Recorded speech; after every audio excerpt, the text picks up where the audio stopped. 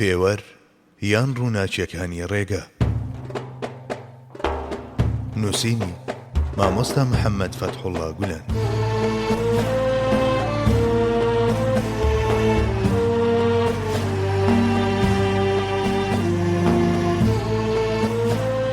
دەربارەی گەشت بۆ جیهانەکانی ئەودی و ئەی گەورەترین مەزن، کاتێک لەو شتۆ ڕووداوانە ڕادەمێنین کە ئەو پەڕی گونجان و سازشیان لە نێواندایە و تەماشای ئەو وێنە هەرە پڕشنگدار و هەرە هاوسەنگانە دەکەین کە چاوەکان ئەبڵق و سەرەکان تووشی سوڕمان دەکەن و لە سینەی ئەو سروشتەدا دادناوە کە کۆگای هونەرەکانی تۆیە و گردوتە بە ئاوێنەی 1001 ڕەنگی تەجەلی جوانیە نهێنیەکانی خۆت و سەرنجڕاکێشترین و داهێنەرانەترین بەرهەمە هونەریەکانی خۆتت تێدا داناوە کە لە جوانترین شکل و شێوەوە پێچاوتنەتەوە و لەسەر ڕێگاکەماندا وەک پێشانگایەک خستوەتە پێشچاو و پاشان ئێمەشت بۆ بینینی بانکێشت کردووە. کاتێک لە دەنجی قەڵەمەکەتدا و لە ڕێکوپێکی ئەو کتێبەدا کە بەو قەڵەمە نووسیوتە تۆ دەبینین و تۆ دەبیستین و هەست بە تۆ دەکەین و شاباڵ دەگرین، چاومان دەچێتە سەر هەموو ئەو یاسا و ڕێسا و ڕێکوپێکیەی لەو کڵاو ڕۆشنانەوە دەبیندرێن کە لە ژێر ڕووناچی ناوەکانی تۆدا دەکرێنەوە و گشت ئەو ڕنگ و شێوانەی کە مشاهدە دەکرێن و تێکرای ئەو دەنگ و نەغمانەی کە دەبیسترێن و پاشان سەرجەم ئەو کۆرس و سەمفۆنیایانەی کە لەم دەنگانە پێکدێن. ئیدی چاوەکانمان بە نهێنی ئەو جیهانە مەزنانە سەرمەز دەبن کە سەرچاوەی هەموو شتێکن. بە تەماشاکردنی ئەو پەنجەرە جۆرا و جۆرانەی کە لە ڕووی چاوی دڵ و ئیمان کراونەتەوە، پڕچێشی ئەوەمان کرد لە شێوەی درەختێکدا مشاهدەی ناسنامەی ئەسڵی ئەو ناوچی تووبای بەهەشتە بکەین کە لە دەروونماندایە وە خۆمان بۆ گەشتێکی زۆر دوور و زۆر سەخت بەڵام لە هەمان کاتدا زۆر بەتام بەرە و ئەو دی و ئەو دیوی ئەو دیوەکان ئامادە کرد. لەمەشدا بەیانەکەی تۆمان کرد بەڕابەری ڕۆحمان و لەژێر ڕۆشنایی پڕشنجی ناو و سیفەتەکانی تۆدا و بەهۆی چەند حەقیقەتێکی نورینەوە کە بەرەو ئەبەدیەت درێژ دەبنەوە باڵمان گرت و ڕژاینە سەر ڕێگەکان. لە گەشتێکی مەزن و پیرۆزی لەم جۆرەدا کە لە گفتارەکەتدا باس کراوە و وێنای چێشراوە و تەنانەت بچووکترین وردەکاریەکانیشی تۆمار کراون و لە کۆتاییدا بەهۆی میعراجی پیرۆزترین بەندەوە سەرجەم دەرگاکانی بە تەواوەتی کراونەتەوە و بەهۆی ئەمەشەوە هەلی ئەوەمان هاتە پێش کە هەموو پاڵەوانێکی بواری مەعریفەت لە ڕێگەی عەرشیەکانی ناودڵیەوە بەرەو ئەو جیهانانە بەرز ببێتەوە. ئەگەر سنووری خۆمان بەزاند بێت و دەستمان بۆ قوفڵی دەرگا نهێنیەکان بردبێت، پەنا بۆ لێبوردەیت دەبین و داواکارین بیدەیتە پاڵ نادانی ئەو ڕۆحەکاڵ و کرچانەمان کە ئەدەب و ئەرکەکان نازانێت و لێمان خۆش بیت. ئەی ئەو بەدیهێنەرە مەزن و هەرە جوانەی کە ئێمەت بەبوون گەیاند و چێژی ڕەهای هەبوونت بە هەناومان بەخشی، ئەوە تۆیت کە ئەم جیهانە مەزنانت وەکو کتێبێک لە بەردەمماندا واڵا کردووە، ئەوە تۆیت نهێنیەکانی ناویان دەدەیت بە گوێی ویژدانماندا. دیسان هەر تۆیت کە ویژدانمانت کردووە بە کەنارێک بۆ دەریای پڕ لە شەپۆلی نهێنیە لاهوتیەکان. ئەگەر تۆ ئێمەت بەدی نەهێنایە ئێمە نەمان دەتوانی ببین. ئەگەر ئەم گەردونە سەر سوڕهێنەرانت وەک کتێبێک لە بەردەمماندا واڵان نەکردایە و لە ڕێگەی نێردرا و ناسێنەرە بەڕێزەکانی خۆتەوە بۆ دڕون نەکردینایەتەوە، وەکو گرۆی نەفامان کە تۆ ناناسن و ناگەن بە قوڵاییەکانی ناخی خۆیان بە پەرێشانی ئەم دنیایەمان جێدەهێشت. گەر لوتفت نەنواندایە و بە گوێرەی ئاست و پلە و باڵامان باسی خۆتت بۆ نەکردینایە و ئەو یەکەمین تەزدیقەت لە ڕۆحماندا جێ نەکردایەتەوە کە زانست و مەعریفەت دەکات بە زانست و مەعریفەتی ڕاستەقینە و پەیوەندی نێوان جیهانی دەرەوە و ویژدانمان دەستەبەر دەکات و هەموو ئەو شتانە وەردەگرێت و ئاراستەیان پێدەدات کە دەربارەی زاتی ئولوهیەت زانی و مانەودەی زانین. لەکوێوە ئەم شتانە و تۆمان دەناسی و بە ڕێگاکەت سەرسام دەبووین. ئێمە بەندەی زەنجیر لە ملی بەردەرگاکەتین و ئەو پڕشنگانەش کە لە ویژدانماندا دەدرەوشێنەوە نوری بوونی تۆن. ئێمە هەرچێکمان هەبێت بەخششی تۆیە. جارێکی دی ئەمە ڕادەگەیەنین و بەداننان بەوەدا کە بەندەگەلێکی وەهای بەردەرگاکەتین کە بە ئازادی ڕازی نابین، دەمانەوێت عەهد و پەیمانمان تازە بکەینەوە. ئەی سوڵتانی دڵ و ئەی ئەو زاتەی کە زیکر و فیکرت ئاسوودەیی بە ڕۆحەکان دەبەخشێت، لە پێناو گەیاندنی ئەو شتانەدا کە تۆ فێرت کردوین و بەگوێ ڕۆحماندا چپاندوتە بەوانەی کە دڵیان بە وێنەی دڵی ئێمە مردوو دەربەدەرن، گاه چوینە ناو دۆڵابی شتان و ڕووداوەکانەوە و گاه گەڕاینەوە بۆ ناو دەرونی خۆمان و هەوڵماندا لە هەموو ئەو شتانەدا کە ڕوودەدەن ئەو پەنجەرانەی کە بەڕووی بوونی تۆدا دەکرێنەوە و ئەو ڕێگەیانەی بۆ حزوری تۆ بەرز دەبنەوە دەستنیشان بکەین. کاتێک ویستمان ئەو ڕۆژی بەختەوەریە بدەین بە گوێی محتاجاندا کە تێیدا زاتی ئولوهیەت و بەبێ هیچ پەردە و ڕێگرێک تۆ دەبینن، نەمانتوانی وابەستەی ئەو حەقیقەتە هەرە مەزنانە بین کە دەربڕینە هەرە پاک و بێگەردەکان وێنە و نەخشیان دەچێشن. لە پێناو باسکردنی شتانێک بۆ هەندێک ڕۆحی کاڵ و کرچ کە لە قاوەغدا ماونەتەوە و دڵیان بە جوانی ڕووکەشەکانی ئەم دنیایە داوە، دیوارە بەرزەکانی مجەڕەدمان هێنایە لەرزە و ستایشمان بە باڵای دیاریکرا و مادەدا گوت. ڕەنگە لەبەر ئەوەی نەمانتوانی ئاشکراترین حەقیقەتەکان هاوڕێ لەگەڵ پاچی و ڕوونی ئەسلی خۆیاندا پێشکەش بکەین، تاوانمان ئەنجام دابێت و خزمەتی هەوا و ئارەزووی خۆمان کردبێت.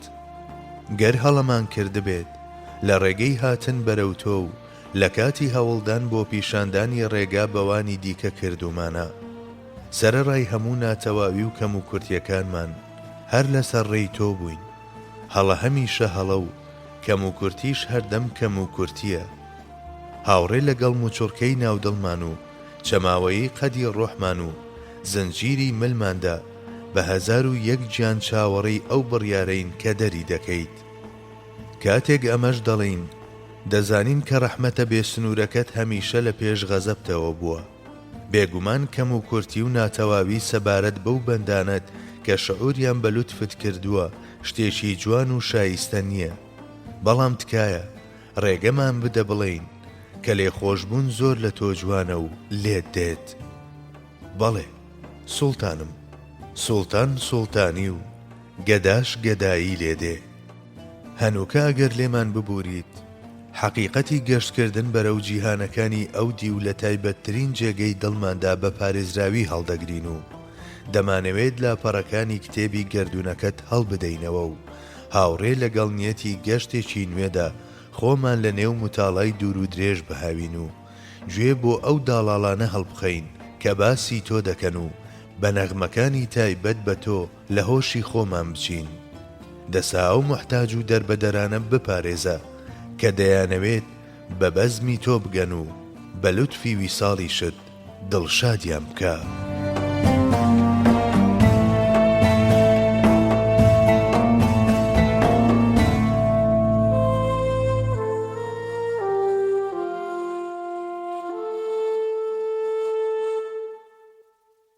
پێوەر یان ڕووناچیەکانی ڕێگە.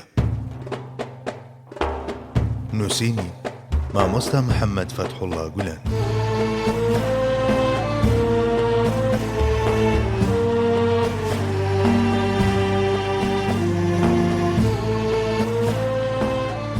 دەربارەی ڕێبوار. مرۆڤ گەشتیارێکە و گەردوونیش پێشانگایەکی ڕەنگاوڕەنگ و کتێبێکی زەنجین و ڕەنجینی وەهایە کە بۆ متاڵاکردنی خراوەتە بەردەستی. ڕێبوار بۆ ئەوەی ئەم کتێبانە بخوێنێتەوە و ئەیرفانی خۆی پتر بکات و بەرەو مرۆڤیەتی ڕاستەقینە بەرز ببێتەوە نێردراوەتە ئەم دنیاە. ئەم گەشتە ڕەنگاوڕەنگ و بەچێژە تەنها یەک جار بە نسیبی مرۆڤ دەبێت.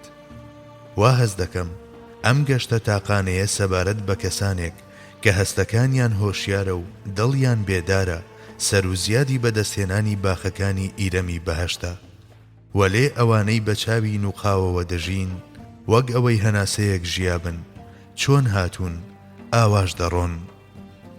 کەسێک کە بە قوڵی لە یاساکانی سروشت و ژیان ڕادەمێنێت و هەڵیان دەسەنجێنێ، هەر لە ڕەنگی بریقەداری گوڵەکانەوە هەتا گەڵای لەریوی درەختەکان و لە زەنجی ترسێنەری هەورە بروسکەکانەوە تا نەغمەی ساز و دروستی باڵندە و بێچۆکانیان لە هەموو شتێکدا جیلوەکانی جوانیەکی هەتاهەتایی دەبینێت و لە گشت دەنگێکدا هەست بە تەقدیسکرانی قودرەتێکی ڕەها دەکات و لە ڕوودا و یاساکانی وەک ڕووناشی و جوڵە و هێزی ڕاکێشان و پەیوەندی کیمیایی و شێوازی دانەبەر و ئیدارەکرانیان شوێنەوار و نیشانەی تەجەلیە خواییەکان دەبینێت. کاتێک ڕۆح لە ژاوەژاوی ئەم جیهانە مادیە و دەغدەغەی کەش و هەواکەی دوور دەکەوێتەوە و بە قوڵاییەکانی جیهانی وەحدەتدا ڕۆدەچێت، بەدەم تەماشاکردنی تەجەلیە سەرسوڕهێنەرەکانی بەدیهێنەری مەزنەوە لە گەردووندا لە هۆشی خۆی دەچێت، سەبارەت بە کەسانێک کە تا ئەم ئەندازەیە لە هەستەکانیاندا بە ویساڵی ئیلاهی گەیشتون و خۆیان ڕادەستی هەڵچوون و داچوونی شەپۆلەکانی وەجد و ئیستیغراقێکی ناکۆتا کردووە. کۆڵان و وەلوەلەی قوڵایی بنچی زەریاکان و دیمەنی جوانی گۆشە چەپەک و دووردەستەکان و وەستانی بەویقاری لووتکەی ئەو چیایانەی کە پێشبڕچێ لەگەڵ هەورەکاندا دەکەن و ئەو سێ بەرە بزۆکانەی کە ئێواران لە بنارە سەوزەکاندا یاری دەکەن و ئەو باخچە ئەفسوناویانەی کە بەسەر ڕووی زەویدا درێژ بوونەتەوە و ئەو بۆنە جۆرە و جۆرانەی کە چواردەوریان مەز دەکەن و ئەو گوڵانەی کە لەگەڵ شەماڵ یاری دەکەن و ئەو شەو نمانەی کە لەسەر تەختی گوڵان دانیشتون و چاو لە دەوروبەریاندا دەگرن. بەڵێ هەموو ئەمانە گەرتی شکدانەوەی جوانیە بێسنوورەکەی ئەو نەبن کە جادوو لە مرۆڤ دەکات، دەبێت چی بن؟ زانران یان نەزانرانی ماهیەتی ئەو لای ئێمە چ مانایەکی هەیە؟ لە کاتێکدا کە هەموو دەنگێک نەغمەیەکە لای ئەوەوە دێت و هەموو شتێکیش نامەیەکە لای ئەوەوە ڕەوانە کراوە. دادوەر و شاعیری ئەڵمانی گۆتە دەڵێت ئێمە هەم لە ڕۆحی خۆماندا و هەم لە سروشدا هەست بە بوونی خوا دەکەین. ئیدی نەزانینی ناوەڕۆکی و ماهیەتەکەی چ گرینگێکی هەیە؟ بەڵێ، چی دەزانین لەسەر ماهیەتی ئولوهیەت؟ بیر و بۆچوونە سنووردار و تەسکەکانی ئێمە دەربارەی خوا چ مانایەکیان هەیە؟ ئەگەر هاوڕێ لەگەڵ سەدان ناو و چەندەها سیفەتیشدا یادی بکەمەوە، دیسانیش لە حەقیقەتەوە زۆر دوور دەبم. مادەم بەدیهێنەری مەزن نەک تەنها لە مرۆڤدا بەڵکو لە هەموو ڕووداوێکی گەورە و بچووکی جیهاندا و لە سینەی دەوڵەمەند و بەتوانای سروشدا بە هەموو شێوەیەک تەجەلی دەکات. کەواتە ئایا ئەو فکر و بۆچوونەی کە لەسەر ئاستی پێوەرە مرۆییەکان دەربارەی ئەو زاتە کامڵە بەدەستی دەهێنین دەتوانێت وەک پێویست و دەور دەربێت؟ بەمەش ئاماژەی بۆ ئەو مەوجودە مەجهولە دەکرد کە بەهۆی ئاسەوارەکانیەوە خۆی دەردەخات و لە ژیانی دنیادا زاتەکەی نابیندێت. ئێمەش لە پێناو ئەو زاتەدا کە لە چاوان پەنهانە و دەیەوێت لە ڕێگەی سەنعەتەکانیەوە خۆی بە ئێمە بناسێنێت، بیر لە ڕێو ڕێبواری دەکەینەوە و دەمانەوێت هەمیشە لە ڕێگای بەرەو ئەودا بین و بەکردنەوەی بەردەوامی ئەو دەرگایانەی بەڕووی ئەودا دەڕوانن ڕێگایەکی ناکۆتامان هەڵبژاردووە. خۆ ئەگەر جیهانیش بوەستێت، ئێمە بێگومان بە وتنی سرود و گۆرانیەکانی تایبەت بە ئەو دنیا لە وەلوەلە پڕ دەکەین. جا چۆن وانە بێت لە کاتێکدا کە ئێمە و هەموو شتێکی دیش لە بەرخاتری ناسین و ناساندنی ئەو لێرەین و ئەرکێکی دیکەی لەمە مەزنتریش پێ نازانین. ئێمە هەمومان سێبەری بوونی ئەوین و ئەویش کانگا و سەرچاوەی هەموو شتێکە. ئەوە کە ئاو لە ناخی زەویەوە هەڵدەقوڵێنێت و لە بەخشندەی و سەخاوەتمەندی خۆیەوە کانیەکان دەتەقێنێت، کەمەری ڕووناچی لە ملی خۆر دەکات و تاجی گەرمی دەنێتە سەر. خاک بە گوڵانی ڕەنگاوڕەنگ ئارایش دەدات و لە یەک کاتدا 1001 پۆشاک لەبەری زەوی دەکات. هەورەکان بە چاوی دەریاکان سەیری ئەو دەکەن و دەریاکانیش بە زمانی هەورەکان یادی ئەو دەکەنەوە. هەر ئەوە کە هەناوی خاچی لە 1001 ئازار و ژان پڕ کردووە و جگەری مەرجانی تێزاوی خوێن کردووە. خۆرەکان کۆیلەی بەردەرگای ئەو و دنیاکانیش بەندەی زنجیر لە ملی ئەون. ئەی بەدیهێنەری مەزن، تێگرای مڵک و سەڵتەنەتی جیهان لە ژێر ئاڵاکەی تۆدا سەر بۆ تۆ نەوی دەکەن و سوڵتانەکان لە دەرگانەی تۆدا کۆیلایەتی هەڵدەبژێرن. هەموو شتێک بەرەو تۆ ڕادەکات و سواڵی بوون لە تۆ دەکات، بەڵام تۆ لە خۆتەوە هەیت. بوونەوەرە کاتیەکان دێنە بوون و شکڵ و شێوە وەردەگرن و پاشان دەکوژێنەوە و دەڕۆن، بەڵام تۆ لە هەموو ئەم شتانە پاک و بێگەردیت، تاچیت، بێوێنەیت، پێویستت بە هیچ نییە. هەموو بوونەوەران هانا بۆ لای یەکتایی تۆ دەبن. یەکتایی تۆ کەوسەر و بەهەشتی ئەوانەیە کە لە بیاباندا بەجێماون.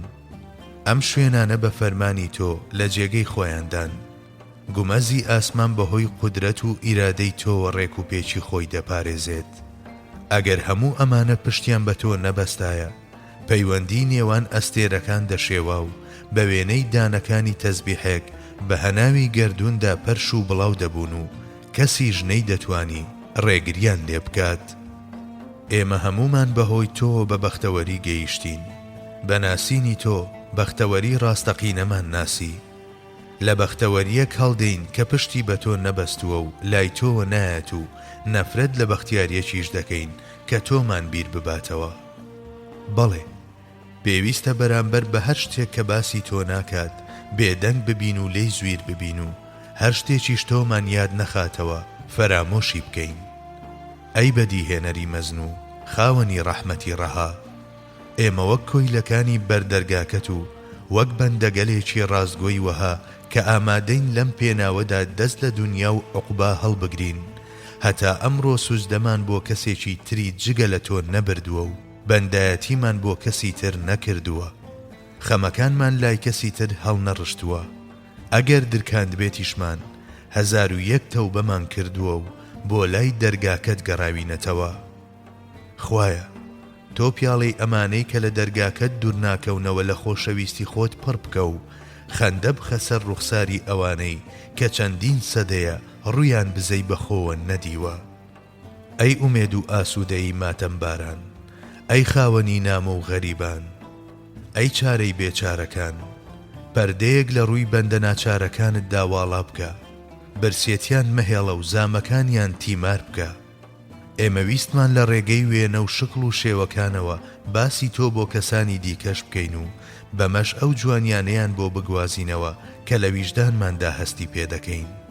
ئەگەر بەهۆی ئەمەوە ئەو حەقیقەتە مەزنانەمان پێشێڵ کردبێت کە نایانزانین، داوای لێبوردن و لێخۆشبوونت لێ دەکەین.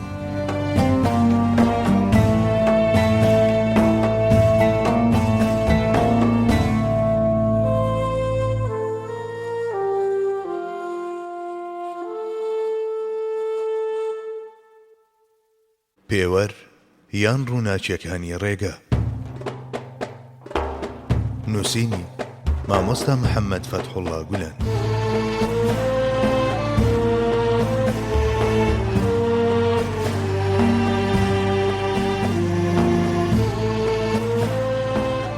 بەشی یەکەم. حیکمەت. دەربارەی زانست. دوورکەوتنەوە لە زانستە ئەرێنی و ئەزمونیەکان لە ترسی ئەوەی لەوانەیە مرۆڤ بەرەو ئیلحاد ببەن کارێکی منداڵانەیە و ئاماژەکردنی زانستەکانیش وەک ئەوەی شتانێکی تەواو پێچەوانەی دین و ئیمان و هۆکاری ئیلحاد و کوفر بن بڕیارێکی پێشینە و نەزانیە. زانستەکان بە ئەندازەی گەرنتیکردنی بەختەوەریمان و بەرزکردنەوەمان بۆ مرۆڤیەتی ڕاستەقینە بەسوودن. بە پێچەوانەوە ئەو زانست و تەکنەلۆجیایەی کە مرۆڤ دووچاری کابوس دەکات جادوگەرێکی شەڕەنگێز و شەیتانێکی وەهایە کە سەری ڕێگەی لێگرتوین. لە بەرامبەر ئەوەدا کە لە سەرەتای ئەم سەدەیەدا هەندێک ماددەپەرستی بیرتەسک زانستیان کرد بەخوا و هەموو شتێکیان بە قوربانی کرد، زانایەکی ئەو سەدەیە کە لەسەر ئاستی هەموو جیهان ناسراوە وتی: زانستی بێدین کوێرە و دینی بێ زانستی شەلە. بەم وتەیەش بەنیانترین شێوە توانجی لەو وەڕێنە و شێتیە ترسناکە دەگرت کە سەدەیەکیان تەنی بووەوە. نازانم داخۆ ئەگەر کوێر و شەلەکانی ئەم سەردەمەی بدی بە چی دەوت؟ بانگەشەکردن بۆ ئەوەی زانستە ئەزمونیەکان هیچ شتێک نین نەزانی و دەمارگیریە و ڕەتکردنەوەی هەموو شتێکیش لە دەرەوەی ئەوان کۆنەپەرستیەکی بیرتەسکانەیە، بەڵام تێگەیشتن و قبولکردنی ئەوەی کە مرۆڤ لەژێر ڕۆشنایی هەر زانیاریەکی نوێدا چەندەها شتی دیکەی نەزانرا و دێنە پێشی نیشانەی زیهنێکی زانستی و ڕاستڕەویە لە بیرکردنەوەدا. زانست و تەکنەلۆجیا لە خزمەت مرۆڤدایە و هیچ هۆکارێکی جددیش بۆ ترسان لەی لە گۆڕێدا نییە.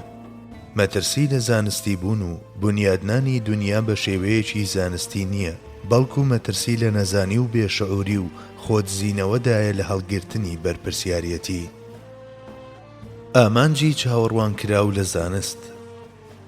لەبەر ئەوەی ژیانی ڕاستەقینەی ئادەمیزاد تەنها بەهۆی زانست و عیرفانەوە بەدەستدێت، ئەوانەی فێربوون و فێرکردن فەرامۆش دەکەن، گەر زیندوش بن هەر بە مردوو ئاژمار دەکرێن.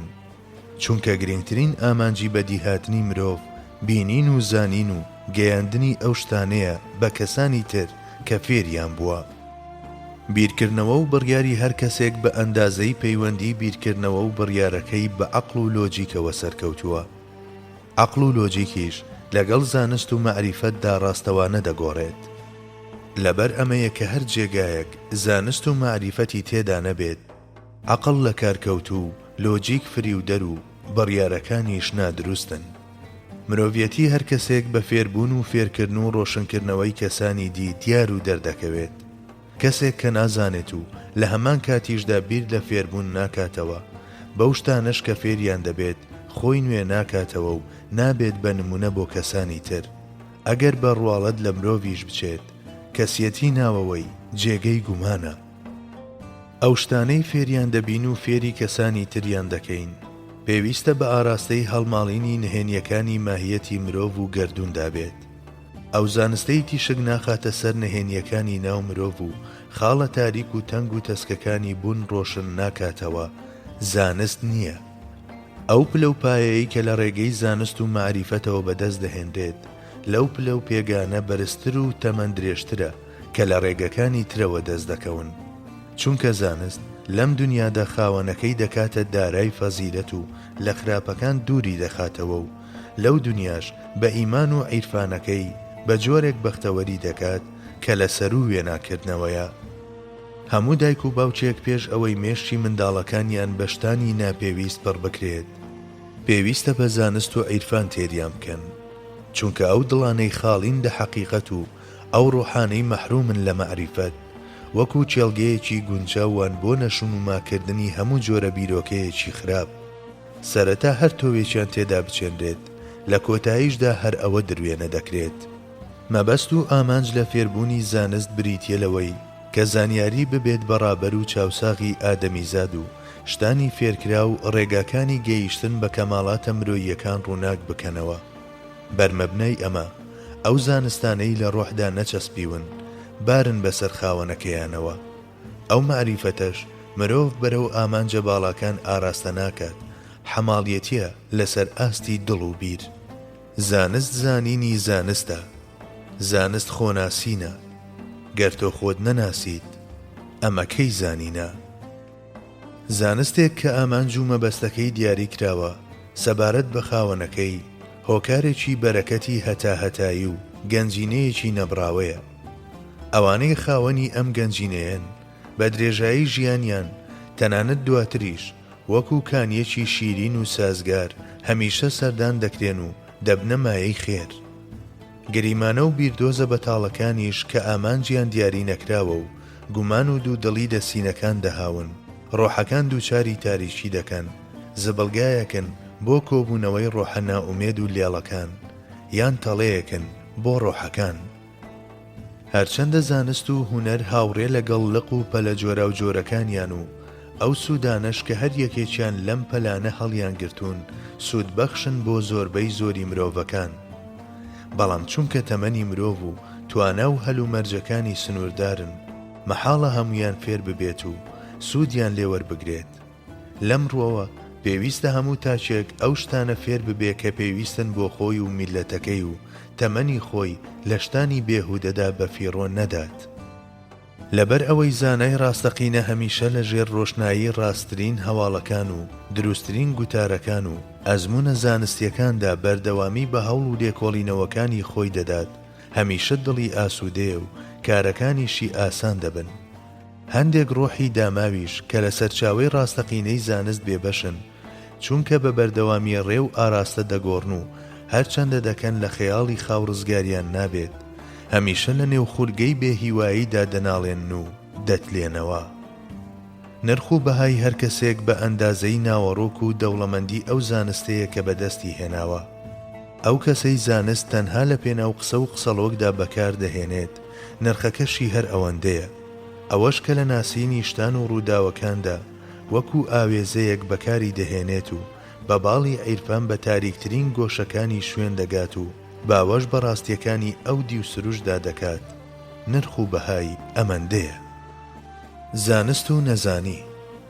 ئەگەر هێنان و ڕیسکردن و جوینەوەی زانستەکان و داڕشنەوەیان لە شێوەی کتێبدا لەو ڕوەوە بەسوود بێت کە شتانی زانراوی ئێستا جارێکی دی متاڵا دەکرێنەوە لەو ڕوانگەیەوە کە ڕۆحی ئیلهام و هەڵێنجان ئیفلیس دەکەن، دەکرێت بوترێت کە 1001 زیانی هەیە. زانست ڕابەرێکی گرنگی هیدایەتە، بە تایبەت ئەگەر پاڵ بە وەحیەوە بدات و لەوەوە خۆراک وەربگرێت. لەم ڕوەوە ئەو دەگات بە ڕەهەندگەلێک کە سنوورەکانی زەوی و ئاسمان تێدەپەڕێنێت و بەهایەکی جیاواز وەردەگرێت. لە ئێستادا کەسی داهێنەر و دۆزەرەوە پێناگات، بەڵکو کەسانی چاولێکەر و لاساییکەرەوە هەڵدەکەون. پێویستمان بە ڕۆحێکی یاخی وەهایە کە بە شێوەیەکی گوێرەی گۆڕانکاری لە هەموو شتێکدا بکات. هەموو شتێک دەگۆڕێت، کتێب و قوتابخانە و دەرگا و ڕەحلە و هەموو شتێک، و دەستپێکردن بە ڕەخنە بەردی بناغەیە. نەزانی خراپترین هاوڕێ و زانستیش وەفادارترین دۆستە. کاتێک عیلم لەگەڵ حیلم یەک دەگرێت دەگات بە قۆڵیەکی سەرسوڕهێنەر. نەزان کاتێک تووڕە دەبێت دەکەوێتە هاتوو هاوار، بەڵام عاقڵ نەخشەی ئەو شتانەدا دەڕێژێ کە پێویستە بکرێن. فەزیلەت لەسەر سێ پایەی عیلم و حیلم و پەرستش دەوەستێت. ئەگەر زانست نەبوو بێت بەسەر چاوەی کردار، مەحکومی وشک بوونە. پێویستی دەڵاڵی چاوتیژی دۆزینەوە زانستیەکانە. تێگەیشتن جیایە و زانین جیایە. تێگەیشتن لە شتێک باشترە لە زانینی 1000 شت. خۆت لەسەر وتنی نازانم ڕابهێنا بۆ ئەوەی هەرگیز دووچاری شەرمی وتنی نازانم نەبیت.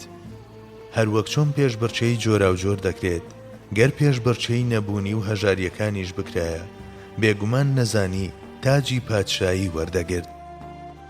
ڕێزگرتن لە بیر و بۆچوون. ڕەخنەگرتن لە هەموو شتێک و بیانوگرتن لە هەموو شتێک هەڵمەتی کاولکاریە. ئەگەر مرۆڤ شتێکی بەدڵ نەبێت، پێویستە هەوڵی باشترەکەی بدات، چونکە ڕووخاندن وێرانە و بنیادنانیش ئاوەدانی دێچێ دەبێت. پێویستە مرۆڤ زیاتر لە دوژمنایەتی نهێنی و ڕقی ژێربەژێر بترسێت وەک لە تووڕەیی و توندوتیژی ئاشکرا. دۆستان ئەگەر ڕوبەڕوو ڕق و توندوتیژیش بن، لە پاشملە هەمیشە وەک فریشتەی پارێزەر ڕەفتار دەکەن. بەڵام دوژمنان لە نەرمونیانیدا تەڵە دەنێنەوە، تووڕەیی و ڕقیشیان لەو کاتەدا بەدەردەخەن کە بە وێنەی جاڵجاڵۆکە نێچیرەکەیان خستوەتە داوەوە. دەڵێن فڵانە کەس هەست بە شەی ناو هەوا دەکات، قوربانی کەسی وەها بم. ئەی دەبێت چی بەوانە بوترێ کە لە ژێر بارانیشدا تەڕ نابن. لە کۆڕ و دانیشتەکاندا ڕێز لە هەموو وتەیەک بگرە. تەنانەت ئەو بیرۆکانەش یەکسەر ڕەت مەکەرەوە کە لەگەڵ بۆچوون و بیرکردنەوەی تۆدا ناگونجێن. بیر لەوە بکەرەوە کە لەوانەیە خاوەنەکەی مەبەستێکی دیکەی هەبوو بێت، بۆیە تا کۆتایی ئارام بگرە و گوێ بگرە. ئەزمون مامۆستای عەقڵ و ڕابەری بیرکردنەوەیە. دین لەو ڕۆژەوەی ئادەمی زات هەیە هەتا ئێستا، مرۆڤ ئارامی و ئاسوودەیی ڕاستەقینەی لە هەرێمی گەرم و گوڕی دیندا دیتووە و تەنها لە سایەی دیندا توانیویەتی بەختەوەر بێت. لە جێگایەکدا کە دینی تێدا نییە، هەروەک ناکرێت باز لە ڕەوشتی بەرز و فەزیلەت بکرێت. بە هەمان جۆر ناوهێنانی بەختەوەری و کامەرانیش هەتا بڵێیت سەختە، چونکە سەرچاوەی ئەخلاق و فەزیلەت ویژدانە. تاکە شتێکیش کە حوکمی ویژدان دەکات، ئەو دینەیە کە بریتیە لە پەیوەندی بەخوای گەورەوە. دین بەپیت و بەرەکەتترین قوتابخانەیە، لە بەرخاتری خۆ و ڕەوشتە جوان و باشەکان کراوەتەوە. قوتابیەکانی ئەم خوێندنگە مەزن و باڵایەش هەموو مرۆڤەکانن بە گەورە و بچووکیانەوە. هەر کەسێک خۆی وابەستەی ئەم خوێندنگایە بکات، زوویان درەنگ بە ئارامی و ئاسوودەیی و ئاسایش و دڵنیایی دەگات. بەڵام ئەوانەی کە لە دەرەوەی دەمێننەوە بە تێپەڕبوونی کات هەموو شتێکیان تەنانەت خود و ناوەڕۆکی خۆشیان دەدۆڕێنن. دین تێگرای ئەو پرەنسیپە خواییانەیە کە مرۆڤەکان هاوڕێ لەگەڵ ئیرادەی ئازادی خۆیاندا بەرەو خێرەکان ئاراستە دەکات. هەمیشە دەگونجێت لە دەستور و یاساکانی دیندا پێشکەوتنی مادی و معنەوی مرۆڤ و ئەو بناغانەی کە سەرجەم بەختەوەریە دنیایی و دواڕۆژیەکانی ئامادە دەکەن بدۆزرێنەوە.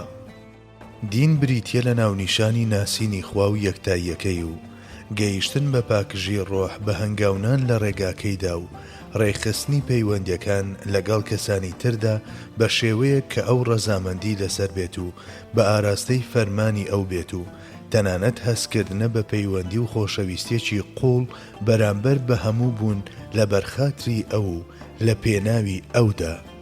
ئەوانەی دین قبول ناکەن بە تێپەڕینی کات دەست دەکەن بە بێڕێزیکردن بەرامبەر بە چەمکە باڵاکانی وەک ناموس، نیشتیمان، میلەت و هاوشێوەکانیان. هەموو جۆرەکانی بێڕەوشتی چڵپاوێکی وەهایە کە لە سەرچاوەی بێدینیەوە هەڵدەقوڵێت. هەموو جۆرە ئاژەڵ و ئاشوبێکیش بریتیە لە زەقومە ناشرینەکانی دۆڵی بێدینی. هەندێک لەو بێباوەڕانەی کە ژیانیان بۆ دژایەتیکردنی دین تەرخان کردووە هیچ نەبێت نەدەبوو تا ئێستا هەندێک لە سوود و میوە و بەرووبوومەکانی بێدینیمان پیشان بدەن. دین و زانستی ڕاستەقینە وەک دوو ڕووی یەک حەقیقەت وەهان.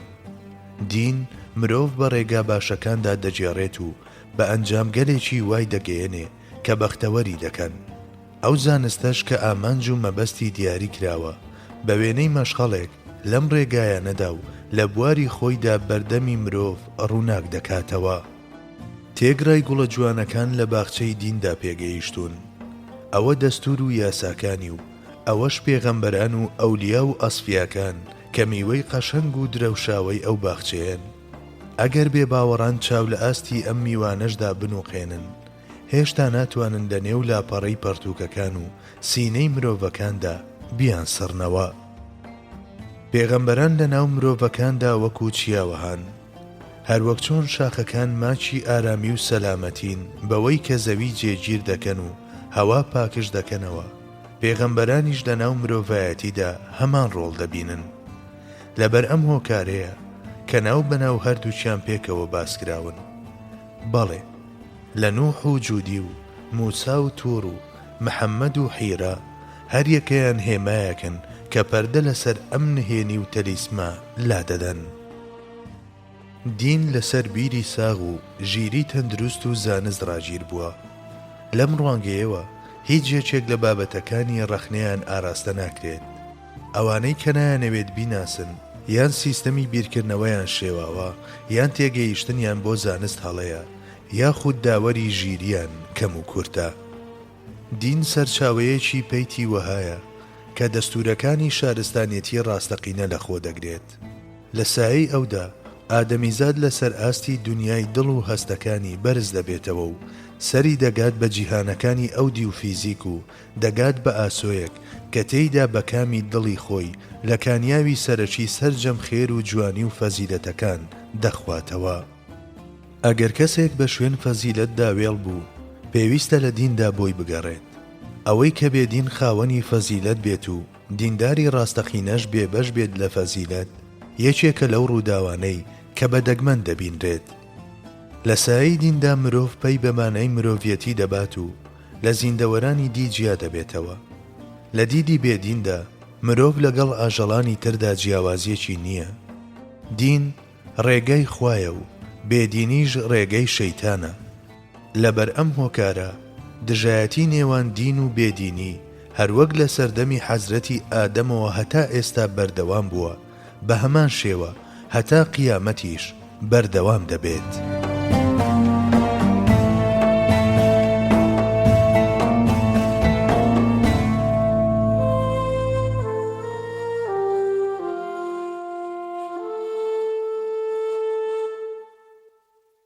پێوەر یان ڕووناچیەکانی ڕێگە. نووسینی مامۆستا محەممەد فەتحوڵڵا گولان.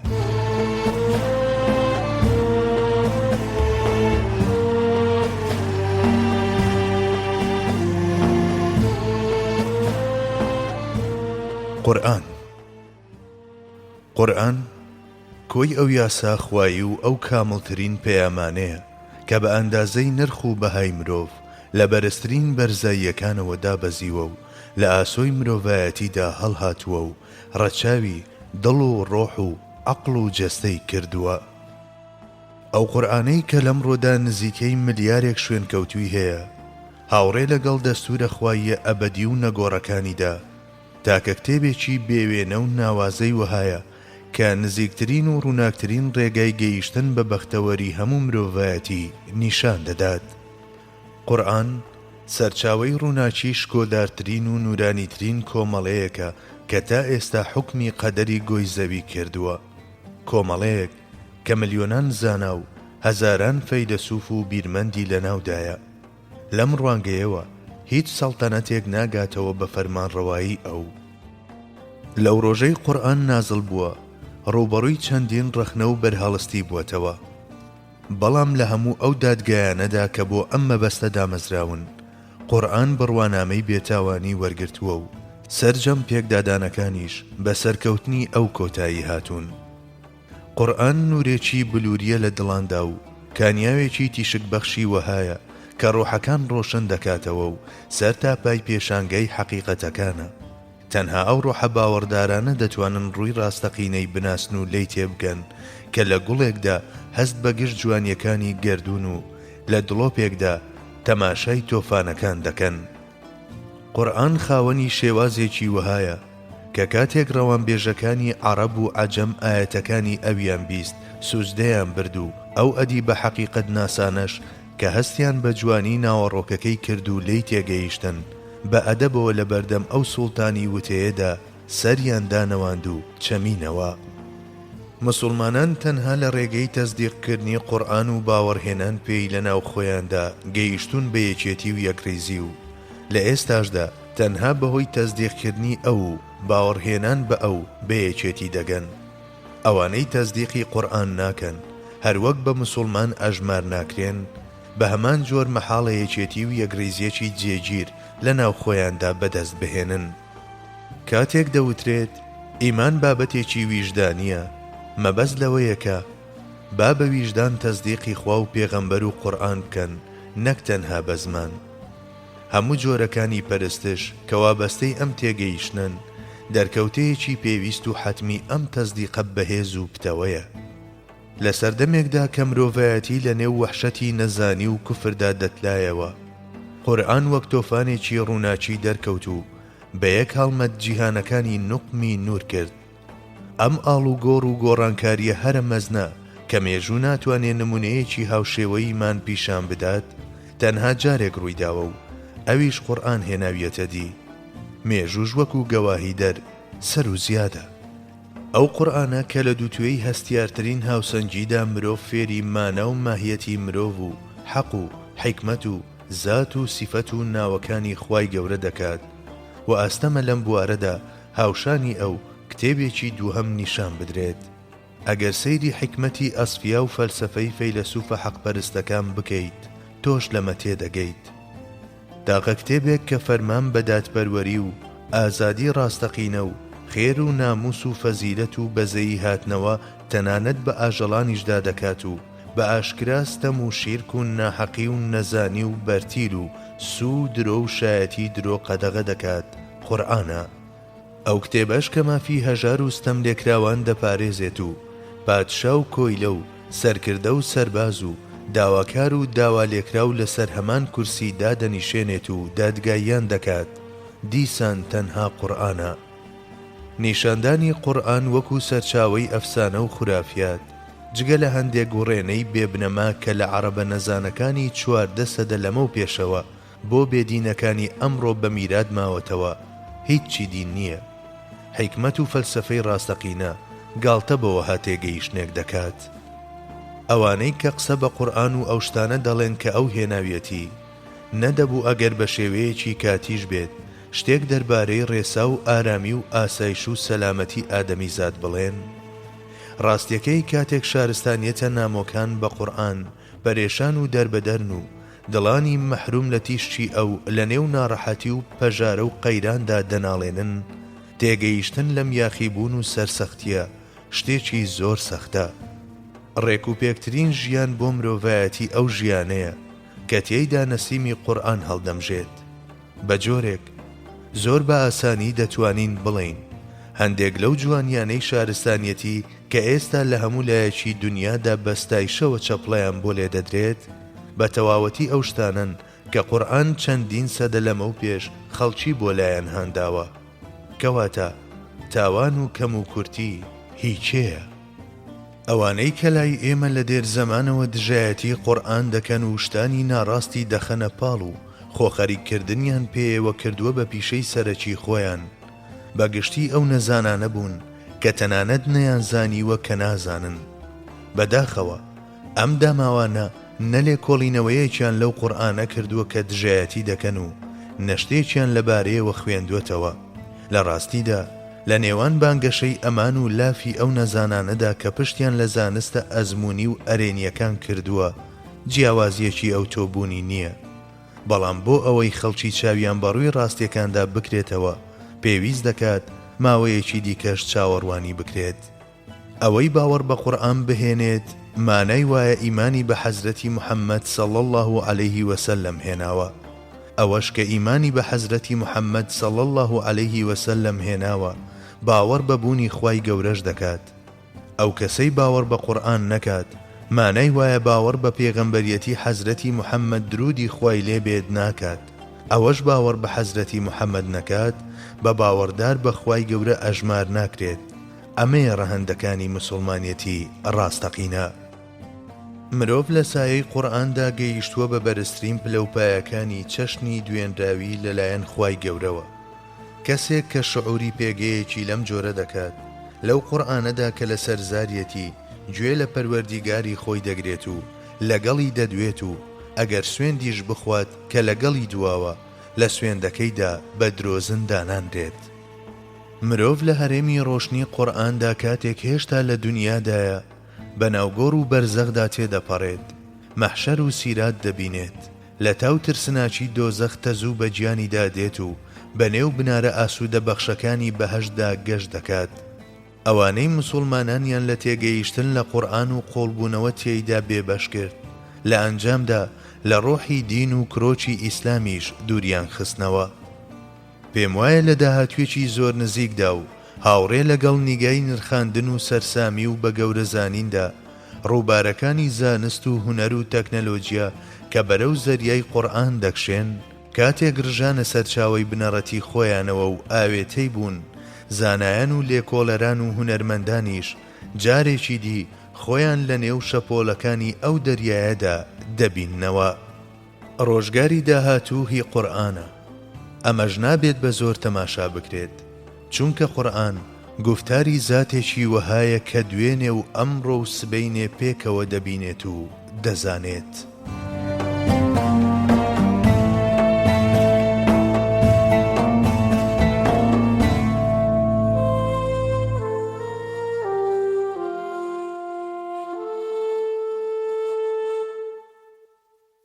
پێوەر یان ڕووناچیەکانی ڕێگە. نووسینی مامۆستا محەممەد فەتحوڵڵا گولان.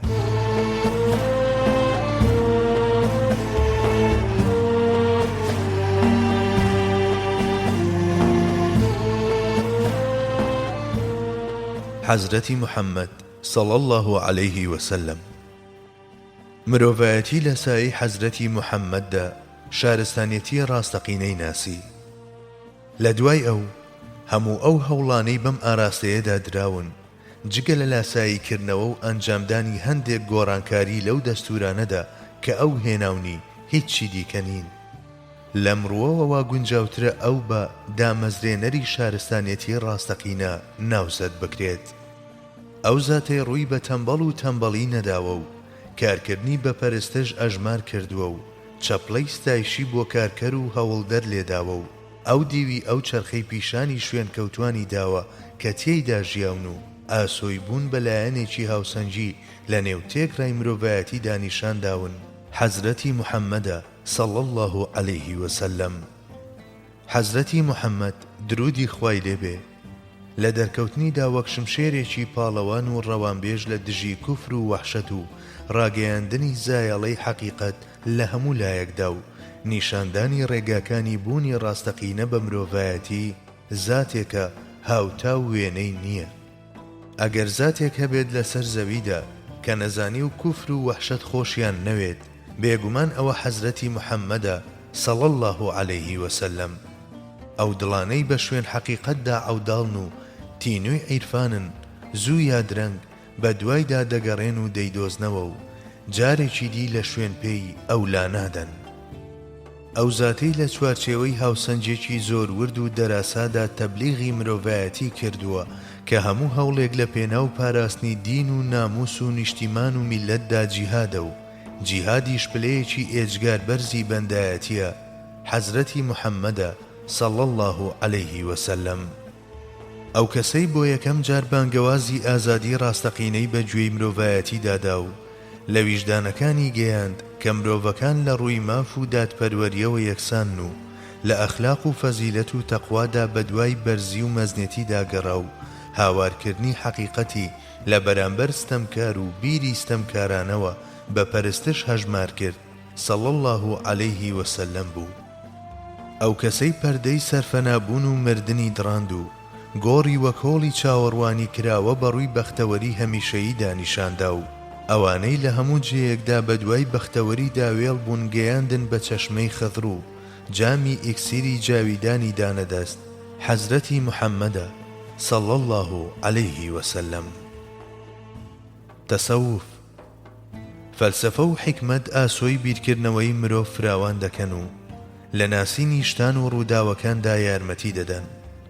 هەرچی تەسەوفیشە لە ڕەهەندێکی سەر و ئیدراکدا بەرکەوتنی نێوان مرۆڤ و بەدیهێنەری شتان و ڕووداوەکان دەستەبەر دەکات و دەیکات بە دۆست و هاودەمی خوای گەورە. تەسەوف وەکو لای ئەهلی تەریقەتیش دەبینرێت بریتیە لە ڕووناکبوونەوەی ڕۆحی مرۆڤ لە ڕێگەی زیکر و فیکر و وەرگرتنی فەیز لە کەماڵاتە خواییە بێسنوورەکان. سەرەتاکەی بەوە دەست پێ دەکا کە منیەتی مرۆڤ دەکرێت بە یەکەیەکی پێوانە و بەهۆیەوە هەندێک هێڵ و سنووری گوێرەی و وەهمی بۆ ناکۆتایی دادەنرێت. کۆتاییەکەیشی بریتیە لە دەستشتن لە منیەتی و نهێنیەکانی منیەتی و قبوڵکردنی ئەو ڕاستیەی کە هەموو شتێک لە ئەوەوەیە. تەسەوف بریتیە لە ڕێگەی لێکۆڵینەوە لەو ڕاستی ئولوهیەتەی کە فەلسەفە دەستی پێی ناگات بەهۆی دەستی دڵ و قاچی دڵ و چاوی دڵەوە. لەم ڕێیەدا کە عەقڵ بەخۆی و سەری قۆتین و پێی خاوسیەوە تەختی زەوی دەکرێت، دڵ وەک هەڵوەیەک لە شەقەی باڵدەدات و لە ڕێگەی پێوەرە قەدرشناسەکانی خۆیەوە هەوڵ دەدات ئەو مەوجودە مەجهولە بناسێت. پاشان ئەو عیرفانەی بەدەستی هێناوە لە ڕێگەی وتنی ما عەرەفناکە حەقە مەعرەفتەکەوە ڕادەگەیەنێت. تەسەوف ڕۆحی ئیسلامە، ناکرێت بەبێ ئەو بیر لە ئیسلام بکرێتەوە. هەرچی تەریقەتەکانیشە ئەمەیان سیستەماتیزە کردووە. کلتور سەرچاوەیەکی گرنگی وەهایە کە هەر میللەتێک لە پێشکەوتن و بەرزبوونەوەی تایبەتی خۆیدا زوو سەری لێدەدات. لە نێوان تەندروستی و ڕازڕەوی ژیانی میللەت و پاکژی سەرچاوەکانی کلتوردا هەمیشە پەیوەندیەکی نزیک و تند و تۆڵ بوونی هەبووە. کلتور بریتیە لە کۆی هەندێک لەو بناغانەی کە لە زمان و پەروەردە و دابوونەریت و هونەری کۆمەڵگەیەکەوە سەرچاوەی گرتووە و پاشان بە دووبارە بوونەوەی بەردەوام وەک شێوازی ژیانی ئەو کۆمەڵگایەی لێهاتووە. چاوداخستن لە ئاستی ئەم بناغانەدا کوێریە و هەوڵدانیش بۆ دوورخستنەوەی کۆمەلگا لێیان کۆمەلگا بە بێڕێگا و شێواز و ئاراستە دەهێڵێتەوە و سەرسام و سەرگەردانی دەکات. کلتور لە ئەنجامی بەریەکەوتنی کەم تا زۆری میلەتان لەگەڵ یەکتردا تا ئەندازەیەک بە وێنەی شارستانیەتی دەکرێت لە کۆمەلگەیەکەوە بۆ دانەیەکی تر بگوازرێتەوە. بەڵام ئەگەر لەم گواستنەوەیەدا پاڵێوگەکانی ڕۆحی میلی بەباشی کار نەکەن و پاڵاوتن و تەتەڵەی پێویست ئەنجام نەدرێت، لە ئەنجامدا قەیرانی کلتور و شارستانی شتێکی حەتمی دەبێت. کلتوری ڕاستەقینە بە کوڵانی بەردەوام لە مەنجەڵی دینی ڕاستەقینە و ئەخلاقی بەرز و فەزیلەت و زانستە هەرسکراوەکاندا پێدەگات و کامڵ دەبێت. لە کەشێکدا کە بێدینی و بێڕەوشتی و نەزانی باڵادەستە نەدەکرێت تێیدا باز لە بوونی کللتوری ڕاستەقینە بکرێت، نە ئەو کەسانەش کە لەم کەشەدا پێدەگەن هەلی ئەوەیان هەیە سوود لەم سەرچاوەیە وەربگرن. ئەو کۆمەڵگەیانەی گوایە لەگەڵ کللتور و شارستانیەتی میلەتانی تردا دەچنە کەژاوەی هاوسەرگیریەوە و لە هەمان کاتدا هەوڵ دەدەن بەردەوامی بەبوون و مانەوەی خۆیان بدەن، وەکو ئەو درەختانەوان کە میوەی درەختانی دی لە لق و پەلیانەوە ئاڵاوە، هەم کۆمیدین و هەم فریودەرن. کللتور لە سروشتی میلەت و کۆمەلگادا لەدایک دەبێت و گەشە دەکات. گوڵ و میوەکانی درەخت چی بن بۆ درەختەکە، کللتوریش هەمان شتە بۆ کۆمەلگا. ئەو نەتەوانەی نەیانتوانیوە کللتوری خۆیان کامەڵ بکەن یان لە دەستیان داوە، لەو درەختانە دەچن کە نەیانتوانیوە میوە بگرن یان میوەکانیان وەریون. ئەگەر ئەم ڕۆژ نەبێت بێگومان سبەی دەبڕێنەوە و وەک پارچە تەختەیەکی مردوو بەکاردەهێنرێن. کللتور لە ژیانی هەموو میلەتێکدا پێگەیەکی زۆر گرنگی هەیە. کللتورێک کە ئاوێتەی ڕابردووی میلەتێک بووە و بەتوندی بەڕەجی ڕۆحیەوە بەستراوە، ڕێگاکانی ژیان و بەرزبوونەوەی ئەو میلەتە دەکاتەوە و ڕۆشنی دەکاتەوە. بەپێچەوانەوە هەموو ڕۆژێک کێشانی زیگزاگ هاوڕێ لەگەڵ بیر و تێگەیشتن و بۆچوونی جیاوازدا ئەو میلەتە کرمۆڵ دەکات و تەختی زەوی دەکات. ئازادی بریتیە لەوەی ڕۆحجگە لە هەست و بیرە بەرز و باڵاکان هیچ کۆت و بەندێکی دیکە قبول ناکات و جگە لە خێر و فەزیلەت دیری هیچ دەستور و یاسایەکی دیکە نابێت. کەسانی وەها هەن سەرەڕای بەسترانەوەیان بە کۆت و زنجیر هەمیشە لە ئاسمانی ئازادی ویژدانیاندا دەفڕن و بۆ ساتێکیش هەست بە دیلی و مەحکومی ناکەن، وەلێ کەسانی وەهاشن سەرەڕای ژیانیان لە نێو ناز و نیعمەتی سەرنجڕاکێش و پڕشکۆی کۆشک و تەلارەکاندا لە قوڵایی خۆیاندا هەست بە ئازادی ڕاستەقینە ناکەن و نایچێژن. ئەوانەی ئازادی بەسەر بەستی ڕەها تێدەگەن، بزانن یان نەزانن، ئازادی ئاژەڵانە و ئازادی مرۆییانە تێکەڵاو دەکەن. ئەمە لە حاڵێکدا ئەو سەربەستیەی کە دەروونە باڵاکان بە مەبەستی هێنانەدی داخوازیە تاریکەکانی لاشە و جیسمانیەت پەنای بۆ دەبەن، بە تەواوەتی دروشمێکی ئاژەڵانەیە. بەڵام ئەو ئازادیەی کە بە هەڵگرتنی بربەستەکانی بەردەم ڕۆح زەمینە بۆ باڵگرتنی ویژدان ساز دەکات، دروشمێکی تەواوەتی مرۆییانەیە. ئازادی دەکرێت بەم جۆرەش لێک بدرێتەوە. بریتیە لە ئازادبوونی هەزری مرۆڤ لە سەرجەم ئەو کۆت و بەندانەی کەڕێ لە پێشکەوتنی مادی و مەعنەوی دەگرن. ئازادی بە مرۆڤ دەڵێت دەتوانی هەر شتێک دەتەوێت بیکەیت، بە مەرجێک ڕەچاوی حەق بکەیت و زیان بە کەسانی دین نەگەیەنیت. ئازادی جوان و قبول کراو ئەو ئازادیەیە کە خاوەنی شارستانیەتیشە. ئەویش ئەو ئازادیەیە کە بە زنجیری ئەڵماسی دین و ڕەوشت و قایشی زێڕینی بیرکردنەوەی تەندروستەوە بەستراوەتەوە. ئەو ئازادیەی کە هەستی ئاینی و بیری دینی ناناسێت و گرنگی بە ئەخلاق نادات و نابێت بە شەتەڵگایەک بۆ فەزیلەت و خەسرەتە چاکەکان، لە نەخۆشیەکی وەک گەڕی و گولی دەچێ کە هەموو میلەتێک ڕقی لێیەتی و لێی ڕادەکات. ئەو کۆمەڵگەیانەی ئەم نەخۆشیەیان توش دەبێت هەروەک زوویان درەنگ تەندروستی و سەلامەتی خۆیان لەدەست دەدەن، بە هەمان جۆر بە تێپەڕینی کات چواردەورەکەشیان دەدۆڕێنن.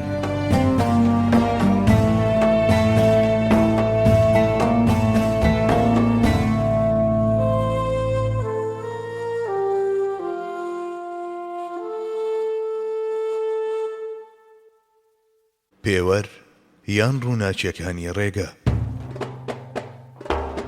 نووسینی مامۆستا محەممەد فەتحوڵڵا گولان.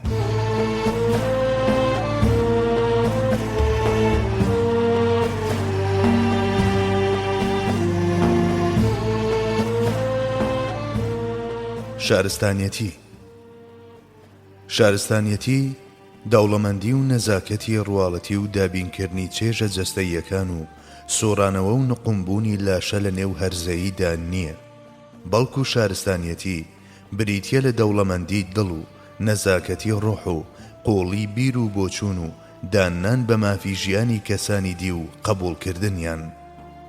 شارستانیەتی ڕاستەقینە هەمیشە لەو هەرێمانەدا دەرکەوتووە کە تێیدا زانست و ئەخلاق پێکەوە و هاوشانی یەکتر پێشڕەویان کردووە. لەمڕۆوە شارستانیەتی ڕۆژئاوا کە هەموو شتێکی تەنها لە ڕوانگەی زانستەوە هەڵسەنگاندووە هەمیشە بە ئیفلیجی ماوەتەوە. شارستانیەتی ڕۆژهەڵاتیش کە دەرگایان بەڕووی زانستەکاندا داخست و لە ناو خۆیاندا خۆیان زیندانی کرد، لە ئێستادا ئەگەر بە شێوەیەکی هەندەکیش بێ لە ناو وەحشەت و نامۆییدان. شارستانیەتی داهاتوو لە شەتڵگای زانست و هونەری ڕۆژئاوا و باوەڕ و فەلسەفەی ئەخلاقی ڕۆژهەڵاتدا سەوز دەبێت و نەش و نوما دەکات. شارستانیەتیەک پاڵ بە ئەخلاق و فەزیلەتەوە نەدات و لە حەوزەکانی عەقڵ و ویژدان پارە و نەکرێت، ڕێگایەکی کاتی و ڕاگوزەری وەهایە کە خزمەت بە هەندێک دەوڵەمەند و هەوەسی هەندێک لە هەواپەرستان دەکات. بەدبەختی و سەرگەردانی بۆ ئەوانەی بە تیشکە هەڵبووە و کوژاوەکانی فریو دەخۆن. نابێت وا بزانرێت کە شارستانیەتی بریتیە لە پێشکەوتنی زۆر لە بواری زانستە سروشتیەکان و هونەرە جۆرا و جۆرەکاندا و بوون بە خاوەنی کەشتی و شەمەندەفەر و فڕۆکە و ئامرازە مۆدێرنەکانی دی و ژیان لە ناوشاری گەورە و شەقامی فراوان و بینای بەرزدا. دانانی ئەم شتانەی کە لە دەستی کەسانی باوەڕدار و خاوەن ڕاستڕەویدا تەنها ئامرازی شارستانیەتین بە خودی شارستانیەتی جگە لە خەڵەتان چیتر نییە. پێویستە لەوەدا بە دوای شارستانیەتی تاکەکاندا بگەڕین کە ناوکو تۆویشتە جوان و باشەکانی ناوناخ و ناوەڕۆکی مرۆڤ بە گەشەکردنی بەردەوام فیترەتێکی دووهەمیان لێ پێک بێت. ئەوانەی جلو و بەرگ و چێژوەرگرتن لە هەموو جۆرەکانی لەزەتە جەستەییەکان بە شارستانیەتی هەژمار دەکەن، هەندێکیان کۆمەڵێک بێبەشن لە داوەری ژیری و هەندێکی دیکەشیان کۆمەڵێک چارە ڕەشی وەهان کە بوون بە ژێر داخوازیە بێسنوورەکانی ژیانی جەستەییەوە. هیچ گومانێک لەوەدا نییە کە میلەتە وەحشی و دەشتەشیەکان خوێنخۆر و ستەمکار و تاڵانکارن. ئەوەندە هەیە چونکە حاڵی ئەمان لای هەموو کەسێک ئاشکرا و زانراوە. ئەوە شتێکی زانراوە، ئەوەش حەقیقەتە کە بۆ کەسانی تر زۆر زیان بەخش نین. ئەی دەبێت چی بوترێت دەربارەی ئەو مەدەنیەت دەشتەچیانەی کە بە چەکە مۆدێرنەکان پرچەک بوون و هەمیشە بە دوای هەلی خوێنخۆریدا دەگەڕێن. شارستانیەتی ئەگەر بریتی بێت لە گزارشکردن لە بوونی میلەتێک لەلایەن خۆیەوە، ئەوە پێویستە کەرەستەی ئەم وتارە پڕشکۆیە زانست و ئەخلاق و بەرهەمە تەکنەلۆژیەکانی ئەو میلەتە بێت، چونکە پەروەردەی کۆمەڵایەتی و هونەر و سەنعەتە جۆرا و جۆرەکان شکل و شێوەیەک بە شارستانیەتی دەبەخشن، بەڵام ئەخلاق بە وێنەی زمانێکی ڕەوان و پارا و گزارشتی لێ دەکات و ڕای دەگەیەنێت. پێشکەوتن گەشەکردن و پێشکەوتنی میلەتێک وابەستەی پەروەردەبوونی تاکەکانی ئەو میلەتەیە لە بوارەکانی فکر و هەزدا. ئەو میلەتانەی ڕۆشنبوونەوەی بیر و دنیای ناوەوە لە تاکەکانی داگەشەی نەکردبێت ناتوانرێت چاوەڕێی پێشکەوتنیشیان لێ بکرێت. لە بەرزبوونەوەی میلەتاندا گەیشتنی تاکەکانی کۆمەلگا بە یەکێتی ئامانج و مەبەست مەرجێکی سەرەکیە. لە کۆمەلگەیەکدا کە یەکێک بڵێت سپی و یەکێک بڵێت ڕەش، ئەگەر گاه بەرەو ڕاست و گاه بەرەو چەپیش هەڵنووتین هەبێت، هەرگیز بەرزبوونەوە و پێشکەوتن تۆمار ناکرێت. ئەو نەوانەی پەروەردەیەکی هاوبەشیان نەدیوە بە گوێرەی ئەو کلتورە جیاوازانەی کە وەریان گرتووە هەمیشە بۆ گروپ و چینی جیاواز دابەشبوون و یەکتریان وەک دوژمن دیوە. چاوەڕێکردنی پێشکەوتن لەوەها کۆمەلگایەک کە لە ناو خۆیدا لێک هەڵوەشاوە ئەگەر مەحاڵیش نەبێت هێندە سەختە کە نزیکە لە ئەستەمەوە. هەموو پێشکەوتنێک سەرەتا لەسەر ئاستی بیر و وێناکردن دەردەکەوێت، پاشان وا لە کۆمەڵانی خەڵک دەکرێت کە باوەڕی پێ بکەن. دواتریش بە هیممەت و هەوڵی ئەو تاکانە دێتە دی کە دڵیان ئاوێتەی یەکدی بووە. بە پێچەوانەوە هەموو هەوڵێکی پێشکەوتن کە لەسەر ئاستی بیرکردنەوە ویزەی زانستی وەرنەگرت بێت یان دووچاری بەدبەختی دەرنەبڕان و گزارش لێنەکران بوو بێت، مەحکومە بە مایەپوچی و بێ ئەنجامی. پاکتر و ڕوونتر و ڕێک و پێکتر و باشتری هەموو شتێک ئەو بەشەیەتی کە گەشەی کردووە و پێشکەوتووە. لەم ڕوانگەیەوە قایلبوون بە بەرهەمی ئێستا کورتێنانی هیممەتە و تێپەڕاندنی ئێستا و هێنانەدی بەرهەمێکی ڕێک و پێکتر و ئاست بەرزتریش پێشکەوتنە. پیسکردن و شکردنی چیا و دەشت و گۆڕینی باخ و بێستانەکان بە زەبڵدان نزمبوونەوە و دواکەوتنە. خاوێنکردنەوەی ژینگە نالەبارەکان و گۆڕینی زبڵدانەکانیش بە باخ و باخچە پێشکەوتنە. میلەتانی پێشکەوتوو نیشتیمانیان بەهەشت و چیاکانیان باخ و پەرزگاکانیشیان دەڵێیت کۆشکێکی شکۆدارە.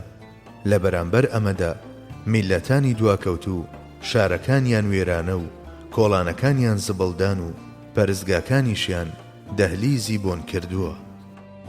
هەرچەندە ناکرێت کاریگەری خوێندەواری لەسەر پێشکەوتن و بەرزبوونەوەی میلەتان ئینکاری بکرێت، بەڵام چونکە نەوەکان بە کلتوری میلی بەرەو ئاراستەیەکی دیاریکرا و پەروەردە نەکراون، ئەنجامی چاوەڕوان نەکراو نەهاتوێتە دی و ناشێتە دی.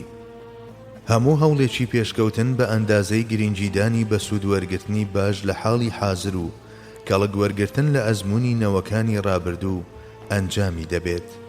بە پێچەوانەوە ئەگەر هەموو نەوەیەکی نوێ بیر لە سوودوەرگرتن نەکاتەوە لە ئەزموونی ئەوانەی پێشخۆی و هەر کەسە و بەڕێیەکدا بڕوات، ئەگەر لە ئەنجامی ئەم هەڵس و کەوت و خۆ منداڵانەیەدا هەمیشە لە ناوخۆشیاندا مقۆمقۆیان بێت، هێشتا بەقەدەر دەنکە جۆیەکیش ناتوانن ڕێ ببڕن.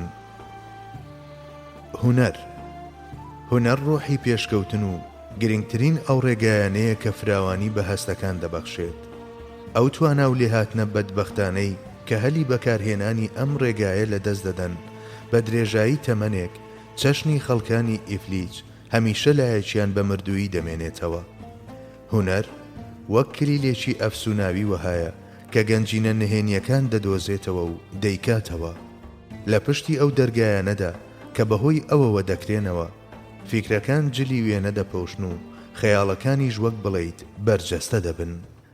ئەگەر هەڵوەیەکی بیرکردنەوەی وەها هەبێ کە لە قوڵایی و ناکۆتایی دەریاکاندا و لە بەرزی و شینیەتی ئاسمانەکاندا گەشت بە مرۆڤ بکات، ئەوە هونەرە.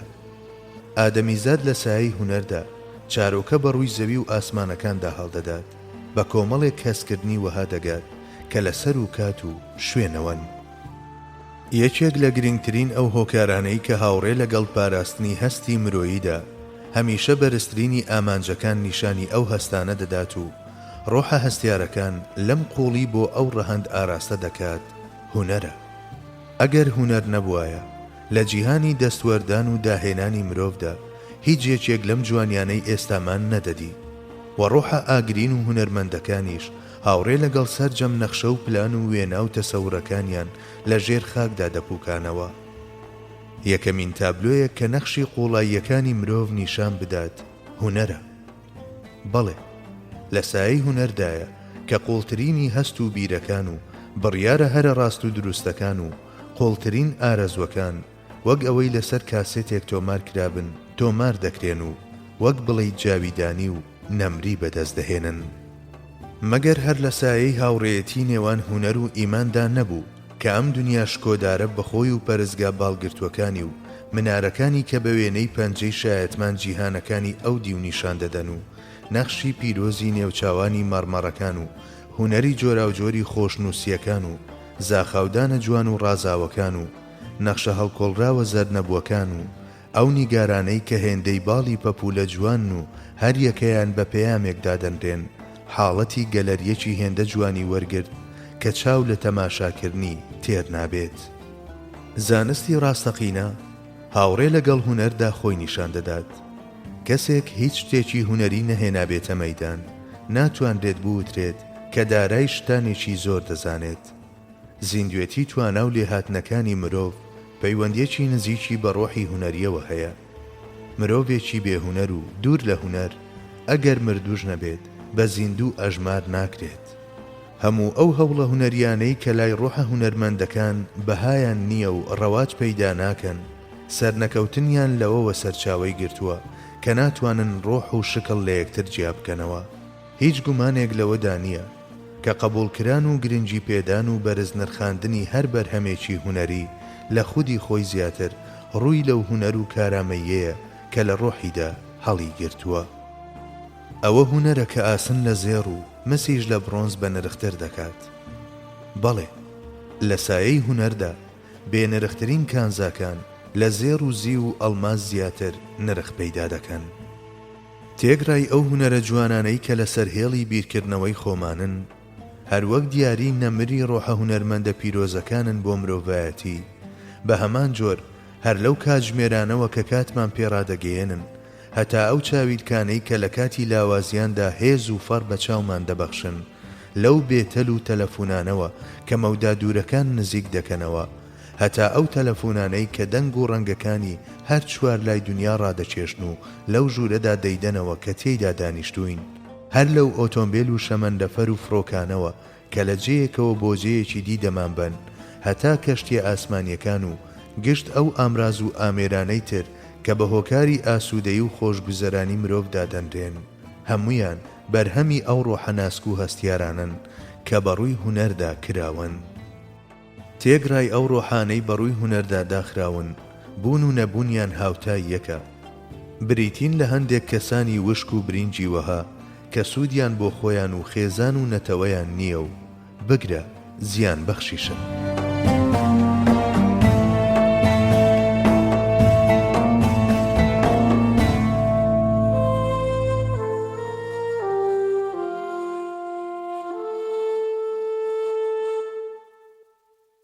پێوەر یان ڕووناچیەکانی ڕێگە. نووسینی مامۆستا محەممەد فەتحوڵڵا گولان.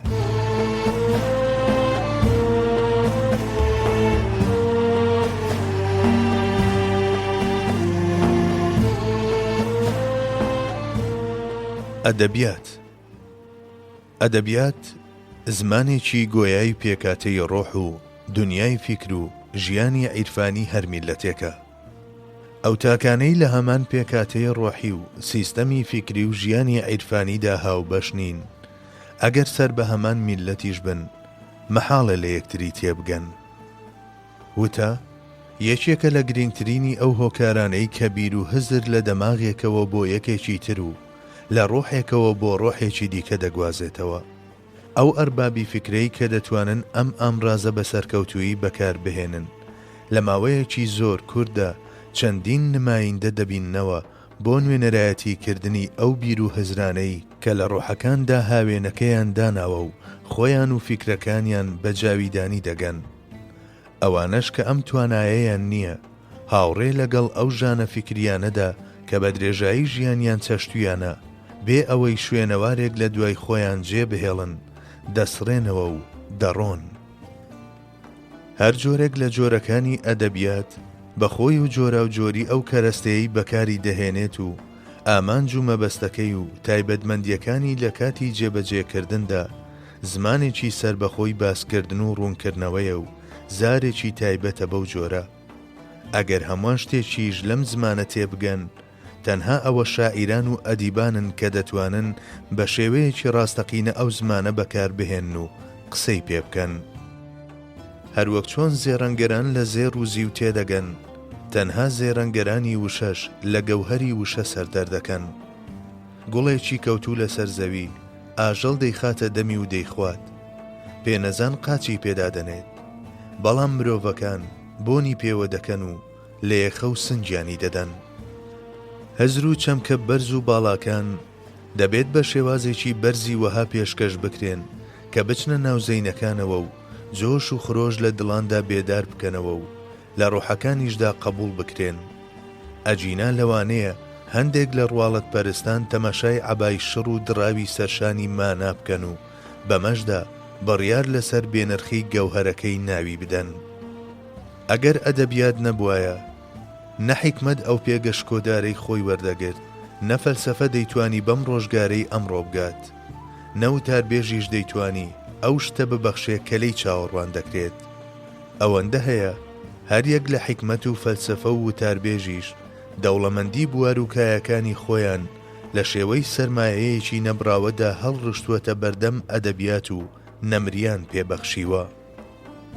ئەدیبان و شاعیران لە دنیای ناوەوە و دەرەوە، دەروون و ئاسۆدا لە نەیژەنێک دەچن کە گوزارش لەو شتانە دەکەن کە دەیبین و هەستی پێدەکەن. مرۆڤەکان بەهۆی ئەمانەوە پێی بەمانە و چیەتی ئەو دەنگانە دەبن کە لەم کۆرسە قەرەباڵغەوە بەرز دەبنەوە. دەنا ئەو کەسانەی بێ ئاگان لەو بڵێسانەی کە هاوڕێ لەگەڵ هەستەکاندا دێن و ڕۆحیان دەتەنن، نە لە نەی و نە لەو داد و هاوارەش کە لە نێیەوە بەرز دەبێتەوە ئەستەمە تێبگەن. هەموو لقێکی هونەر و هەموو بەرهەمێکی هونەری بەمەرجێک سەرچاوەکەیان پاک و ڕوون بێت لەو ڕۆوە کە گوزارش لە جوانی هەرێمی جۆراوجۆر و گوڵ و میوەی ئەو هەرێمە هەمە جۆرانە دەکەن، جوان و خۆشەویست و قەشەنگن. ئەدەبیاتیش وەک هەر یەکێک لە جۆرەکانی دیکەی هونەر هاوڕێ لەگەڵ حاڵ و چۆنیەتی ڕەهەندەکانی وەک هەست و ئاوێتەبوون لەگەڵ شتان و ئامانج و بەرزبوونەوە بەسەر کاتدا بە هەمیشەیی و نەمری دەگات. لەبەر ئەوە زۆر گرینگە هونەرمەندی هەموو ئەو شتانە تێپەڕێنێت کە دەبینرێن و هەستیان پێدەکرێت و دڵی بۆ ئەو شنەبایانە ئامادە بکات کە لە جیهانەکانی ئەو دیوەوە هەڵدەکەن.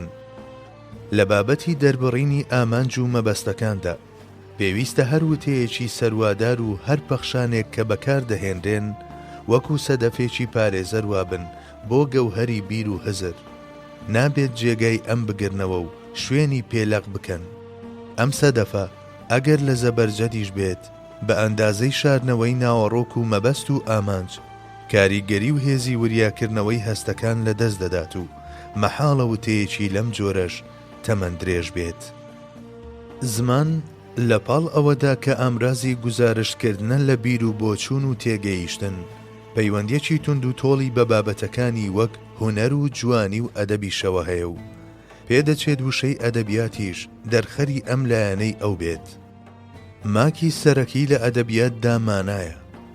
لەم ڕوانگەیەوە پێویستە شتانی وترا و کورت بەڵام پڕ و زەنجیم بن، هەرچەندە هەندێک کەس ویستویانە لە ڕێگەی زاراوەکانی وەک چواندن و ڕەگەزدۆزی و تیلنیشان و هاوشێوەکانیانەوە کە بەشێک بوون لە بابەتی ڕەوانبێژی و خۆشخوانی لای خەڵکی پێشین ئەم بابەتە ڕوون بکەنەوە.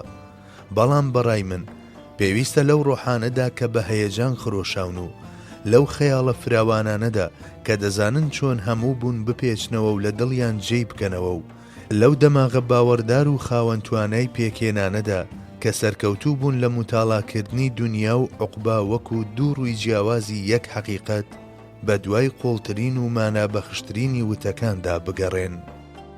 هەروەک چۆن شارستانیەتی و کللتوری جۆرا و جۆر لەسەر زەویدا هەن، بوونی چەندین ئەدەبیاتی جۆرا و جۆریش شتێکی سروشتیە.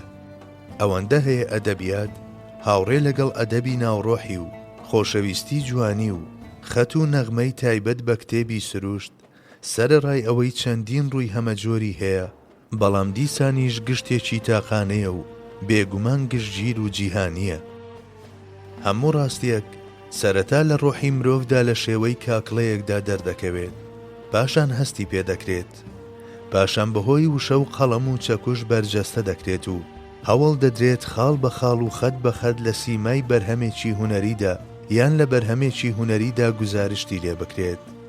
گەیشتنی بەرهەمێکی لەم جۆرەش بە ڕەهەندەکانی سەرروکات و شوێن بە تەواوەتی وابەستەی باوەڕ و پلەی عەشقی ناو ئەو باوەڕەیە.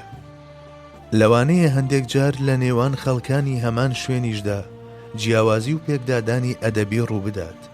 ئەم جیاوازیەی کە پەیوەندی بە ڕووکاری دەرەچیەوە هەیە لە هۆکارەکانی وەک جیاوازی ڕوانگە لە تەماشاکردنی شتان و ڕووداوەکان و قبولکردن یان نەکردنی باوەڕ و بەهاکانی دیکەوە سەرچاوە دەگرێت. هەروەک چۆن سەبارەت بەوەی کە لەسەر لووتکەی چیایەکە نەغمەی تایبەت بە ئەوانەی لە بنکەی دۆڵەکەدان وەک گرمەگرمی بێمانە دێتە بەرگوێ، بە هەمان جۆر ئەوانەی ناو دۆڵەکەش لەوانەیە وشەی ئەوانەی سەر لووتکەکە بە تەقەتەق ئەژمار بکەن. بەرهەمێکی هونەری باش پەیوەندی بە کامڵی ئەو ماکانەوە هەیە کە هێناویانەتە مەیدان. کامڵی ئەمانیش پابەندی کامڵی تاک تاچی ئەو جوزئانن کە پێچیان دەهێنن. لە جێیەکدا کاکڵە و ناوەڕۆک ساغ نەبێت هەستی پاک نابێت، لە شوێنێکیشدا کە هەستی پاک نەبێت مەحاڵە بەرهەمی پشکۆ ئاسا و گوفتاری بڵێسەداری وەها بێنەگۆڕێ کە بۆ هەمیشە بە زیندویی بمێننەوە. ئەدیبیش بە وێنەی هەموو هونەرمەندێکی تر لە ڕەنگ و شکڵ و خەت و شێوەی گردووندا بە دوای شتانێکی تایبەت بە خۆیدا دەگەڕێت. ئەو ڕۆژەی کە ئەو شتانە دەدۆزێتەوە کە عەوداڵیانە و دەتوانێت گزارشتیان لێ بکات، قەڵەمەکەی خۆی دەشتێنێت و فەڵچەکەی فڕێدەدات و لە نێو سەرسامی و سەرسوڕماندا لە هۆشخۆی دەچێت. لەبەر ئەم هۆیە پێویستە لەناو ئەو کەسانەدا بەدوای هونەرمەندە هەرە مەزنەکاندا بگەڕین کە بەندەی خوان و ڕۆشنبیرن و هاوڕێ لەگەڵ شعور و ویژداندا دەژین.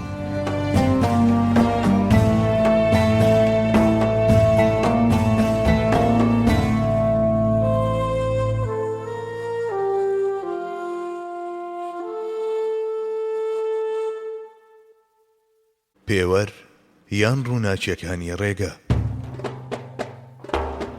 نووسینی مامۆستا محەممەد فەتحوڵڵا گولان.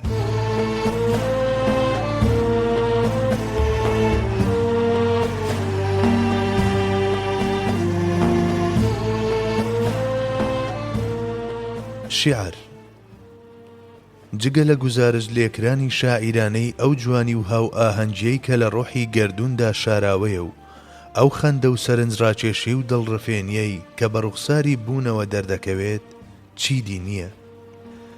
لە نێو ئەم ڕۆحە بڵندانەدا کەسانی وایان تێدایە کە دڵیان بووە بە هۆقەیەک و نەفەسەکانیش بووە بە مەرەکەبیان.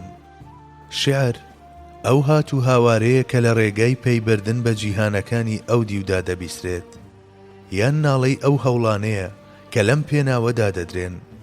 دەنگ و نەغمەکانی ناو شیعر بە گوێرەی حاڵەتی ڕۆح و قۆڵی ناخ لە دەمی وترانیدا وەکو ئاوێک گاه هاوڕێ لەگەڵ گرمەگرم و هاژەهاژ و گاهیش وردە وردە و نەرم نەرم ڕێدەکات. لەم ڕوانگەیەوە دەنگ و وتەکانی ناو شیعر تەنها لەو حاڵەتە ڕۆحیەدا بە تەواوەتی درچیان پێدەکرێت کە وتراون. شیعر بە گوێرەی ئەو باوەڕ و کلتور و شێوازی بیرکردنەوەیە لەدایک دەبێت و شێوە وەردەگرێ کە کاریگەری لەسەر بۆچوون و تێگەیشتن و هەستکردنی شاعیردا دەنێن. ئەوەندە هەیە ئەو تاکە سەرچاوەیە کە قۆڵی پێدەبەخشێت و دەیگەێنێت بە ئاستێکی سەر و ئیدراک تەنها ئیلهامە. لە سینەیەکدا کە بە ئیلهام خرۆشا بێت گەردیلە دەبێت بە خۆر و دڵۆپیش بە دەریا. لە شیعردا ڕۆڵی عەقڵ و هزر چەندەش گەورە بێت، دیسانیش دڵ و دەرونی مرۆڤ لە پێش هەموو شتێکی دیەوە لایەنێکی قوڵی ئەو پێک دەهێنن و بە گوتەی فوزوڵی وتەم میری لیوای لەشکری شاعیرانە. ئەو بیرانەی کە لە دنیادا سەوز دەبن ئەگەر بەهۆی خەیاڵیشەوە باڵ بگرن دەفڕن و پاڵ بە دەرگاکانی جاویدانیەوە دەنێن. شیعر مەشغەڵێکە ئێستا ڕووناک دەکاتەوە و بلاجیکتۆرێکە نور بەسەر داهاتوودا دەپڕژێنێت و بەستەیەکی عەشق و هەیەجانی وەهایە کە سەرچاوەکەی لە جیهانەکانی ئەو دیوەوە هەڵدەقڵێت. لە هەرێمی شعری ڕاستەقینەدا چاوەکان بە ڕووناچی دەگەن، دوورەکان نزیک دەبنەوە و ڕۆحەکان بە عەزم و شەوقێکی نەکوژاوە دەگەن. شیعرەکانیش بە وێنەی دوعا و پارانەوەکان هەڵبەز و دابەزی دنیای ناوەوەی مرۆڤ و حاڵەتەکانی وەک شەوق و حوزن دەهێننە سەر زمان و بە ئەندازەی چڕبوونەوەی تاچیش لەسەر حەقیقەتە بەرزەکان شێوەی هەناسەی لاهوتی وەردەگرن. لە ڕاستیدا هەموو مناجاتێک شیعرە و هەموو شیعرێکیش مناجاتە. ئەوەندە هەیە شیعر پێویستە بزانێت چۆن بەرەو ئەبەدیەت لە شەقەی باڵ بدات. شیعرێک کە لە بیری نەمریدا سەوز بووە و بەهۆی باڵی دڵ و هێزی ڕۆحیشەوە لە ئاسمانەکانی بیرکردنەوەی پاک و ڕووندا دەستی بە پەرواز کردووە، هاوشێوەی زانستەکان گرنگیەکی زۆر بە بیرکردنەوەی ئەزموونگەرایانە نادات. ئەو تەنها وەکو ئامرازێک خۆی لەگەڵ شتانی دیاریکرا و سەرقاڵ دەکات. ئامانجی سەرەکی ئەو بریتیە لە دۆزینەوەی شتانی پەتی و ڕاوکردنیان.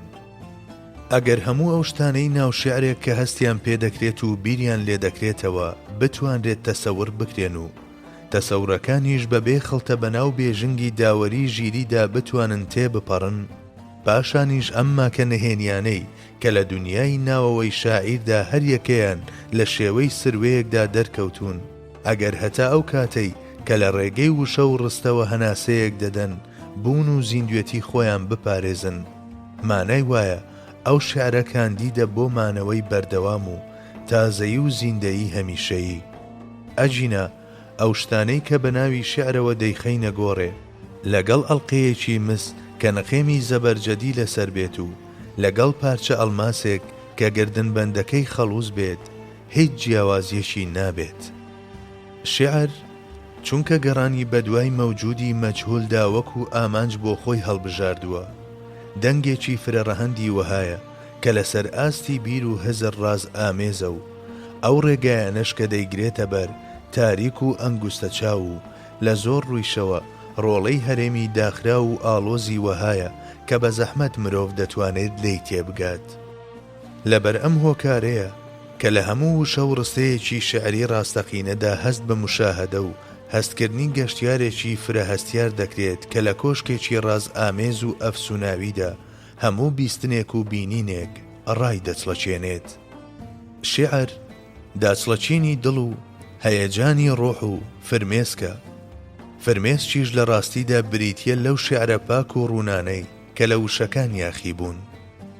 شێعر واتە کۆمەڵێک گوڵی پەژموردە نەبووی شاعیران و واتە ئەو بۆنەی کە ئەم گوڵانە بە چواردەوریاندا بڵاوی دەکەنەوە.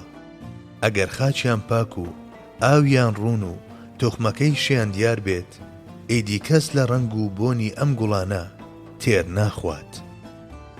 ژمارەی ئەو شاعیرانەی بەبێ تێگەیشتن دەڵێن و لە بەرامبەریشدا ئەوانەی کە ناڵێن و تێدەگەن هەرگیز کەم نین. لە بەرامبەر لاف و گەزافی ئەوانەی یەکەمدا ڕوانین و بیری دەستەی دووهەم بێ ئەوەی پێویست بە وشە و ڕستە بکات دەتوانن زۆر شت بۆ مرۆڤ باس بکەن. قەتیسکردنی شێعر تەنها لە وتەی سەرواداردا بۆ چوونێکی هەڵەیە. چەندین پەخشانی وەها هەن کە ڕۆح کەمەند چێش دەکەن و ناوەڕۆک و شێوازی دەربڕینیان سەرسامی دەبزوێن و هەر یەکەیان پەیکەرێکی باڵای شێعرن. شێعریش بە وێنەی هەر یەکێک لە لقەکانی دیکەی هونەر ئەگەر لە ڕوانگەی ئەنجامەوە دەست لە ملانەی ئەبەدیەت نەبێت نەزۆک و خامۆشە.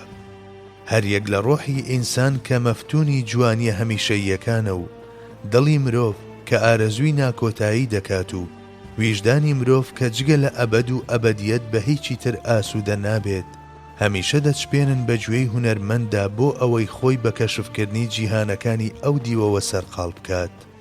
هونەرمەندێک کە هەست بەم ناڵە و تاسەیە نەکات کە لە دڵ و ڕۆح و ویژدانیەوە بەرز دەبنەوە، بە درێژایی تەمەن هەوڵی لاساییکردنەوەی دیوی دەرەوەی شتان دەدات و بۆ تەنها جارێکیش لە بینینی دیوی ئەو دیوی ئەم پەردە ڕەنگا و ڕەنگە ناتوانێت سەرکەوتوو بێت.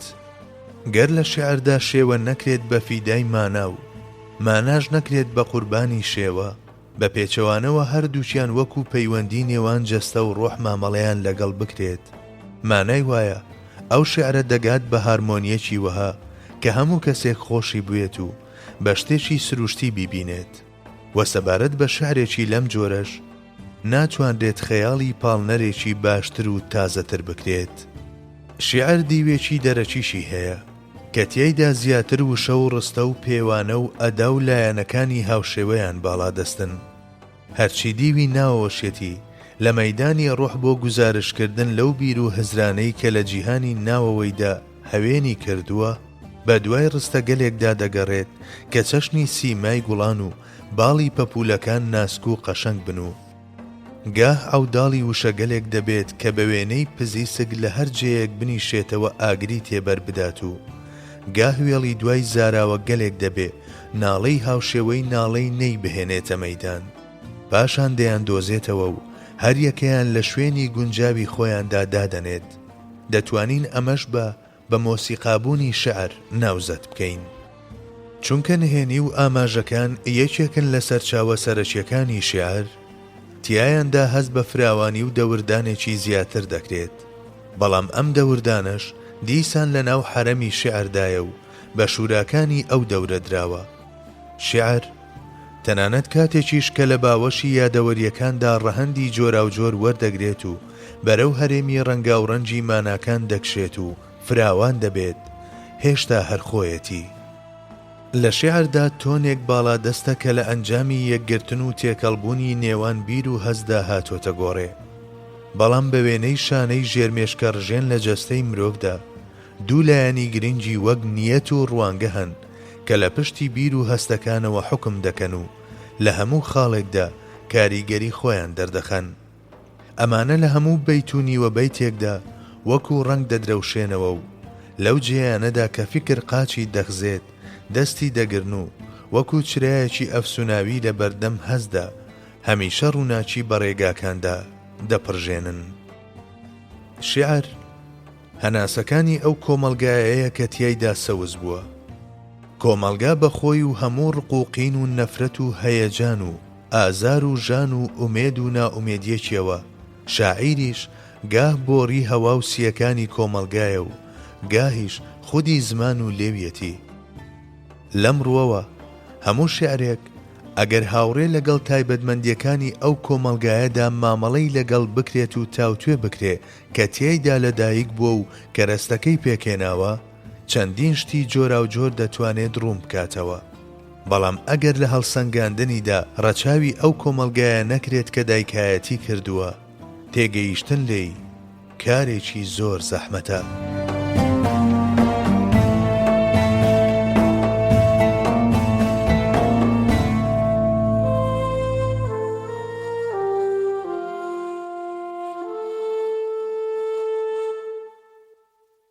پێوەر یان ڕووناچیەکانی ڕێگە. نووسینی مامۆستا محەممەد فەتحوڵڵا گولان.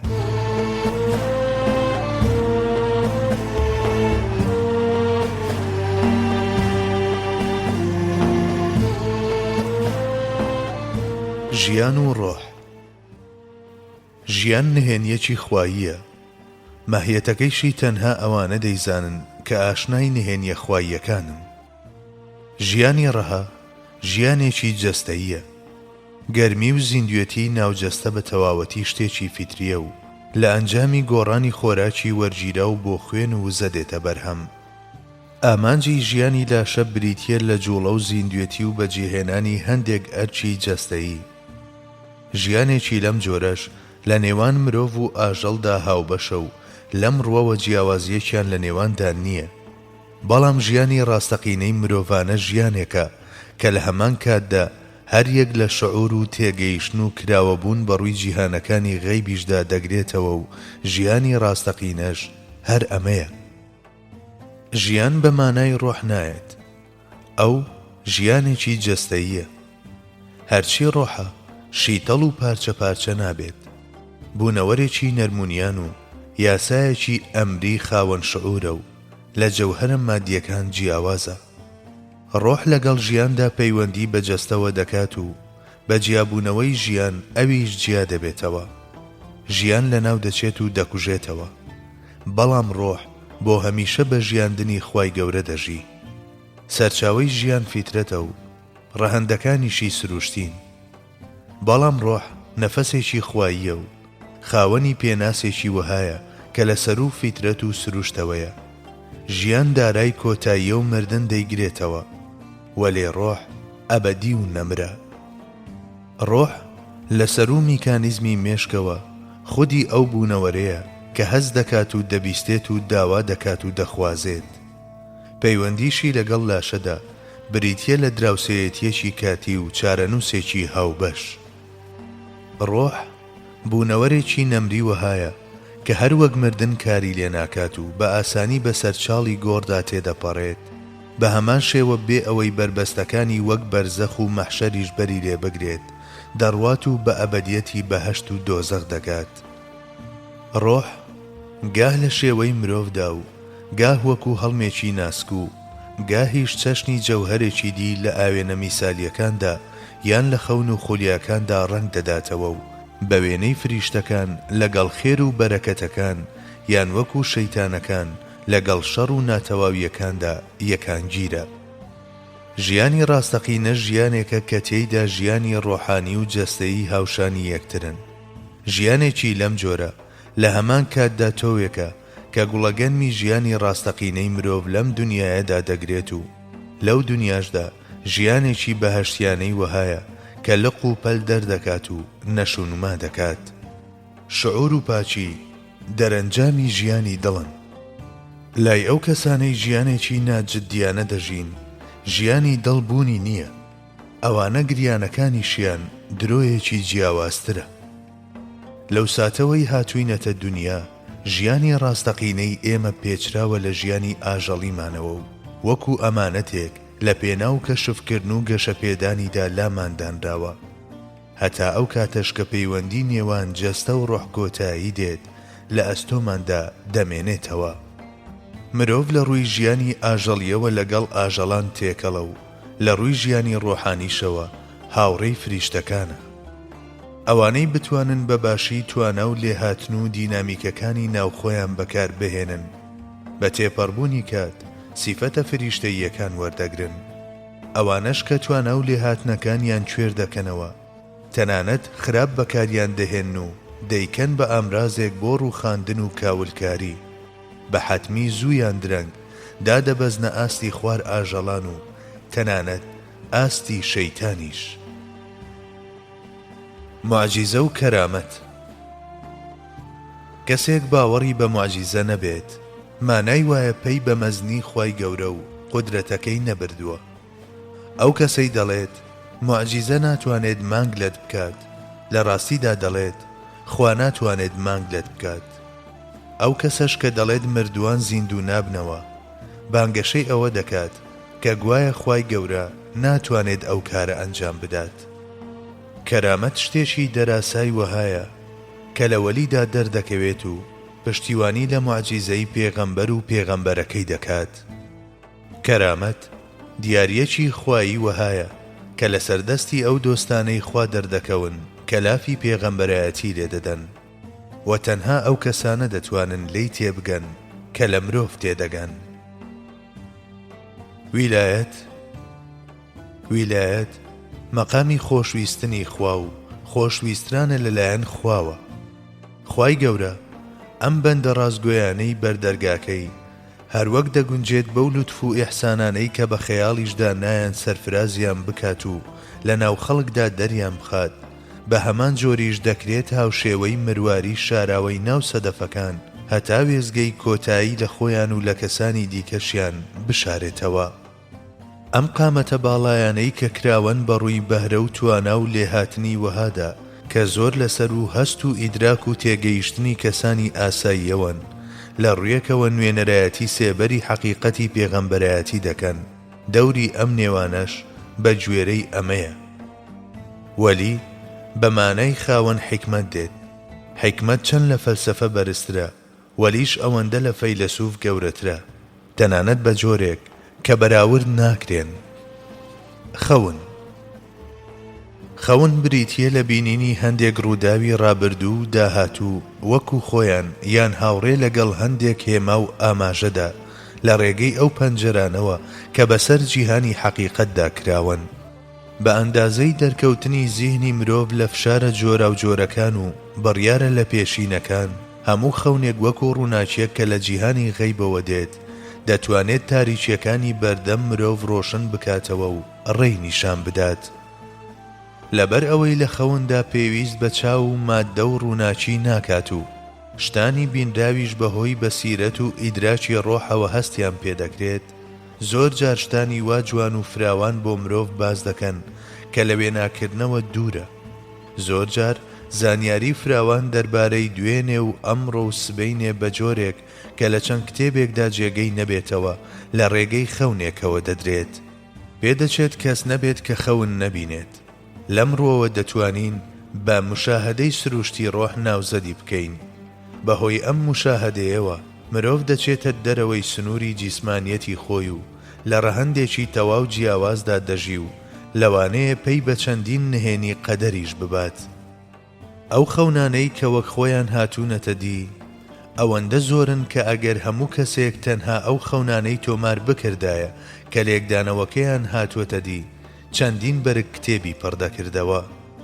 چەندەها خەونی وەها هەن کە بە گوێرەی توانا و لێهاتنی دڵەپاک و خاوێنەکان لە جیهانەکانی غەیبەوە بۆ ئاسۆی مشاهدەی مرۆڤ دێن و دڵ لەو خەونانەدا گەشت و سەیرانی خۆی دەکات و دەگات بە حەوزی کەوسەری ئەو باخچانەی کە هەر یەکەیان وەک باخی گوڵوان و هەتا تێربوون لێی دەخواتەوە و لەو دەلاقە نهێنیانەوە کە بەڕووی ئەبەدیەتدا کراون، بە تەماشاکردنی تابلۆگەلێک کە گوێیەکان نەیبیستون و چاوەکان نەیاندیتون و ڕۆحەکانیش لە وێناکردنیان دەستەوەسانن، لە هۆش خۆیان دەچن. لە سایەی خەونەکاندایە کە هەست بە دوو خاسیەتی وەک دڵ و بەسیرەتمان دەکەین و لە زیندانی سێڕەهەندی جەستە ڕزگارمان دەبێت. لە ڕاستیدا لای ڕۆحانێکی بەرز کە لەگەڵ حەقیقەتدا ئاوێتە بوون بۆ مشاهدەکردنی جیهانەکانی ئەودی و پێویست بە خەونەکان ناکات. ئەوان هەموو دەم و ساتێک ئەوێ و ئێرە پێکەوە دەبین و لەگەڵ جوانیەکانی ئەبەدیەتدا بە مەست و خوماری دەژین. ئەوەندە هەیە ئەم دەرگایە بۆ هەموو کەسێک کراوە نییە. ئەوانەش کە بۆیان کراوەتەوە تەنها دوای هەوڵ و کۆششێکی جددی و ئەزموونی سەختی ڕۆحی بۆیان مسۆگەر بووە. ئەوانەی کە زیهنی مرۆڤیان وەکو زبڵدانی شتە پیس و بۆگەنەکان دیوە یان لە دنیای تەماوی هەستە ئاژەڵیەکانیاندا لێکدانەوەیان بۆ ئەم بابەتە کردووە، خەونەکانیان کە بریتین لە جێگایەک بۆ 1001 شنە و سروەی ئیلهامەکان وەک کەرنەڤاڵی لرخەلرخی نەستینە ئاگادیتووە و هەر بەم جۆرەش پیشانی کەسانی تریان داوە. وەلێ ئەو داهێنەرانەی کە یەکەمین ئیلهامیان لە خەونەوە وەرگرتووە و هەزاران دۆستی خوۆش هەمیشە بەردەوام دەبن لە منەتباربوون بەرامبەر بەم هەرێمە بەپیت و بەرەکەتەی جیهانی میسال. ئەو مەزنترین ڕۆحەی کە جیهانی نوقمی ڕووناچی کردووە صەڵی الله عەلەیه وسەلەم تەنانەت کاتێکیش کە لەو دەریایانەی مەعریفەتدا گەشتی دەکرد کە بەهۆی چارۆکەی خەونەکانەوە بەڕوویاندا کرابووەوە، جاروبار بۆ ئەم یەکەم پلە پیرۆزە دەگەڕایەوە و چەندین جار ئاماژەی بەم شەتەڵگەیە کە بریتیە لە بەشێک لە 40 ئەوەندە بەشی پێغەمبەریەتی کردووە.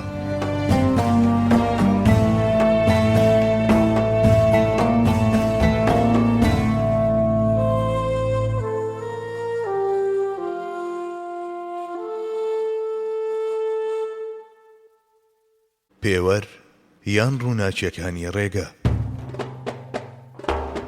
نووسینی مامۆستا محەممەد فەتحوڵڵا گولان.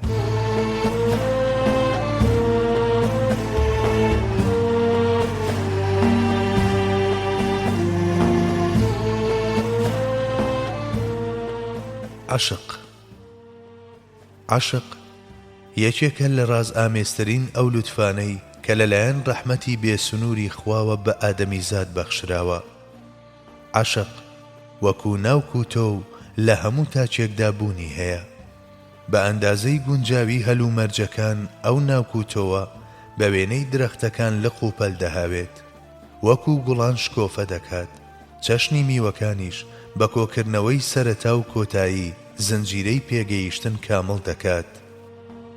عاشق وەکو هەستێک لە دەلاقەکانی وەک چاو و دڵ و گوێوە دەڕژێتە ناو جیهانەکانی ناوەوەی ئادەمیزاد، هەتا کاتی بەیەکگەیشتنیش وەکو بەنداوێک پڕ دەبێت و وەکو هەرەسی بەفر هەتا بێت زۆر دەبێت و چەشنی بڵێسەیەک هەموو بوونی مرۆڤ دەگرێتەوە.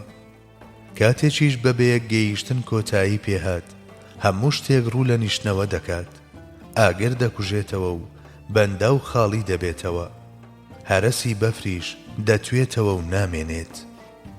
عاشق کە لە کاتی لەدایک بوونەوە وەکو مانا و ناوەڕۆک و تۆوێک لایەنێکی گرنگی هەموو ڕۆحێک پێک دەهێنێت، ئەو دەمە تۆن و ڕەنجی ڕاستەقینەی دەردەکەوێت کە دەگۆڕێت بۆ عەشقی ڕاستەقینە.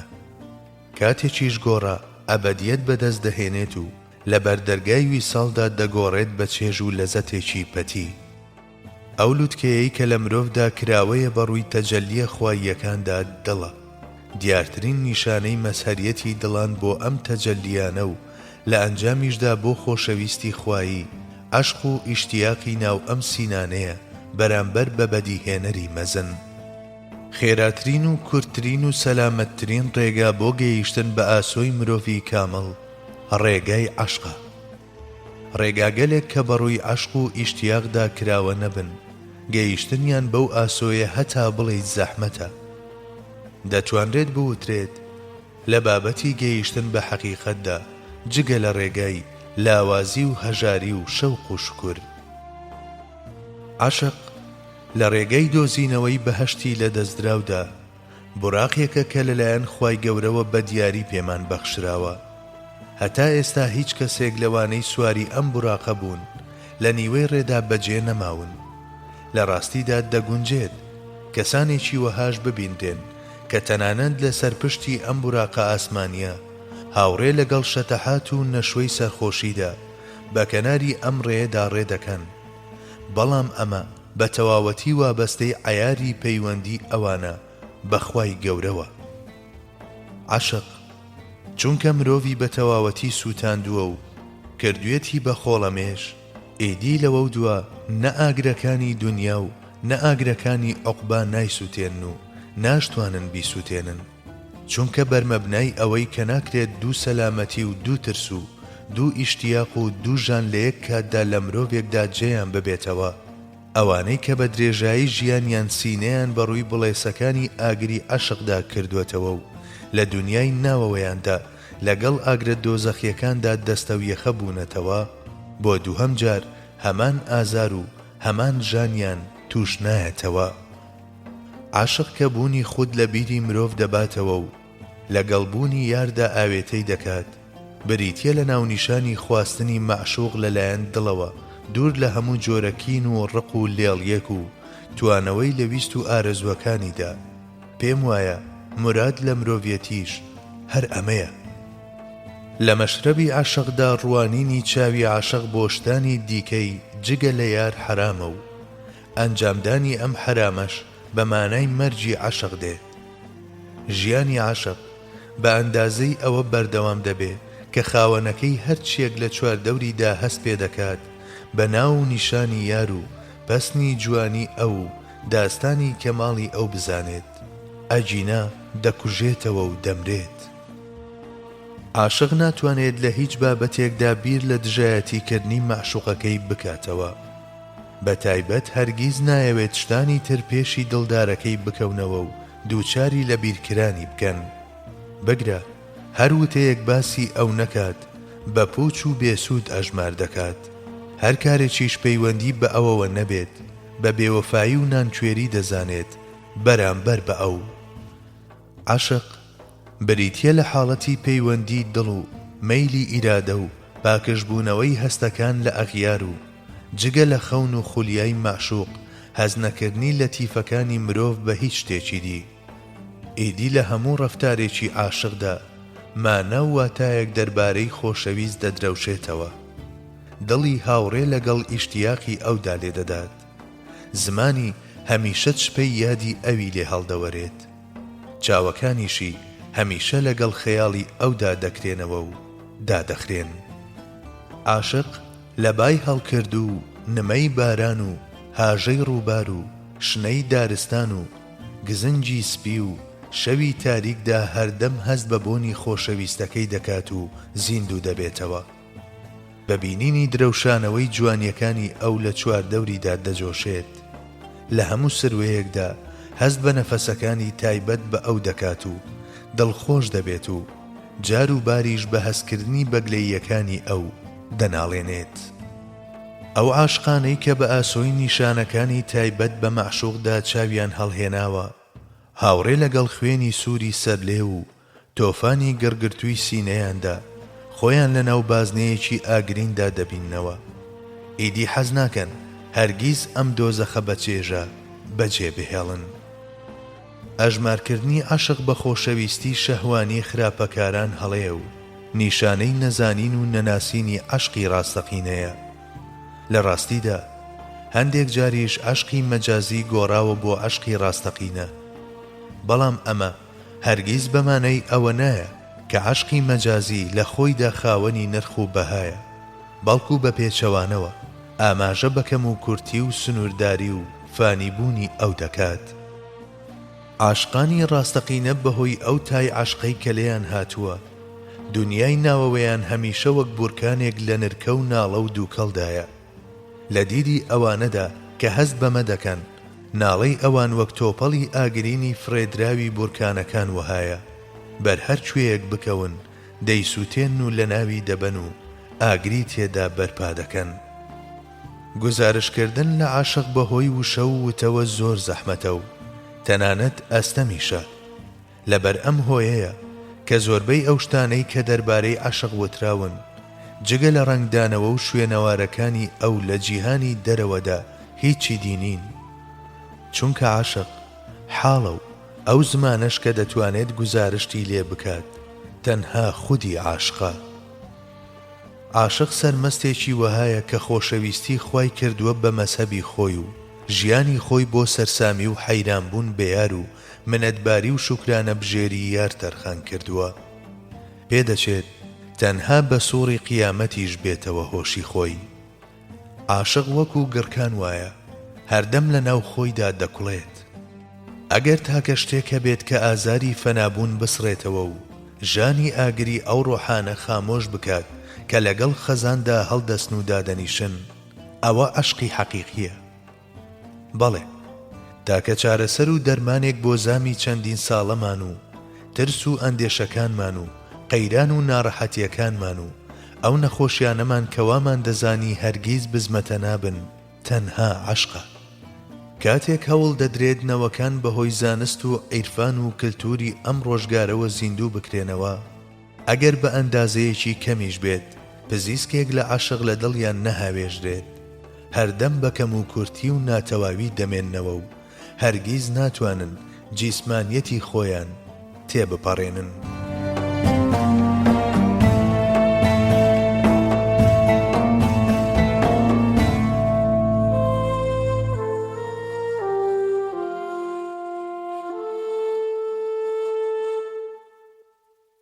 پێوەر یان ڕووناچیەکانی ڕێگە. نووسینی مامۆستا محەممەد فەتحوڵڵا گولان.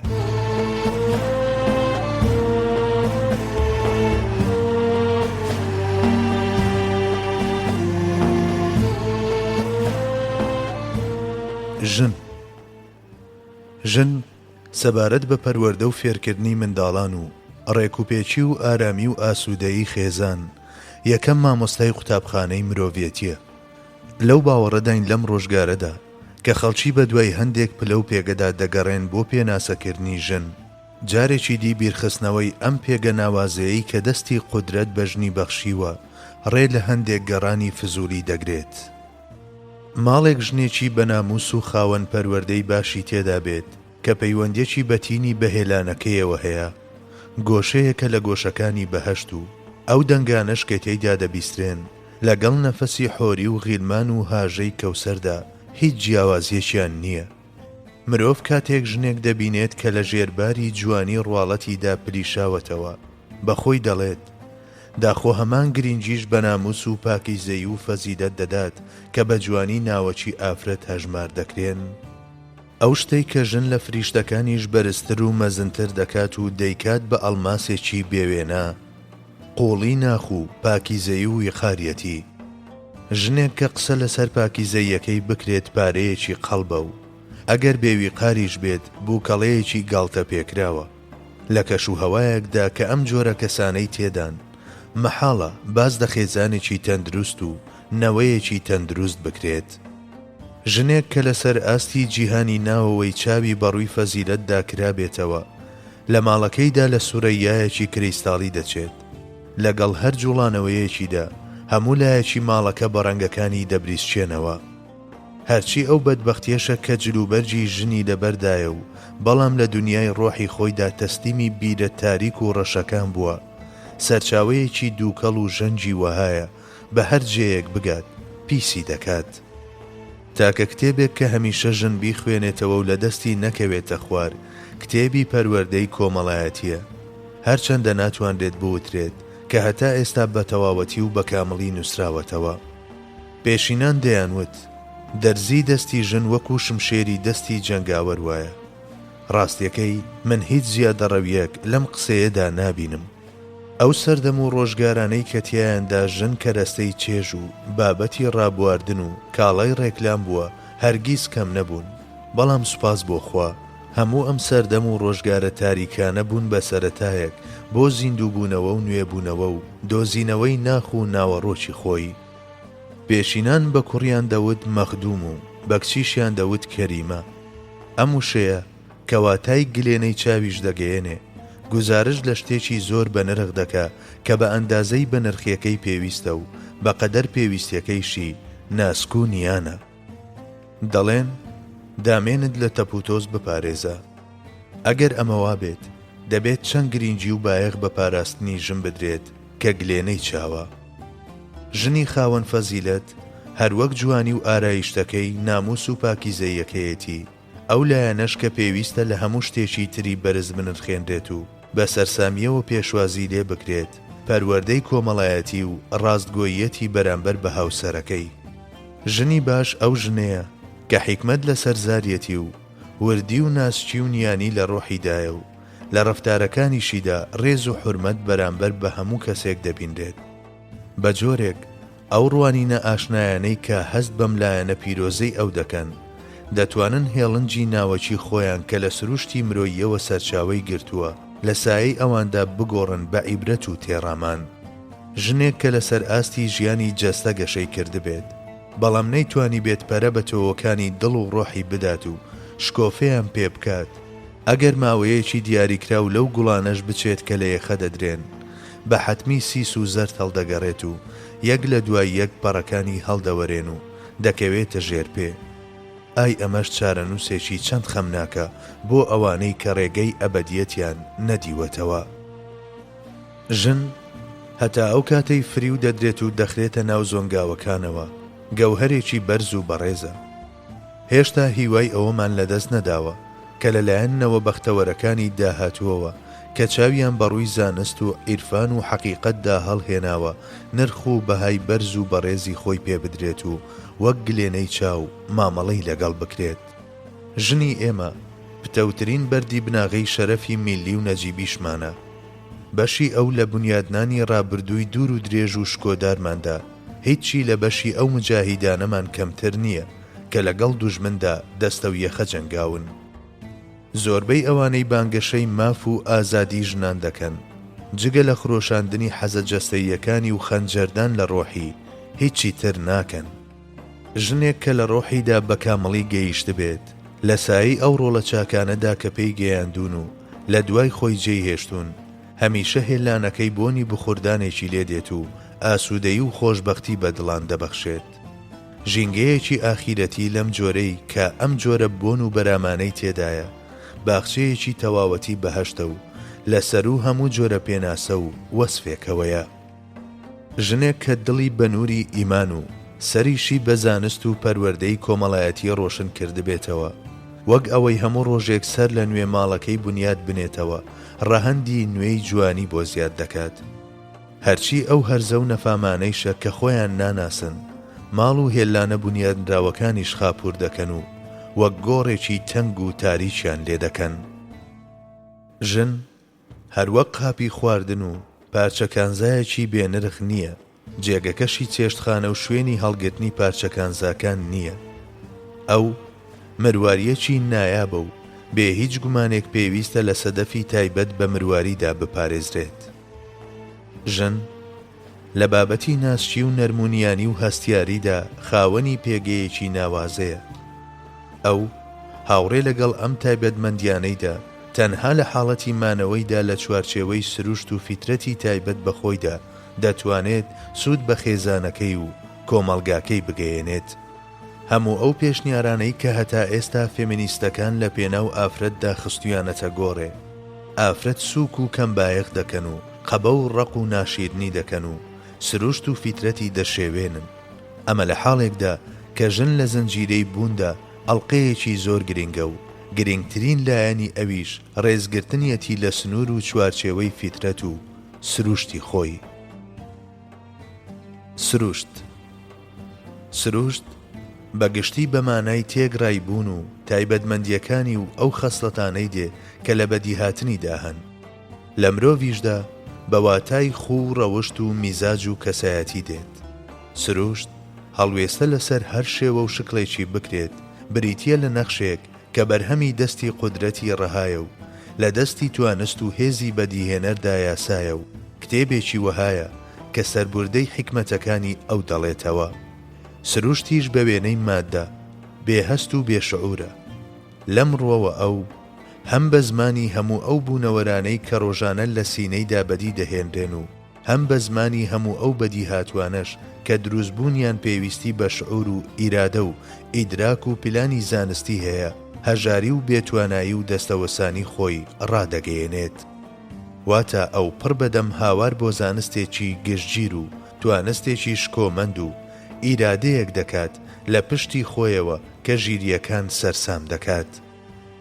مادەم سروشت بریتیە لە خەسڵەتەکانی مادە و ئەو تایبەتمەندیانەی کە لە بەدیهاتنیدا هەن، کەواتە ناکرێت بوونی لە پێشبوونی ئەو مادەیەوە بێت کە قەرزاریەتی، کەواتە گەڕاندنەوەی بوونەوەران و ڕووداوەکان بۆ سەر ئەو هەوڵدان بۆ شیکردنەوەیان لە ڕێگەی ئەوەوە جگە لە خەڵەتان و خەڵەتاندن هیچی تر نییە.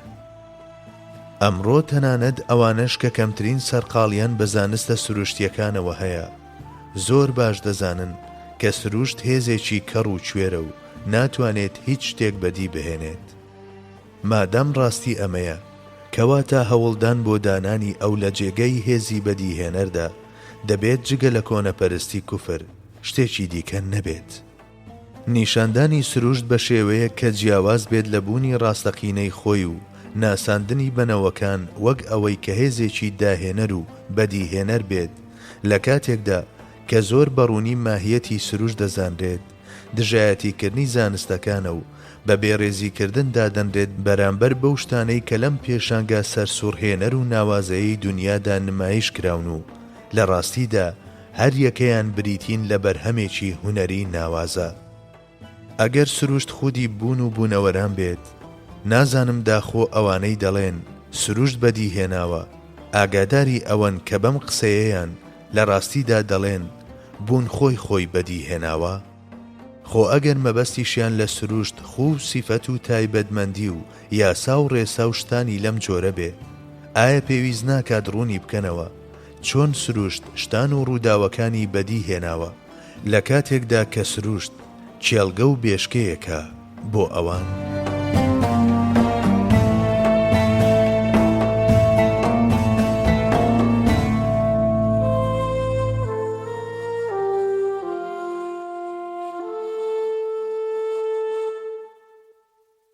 پێوەر یان ڕووناچیەکانی ڕێگە.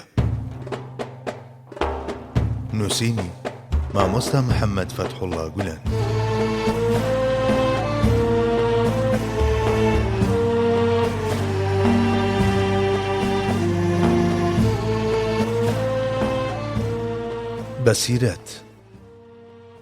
بەسیرەت بریتیە لە بناغەیەک بۆ زانین و ناسین و هەڵسەنگاندن و هەست پێکردن و بینین بەهۆی زانست و ئەزمون و نووری فیراستەوە و بە تێگەیشتن و پەیبردنێکی تەواو و کامڵ دەوترێت. بەم مانایە مرۆڤی خاوەن بەسیرەت ئەگەر لە هەمان کاتدا کراوەش بێت بەڕووی جیهانەکانی ئەو دیودا، ئیدی ئەو پاڵەوانێکی بواری حەقیقەتی وەهایە کە عەزمی بوون بە مرۆڤی کامڵی کردووە و پاڵەوانێکی کایەی معنەویەتە. عەقڵ سەرچاوەیەکی گرنگی زانستە، بەسیرەتیش کانگایەکی جددی عیرفانە. کەسێک عەقڵی هەبێت و بەسیرەتی نەبێت، ئەگەر زۆر شت بزانێت و لە زۆر شتیش تێبگات، زەحمەتە بەو شتانەی کە دەیزانێت بە جێگایەک بگات، بگرە ئەستەمیشە. ئەگەر بەسیرەت بریتی بێت لە پەیبردن بە شتێک وەک خۆی یان نزیک لە خۆی، ئەوە لەوانەیە هەموو ژیر و خاوەن عەقڵێک بە خاوەن بەسیرەت دانەنرێت. لە عەقلێکدا کە خاوەن بەسیرەت نەبێت، زوو گومان و دوودڵی و ناجێگیری دەردەکەوێت. لە بەرامبەردا ژینگەی خاوەن بەسیرەت هەمیشە تێیدا گەرم و گوڕی و نەرمی و دامەزراوی و سەلامەتی تێیدا باڵا دەستا. عەقڵ و فیکر کۆتا ئاستی پەیبردن و تێگەیشتنی دەماغە. هەرچی بەسیرەتیشە یەکەم پلەی ئیدراکی ڕۆحە. لوتکەی بەسیرەتیش حیکمەتە کە قورئانی پیرۆز بە ئایەتی چێ حیکمەتی پێبەخشرا بێت، بێگومان خێر و بێرێکی زۆری پێدراوە، ئاماژە بۆ ئەم حەقیقەتە دەکات. ئەوانەی تەنها بە چاو تەماشای بوون دەکەن، بە ئەندازەی توانای بینین و دەورەدانی چاو لێی تێدەگەن، وەلێ ئەوانەی کەشتان بەهۆی بەسیرەتەوە شیتەڵ دەکەن، بە وێنەی گەڕانی هەنگ بەسەر گوڵاندا و کۆکردنەوەی هەنجوین لێیان لە هەموو شتێکدا ماناگەلی شەکر و شەربەت ئاسا هەڵدەگۆزن. چاو شکل و شێوە و سیما و بەژن و باڵای ئەو کەسانە دەبینێت کە تەماشایان دەکات. بەسیرەت لەسەر و ئەمانەشەوە هەست بەشتانی وەک ئەخلاق و فەزیلەت و پلە و نرخی ڕۆحیش دەکات. چاوەکان لایەنی دەرەکی و مادیشتان و ڕووداوەکان دەبینن، بەڵام بەسیرەت دیوی ناوەوە و ناوەڕۆک و سوود و ئامانج و حیکمەتی شتانیش دەبینێت و دەیان ناسێت و تێیان دەگات. بەسیرەت هەروەک بە مانای عەقڵ نایەت، واتای بیرکردنەوەش ناگەیەنێت.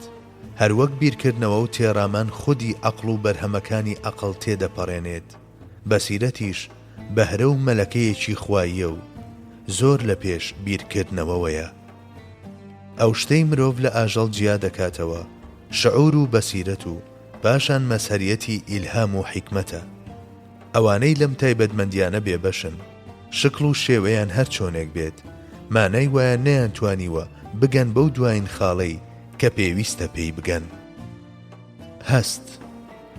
هەست بریتیە لە پەیبردن بەو شتانەی کە دەکەونە چوارچێوەی هەستکردنی مرۆڤەوە لە ڕێی هەستەوەرە ناوەچی و دەرەچیەکانیەوە. لەم ڕوانگەیەوە ئەو کەسەی لە یەک کاتدا هەست بە شتێک یان چەند شتێک بکات پێی دەوترێت هەستیار. عەقڵ هەستکردنی مێشکە و ویژدانیش هەستکردنی ڕۆحە. ئەگەر یەکەمیان بە زانین پێناسە بکەین، وا گونجاوە دووهەمیان بە هەست ناوزەت بکەین.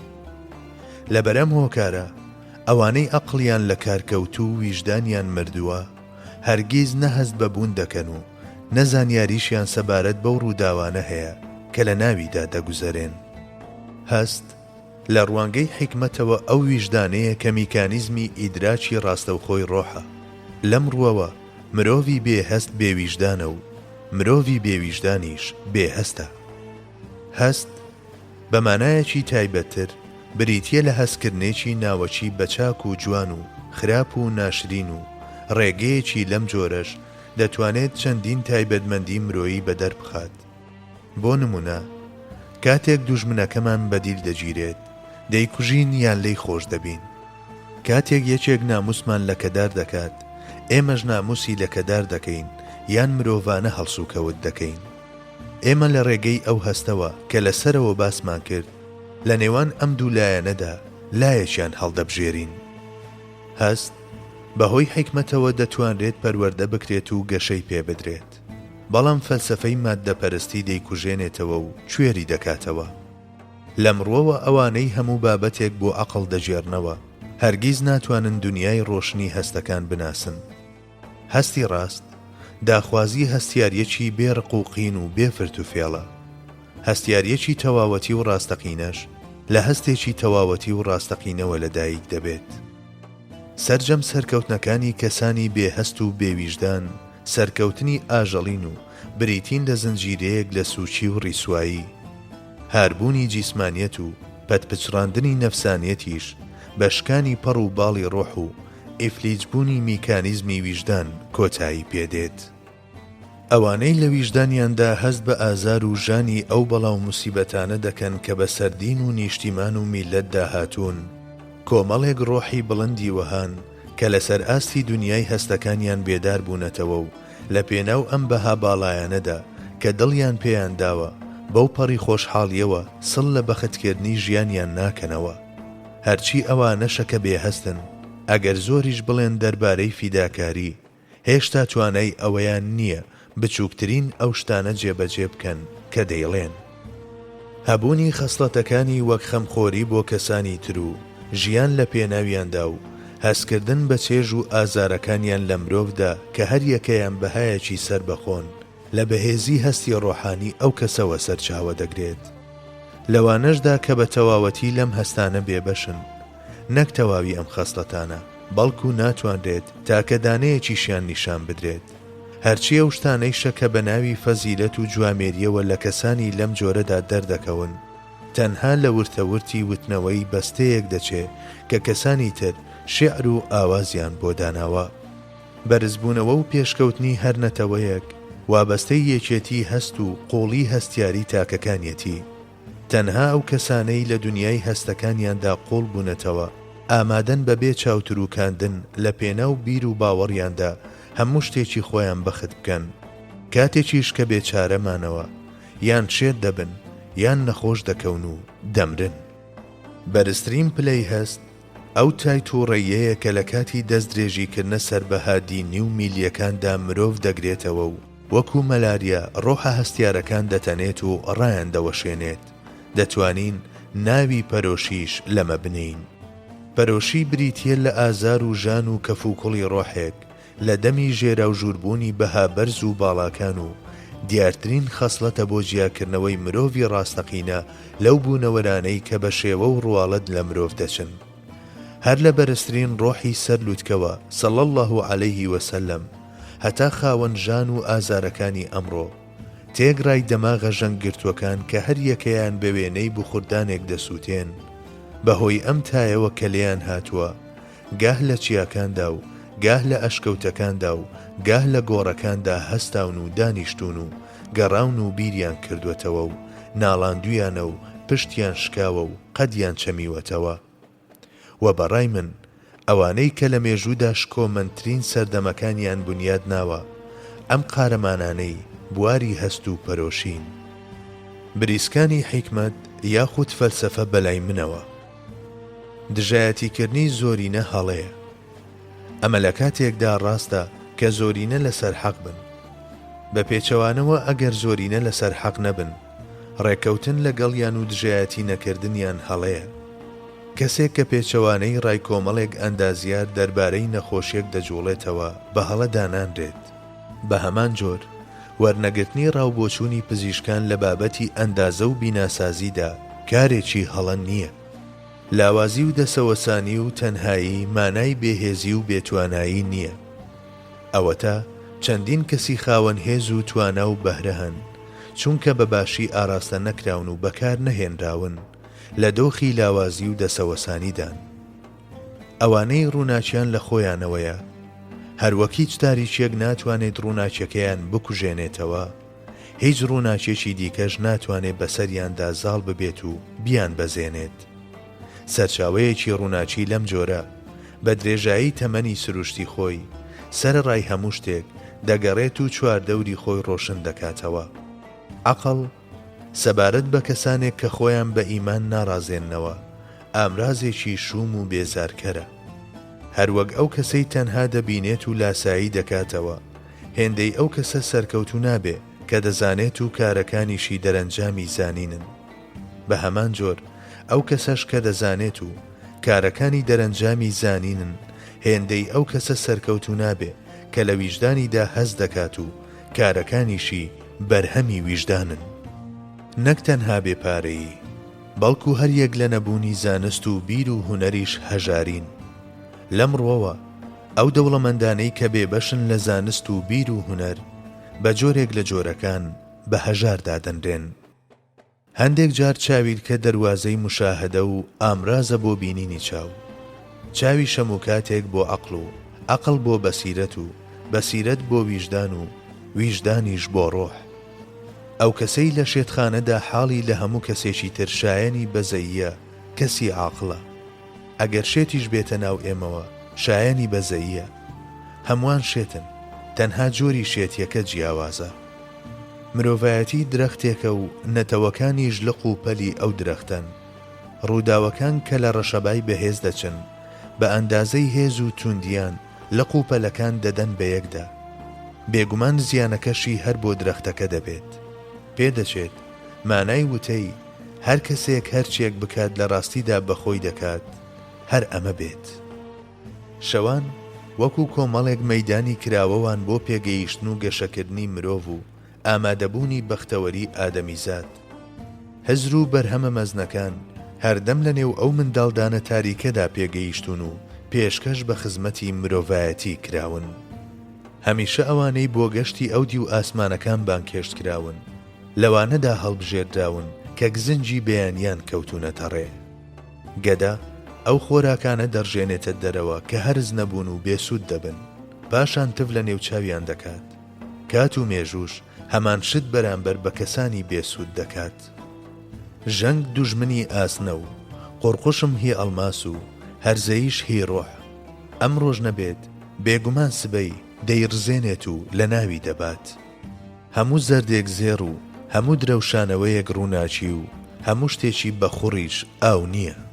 هەموو لافاوێک بەرهەمی کۆمەڵێک دڵۆپەی وردی وهایە گرنگی بەبوونیان نادرێت تا لە ئەنجامدا دەگات بە ئاستێک کە هیچ شتێک ناتوانێت لە بەردەمیدا خۆی ڕابگرێت. بنیادی کۆمەلگاکانیش هەمیشە بەڕووی ئەم جۆرە لافاوانەدا کراون. جاری وا هەیە ئەم لافاوانە ئەوانەش لەگەڵ خۆیاندا دەبن کە دەیانەوێت خۆیان بکەن بە بەنداو. باسکردنی زانست و حەقیقەت بۆ نەزان و نەدیوەکان ئەگەر بە ئەندازەی خەریک بوون لەگەڵ شێتاندا سەخت و زەحمەتیش بێت، پاڵەوانانی ئیرشاد پێویستە بەو پەڕی خۆشحاڵیەوە ئەم ئەرکە ڕابپەڕێنن. ترسناکترین بەڵا ئەو جۆرەیە کە بە خەندەوە بەرەو ڕووی مرۆڤ دێت. لەبەر ئەوەی هەموو کەسێک ناتوانێت لە هەمان ئازدا لە حەقیقەتە ڕوتەکان تێبگات، ئەوە واز لە ڕێگەی پەتی هێنراوە و ڕێی بەرجەستەکردن و نمونە هێنانەوە گیراوەتە بەر. هەمیشە سکاڵە لە دەستکات و شوێن دەکرێت، کەچی لە ڕاستیدا تاوانباری سەرەکی نەزانیە. زەمانە و فەلەک بێتاوانن، بەڵام مرۆڤ زۆر سپڵە و زۆر نەزانە. نیشتیمان باخچەیە نەک دارستان. بۆ ڕێخستن و ڕازاندنەوەی پێویستە نەمامی بەردار و گوڵ و گوڵزار بنێژرێت. کەسێک باخچەکەی بۆ هێرشی گژوجیای زیانبەخش بەجێ بهێڵێت و پاشان سکاڵاب بکات و بڵێت ئاخ فەلەک، نازانم داخۆ دەبێت چی پێ بوترێت. چەندەها ڕێگەی جوانی وەها هەن کە بەناو گوڵ و چیمەن و لالەزاردا تێدەپەڕن، بەڵام ئەو سەریان لە بیابانی بکوژەوە دەردەچێت.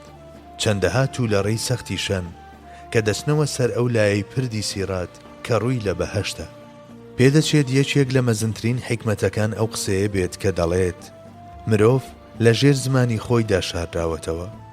بەڕای من لەمەش گەورەتر ئەو وتەیەیە کە دەڵێ ئەگەر دۆستت دەوێت خوا بەسە، ئەگەر هاوڕێشت دەوێت قورئان. خەڵکی دەرک و شتی دەرک پێکراو دەناسن، بەڵام بکەری کاری دەرک پێکردن ناناسن. ئەو شتەی کە دەزانێت و دەناسێت ڕۆحە، عەقڵ و چاو ئامرازن، ئەوەی دەبینێت ڕۆحە. جوڵە ئەگەر لە ئەنجامی پاڵنەرە عەقڵی و سروشتیەکان بێتە گۆڕێ ئاژەڵیە، ئەگەر بەرهەمی پاڵنەرە ئیرادی و ویژدانیەکانیش بێت ئەو کات ڕۆحی و مرۆییە. عەدەم هیچێکی ترسناکە، هیچێتیش بیابانێکی بێسنوور و سامناچی وەهایە کە تەنانەت یەک گەردی لەشی تێدا نادۆزرێتەوە ئاماژە بۆ بووم بکات. لە ئێستادا بە دینداران دەگوترێت دەمارگیر. دەمارگیری بریتیە لە پێداگری لەسەر ناحەق و سووربوونی کوێرانە لەسەری. بەڵام دامەزراوی لەسەر حەق فەزیلەتە و ئەم ڕەفتارەی ئیمانداریش هەرگیز دەمارگیری نییە. فەلسەفەیەک کە پشت بە واریداتی ئیلاهی نەبەستێت شکست و نسکۆی بیرکردنەوەیە. فەلسەفەی ڕاستەقینە ئازار و ژانێکە لەسەر ئاستی بیر و ڕۆح و تەنها لە ئەنجامی ئاگدارکردنەوەی مرۆڤ لەلایەن خوای گەورەوە و ئاراستەکرانی بەرەو حیکمەت دێتە مەیدان.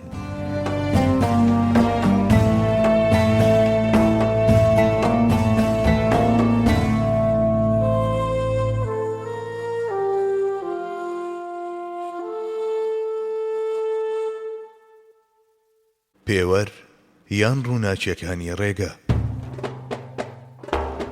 نووسینی مامۆستا محەممەد فەتحوڵڵا گولان.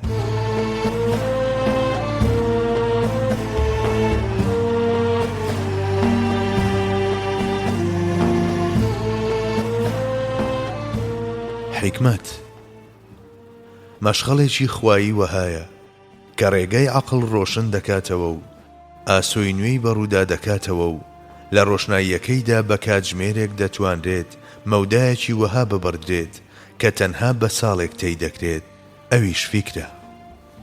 کاری فیکر گەڕانە بە دوای ڕاستیدا.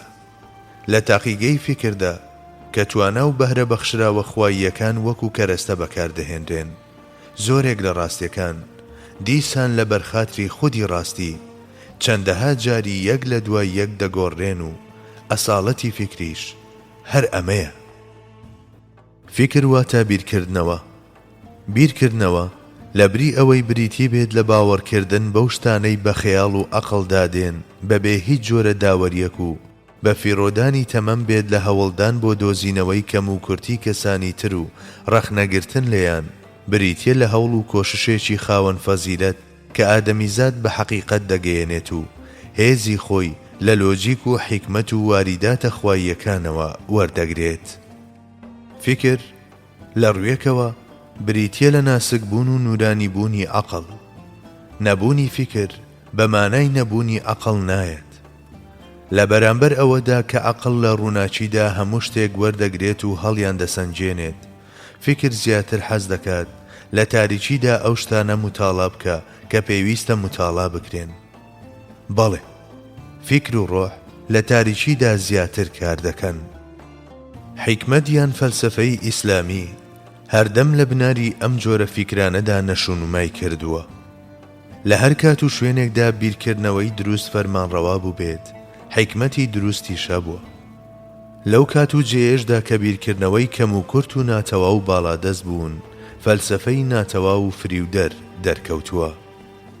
ئەگەر فەلسەفە سەرەڕای هەموو کەم و کورتی و ناتەواویەکانی ناوی حیکمەتی لێ بنرێت، فەیلسوفیش کە بە مانای عاشقی حیکمەت دێت دەتوانرێت بە حەکیم ناوزەت بکرێت.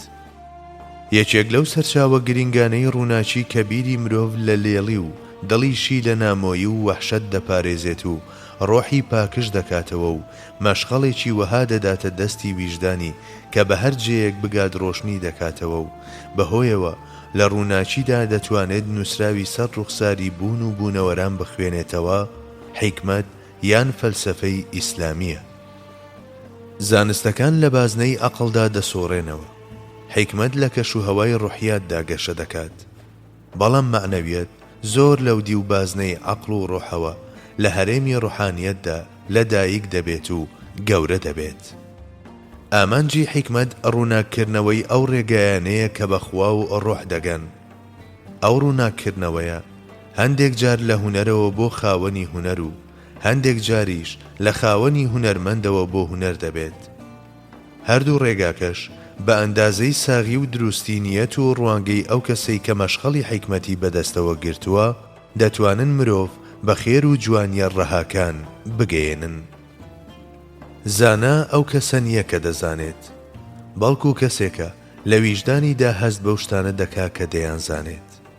مەودای نێوان زانا و نەزان چەند بێت، هی نێوان زانا لەلایەک و حەکیم و فەیلسوفیش لەلایەکی دیکەوە ئەوەندەیە. زانا پەیوەندی لەگەڵ جیهانی بینرا و تەنها ڕووی مولکی شتان دەبەستێت، وەلێ حەکیم هەردەم سەرقاڵی جیهانەکانی غەیب و ئەودی دەبێت. زانا ئەو شتە جوانانەی کە دەیان بینێت و شایەت حاڵیان دەبێت ئەگەر لە ویژدانیدا لە شێوەی چێژێکی لە دوونیدا هەستیان پێ نەکات، لەوانەیە شتانی جوان بە ناشرین ئەژمار بکات.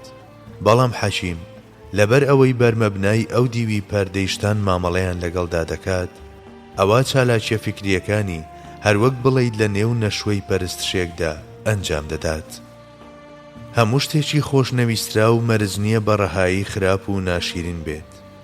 منداڵان حەز لە خوێندنەوە و بیرکردنەوە و دەرزی و دەرمان ناکەن، بەڵام بۆ یاریکردن لەگەڵ مار و ئاگر دەتریقێنەوە. دەکرێت لە هەمان ئەم چوارچێوەیەشدا جیاوازی نێوان عەقڵی زانست و عەقڵی حیکمەت متاڵا بکرێت. فەلسەفەچیەکانی لای خۆمان زۆرترینیان ئەوانن کە کەمترین پەیوەندیان بە فەلسەفەوە هەیە.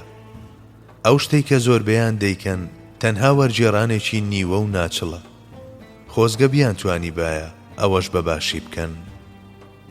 حیکمەت لە ڕێگەی تەزدیق و شایەتی ڕۆحەوە هەڵدەسەنجێنرێت، نەک بە عەقڵ.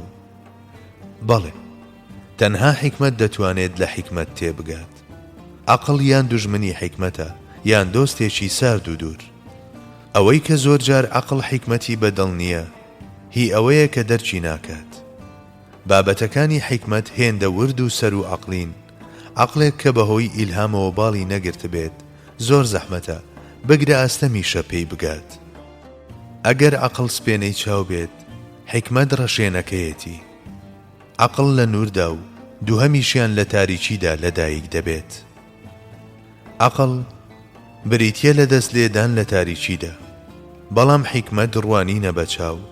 عەقڵ ناونیشانی ڕوانینە بۆ بوون لە ڕێگەی چاویلکەوە، بەڵام حیکمەت بریتیە لە سەیرکردنی بەهۆی دووربین و تەلەسکۆبەوە.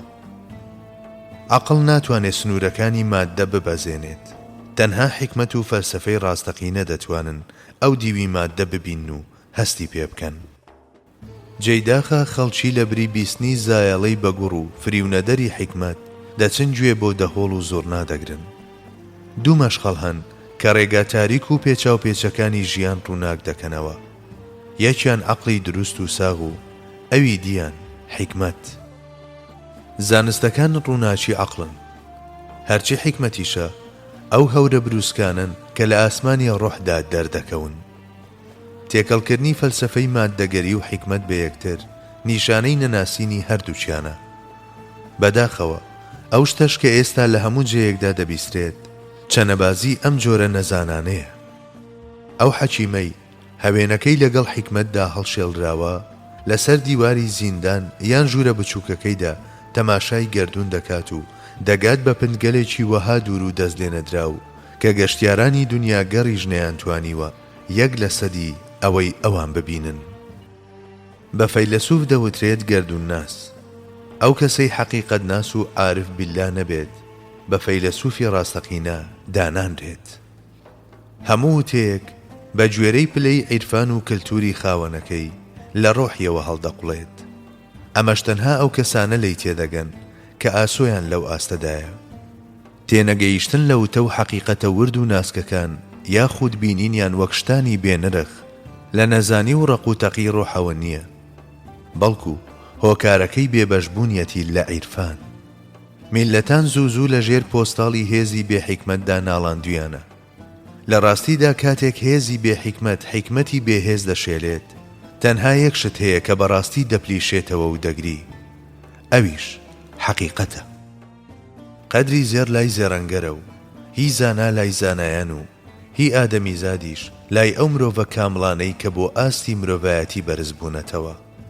گەوهەر لە بازاری ئاسنگەراندا غەریبە، زانا لە ناو نەزاناندا، مرۆڤ لە ناو ڕۆحە ئاژەڵیەکاندا، حەکیمیش لە دنیایەکدا کە تێیدا داوەری و ویژدان پشتگوێ خراون.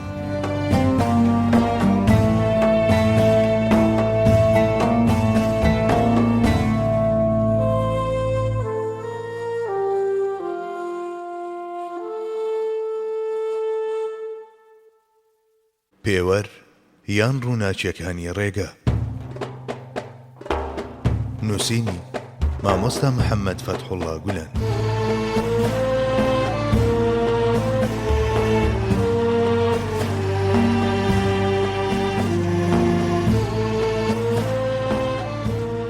ویژدان لە ڕوانگەی حیکمەتەوە. ویژدان کە ناونیشانی هەستکردنی مرۆڤە بە خۆی و بەبوونی خۆی، میکانیزمێکی ڕۆحە کە دەخوازێت و هەز دەکات و تێدەگات و هەمیشە بەڕووی ئەبەدیەتدا کراوەیە. ئیرادە و زیهن و دڵ کە ئامرازەکانی هەستکردنی ڕۆحن لە هەمان کاتدا گرنگترین بناغەکانی ویژدانیشن. لێرە مرۆڤ بە کەماڵاتی مرۆیی و لەوێژ ئادەمیزاد بە بەختەوەری هەمیشەیی و بینینی خوای گەورە دەگەیەنن. ویژدان ئاوێنەیەکی بێگەرد و درەخشانی وەهایە کە خوای گەورە نیشان دەدات و لەبوون بە تەرجومانی ذاتی ئولوهیەتدا وێنە و هاوتای نییە. ئەوەندە هەیە پێویستە ڕۆحێکی دەست بکەوێت کە لێیەوە بوونی دەربخات و گوێیەکی چەنگ بکەوێت کە دەنجی خۆی پێ بگەیەنێت. لەبەر ئەوەی ویژدان هەست و مشاهدە و ئیدراکی ڕۆحە، ئەوە هەمیشە سەر و شوێنە و کراوەیە بەڕووی جیهانەکانی غەیبدا و پێوەرەکانی پتەون و پاکیزەی و بێتاوانیەکەشی وەکو بێتاوانی فریشتەکان ئەژمار کراوە. مفتیەکان زۆرن و زۆربەی زۆریشیان بە ئەندازەی تێگەیشتنیان سەر لە کۆمەڵێک سەرچاوەی دیاریکراو دەدەن و فتوا دەردەکەن. ویژدان مفتیەکی چاوتیژی وەهایە کە لە کاتی فتواداندا حەقیقەت لە بەرچاو دەگرێت و لە فتواکانیشیدا کەس ناخەڵەتێنێت و ناحەقی لە کەس ناکات. ویژدانی گشتی کە بەمانای هەست و دەرک و تێگەیشتنی زۆری نەدێت و سەواد لە عەظەمیشی پێدەوترێت، زۆر بەکەمی فریو دەخوات. بەتایبەت ئەگەر زانیاری و کەرەستە وەرگیراوەکانی لە هەمان کانگەی ئیلهامەوە سەرچاوەیان گرتبێت. کاتێک ویژدانی گشتی لە حوکمی دادوەرێکی فریو نەخۆر و فریو نەدەردا بێت، هەمووان تەنها ئەوەیان بۆ دەمێنێتەوە کە بە بڕیارەکانی ڕازی بن و بیکەن بە دادوەری خۆیان. ئەمەش ئەوە دەگەیەنێ کە لە هەندێک بابەتدا کۆتا بڕیاردەر ئەوە. ئەرچی پیرۆز ئەو کارەیە کە خوای گەورە فەرمانی پێدەکات و ویژدانە ساغەکانی وەک پێغەمبەرانیش جێبەجێی دەکەن. شتێکی لەم جۆرەش هەرگیز ناکرێت قبول نەکرێت. خوا حاکمی ڕەهایە و ویژدانیش ڕاستترین ئاوێنەی ئەوە. ئەگەر جاروبار شتەکانی ناوی لێڵیش ببن، زۆربەی جار بەڕاستی و دروستی شتان نیشان دەدات. ڕێکوپێکی ڕەفتار و هەڵسوکەوتەکانی کەسێک لە ڕێکوپێکی ڕۆح و فیکریەوە سەرچاوە دەگرێت. لە دونیەتی ناوڕەفتارەکانیشی لە کراوەبوونی ویژدانیەتی بەڕووی جیهانی ئەو دیودا. زانست لە ڕوانگەی حیکمەتەوە. خوێندن و خوێندنەوە و متاڵاکردن و گەڕان بە دوای معریفەتدا خۆراکە هەرە گرنگەکانی ڕۆحن. بێبەشبوون لەمانە مەحرومبوونێکی جددی وهایە کە قەرەبووکردنەوەی مەحاڵە. لە کاتێکدا بێگانەکان کونج و قوشبنی نیشتیمانەکەمان دەپشکن و لە گەنجینەکانی زانست و هونەر و کللتوری ئێمە سوود وەردەگرن، ئەگەر ئێمە لە سەرچاوەکانی زانست و کللتوری تایبەت بەڕابردووی خۆمان نەکۆڵینەوە و نەیخوێنینەوە و نەتوانین بیخوێنینەوە، پێویستە دابنیشین و بۆ حاڵی خۆمان بگرین. بێنیازی و بێباچیمان وەکو میلەت بەرامبەر بەو هەموو بەرهەمە زانستی و ئەدەبیەی کە باپیرانی شکۆمەندمان وەکو میرات بۆیان بەجێ هێشتوین و دنیای ئەمڕۆ بە شەوق و تاسەوە بە دویان داوێڵە، ڕاستیەکەی تێگەیشتن لێی ئەستەمە. ئەوانەی کە بەهۆی هەندێک زانیاریەوە کە بە تەواوەتی نایزانن یان دەیانزانن بەڵام نەیانتوانیوە هەرسیان بکەن، بیر و زەهنینەوەکان لێڵ دەکەن. تەنها زیان بەخش نین، بەڵکو بەناپاچیش ئەژمار دەکرێن. ژان و چلەکێشی بێگەرترین سەرچاوەی ئیلهامن. بوون و شکۆمەندی میلەتێک لەگەڵ قوڵی کللتور و هونەری ئەو میلەتەدا ڕاستەوانە دەگۆڕێت. میلەتێک کە لە هەر چوار لای دنیادا بەرهەمە زانستی و هونەریەکانی پێشچاو دەخرێن، بە ئەندازەی بەرهەمەکانی دەڵێت منیش هەم. نرخ و شەرەف لە ناو مرۆڤەکاندا پابەندی زانست و معریفەتە. تەنانەت کەسێکی نزم و بێنرخیش هەمیشە دەتوانێت دەوڵەمەند بێت، بەڵام هەرگیز نابێت بە کەسێکی شەرەفمەند. زانیاریەکانی کەسێک هەرچەندە زۆر و زەبەندەش بن، هێشتا نابێت ببنە ڕێگر لە بەردەم خوێندنەوە و فێربوونی زیاتردا. زانایانی ڕاستەقینە لە پاڵ ئەوانەدا کە هەمیشە سەرقاڵی لێکۆڵینەوە بوون، زیاتر لە ناو ئەوانەدا دەرکەوتون کە زانیاریەکانی ئێستایان بەکەم و کورت زانیوە. کاتێک حەق دەست بە قسە دەکات، نەزانی تووڕە دەبێت، دەمارگیری کێز دەکەوێتە کەوڵی، بەڵام زانست گوێ هەڵدەخات و دەبیستێت. ڕازنیە گەر بە هەموو نەزانێک بوترێت زانیاری پێ نییە. نەزانی ڕاستەقینە ئەو کەسەیە کە لە هەستکردن بە حەقیقەت بێبەشە. کەسێکی لەم جۆرە ئەگەر زۆریش بزانێت هێشتا هەر نەزانە. ژیان بینین و بیستن و خواردن و خواردنەوە نییە، بەڵکو هەستکردن و ئەزمونکردنە. زانا سوود بەخشە و نەزان زیان بەخش. بەڵام ئەوەی کە کەم دەزانێت زۆر لەوە زیان بەخشترە کە هیچ نازانێت. ئەوانەی کە بە تەواوەتی دەزانن و ئەوانەش کە هیچ نازانن ئەگەر بە دەگمەن فریویش بخۆن کەس فریو نادەن، بەڵام ئەوانەی کە کەم دەزانن فریو دەرێکی زۆر باشن. ئەو شت و بابەتە زانستیانەی کە دەگونجێت بوترێنەوە و ڕوون بکرێنەوە بە شتانی ڕوون و ئەوانەش کە ناتوانرێن بوترێنەوە و ڕوون بکرێنەوە تا ئەندازەیەک بە شتانی تەماوی و هەرس نەکرا و ئەژمار دەکرێن.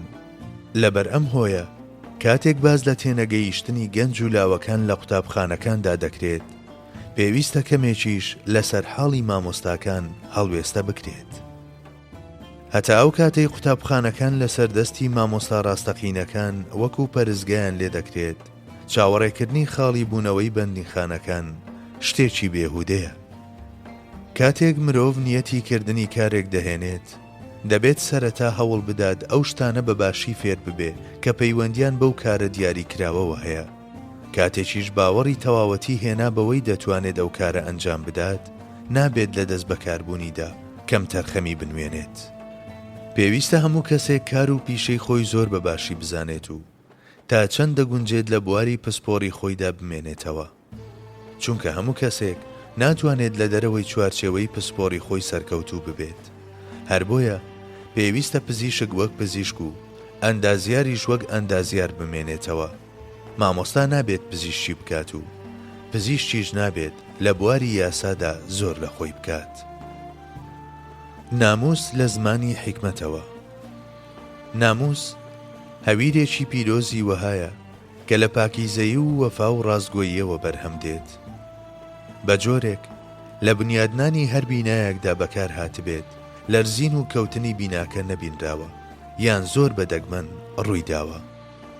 ناموس بەرزترین لایەن و گرنگترین سیفەتی پاڵەوان و نەبەردەکانە.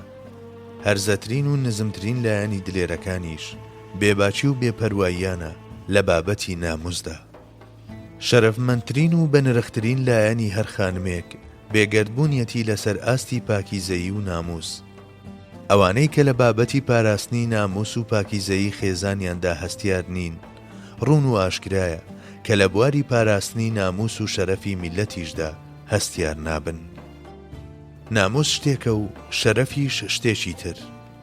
لەوانەیە سەروەت ببێت بە بناغەی شەرەف، بەڵام بەخشەری ناموس نییە. هەرچی هەژاریشە هەرگیز سیفەتێکی وەهانیە کە بتوانێت تێکی بدات. ناموس بەڕێککەوتنی هەموو میلەتان و سوێند خواردن لەسەری پیرۆزە و لە نێو ماکەکانی فەزیلەتدا یەکێکە لە گرانبەهاترین مروارریەکان. ئەوانەی بەهای ناموس نازانن شەرەف و فەزیلەتیشیان ساختە و درۆیە. ناموس ئەڵماسێکی بێوێنەیە و پێویستە لە بەنرخترین و پارێزراوترین جێگادا هەڵبژیرێت. بەم جۆرە ئەوەندەی تر نرخەکەی زیاد دەکات. ئەوانەی کە بە ئەندازەی شەرەف و ناموسی خۆیان بەرامبەر بە شەرەف و ناموسی کەسانی تر هەستیار نین، هیچ شتێکیان پێناس پێدرێت و لە هیچ بابەتێکدا متمانەیان پێناکرێت. هەروەک چۆن شەمشەمە کوێرە حەزی بە ڕووناچی نایەت، بێدینەکان دین و نەزانەکان زانست و بێڕەوشتەکان یاسا ڕەوشتیەکان و ئەوانەش کە ناموس ناناسن ناموسیان ناوێت و حەزی پێناکەن. درۆ لە چاوی حیکمەتەوە. درۆ وتەیەکی کافرانەیە. لێرە بەوەی کە زوو یان درەنگ لە بەرچاوی ویژدانی گشتیدا ئاشکرا دەبێت، مرۆڤ دووچاری بێنرخی دەکات و لەو دنیاش مەحکوم بە دۆزەخ. درۆ ماستاوچیە، بەڵام حەقیقەت جددی و بێپەروایە. درۆ فشەڵ و پوچە، وەلێ ڕاستی شکۆمەند و بەویقارە. وڵاتێک درۆ و فێڵ و دزی و بوختانی تێدا بڵاو بووبێتەوە وێرانەیە. خەڵکەکەی هەژارن و سەربازەکانیشی داگیرکار. درۆ هەر شکل و شێوەیەک بپۆشێ، هیچ کات ناتوانێت خۆی لە ویژدانی گشتی بشارێتەوە، بە تایبەتیش لە ڕوانینی پڕ لە فیراسەتی ئەوانەی کە بە نووری خوا دەڕوانن. هەرگیز هەر کاتێک درۆ ڕەواجی هەبێت و گۆڕەپان و مەیدانەکان دەنجی ئەویان تێدا بزرنجێتەوە، مانای وایە زمانی ڕاستی بڕاوەتەوە. ویژدانی گشتی لە دەریایەک دەچێت. ئەگەر درۆکان خۆیان هەتا ناوەڕاستیشی بخزێنن، دیسانیش دەریا کۆیان دەکاتەوە و لە کەناردا هەڵیان دەڕێژێت. ئەگەر یەکێک هەبێت کە هەمیشە تف لە ڕوخساری درۆ و بێدینی و ڕیاکاری بکات و سوکایەتیان پێ بکات، ئەوە ویژدانە. درۆ و خۆ دەرخستنەکان خاوەنی ژاوەژاون، بەڵام حەقیقەت و سەرڕاستی بێدەنگن. هەورە بروسکەکان پێش هەورە گرمە بە شوێن و ئامانجی خۆیان دەگەن.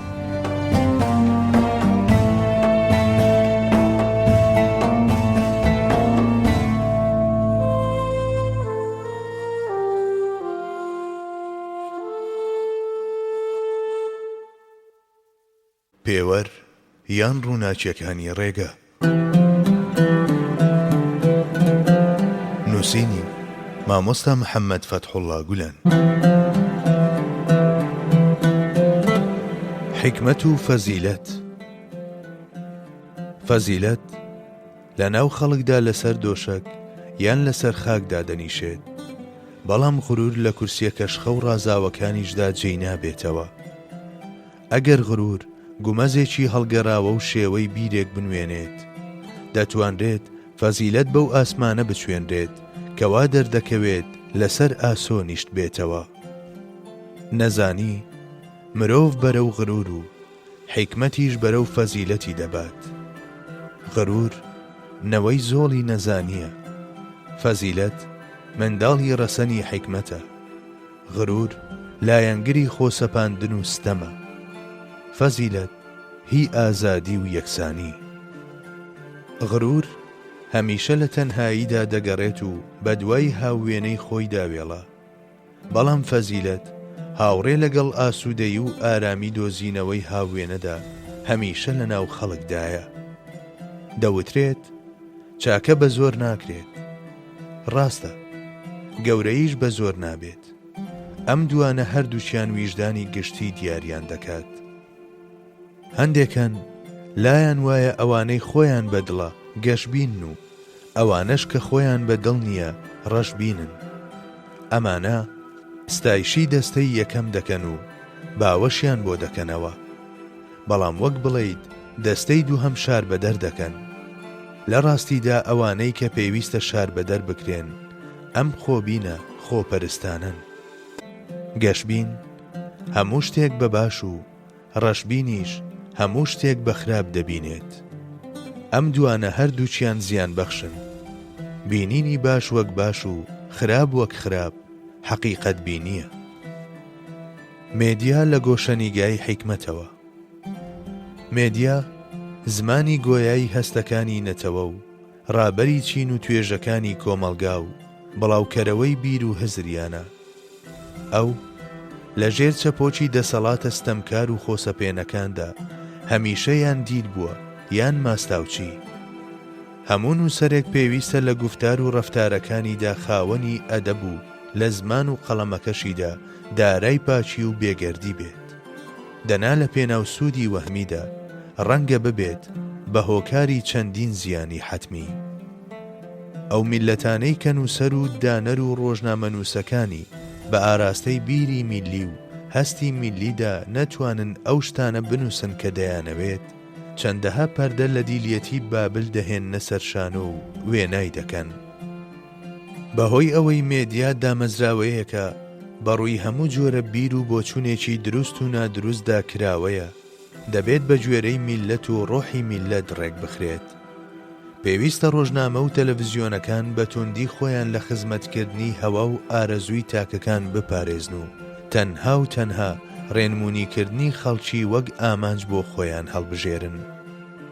چەندین کە لەسەری وەها لە گۆڕستانەکاندا هەن کە لەگەڵ خۆیاندا چەندەها کتێبی نەنووسراویان بردووە کە ستەم و خۆسەپاندن و سانسۆر نەیان هێشتووە بنووسرێن. خۆشەویستی لە ڕوانگەی حیکمەتەوە. خۆشەویستی واتە مەیلکردنی جوانیە مادی و معنەویەکان. خۆشەویستی بەرامبەر بەشتانی مادی هەستی و جەستەییە و بەرامبەر بەشتانی معنەویش ڕۆحی و ویجدانیە.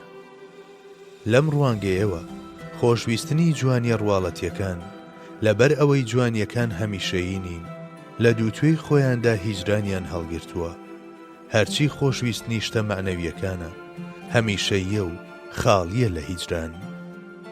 وتەی گەر لە دڵێکدا خۆشەویستی ڕاستەقینە هەبێت دوژمنایەتی دەبێت بە شتێکی مەجازی. ئەگەر دوژمنایەتی ڕاستەقینە هەبێت خۆشەویستی شتێکی مەجازیە. کلیلێکی ئەفسوناوی وەهایە کە زۆرێک لە گرفتەکان چارە دەکات. بەدەستێنانی ئەو شتانەی ئومێد دەکرێن هاوڕێ لەگەڵ ئومێددا مردنی عەشقیشە. هەر یەک لە ئومێد و عەشق باڵەکانی ڕۆحە عەوداڵەکان و لە دەمی گەڕاندا هەمیشە هاودەم و هاوڕێیان دەبن. پزیشکەکان لە ڕێگەی نیشانەکانەوە کاریگەری نەخۆشیەکان دەناسن، بەڵام نەخۆشەکان هەستی پێدەکەن و دەیچێژن. بە وێنەی ئەمە تەنها عاشقان لە عەشق و مەجزوبەکان لە جەزبە و عارفان لە چێژە ڕۆحیەکانیان تێدەگەن. زانستی حاڵیش هەر ئەمەیە. وا مرۆڤ فریوی خوارد. ئەگەر من سیناریۆیەکم بنووسی باە یەکەم وشە و مرۆڤ فریوی خوارد دەبوو. مێژوو لاپەڕەی پەند و عیبرەتەکانە. چاوەڕێکردنی دووبارە بوونەوەی ڕووداوە مێژوویەکان وەک خودی خۆیان شتێکی هەڵەیە. هەموو ڕووداوێک ئەگەرچی لەگەڵ دەستە خوشکەکانیشیدا لە یەکچوونی هەبێت لە کات و شوێنێکی سنوورداردا ڕوودەدات. لەم ڕووەوە لە مێژووەوە پند وەردەگیرێت نەگوانە. لە نێو ئەو شتانەدا کە خۆریان بەسەردا هەڵدێت و ئاوا دەبێت شتێکیان تێدا نییە کە بە تازەیی بمێنێتەوە. تاکە کەسێک و تاکە نەتەوەیەک دەست ناکەوێت کە بۆ هەمیشە لە لووتکەکاندا مابێتەوە. پێویستە مرۆڤ لە پاڵ لاپەڕە جوان و خۆش و نەرمونیانەکانی مێژوودا لاپەڕە سامناک و ترسناکەکانیشی بخوێنێتەوە هەتا ئاگاداربوونەوەی پێویست وەربگرێت. ئەجینە لەوانەیە هەمیشە لە بیرکردنەوەکانیدا وەک منداڵێک بمێنێتەوە. ئەو شتە بچووکانەی کەشتانی گەورە لە سەرشانیان هەڵدەگرن. دەنکەشقارتەیەک دەتوانێت دارستانێکی زەبەلاح کە بنیادنانی هێندەی دنیایەک کاتی دەوێت لە چرکە ساتێکدا بکاتە خۆڵەمێش. جاری وا هەیە شتێکی بچووک بە ئەندازەی دەنکە نۆچێک پیاوێکی گەورەی دێو ئاسا تەختی زەوی دەکات. درەختی گەورە لە ناوچێکی بچووک و مرۆڤی ڕێزلێگیرا و لە زیندەوەرێکی زۆر گچکەی تەنها بەوردبین بینرا و خۆر لە گەردیلەکان و دەریاکانیش لە دڵۆپەکانەوە پەیدا دەبن. چەندەها ناوکو و هۆکاری بچووک و چەندەها ئەنجامی سەرسوڕهێنەری دیکەش. دەربارەی کاتێک خواردن و خواردنەوەکان دەخەینە دەممانەوە و لەگەڵ جەستەماندا تێکەڵیان دەکەین چێژ و سوود وەردەگرین. کاتیش هەروایە کاتێک چرکە و خولەک و کاژێر و ڕۆژ و هەفتەکانی دەکەین بە مڵک و ماڵی خۆمان هەست بە چێژەکانی دەکەین و حەز ناکەین تێپەڕبن. ژیان بە ئەندازەی هەستکردن بە چێژەکەی و چەشتنی نەشوەکەی و بەڵێندانی شتانی جوان و باش سەبارەت بە ئەمڕۆ و داهاتوومان نیعمەتێکی نەبراوە و بەچێژە. بەڵام کاتێک خاڵی بوو لە هەست و شعور و ئاگایی لەگەڵ کۆڵێکی سەرشاندا هیچ جیاوازیەکی نییە. کات بریتیە لە شێوازی درێژبوونەوەی ناکۆتای کۆمەڵێک لولپێچ کە بە چەقێکەوە بەستراون. نەبازنەیە و نەهێڵێکی ڕاستە، بەڵکو و بەرزی و نشێویشی تێدایە. وجودی کاتی ڕاستەقینە تابلۆی نووسین و کوژاننەوەیە. نەفرینەکان هەروەک چۆن لە جەستەی مرۆڤدا چەند خاڵ و پنتێکن کە دارای گرنگین بۆ ژیانی ئادەمیزاد، بە هەمان جۆر لە لاشەی میلەتیشدا بابەتگەلێکی زۆر گرنگی وەک باوەڕ و شعور و مێژووی و کلتوری میلی و ئامانجی باڵای میلی بوونیان هەیە. هەروەک ئەگەر تاک زەبرێک بەریەکێک لەم پنتە گرنگانەی ژیانی بکەوێت دەکەوێت و دەڕوخێت، بە هەمان جۆر گەر میلەتانی ژێکێک لەم لایەنە گرنگانەیان زامدار ببێت بە حەتمی دادەڕمێن. هەزار نەفرین لەوانەی یاریان بە باوەڕ و مێژووی میلەت کرد، هەزار نەفرەت لە دوژمنانی ڕابردوو، هەزار نەفرین لەوانەی کلتوری میلی و ئامانجی باڵای میلیان وێران دەکەن، هەزار نەفرین لەو بەدبین و ڕەشبینانەی کە داهاتوو ڕەش و تاریک دەبین و وەهاش پیشانی دەدەن. شکۆی ڕۆژ ئاوا شۆڕشی پیشەسازی ئەو ڕووداوەیە کە یەکەم شۆکی لە جیهانی ئیسلامیدا هێناوەتە مەیدان. هەروەک چۆن پشی لە مشک شۆک دەکات و پاشان بە دڵی خۆی یاری پێدەکات، ڕۆژ ئاواژ لەو ڕۆژەوە جیهانی ئیسلامی تووشی شۆک کردووە و یاری پێدەکات. بەهەشت نە شوێنی بەرزبوونەوە و نە جێگای نزمبوونەوەیە، ئەوێ هەرێمی قوڵبوونەوەیە لە چێژەکاندا. وشەم ئاڵا هەڵگری لەشکری شاعیرانە.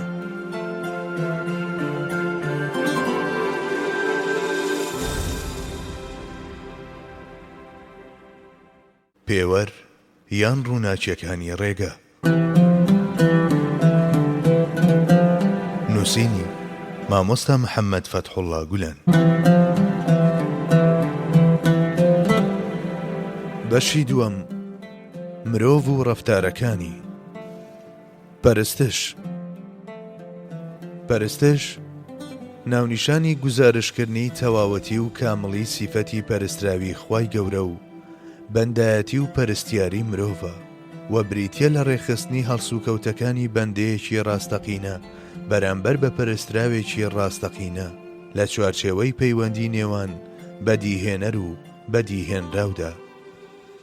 پەرستش بریتیە لە سوپاسگوزاری بەندە لە هەمبەر نیعمەتەکانی وەک بوون و ژیان و شعور و ئیدراک و ئیمان. ئەنجام نەدانی پەرستشیش ئەگەر کوێریەکی ڕەها نەبێت هیچ گومانێکی تێدا نییە کە سپڵەیەکی بێڕێزانەیە. پەرستش بریتیە لە ڕێگای ویساڵ و ئادابی ویساڵ لە پێناو گەیشتن بە بەختەوەری دنیا و عوقبا کە ئامانجی ئیمانن لەلایەن ئەو زاتەوە کە فەرمانی باوەڕهێنانی پێکردوین کردوێتیەوە و خستوێتیە بەردەممان. ئەوانەی ناتوانن ئەم ڕێگایە بدۆزنەوە و ئەم ئادابە بەدەست بهێنن مەحاڵە بەخوا بگەن. پەرستش بریتیە لە کورتترین و سەلامەتترین ڕێگای گەیشتن بە حەقل یەقینی ئەو ڕاستیە هەر مەزنەی کە بە شێوەیەکی نەزەری دەزانرێت لە هەر مەنزڵێکی ئەم ڕێیەدا کە شعور بە باڵەکانی ڕێز و خەشیەت باڵ دەگرێت و بە دوای یەقیندا دەگەڕێت مرۆڤ بە وەسڵەتێکی جیاواز دەگات. بەشێک لەو ڕوحانەی کە بەڕووی ڕاستیدا داخراون و بە ناوی حەقیقەتەوە تەمەنیان لە چیرۆکی بابەتە نەزەریەکاندا بەفیڕۆ دەدەن گەر بە درێژایی ژیانیان لە هەرێمی گۆیاترین زمانەکان و ئەفسوناویترین گوزارشت و بەیانیەکانیشیدا بژین هێشتا ناتوانن هێندەی دەرزیەک ڕێگا ببڕن. پەرستش سەرچاوەیەکی خاوەن بەرەکەتی وەهایە کە هێز و پێس بە مەیلی باشی و ڕاستی و جوانی لە مرۆڤدا دەبەخشێت و ئیکسیرێکی سیحر ئامێزی وەهایە کە مەیلە خراپەکانی نەفس دەگۆڕێت بە چاکە و بەرەو جیهانی فریشتەکان ئاراستەی دەکات. ئەو ڕۆحەی هەموو ڕۆژێک چەند جارێک هاوڕێ لەگەڵ زیکر و فیکردا سەر لەم کانگایە دەدات چووەتە سەرڕێی بوون بە مرۆڤی کامڵ و تا ئەندازەیەکیش بەرامبەر بە فێڵ و تەڵەکەکانی نەفس سپێری بەستووە و چووەتە سەنگەرەوە. پەرستش لەسەر ڕێگای گەڕان بە دوای چۆنیەتی بوون بە ئەهلی بەهەشت بریتیە لە پرۆسەی گەشەپێدانی توانا و لێهاتنە نهێنیە فریشتەیەکانی ناوڕۆحی مرۆڤ و کۆنتڕۆڵکردن و ڕێخستنی توانا و لێهاتنە جەستەیی و ئاژەڵیەکانی. هەروەک لە دوێنێ و ئەم ڕۆژدا کەسانێکی زۆر هەبوون کە بەهۆی پەرستشەوەتەوە و پێشی فریشتەکانیان داوەتەوە ژمارەی ئەوانەش کەم نین کە بەهۆی دووڕوویانەوە لە پەرستش بەرەو نزمترینی نزمیەکان بەربوونەتەوە. چاکترین جۆری پەرستش ناسین و خۆشویستنی خوا و بەسوودبوونە بۆ مرۆڤەکانی تر. لوتکەی ئەم لوتکەیەش هاوڕێ لەگەڵ چاوساغی ویژدانێکدا کە هەمیشە قیبلە نماکەی ڕاستی نیشان دەدات بریتیە لە ڕەچاوکردنی ڕەزامەندی خوای گەورە لە هەموو کارێکدا و جۆشان و خرۆشان لە هەمبەر زایەڵەی فەستەقیم کەما ئومیرتە و گەڕان بە شوێن ئەو ڕاستیە ڕاستەقینەدا کە ئامانجی باڵایە بۆ هەر باوەڕدارێک. مرۆڤ بوونەوەرێکە بەهەستە بەرزەکان پەرچەک کراوە و توانا و لێهاتنی فەزیلەتی پێبەخشراوە و مەفتونی هەتاهەتایی و ئەبەدیەتە. تەنانەت لە ڕۆحی خراپترین و نزمترین مرۆڤیشدا هەرێمێکی پەرکەزێڕینە ئاسا هەیە کە لە بیرۆکەی ئەبەدیەت و عەشقی جوانی و هەستی فەزیلەت پێکاتوە. بەرزبوونەوە و گەیشتنیشی بەنەمری وابەستەی گەشەپێدانی ئەم توانا و لێهاتنانەی ناو ماهیەتیەتی. پێویستە لەو ڕۆحی مرۆڤدا کە تامەزرۆ و عاشقی ئەبەدیەتە بە دوای مرۆڤیەتی مرۆڤدا بگەڕین نەک لەو جەستە ئاژەڵیەدا کە فانیە. لەم ڕووەوە لەو کاتانەدا کە لایەنی ڕۆحی فەرامۆش دەکرێت و تەنها لە ڕوانگەی لاشەیەوە هەڵدەسەنگێنرێت هەرگیز بە تێربوون نەگەیشتووە و نەشتوانراوە ئاسوودە و تێر بکرێت. بەختەوەرترین مرۆڤ ئەو کەسەیە کە ویژدانی هەمیشە بە عەشق و تامەزرۆیی جیهانەکانی ئەودی و سەرمەستە. ئەوانەی کە لە زیندانی سنووردار و تەسک و خنچێنەری جەستەدا تەمەنیان بەسەر دەبەن ئەگەر لە کۆشتیشدا بژین هەر بەبەندکرا و هەژمار دەکرێن. یەکەمین ئەرچی هەموو مرۆڤێک بریتیە لە خۆت زینەوە و خۆناسین و پاشان بە یارمەتی هاوێنەی ئەو ماهیەتەی کە لەم سایەیەدا ڕۆشن بۆتەوە ڕووکردنیەتی لە پەروەردگاری خۆی، ئەو بەدبەختانەی کە ماهیەتی خۆیان ناناسن و شارەزای نین و ناتوانن پەیوەندی لەگەڵ بەدیهێنەری مەزندا ساز بکەن، وەکو ئەو حەماڵانە دەژین کە نازانن لەسەر پشتیان چ گەنجینەیەک دەگوازنەوە و بێ ئامانج تێدەپەڕن و کۆچ دەکەن و دەڕۆن. مرۆڤ لە خودی خۆیدا بوونەوەرێکی کۆڵەوارە، بەڵام ئەوەش حەقیقەتە کە لە سایەی پشتبەستنی بە توانستی ڕەهای پەروەردگاریەوە خاوەنی دەسەڵاتێکی نەبراوەیە. بەڵێ، لەبەر پاڵدانەوەیەتی بەو توانستە ڕەهایەوە کە دەبێت بە ڕووبار لە کاتێکدا کە خۆی دڵۆپێکە و دەبێت بە خۆر لە کاتێکدا گەردیلەیە و دەبێت بە پادشا لە کاتێکدا کە گەدایەکی بێدەسەڵاتە. مرۆڤ بە ئەندازەی یەکان گیربوون و ئاوێتە بوونی لەگەڵ کتێبی بوون و ڕووداوەکاندا لە دنیای دڵیدا بریسکەکانی حیکمەت بەدەردەکەون. لە سایی ئەمەدا ئەو ناوەڕۆکی خۆی دەناسێت، بە مەعریفەتی خوایی دەگات، پاشان دەڕوات و بەخوای گەورە واصل دەبێت. ئەوەندە هەیە دەبێت ئەم سەیر و سلوکەی کە دەخوازرێت لەسەر ئاستی بیر و هەزر ئەنجام بدرێت پێی لە بێباوەڕی و نکۆڵی کاری هەڵ نەنووتێت.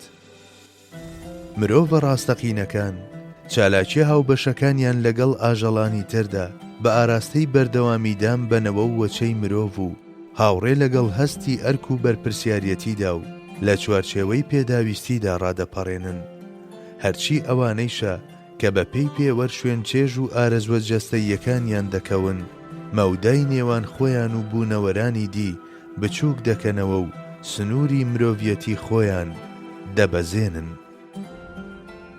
ڕێزگرتن لە مرۆڤ. ئاژەڵ کاتێک دەمرێت لەبیر دەکرێت و گۆڕەکەی شیون دەبێت، بەڵام مرۆڤ وەها نییە. ئەو میلەتانەی کە پارێزگاری لە یادەوەری و گۆڕی باو باپیرانیان ناکەن، نازانم داخۆ ئاگاداری ئەوە هەن کە ئەوانیان بۆ ڕیزی ئاژەڵاندا بەزاندووە. لە ڕاستیدا ڕێزگرتن لە مردووان وەک سەلامەتی و گەرەنتیەک وایە کە بە زیندوانی داهاتوو دەبەخشرێت. هاوسەنگی نێوان دڵ و جەستە. ژیانی ڕاستەقینە ئەو ژیانەیە کە لەسەر ئاستی دڵ بەسەر دەبرێت. ئەو مرۆڤەی کە لەسەر ئاستی دڵبوونی هەیە بەبینینی ڕابردوو و داهاتوو وەک دوو ڕووی یەکشت دەبێت بە بوونەوەرێکی سەرروکات. ڕۆحێکی لەم جۆرە نە بە ئازارەکانی ڕابردوو داغدار دەبێت، نە بە ترس و نیگەرانیەکانی ئایندەش، هەرچی ئەوانەیشە کە لە دڵیاندا خۆیان نەدۆزیوەتەوە بەهۆی ژیانە خام و کاڵ و کچەکەیانەوە هەمیشە لە بەدبینی و ڕەشبینیدان. لە دیدی کەسانی لەم جۆرەدا ڕابردوو گۆڕستانێکی ترسناک و داهاتوش بیرێکی بێبنە، بمرن هەر ئازارە و بمێننەوە هەر ئازارە. پەیوەندی مرۆڤ بە ڕابردوویەکی دوور و درێژ و داهاتوێکی نەبراوە تەنها وابەستەی تێگەیشتنیەتی لە پلەکانی ژیانی دڵ و ڕۆح. ئەو ڕۆحە بەختەوەرانەی کە لەم ئاستەدا دەژین و دەرچی دەکەن، ڕابردوو لە شێوەی تەخت و خێوەتی باپیران و داهاتوش لە شێوەی ڕێگایەکی دوور و درێژدا دەبینن کە ئەو سەری بە بەهەشت دەگات و بەدەم خواردنەوەی بەردەوام لەو کەوسەرەی کە لە ویژدانیاندا هەڵیان قوڵاندووە لەم خانی دنیاە دەڕۆن و کۆچ دەکەن. هەرچی ئەو چارە ڕەشانەیشە کە دەرچی ژیانێکی لەم جۆرە ناکەن، ژیانیان لە مردنیان خراپتر و مردنیشیان تاریچیە لە ناو تاریچیدا و لە دۆزەخ خراپترە. کردار و ڕەفتارەکانی مرۆڤ و ژیانی ناوەوەی یارمەتی یەکتر دەدەن و یەکتری ڕێک دەخەن و یەکدی کامەڵ دەکەن. دەتوانین ئەمەش بە بازنەیەکی داخراوی چاکەکاری ناوزەت بکەین. بە گوێرەی ئەمە هەروەک کردارەکانی وەک عەزم و پێداگری و دامەزراوی و بەردەوامی لە جیهانی ناوەوەی مرۆڤیشدا ڕەنگ دەدەنەوە و دنیای ناوەوەی نورانی دەکەن. بە هەمان جۆر ڕۆشنبوونەوەی ویژدانیش عەزم و ئیرادەی مرۆڤ دەئاژون و ئاسۆی بەرزتری نیشان دەدەن. ئەو بەختەوەرانەی کە ڕەفتارەکانیان لە ژێر فەرمانی ڕۆحیاندایە هەمیشە بەرەو ڕەزامەندی بەدیهێنەر و مرۆڤایەتی و فەزیلەت هەنگاو دەنێن. قیبلەنمای ئەوان هەمیشە ئاماژە بە هەمان میحراب دەکات. گێچی جوڵانەوەشیان هەمیشە هەمان ئاراستە نیشان دەدات. ئەگەر جاروبار هەندێک لەرزینی ژڕوو بدات، هاوڕێ لەگەڵ پەشیمانیەکی قوڵ و ناڵەیەکی بەکوڵدا ئەو گوناهانەی کە دڵیانی تەنیوە لە ڕۆحیاندا دەتوێنەوە و لە ڕۆیشتن بەردەوام دەبن. ئەو ڕۆحە پیرۆزانەی کە هاوڕێ لەگەڵ ئەو پەڕی هەستیاریدا سەرجەم لێپرسراویەتیەکان هەتا دەگات بە بچووکترین وردەکاریان جێبەجێ دەکەن، لە پاڵ ئەوەدا کە دنیای دەرەوەیان بەڕێسا و یاسا و ڕێکوپێکی و عەشقی ئەرک و لێپرسراویەتی ڕازاوەتەوە، لەسەر ئاستی جیهانی ناوەوەشیان هەمیشە وەک بخوردانێک دەسووتێن و ڕۆژانە چەند جارێک لە شەقەی باڵ دەدەن و بە بەزمی فریشتەکان دەگەن. تێگەیشتنێک کە بە درێژایی چەندین سەدە لەگەڵ بیرۆکەی ئەبەدیەتدا کوڵاوە و هەوێنی عەشقی هەتا هەتایی لە دڵماندا داناوە، بە تێپەڕبوونی کات جێی خۆی بۆ شکڵچیەتی بێڕوح و بۆچوونێکی میستیکی وەها جێهێشت کە خاوبوونەوە و تەمبەڵیشی لەگەڵ خۆیدا هێنا. ئیدی لەو ڕۆژەوە ئەم بیرۆکە شومانە ئیلهامەکانی خۆیان کە لە شێوەی بریسکەی گوڵەستێرەدان بە هاوتای شەپۆلە نورانیەکانی وەحیزانی و ڕێگەی ڕووناچی ئێمەیان دووچاری تەم و غوبار کرد و ئاسمانی مرۆڤی ئێمەیان تاریک کرد. لە دوای هەموو ئەمانە بەڕای ئێمە دەکرێت چوارچێوەی پاڵەوانی بواری حەقیقەت بەم شێوەیە بچێشرێت. ئەو لەسەر ئاستی جیسمانیەت خاوەنی جەستەیەکی پۆڵاینی وەهایە کە دەتوانێت بەرگەی هەموو بەڵاو گرفتێک بگرێت. لە ڕوانگەی بیر و هزریشەوە خاوەنی مێشتێکی پێکێنەری وەهایە کە تێگەیشتن و بۆچوونی ڕۆژگاری خۆی لەگەڵ فەرمایشتەکانی خواوەندە تێکەڵ و ئاوێتە دەکات و بە وێنەی کیمیاگەرێکی کارامە لە هەموو ساتێکدا بە سەنتێزێک و پێکاتنێکی نوێ دەگات. لەسەر ئاستی مەلەکەی ڕۆحی و توانە و بەهرەکانی دڵیشی ڕۆحێکی وەهایە بە کوڵانی لە هەمان ئەو مەنجەڵانەدا کە بە درێژایی سەردەمەکان شکل و شێوەیان بە مەولانا و یونس ئەمرەکان بەخشیوە کامەڵ بووە. لە کۆتاییشدا دڵێکی کامەڵی وەهایە کە باوەڕی بە فەلسەفەی بوون بە مرۆڤێک لە ناو مرۆڤەکاندا کردووە و فیداکارێکی وەهایە کە لە پێناو بەختەوەری کەسانی تردا حەز و چێژەکانی خۆی لەبیر چۆتەوە.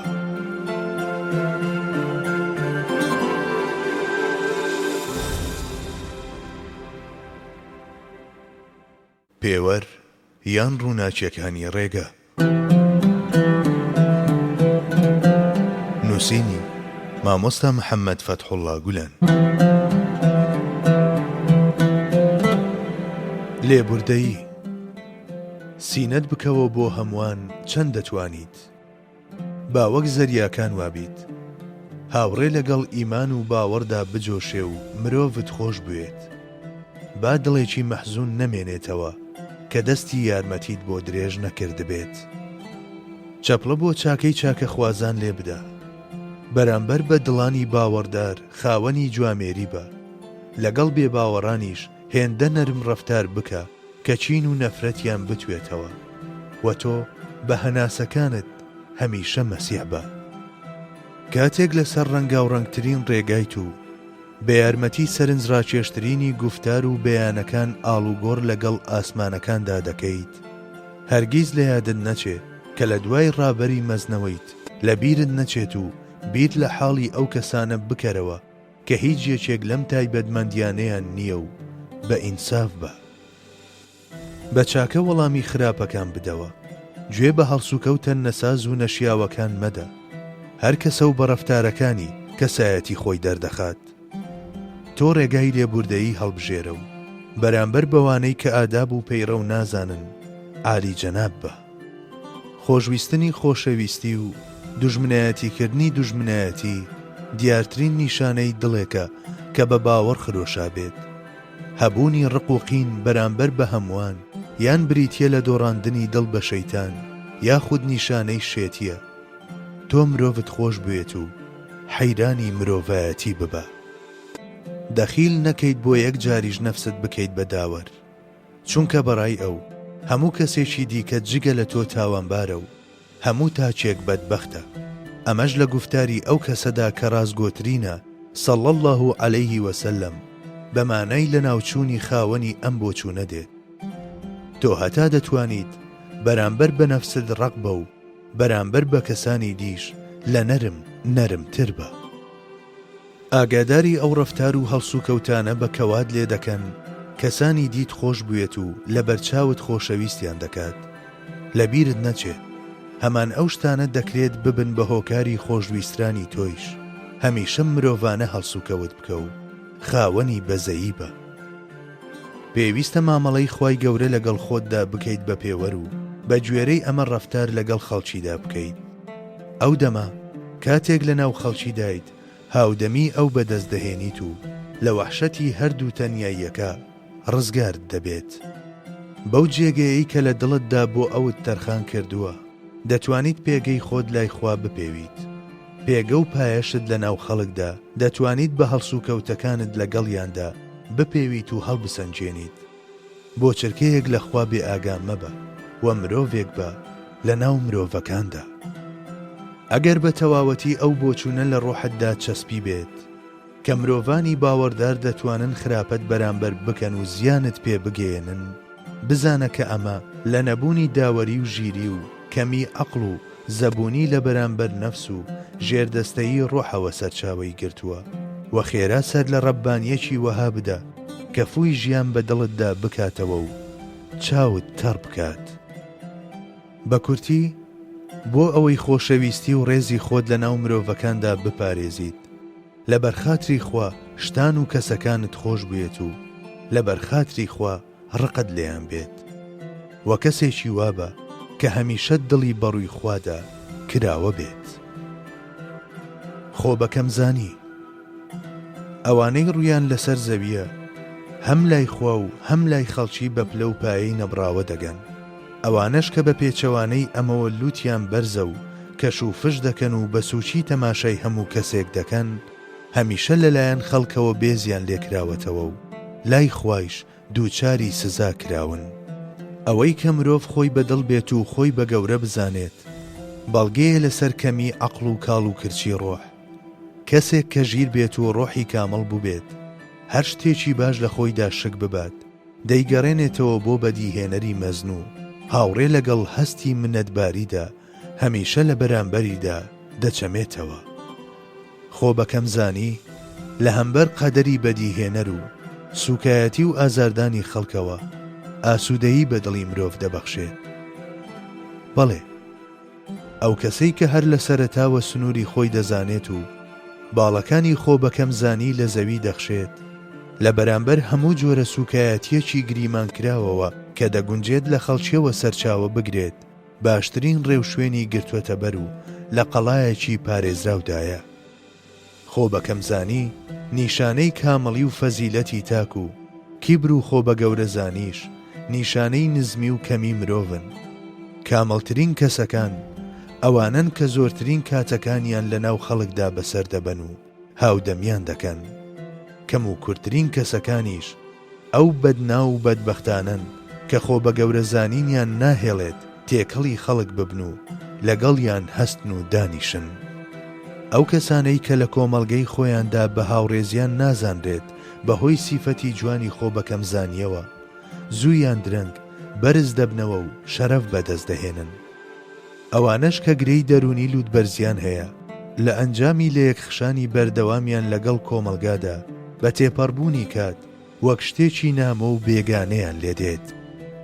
نیشانەی بەرزبوونەوەی مرۆڤ بۆ مرۆڤیەتی ڕاستەقینە خۆ بەکەم زانیە و نیشانەی خۆ بەکەم زانیش نەگۆڕانی مرۆڤە لە دوای بەدەستێنانی ئەو شتانەی کە لای کۆمەلگا بەنرخن وەک پلە و پایە و سەروەت و زانست.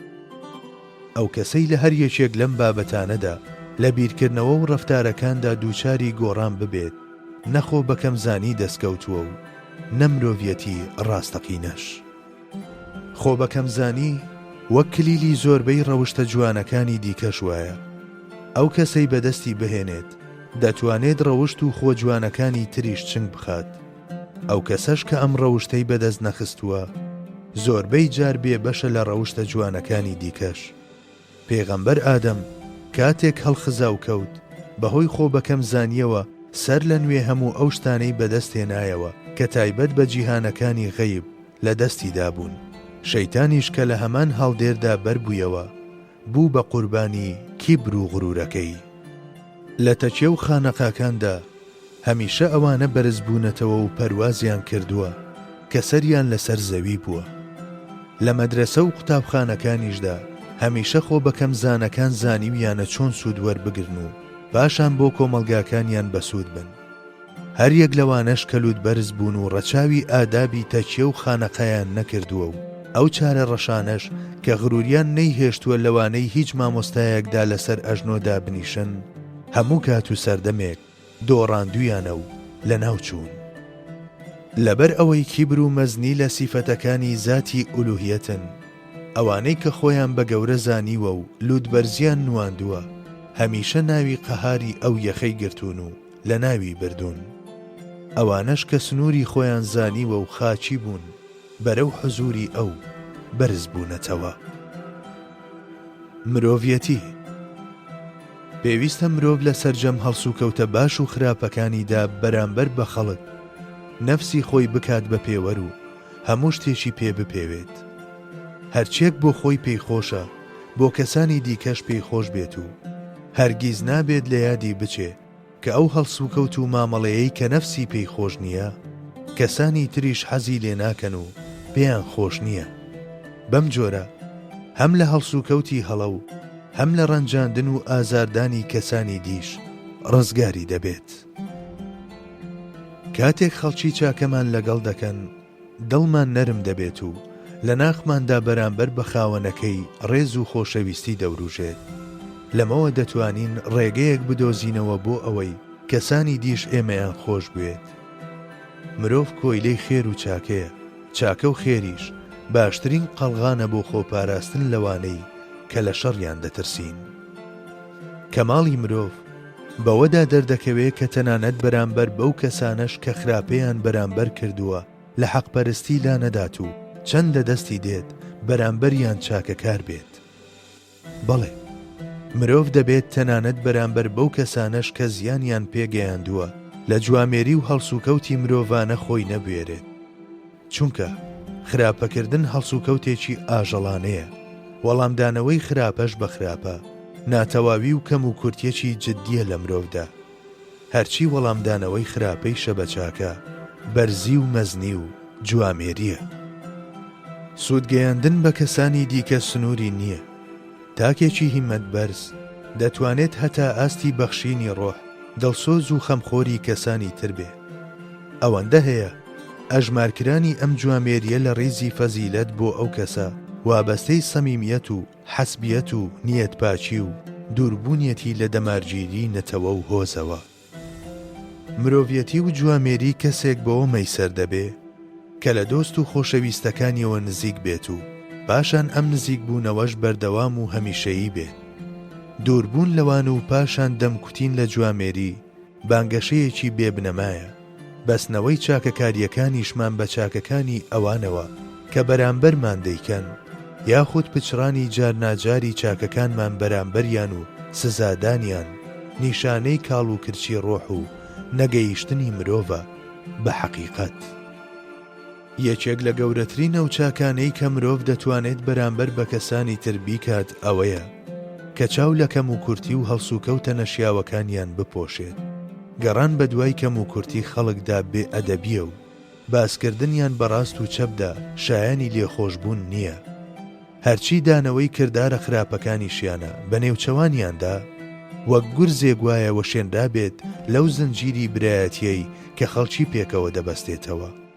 ئەستەمە ئەو ئیگۆیانەی کە گورزێکی لەم جۆرەیان بەرکەوتووە جارێکی دی یەک بگرنەوە و یەکێتی و یەکریزی دروست بکەن. ئەوانەی گەورەترین چاکەکانی خۆیان بەرامبەر بە خەڵک وەک شتانی بێبەها دەبین و بچووکترین چاکەی کەسانی دیش بە گەورە دەزان و بەرز دەیان نرخێنن بەرەو ئەخلاقی خوایی بەرز بوونەتەوە و مرۆڤگەلێکی کامڵی وەهان کە لە ویژداندا بە حزوری ئەو گەیشتون. کەسانی لەم شێوەیە نەچاکەکانیان بەڕووی خەڵکدا دەدەنەوە و منەتباریان دەکەن، نە لە بەرامبەر نادادی و خراپەی خەڵکیشەوە سکاڵا دەردەبڕن. مرۆڤێتی یان جوامێری. ئەو مامەڵەی تۆ چاوەڕێیت خەڵکی لەگەڵت بکەن، هەمان ئەو مامەڵەیەیە کە خەڵکی لە تۆ چاوەڕێی دەکەن. چون بەدەم یارمەتیدانی کەسانی ترەوە ڕەوانگۆترین بانکێشنامەیە بۆ کۆمەکی خوایی. ئەگەر تەنها بە زەردەخەنەیەکیش بێت، نابێت دڵخۆشکردنی براکەت فەرامۆش بکەیت. خۆشویستنی خەڵک و دەرخستنی خۆشەویستی بۆیان نیوەی عەقڵە. پێگەی تۆ لە ناو خەڵکیدا بە ئەندازەی پێگەی ئەوانە لای تۆ. ئەوانەی کە هەمیشە لە چواردەوریان تووڕە دەبن و هاوار دەکەن، بە پێچەوانەی ئارەزووی خۆیانەوە دۆستەکانیان دەتۆرێن و دوژمنەکانیشیان خۆشحاڵ دەکەن. ئەو کەسەی سەر بە هەموو شوێنێکدا دەکات، هەرگیز لە تۆمەت ڕزگاری نابێت. لەبیرت نەچێت هەمان ئەو شتانەی تۆ ڕازی و دڵخۆش دەکەن، خەڵکیش ڕازی و دڵخۆش دەکەن. مرۆڤی ژیر ئەو کەسەیە کە هێزی چواردەورەکەشی بە قازانجی خۆی بەکار بهێنێت. بێعەقڵ و نەزانەکان نەکەر ناتوانن ئەم وزەیە بەکار بهێنن، بەڵکو بەلۆمەکردن و سەرزەنشتکردنی کەسانی چواردەوریان ئەو هێزە لە دژی خۆیان بەگەڕ دەخەن. دراوسێتی لەگەڵ دراوسێدا دەکرێت. جارێکیش هەوڵ بدە بە چاکەکردن ئەو کەسانە نەرم بکەی کە لە شەڕیان دەترسیت. لە کاتێکدا لێخۆش بوو بە کە توانای تۆڵەسەندنەوە و سزادانت هەبێت، هەتا لێبوردنەکەت مانا و بەهایەکی هەبێت. هەرگیز لە بیرت نەچێت کە چەندین برایی وەهات هەن کە لە باوەشی دایکتدا دانەنیشتون. کەسانی دەمارگیر جگە لەوانەی کە بێ هیچ شەرت و مەرجێک گوێڕایەڵن، چواردەوری خۆیان دەشچێن و دەڕۆن. ڕازیکردنی هەمووان بە هەموو پاڵەوانێک ناکرێت. ڕێگای چاکە لەگەڵکران بە چاکەکردندا تێدەپەڕێت. ڕق و قین مرۆڤ کوێر و کەڕ و دڵڕق دەکات. ئەو کارە چاک و خراپانەی کە بەرامبەر کەسانی دی دەیانکەین، تۆوی ئەو شتانن کە سبەینێ ڕوبەڕووی خۆمان دەبنەوە. لە ئاوێنەی ڕۆحدا خراپەکانیش بە وێنەی چاکە ڕیزڕیزن. مرۆڤی نمونەیی بە پێچەوانەی سوود و بەرژەوەندیەکانی خۆی دەگڕێت و خەڵکانی تریش ڕووناک دەکاتەوە. ئەگەر زمانی درێژ و دەستی کورد لە مارەکان جوان بێت، سەبارەت بە مرۆڤ بە بەماربوون ئەژمار دەکرێت. بەهای لێخۆشبوون ڕاستەوانە لەگەڵ توانا و هێزی سزادان و تۆڵەسەندنەوە دەگۆڕێت.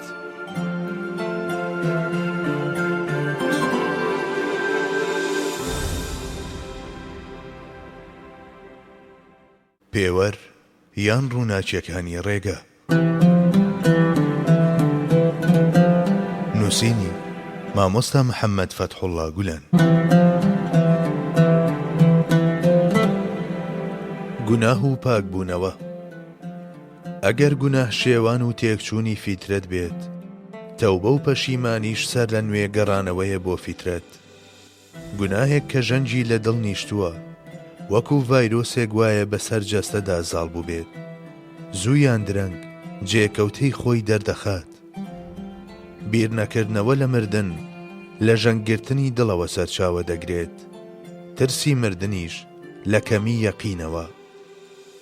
گومانی خراپ یان نەخۆشیەکی عەقڵیە یان چڵکی دڵە.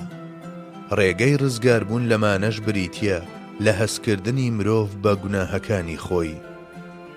تەنها دەتوانین بە قەرەبووکردنەوەی پشتگوێخستنەکانمان لەو چاڵانە ڕزگار ببین کە بەهۆی پشتگوێخستنەوە تێیان کەوتوین. ئەگەر ماڵت لە شوشەیە، تەنانەت بەرد لە کولانەی خەڵکیش مەگرە.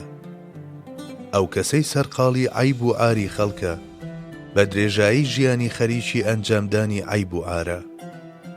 دەڵێن نەسوار هەیە تا ئێستا نەگلا بێت و نە ئەسپیش هەیە تا ئێستا نەکەوت بێت. گرنگەوەیە دوای کەوتن ڕاست ببیتەوە و بیتەوە سەرخۆت. بیرۆکەی بەیانی دەیکەم یەکێکی ترە لە ناو نیشانەکانی بێ ئیرادەیی.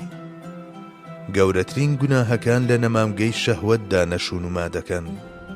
زاڵبوون بەسەر شەهوەتدا مەزنترین زاڵبوون و دەسەڵاتداریە. بێباچی و بێپەروایی بەرامبەر بە گوناهەکان گەورەترین گوناهە. درەخت ئەگەر وشک نەبوو بێت هەست بە بەهار دەکات. کاتێک دەبینیت خوای گەورە سزاد نادات لە سنووری خۆت دەرمەچۆ، بیر لەوە بکەوە کە مۆڵەتت دەدات و بلەرزە. ئیمانداری ڕاستەقینە ئەو کەسەیە کە هەمیشە لە پەیوەندی بەردەوامدایە لەگەڵ خوادا. گوناهەکانیش ئەو بڵێسە زیان بەخشانن کە ئەم پەیوەندیە دەقرتێنن. نهێنی و پاراستنی نهێنی.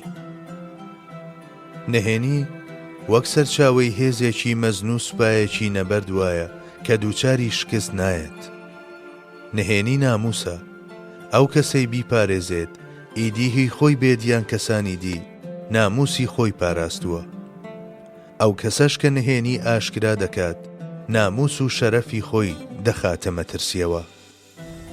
هەندێک کار هەن نهێنی تیایاندا وەک خدری زیندە وایە، هەتا بە نهێنی بمێنێتەوە کۆمەچی زیاتر لەگەڵ خۆی دەهێنێت.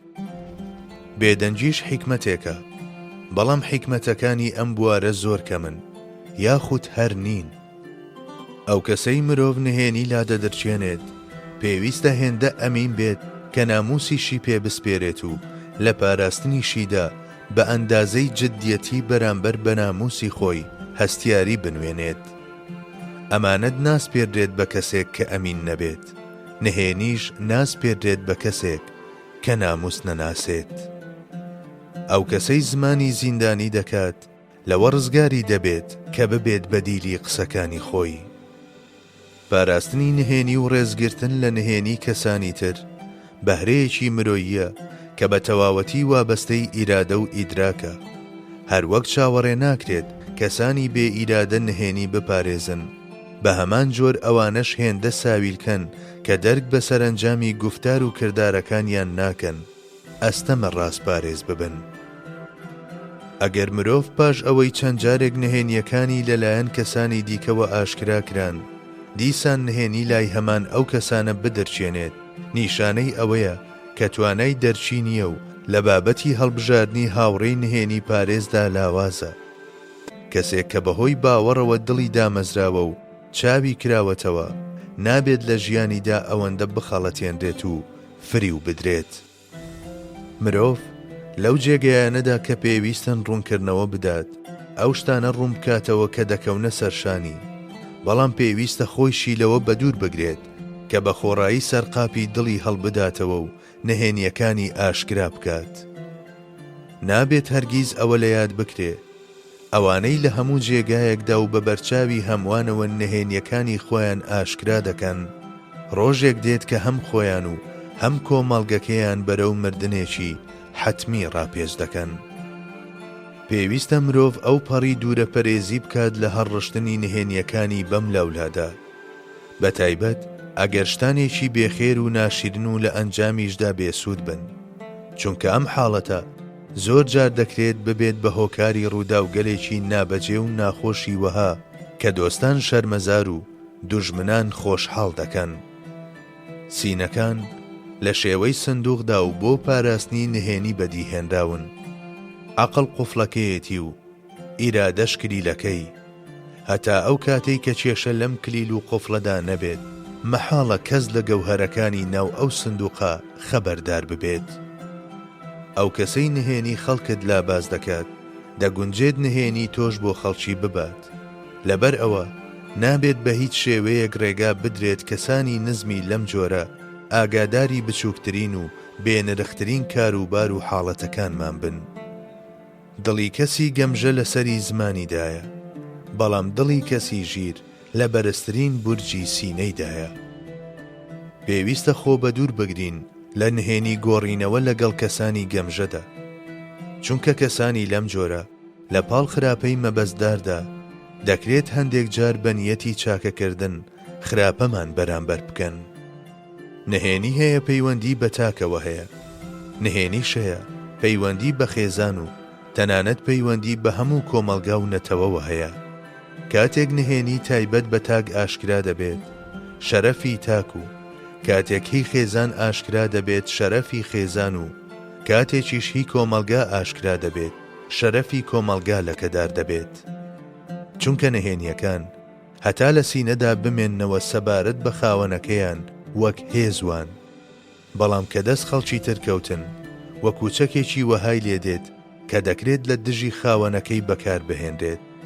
لەبەر ئەمەیە کە باپیرانمان وتویانە نهێنیەکەت دیلی تۆیە، ئاشکرات کرد تۆ دیلی ئەویت.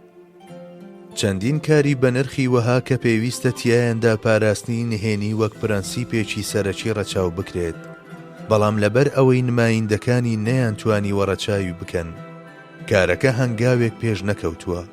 تەنانەت هەندێک جار سەبارەت بە بکەر و هەڵسوڕاوەکانی ئەو کارە مەترسی جددی هاتووەتە پێش، بە تایبەت ئەگەر ئەم کارە لەو بابەتە ناسکانە بێت کە پەیوەندی بە ژیان و مانەوەی میلەتەوە هەیە. دەوڵەتێک نهێنیەکانی خۆی لای دوژمنانی باس کرده بێت، سوپایەک جوڵە استراتیژیەکانی لە لای هێزەکانی بەرامبەر زاندابن، پیاوێکی بواری کار و بزاوتنیش دەستی لای کێبڕچێکارەکانی ئاشکرا بێت، مەحاڵە ئەو دەوڵەتە بکەوێتە سەرپەی خۆی و ئەو سوپایە سەرکەوتوو بێت یان ئەو کەسە لە کارەکانیدا سەرکەوتن بەدەست بهێنێت. بەڵای زمان قسەکردنی زۆر نەخۆشیەکە هێما بۆ کەم و کورتی عەقڵی و ڕۆحی دەکات. قسەی قبول کراو ئەو جۆرەیە کە بە کورتترین ڕێگا و بەبێ ئەوەی زەینی بەرامبەرەکەی بشێوێنێت شتێک لە بەرامبەرەکەی حاڵی بکات. باسکردنی شتێک بۆ کەسی دوێنرا و پێویستی بە قسەی دوور و درێژ نییە. تەنانەت زۆر جار قسەی دوور و درێژ هەندێک زیانیش لەگەڵ خۆیدا دەهێنێت، چونکە قسەی زۆر لە دژیەکی خاڵی نییە، دژیەکیش لە هێنانە مەیدانی پرسیاری دیکەی جۆرا و جۆر لە مێشتی کەسی بەرامبەردا. شتێکی لەم جۆرەش سەبارەت بە دوێنرا و لەوانەیە زیانی لە قازانجی زۆرتر بێت. مرۆڤی ژیر ئەو کەسەیە کە لە بری خۆی ڕێگای قسەکردن بۆ ئەو کەسانە دەڕەخسێنێ کەوتەکانیان هەم بۆ خۆی و هەم بۆ کەسانی دیکەش سوود بەخشن. لە ڕاستیدا قسەکردنی خەڵکانی دی لە حزوری کەسانێکدا کە عەقڵیان بە زانست و هونەرە گەردوونیەکان و دڵیشیان بە بەهرەخواییەکان کامڵ بووە و پێگەیشتووە، بێڕێزیە و بێدەنگبوونی ئەو ڕۆحە کامڵانەش سەبارەت بە کۆمەڵگە جۆرێک لە مەحروم بوونە. قسەی کەم و گوێگرتنی زۆر نیشانەی فەزیلەت و کامڵی و ئارەزووی ئەوەش کە مرۆڤ بیەوێت هەمیشە بڵێت و خەڵکی گوێی بۆ بگرن، ئەگەر هەمیشە بە نیشانەی شێتیش دانەنرێت هیچ گومانێک لەوەدا نییە کە ناهاوسەنجێکی ڕەها و بێشەرمیە. پێویستە هەر قسەیەک کە دەکرێت بە ئاراستەی چارەسەرکردنی کێشەیەک و وەڵامدانەوەی پرسیارێک بێت. کاتێکیش کە سەری قسە دەکرێتەوە پێویستە دوورە پەرێزی بکرێت لە بێزارکردنی پرسیارکار و گوێگران. بێدەنگبوونی مرۆڤ لە جێیەکدا کە پێویستە بێدەنگ بێت و قسەکردنی لە شوێنێکدا کە پێویست بێت شتێکی ئاسایی و سروشتیە، بەڵام ئەوەندە هەیە پێویستە هەمیشە لە کاتی قسەکردندا ئەو کەسانە پێش بخرێن کە وتەکانیان بەسوودترە. ئەمەش پێش لە هەر شتێکی دی پەیوەندی بە ئەدەبەوە هەیە و وابەستەی دەرککردنە بە فەزیلەتی بێدەنگی. باپیرانمان چەند خۆش وتویانە قسەکردن زیو بێت، بێدەنگی زێڕە. مرۆڤ لە بری قسەکردنی زۆر بە قسەی بەسوود لە جێگە و ڕێگەی خۆیدا نرخ و بەهای خۆی بەرز دەکاتەوە.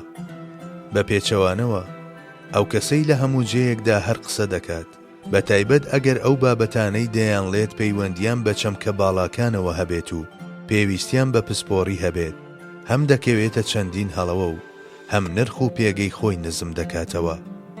وتەی کەسی فرە بڵێ هەڵەی زۆرە، وتەیەکی زۆر بە نرخ و بەجێیە. مرۆڤ بە گفتارەکانی خۆی دەردەخات و بەکردەوەکانیشی مەزنی ڕۆحی نیشان دەدات. ئەو فرە بڵێیانەی کە سەرەی قسە بە کەسی تر نادەن، وەک ئەوەی پێویست بێت هەموو قسەیەک ئەوان بیکەن، بە تێپەڕبوونی کات نەفرەت و سوکایەتی لە دۆستەکانی خۆیانەوە دەبینن. ئەم حاڵەتەش وا دەکات خەڵکی گوێ لەو وتە جوانانەشیان نەگرن کە جار و بار لە وتنیاندا سەرکەوتوو دەبن و لە ئەنجامیشدا خەڵکی بە چاوی سووک بۆ ئەو حەقیقەتە مەزنانە دەڕوانن تەنها لەبەر ئەوەی کە فرە بڵەیە گوتوونی. دیارە ئەمەش بێئەدەبی و بێڕێزیە بەرامبەر بەو حەقیقەتە بەرزانە.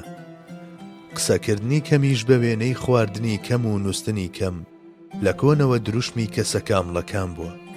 لە بابەتی گەشە سەندنی بەهرە و توانە ڕۆحیەکاندا یەکەم ئامۆژگاری بۆ مرۆڤ ئەوەیە کە ئاگاداری زمانی بێت و خۆی لە قسەی بێجێ و ناپێویست بپارێزێت، چونکە ئەوانەی لە حەق و ناحەق و لە هەموو جێیەکدا دەمیان دەکەنەوە و شتی هەلق و مەلق دەڵێن، ئەو زمانەیان کە لە مێشیان و دڵیان گەورەترە هەمیشە دەبێتە هۆکاری دۆڕانیان، هەم لێرە و هەم لەو دنیاش. بە تایبەت حاڵی ئەوانەی شتانێک دەڵێن کە خۆیان نایکەن، هەم تاڵە و هەم مەترسیدارە. هەر بۆیە پێغەمبەری خوا صەڵی الله عەلەیه وسەلەم پاراستنی زمان و نێوان لاقانی بە یەکێک لە گرنگترین هۆکارەکانی فڕین بەرەو بەهەشت ئەژمار کردووە. هەتا مرۆڤ لە نەخۆشیەکانی وەک فرەبڵەیی و عاشقبوون بە گوفتاری خود و مۆڵەت نەدان بە قسەکردنی کەسانی دی بەدوور بێت، لە بەدیهێنەر و بەدیهێنراوەکانەوە نزیکە و لایەن خۆشەویستە.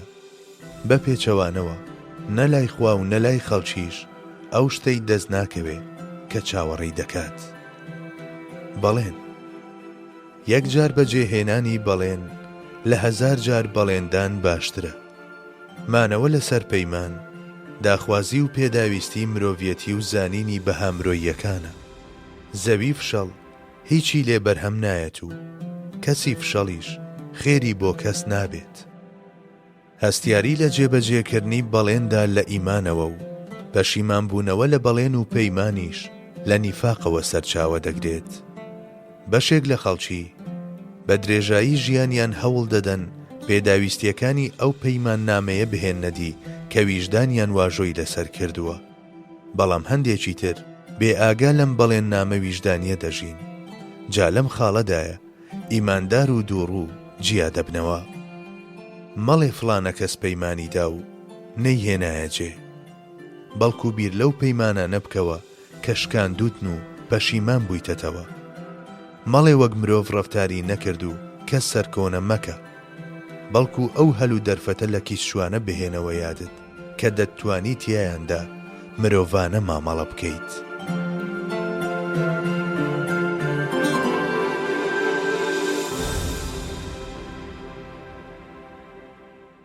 پێوەر یان ڕووناچیەکانی ڕێگە. نووسینی مامۆستا محەممەد فەتحوڵڵا گولان. تەمکین. ئەگەر بەرەو ئاسمانەکانیش بەرزت بکەنەوە لەبیرت نەچێت سەرزەوی سەلامەتترە. ئەو کەسەی لە فڕۆکە بکەوێتە خوارەوە پارچە پارچە دەبێت، بەڵام ئەوەی قاچی لەسەر زەوی بێت وەک خۆی دەمێنێتەوە. نابێت هەرگیز دەستبەرداری ئینساف ببین، چونکە هزر و بیری ساغی لێوە پەیدا دەبێت. بە پێچەوانەوە زامگەلێکی وا دروست دەبن کە ساڕێژبوونیان زەحمەتە و شتگەلێکی واڕوو دەدەن کە چاکبوونەوەیان ئەستەمە. ئەگەر دواتر بە شێوەیەکی دروست و گونجاویش هەڵس و کەوت بکەیت، نەدەتوانیت برینەکان تیمار بکەیت و نەشکاویەکانت پێچاک دەکرێنەوە. باش و باشتر. ژیان نیعمەتێکی خواییە، نیعمەتێکی لەویش گەورەتر ژیانێکی دوور لە قەرزداریە. بەختەوەرترین مرۆڤ ئەوانن کە گوناهەکانیان تەمەن کورتترینن، لەوانیش بەختیارتر ئەوانن کە هەمیشە داخراون بەڕووی گوناهەکاندا. خەڵک هەیە کات بە قازانجی خۆیدا دەتاشێت، خەڵکیش هەیە بە درێژایی تەمەنێک کات دایان دەتاشێت. لە ناو پیریدا گەورەترین دەرد کە مەینەتیەکانی پیریەتی چەند هێندە دەکات خەم و خەفەتی پیریە. ڕوبەڕووبوونەوەی تاریکی شتێکی باشە، لەوەش باشتر لە بری گوێندان بە تاریکی بریتیە لە هەڵگیرساندنی مەشخەڵێک ئەگەرچی بچوشیش بێت. خێرێکی کەم و بەردەوام لە خێرێکی زۆری ناوبەناو بەرەکەتدارترە. هەنگاوێک بەرەو پاراستنی تەندروستی لە 100 هەنگاوی سەر ڕێگەی چارەسەرکردن باشترە. تاقەگوانێکی زیندوو لە مەڕێکی مردوو خێردارتر و بەپیتترە. عیزەت و شەرەف لە محەممەدی بوونی موسڵمانەوەیە. چۆلەکەیەکی ناومشت لە کۆترێکی سەرلەق باشترە. مامەڵە و هەڵسوکەوت. دینداری لە مامەڵەدا دەردەکەوێت. ئیماندار بە جۆرێک کارەکانی ڕادەپەڕێنێت، وەک ئەوەی بە مەبەستی وردبینی و پشکنین بخرێنە پێشچاوی خوای گەورە. باران لە ئاسمانی هەوراویدا و کردار و ڕەفتارە جوانەکانیش لەو دڵانەدا دەبینرێنەوە کە وابەستەی خوای گەورەن. هەموو شتێک دەتوانرێت کۆنتڕۆڵ بکرێت، بەڵام خوو زەحمەتە. شیر خواردنی کەسی پیر عیبەیە، بڕینەوەی شی لە شیر زەحمەتە. تووڕەبوونی ئەو کەسەی کە هیچ تووڕە نابێت زۆر جیاوازە.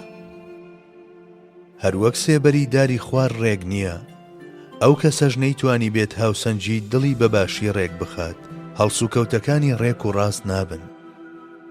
ئەگەر خەڵکی بە گوێرەی هەڵسوکەوتەکانت جێیەکیان بۆ تۆ بڕیاردا بێت، هەتا حاڵەتی خۆت نەگۆڕیت، چاوەڕێکردنی مامەڵەیەکی دیکە لێیان کارێکی بێهودەیە. هیچ شتێک هێندەی لەشساغی و بێوەیی شیرینتر و بەقەدەر محتاج بوون بە کەسانی تر تاڵتر و بارتەقای دینداری لە کاتێکدا کە هەلومەرجەکان نالەبار و نەخوازراون سەختتر نییە. هەر یەک لە گوفتاری بێکردار و فیقهی بێوەڕع و زانستێک کە بە ویلایەت و زوهد نەگات و دۆستایەتی دوور لە وەفا و ژیانی دوور لە لەشساغی و بێوەیی، هەر یەکە خەڵەتان و فری و خواردنێکن. خەڵوەتخانەکان هێزی ئیرادە زیاد دەکەن، تاگ لەوێدا خۆی دەدۆزێتەوە. لە خەڵوەتخانەدا گۆشەگیری بناغەیە، ئەمەش پێویستی بە باتنێکی باش و ظاهرێکی نائاسایی هەیە، بەڵام تاچی کامڵ لە ناو کۆمەلگادا گەشە دەکات. فێربوونی تەواوەتی پەیوەندیە مرۆییەکان تەنها لە ناو کۆمەلگادا دێتە دی. وەکو عاشقان هاوڕێ لەگەڵ خۆشەویستیدا تێکەڵ بەیەک ببن، بەڵام لە کار و مامەڵەکانتاندا نامۆیی و بێگانەیی بکەن بە بناغە. واز لە باسکردنی خۆت بهێنە، با ڕەفتارەکانت باسی تۆ بکەن. یەکێتی هەستە بەرزەکان. ئەوانەی بە ئاشکرا دوژمنایەتی ناموس و شەرەف دەکەن سووک و ڕسوان، ئەوانەش بە نهێنی دەیکەن کۆمەڵێک نادانی وەهان کە خۆیان ناناسن و شەرم لە خوایش ناکەن. لە ڕاستیدا ئەوانەی هەڵگری هەستی ناموس و شەرەف نەبن، هەستیان بۆنەتەوە و نیشتیمانیش نییە. نیعمەت و هەستکردن بە نیعمەت. خوای گەورە چەندین نیعمەتی لە ژمارە نەهاتووی بە بەندەکانی بەخشیوە. گەورەترین ئەم نیعمەتانەش بریتیە لە شعوری هەستکردن بە نیعمەتەکان. لەشساغی نیعمەتێکە بەسەرشانی لەشساغانەوە، بەڵام تەنها نەخۆشان قەدری دەزانن. گەورەترین نیعمەتی خوا بۆ مرۆڤ نیعمەتی ئیمانە. شکری ئەم نیعمەتە مەزنەش سەرپێچینەکردنی ئەو یاخی نەبوونە لێی. شکرانە بژێری نیعمەتەکان بە شێوەیەک کە لە جۆری خۆیان بێت نیشانەی قەدرزانی و نرخشناسیە. زۆر جار نەزان و نەفامەکان بەختەوەر و خۆشگوزەران و ئەربابی حکمەتیش لە ڕووی مادیەوە بەدبەختن. ئەمەش دەری دەخات کە نیعمەتەکانی دنیا بە گوێرەی نرخ و بەهای مرۆڤەکان دانابەزن. زانینی بەهای شتان گرنگە، نەک نرخیان. ئیحسان و لوتفەکانی خوای گەورە بە گوێرەی مەزنی خۆیەتی. هەرچی داواکردنی سوپاسگوزاریشە، بەقەدەر قەد و باڵای ئەوانەیە کە نیعمەتی بەسەردا ڕژاندون. نیعمەتێک مرۆڤ لە خوای گەورە دوور بخاتەوە گەورەترین موسیبەتە. خەمخۆری و دڵسۆزی. هیمەتی هەموو کەسێک بە ئەندازەی نرخ و بەهایەتی. ئەو کەسەی تەنها بیر لە خۆی دەکاتەوە، یان هیچ مرۆڤ نییە، یاخود بوونەوەرێکی ناتەواوە. ئەو ڕێگایی بەرەو مرۆڤیەتی ڕاستەقینە دەڕوات، بەوەدا تێپەڕ دەبێت کە لە تاو بیرکردنەوە لە کەسانی دی ئەگەر پێویستی کرد مرۆڤ خۆیشی لە بیر بکات. پێویستە مرۆڤ لە بەرامبەر عیبەکانی خۆیەوە داواکاری گشتی بێت و لە هەڵسەنگاندنی عیب و کەم و کورتی خەڵکیشدا پارێزەریان بێت. مرۆڤی کامڵ و دۆستی ڕاستەقینە ئەو کەسەیە کە تەنانەت لە هاتنە دەرەوە لە دۆزەخ و چوونە ژوورەوەی بەهەشتیشدا پێت دەڵێت فەرم و پێش بکەوە. مرۆڤی ڕاستەقینە هەلومەرجەکان هەر چۆنێک بن، ئەو کەسەیە کاتێک شیر دەدۆشێتە سەتڵەکەی خۆیەوە سەتڵی خەڵکی تر لەبیر ناکات. تۆ بووە شوێنە و بڕۆ، ئیدی چێ دەیدورێتەوە بابی دوورێتەوە. تەوحید و خۆشویستنی خوا. کاتێک یەکێک دڵی یەکێکی تر دەخوێنێتەوە و ئەو شتە دەڵێت کە بە دڵیدا تێدەپەڕێت، پێویستە لە بری قسە بێش تەماشای ئەو خوایە بکرێ کە ئەو قسەی هێناوەتە سەر زمانی و دەبێت بوترێت خوا هێنایە قسە. ئەم جۆرە بیرکردنەوەیە هەم هەڵەی تێدانیە و هەم لە مەترسی دوورە. ئەو کەسەی داواکاریەکانی لە خوا داوا دەکات هەرگیز مەحروم نابێت. ئەو کەسەی پشت بەخوا دەبەستێت هەمیشە زیندووە. ئەگەر بشمرێت بەهۆی ئەو پەیوەندیەوە کە لەگەڵ خوادا هەیەتی بە زیندوو ئەژمار دەکرێت. جوانترین جۆری خۆشویستنی خوا ئەو جۆرەیانە کە لەلایەک بە خۆشویستنی خوا و لەلایەکیش بە ترسان لە خوا دەورە دراوە. ئەوەی کە خوای گەورە مۆڵەتی داوە و هەلومەرجی ڕەخساندووە بتوانین ئەومان خۆش بوێت پایەیەکی چەند گەورەیە. لە ڕێگەی 1001 ئەزموونەوە سەلماوە هەر کاتێک وترا بێت ئەم هۆکارانە دەمانگەێنن بە ئەنجام، هێندەی نەبردووە ئەو هۆکارانە ورد و خاش بوون. ئەو شتەی دەکەوێتە سەرشانمان ئەوەیە کە لە نێو پشت بەخوا بەستندا هەتا ئەو پەڕی توانامان کار بکەین. ئەو کەسەی بڕیاری لە ناوچوونی بۆ دەرکرا بێت ئەگەر تۆش لێی نزیک ببیتەوە کە وەرزی خۆی هات بێ هیچ گومانێک قودرەت یەخەی دەگرێت. مەشخەڵی بەرزەخ. شەو نوێژ وەک مەشخەڵێک وایە لە دەستی مرۆڤدا بەرامبەر بە تاریکی بەرزەخ. لە بنەڕەتدا هەر یەکێک لە 5 کاتەکانی نوێژ لایەنێک لە لایەنە تاریکەکانی مرۆڤ ڕۆشن دەکەنەوە و ڕووناچی ئاراستەی پارچە دیاریکراوەکانی کات دەکەن. ئەگەر نوێژ نەبێت ئادەمیزاد ناتوانێت لەسەر ڕێڕەوی دین بڕوات و دامەزراو بێت. پێغەمبەرمان صلی الله علیه وسلم ئەگەر نەیتوانی بێت بە شەو نوێژ بکات لە ڕۆژدا قەزای دەکردەوە.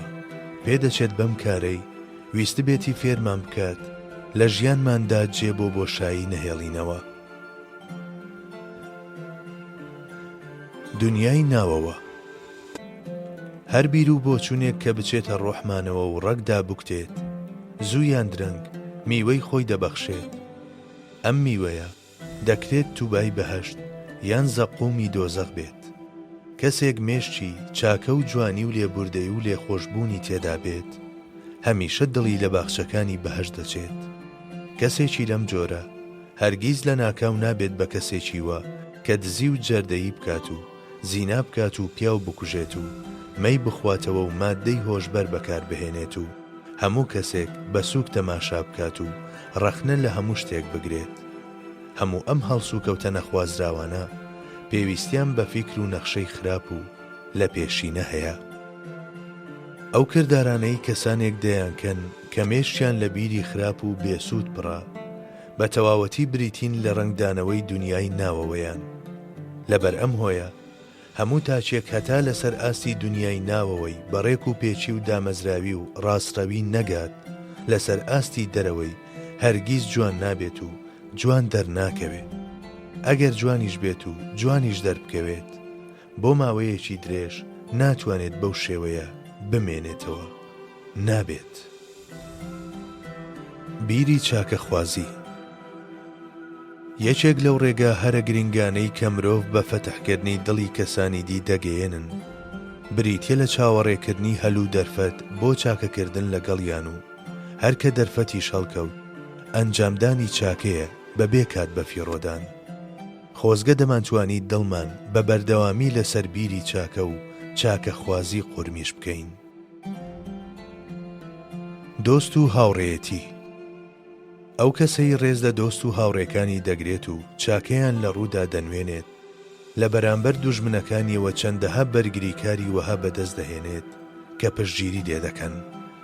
پێویستی مرۆڤ بە هاوڕێی ڕازگۆ لە پێداویستیە گرنگەکانی دیکەی کەمتر و لە دواتر نییە.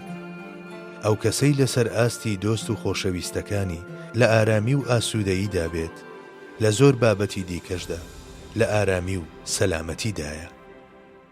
مرۆڤی ژیر ئەو کەسەیە هەر کە پەیوەندی لەگەڵ چواردەورەکەیدا تێکچوو، خێرا دڵیان بەدەست دەهێنێتەوە و ئاشتیان دەکاتەوە و دۆستایەتی خۆی لەگەڵیاندا نوێ دەکاتەوە. لەمەش ژیرتر ئەو کەسەیە کە هەستیاری دەنوێنێت و هەرگیز لەگەڵ دۆستەکانیدا کێشە و گرفتی بۆ دروست نابێت. هەروەک چۆن دوژمنی نهێنی هەن، دۆستی نهێنیشەن. دۆستی نهێنی باسکردنی خۆی بە ماستاوچێتی دادەنێت، کەواتە هەروەک چۆن هەوڵ بۆ ناسینی دوژمن دەدرێت، پێویستە بە هەمان جۆر گەڕان بە دوای دۆستیشدا فەرامۆش نەکرێت، چونکە ئەو دۆستانەی کە بەبێ گەڕان دەدۆزرێنەوە لەوانەیە بە ئەندازەی پێویست جێی متمانە نەبن. بەردەوامبوونی پەیوەندی و خۆشەویستی نێوان هاوڕێیان وابەستەی ئەو بواردان و لە یەکتر تێگەیشتنەیە کە لەگەڵ ڕێگای مەشروع و کاری مەعقولدا لە ئاستی یەکتردا دەینوێنن. ئەوانەی کە لەسەر ئاستی بیر و ڕەفتارەکانیان بەرامبەر بە یەکتر فیداکار نەبن، دۆستایەتیەکانیشیان کورت و کاتی دەبێت.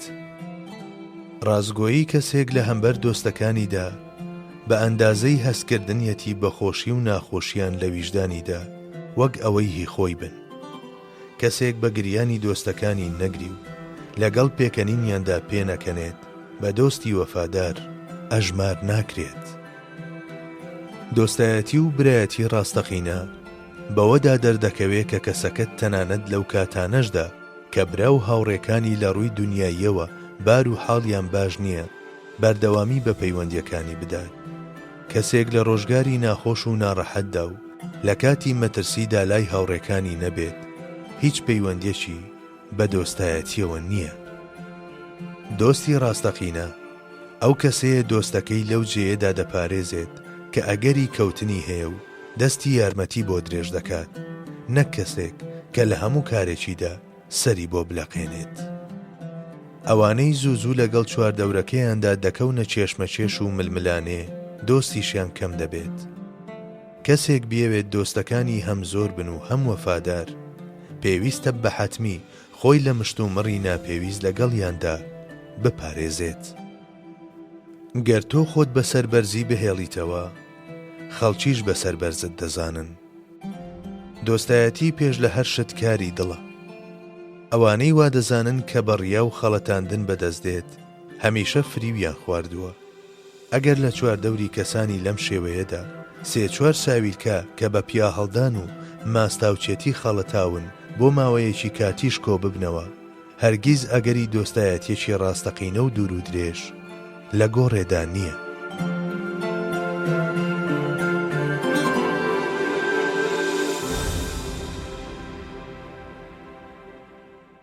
پێوەەر یان ڕووناچیەکانی ڕێگە.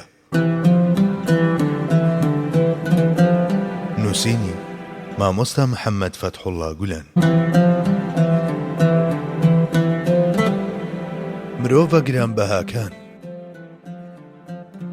لە ناو خەڵکیدا هەروەک کەسانێکن کە زۆر هەرزان و دەکرێت بە نرخێکی زۆر هەرزان بکڕێن، کەسانی گرانی وەهایشن کە بە دنیایەک زێڕ و ئەڵماز ناکڕێن. ئەوانەی نەتەوەکان بەرز دەکەنەوە و سەرکەوتنیان پێدەبەخشن لەم جۆرەی دووهەمن.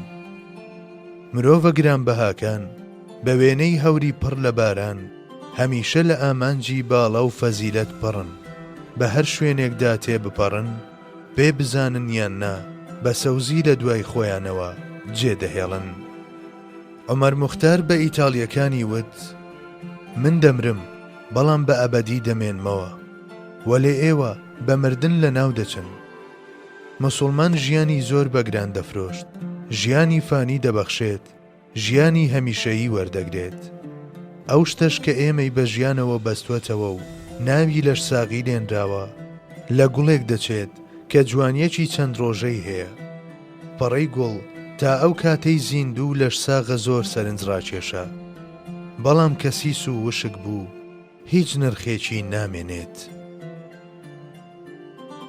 مەزنترین سەرمایە ئەخلاق و ویژدان و پەروەردە و ڕێز و نەرمونیانی دراوگەلێکن کە لە هەموو وڵاتێک دەخۆن و لە گەوهەرێک دەچن کە کێشە و گرفتە ئابووریەکانی بازار کار لە نرخیان ناکەن.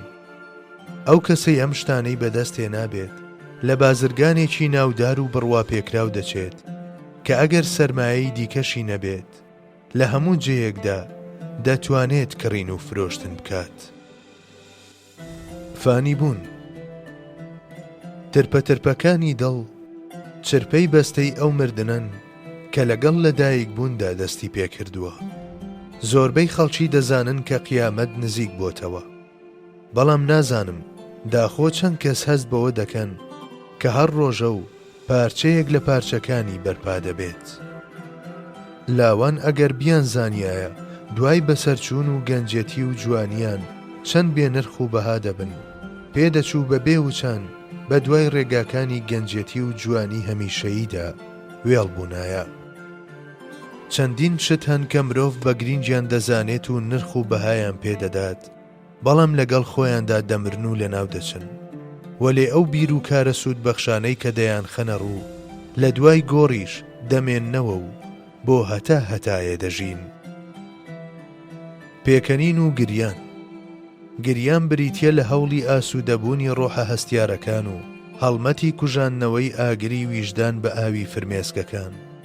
ئەوەندە هەیە زۆربەی خەڵک لەو جێیەدا کە پێویستە بگرین پێدەکەن و لەو جێیەشدا کە پێویستە پێ بکەنن دەگرین. کاتێک ڕۆح گڕی گرت و ویژدانیش سووتە، ئیدی ئەو کات مرۆڤیش دەگری. ئالەم ساتەدا فرمێسکەکان دێن بەهانای مرۆڤەوە و ئاگری ڕۆح دەکوژێننەوە. بەڕای من پەیوەندی نێوان چەشم و چەشمەش هەر لەمەوە دێت. دەربارەی ترس و ئومێد. ترسان لە خەڵکی مرۆڤ ئیفلیس دەکات. چاوەڕێکردنی سوود و قازانجیش لێیان زۆر جار دەبێتە هۆکاری خەیاڵشکان و ناومێدی. تاکە چارەسەری نەترسان لە هیچ کەسیش بریتیە لە ترسان لەو بەدیهێنەرەی کە مرۆڤ پێویستە لێی بترسێت. چارەسەری خەیاڵشکان و ناومێدیش بریتیە لە پشت بەستن و متمانەبوون بە زاتێک کە هەمیشە بەهێزە و هەردەم توانای هێنانەدی بەڵێنەکانی هەیە. دوو ڕۆژ بۆ هەمووان. باوەڕمان وایە هەموو کەسێک دوو جۆرە ڕۆژی هەیە، یەکێکیان تایبەتە بەخۆی و ئەوی تریان تایبەت بەنەوەکانی داهاتوو. ئەگەر ئێمە ئەمڕۆ لەسەر ئاستی یەکێکیان بگرین و بناڵێنین بە پشتبەستن بە کۆمەکی خۆی خاوەن ڕەحمەتی ڕەها، لەو باوەڕە داین کە لەوەی تریاندا پێدەکەنین. نەوەی گریان و پێکەنین. ڕۆحێک بە تێپەڕبوونی تەمەن لەگەڵ بیری بەندایەتیدا ئاوێتە نەبوو بێت، لە ئاسۆیەکدا کە دەبوو قازانج بکات دووچاری بەدبەختی دۆڕان دەبێت.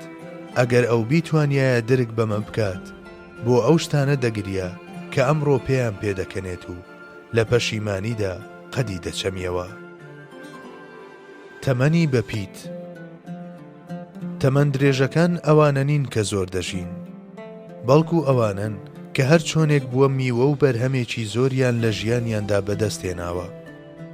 بە گوێرەی ئەم پێوەرە هەروەک دەکرێت کەسانێکی تەمەن کورتی وەها هەبن کە 100 ساڵ ژیابن، بە هەمان جۆر دەگونجێت کەسانێکیش هەبن کە بە 15 ساڵی هاوڕێ لەگەڵ پیت و بەرەکەتێکدا کە تەنها بە هەزاران ساڵ بەدەست دێت سەریان تا کەشکەشان بەرز بوو بێتەوە. ژیانی ڕاستەقینە. ژیان بریتیە لە ناونیشانی چرۆکردن و نەشونمای سەردەمی منداڵی و گڕوتین و ڕۆحی هەوڵدان و تێکۆشانی تافی گەنجەتی و هەوڵدان بۆ زیندومانەوە لە پێناو شادبوونەوە بە دۆستان و خۆشەویستان لە ڕۆژگاری پیریدا. بەداخەوە ئەوانەی لە پەنجەرەی کوفرەوە تەماشایان کرد گاه وەک کۆمیدیایەک و گاه وەک تراژیدیایەک بینیان و ئەمەش بیری شەوق و شوکری لە ئادەمیزاددا کوشت. تەنیایی. هەستی تەنیایی دەردی بێدەرمانی ئەو زەبوون و دەربەدەرانەیە کە دڵیان بە گوێرەی ئەبەد قورمیش نەکردووە و هەوێنی بیری هەمیشەییان لە ڕۆحیان نەداوە. پێدەچێت کەسانی لەم جۆرە هەتا ئەو کاتەش کە هەستەکانیان بە ئیمان باڵ دەگرێت و ڕۆحیان ڕووی ڕاستەقینەی بوون دەبینێت، نەدەتوانن لە کەش و هەوای تەماوی بەدبینی و ڕەشبینی ڕزگاریان بێت و نە لەگەڵ تێگرای بووندا ئاوێتە ببن و دۆستایەتی و هاوڕێیەتی لەگەڵ هەموو شتێکدا پێک بهێنن. بنیادی هەست. بنیادی هەستەکانی مرۆڤ ڕاستەوانە لەگەڵ جۆری ژیان و ئازار و ژان و ڕەنجی کێشراو دەگۆڕێت. دنیای هەستی ئەوانەی هەمیشە لە دەرەوەی ژیان ماونەتەوە و دوورن لە بیرکردنەوە و چلە کێشان، بە وێنەی توانە و لێهاتنەکانی دیکەیان هەرگیز گەشە ناکات و کەسانی لەم جۆرە هیچ کاتێک لەگەڵ وجوددا ئاوێتە نابن. خراپە. ئەوانەی بەردەوام خەریکی خراپەکردنن، ئەگەر کەسیش ڕێگەیان لێ نەگرێت، ڕۆژێک دێت کە بێگومان دەبن بە ژێرباری خراپەکانی خۆیانەوە. بەڵێ، سەرنجامی خراپەکاریە بەردەوامەکان زوویان درەنگ لە ناوچوونە. شتە عارەزی و ڕووکەشەکان ئەگەر وەک شتانی بەردەوامیش دەربکەون هەر کاتین. کاتێک تەمەنی سروشتیان کۆتایی هات، ئەوانیش وەک هەر شتێکی تر دەمرن. ئەوەندە هەیە هەندێک جار بە هەمرۆییەکانیشمان لەگەڵ خۆیان دەبن. هەندێک لە نەخۆشیەکانی دڵ. دینداری ڕاستەقینە ئەو کەسەیە کە لە هەمان کاتدا خاوەنی بەرزترین ئەخلاق و ڕەوشتە، لە پەرستشەکانیدا ڕیا و لە هەڵسوکەوتەکانیدا خەڵەتاندن و لە دڵیدا ڕق و دووڕوویی بوونیان نییە. ڕیا و خۆ دەرخستن مرۆڤ لە خوا و خەڵەتاندنیش هەم لە خوا و هەم لە خەڵکی دوور دەخاتەوە. ڕق لەگەڵ نەفرەت و دووڕوویش لەگەڵ لەعنەت باز دەکرێن و یاد دەکرێنەوە. هەڵپە. هەڵپە تەڵەیە کە شێر دەکات بە مشک. هەر کەس جارێک تێیکەوت ئیدی لە دەستی ڕزگاری نابێت. هەڵپە دێوێکی وەهایە پشتی بەهێزترین پاڵەوانەکانیش دەدات لە زەوی. کەسێک بەخیل نەبێت، بە تێپەڕبوونی کات دەبێت بە کەسێک کە خەڵکی بەخیلی پێدەبن. ئیرەیی لای ئیرەبەران و هەڵپە لای هەڵپەکاران دوو دۆزەخی دنیایین. تەماعبازی زنجیری دیلێتیە لە گەردنی ئادەمیزاددا. پێویستی وەک مۆرانەوایە هەستی شەرمکردن کون دەکات، بە تایبەت ئەگەر تەماعیش پاڵپشتی لێ بکات زۆر خراپتر. مرۆڤ لە باوەشی ئەو شتەدا دەمرێت کە مەفتونیەتی. لادان. هەتا ئێستا لە پێناو مەهلیکە سوڵتاندا چەندین جار چارۆکەمان بەڕووی چەندەها شوێنی نادیار و نەناسراودا هەڵداوە، بەڵام نە ئەو لەیلایەمان دۆزیەوە کە عاشقەکەی ڕاپێچی بیابانەکانی کردین، نەتوانیمان بگەڕینەوە بۆ ئەو کەنارانەی کە جێمان هێشتون. کاتێک کۆمەڵگا لە ڕێگەکانی ڕۆحی خۆی دوور دەکەوێتەوە، ڕوانگەی دەگۆڕێت و سیستەمی بەهاکانیشی ئاوەژوو دەبنەوە. لە کۆمەڵگایەکی لەم جۆرەدا جیهان ناوی دەستدرێژی و ستەمیش ناوی دادپەروەری لێدەنرێت. نەفرەت لە مێژوو دەکرێت و شتەقەبە و ناشیرنەکانی ئەمڕۆ هێندە ستایش دەکرێن، دەبرێن بە ئاسماندا و سوکایەتی بە ئەدەب دەکرێت و چەپڵە بۆ بێشەرمی لێدەدرێت و داوێن پاچی و پاکیزەیی وەک خێو نیشان دەدرێت و بێڕوویی بە شتێکی سروشتیدا دەنرێت و لە کاتێکدا کەوا بەستەبوون بە میلەت و ڕابردووەوە بە ناشیرنترین شێواز سوکایەتیان پێدەکرێت. بێڕەجی و بێڕەگان دەبرێن بە ئاسماندا. تێکەڵاوبوون و هەستان و دانیشتنی بەردەوام لەگەڵ ڕەگەزی بەرامبەردا و ئارەزووی هاودەمی بەردەوام لەگەڵیاندا، یان نیشانەی خاڵی لاوازی مرۆڤە، یان ئاماژەیە بۆ تێکچوونی سروشت، یاخود هێمایە بۆ هەڵگرتنی تایبەتمەندیەکانی ئەو ڕەگەزە. نەزانی. نەزانی وەک پەچەیەک وایە بەسەر ڕووی شتانەوە. ئەو بەدبەختانەی نەیانتوانیوە ئەم پەچەیە بدڕێنن، هەرگیز ناتوانن دەستیان بەمانە بەرزەکانی ناو گەردوون بگات. گەورەترین نەزانی نەناسینی خوای گەورەیە، بە تایبەت ئەگەر ئەمە لەگەڵ خۆپەرستیدا یەک بگرێت، ئیدی وەک حاڵەتێکی شێتی وەهای لێدێ کە چارەسەری نییە. ئەڕووی ڕاستەقینەی دنیا. هەندێک کەس دنیا بە کەمێک پارە و کەمێک لەش ساغی دادەنێن. ئەگەر ئەم بۆچوونە سەبارەت بە کەسانێک کە هەموو شتێک بۆ مادەت دەجێڕنەوە و دنیا بەو شتانەوە دەبەستنەوە کە دەیزانن و دەیبینن، ڕاستیش بێت لە دیدی ئەوانەدا کە چاویان بەڕووی مەعنا و حەقیقەتدا کراوەتەوە، جگە لە فری و خواردن هیچی تر نییە.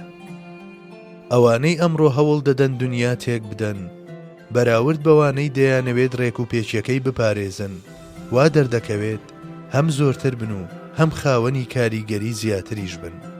ئەگەر هێزێکی معنەوی وەها نەبێ کە کار لە هاوسەنجی هێز بکات، لە حاڵی حازردا زەحمەتە بتوانرێت بوترێ چاچی و جوانی لە داهاتوێکی نزیکدا مەودایەکی گەورە دەبڕن.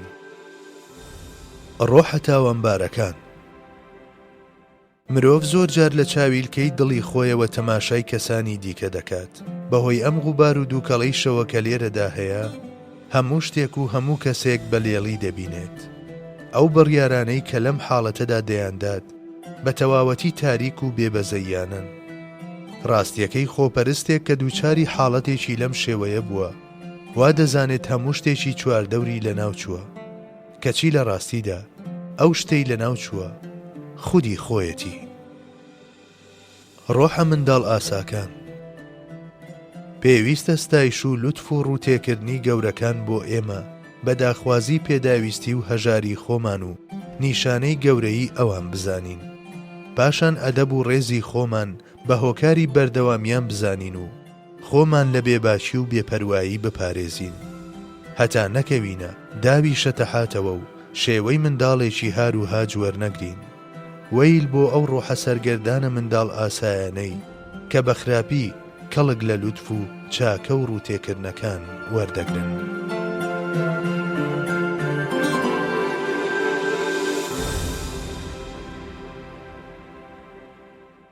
پێوەر یان ڕووناچیەکانی ڕێگە. نووسینی مامۆستا محەممەد فەتحوڵڵا گولان. بەشی سێهەم. ئەخلاقی کۆمەڵایەتی. میلەت. ئەو تاکانەی بەجددی بڕیاریان داوە ببن بەستونێکی باش بۆ میلەتەکەیان، ئەگەر لەم بیر و بۆچوونەیان ڕازگۆ بن، بەرژەوەندیەکانی خۆیان لەبیر دەچێتەوە، بەڵام بچووکترین بابەتی تایبەت بە میلەتەکەیان بۆ ساتێکیش لەبیر ناکەن.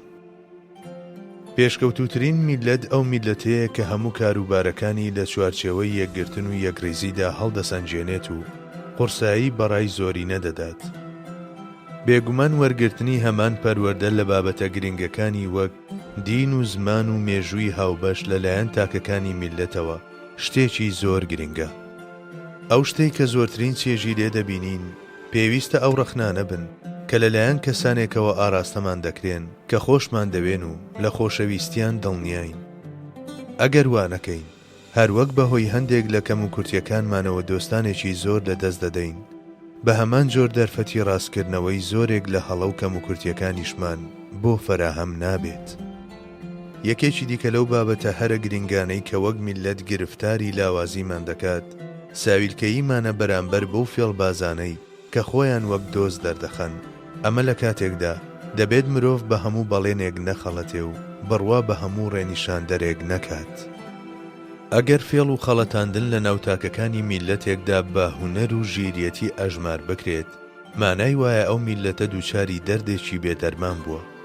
ئەو شتانەش کە وەکو نیشانەی باشی و چاچی لەم بونیاد و جەستەیەدا دەبینرێن، وەک ئەوە وایە ئاوسانی ئەندامەکانی نەخۆشێکی توشبوو بە شێرپەنجە بە گەشەکردن و قەڵەوبوون دابنرێن. ئەگەر لە نێوان گشتاکەکانی میلەتێکدا پەیوەندیەکی وەک پەیوەندی خێزانی بوونی هەبێت، لە سایەی ئەم پەیوەندیەدا قەدەر و چارەنووس ڕێگەی ئەو میلەتە بەرەو ئاسۆی لووتکەکان تەخت دەکات. ئەو میلەتانەش کە تاکەکانی یەکتریان خۆش ناوێت و لە دژی یەکترن و هەست بە سەلامەتی و متمانە ناکەن لە بەرامبەر یەکترەوە، هەروەک بە میلەتێکی ڕاستەقینە داناندرێن، داهاتوێکی گەشیشیان نییە. گەنج نەمامی هێز و توانە و زیرەکیە. هەتا پەروەردە بکرێت و بەرەو چاکەکاری ئاراستە بکرێت، هەر قلێکە بەسەر سەختیەکاندا سەر دەکەوێت و دەتوانێت ببێت بەهێزێکی وەها کە ڕووناچی بە دڵ و ڕێکوپێکی بە جیهان ببەخشێت. کۆمەلگا قاپێکی کریستاڵیە و گەنجەکانی ناویشی شلەیەکن تێیدا. شێوە و ڕەنجی ئەو وەردەگرن و لە ڕێگەی ئەوەوە دەردەکەون. نازانم داخۆ ئەو کار بەدەست و دەسەڵاتدارانەی کە هەمیشە گەنجان بەرەو گوێڕایەڵی و ملکەچی بانگ دەکەن بۆ جارێکیش تەماشای خۆیان دەکەن. هەوا و ئارەزوەکان لە شتی شیرین و فەزیلەتەکانیش لە چێشتی ترش و سوێر دەچن. ئەگەر گەنج سەربەز بکرێت لە هەڵبژاردنی یەکێک لەمانە، داخۆ پێویست دەکات بڵین کامیان هەڵدەبژێرێت و کامیان واز لێدەهێنێت. ئەمە لە حاڵێکدا کە ناچارین گەنجان وەک دۆستی فەزیلەت و دوژمنی بێڕەوشتی پەروەردە بکەین.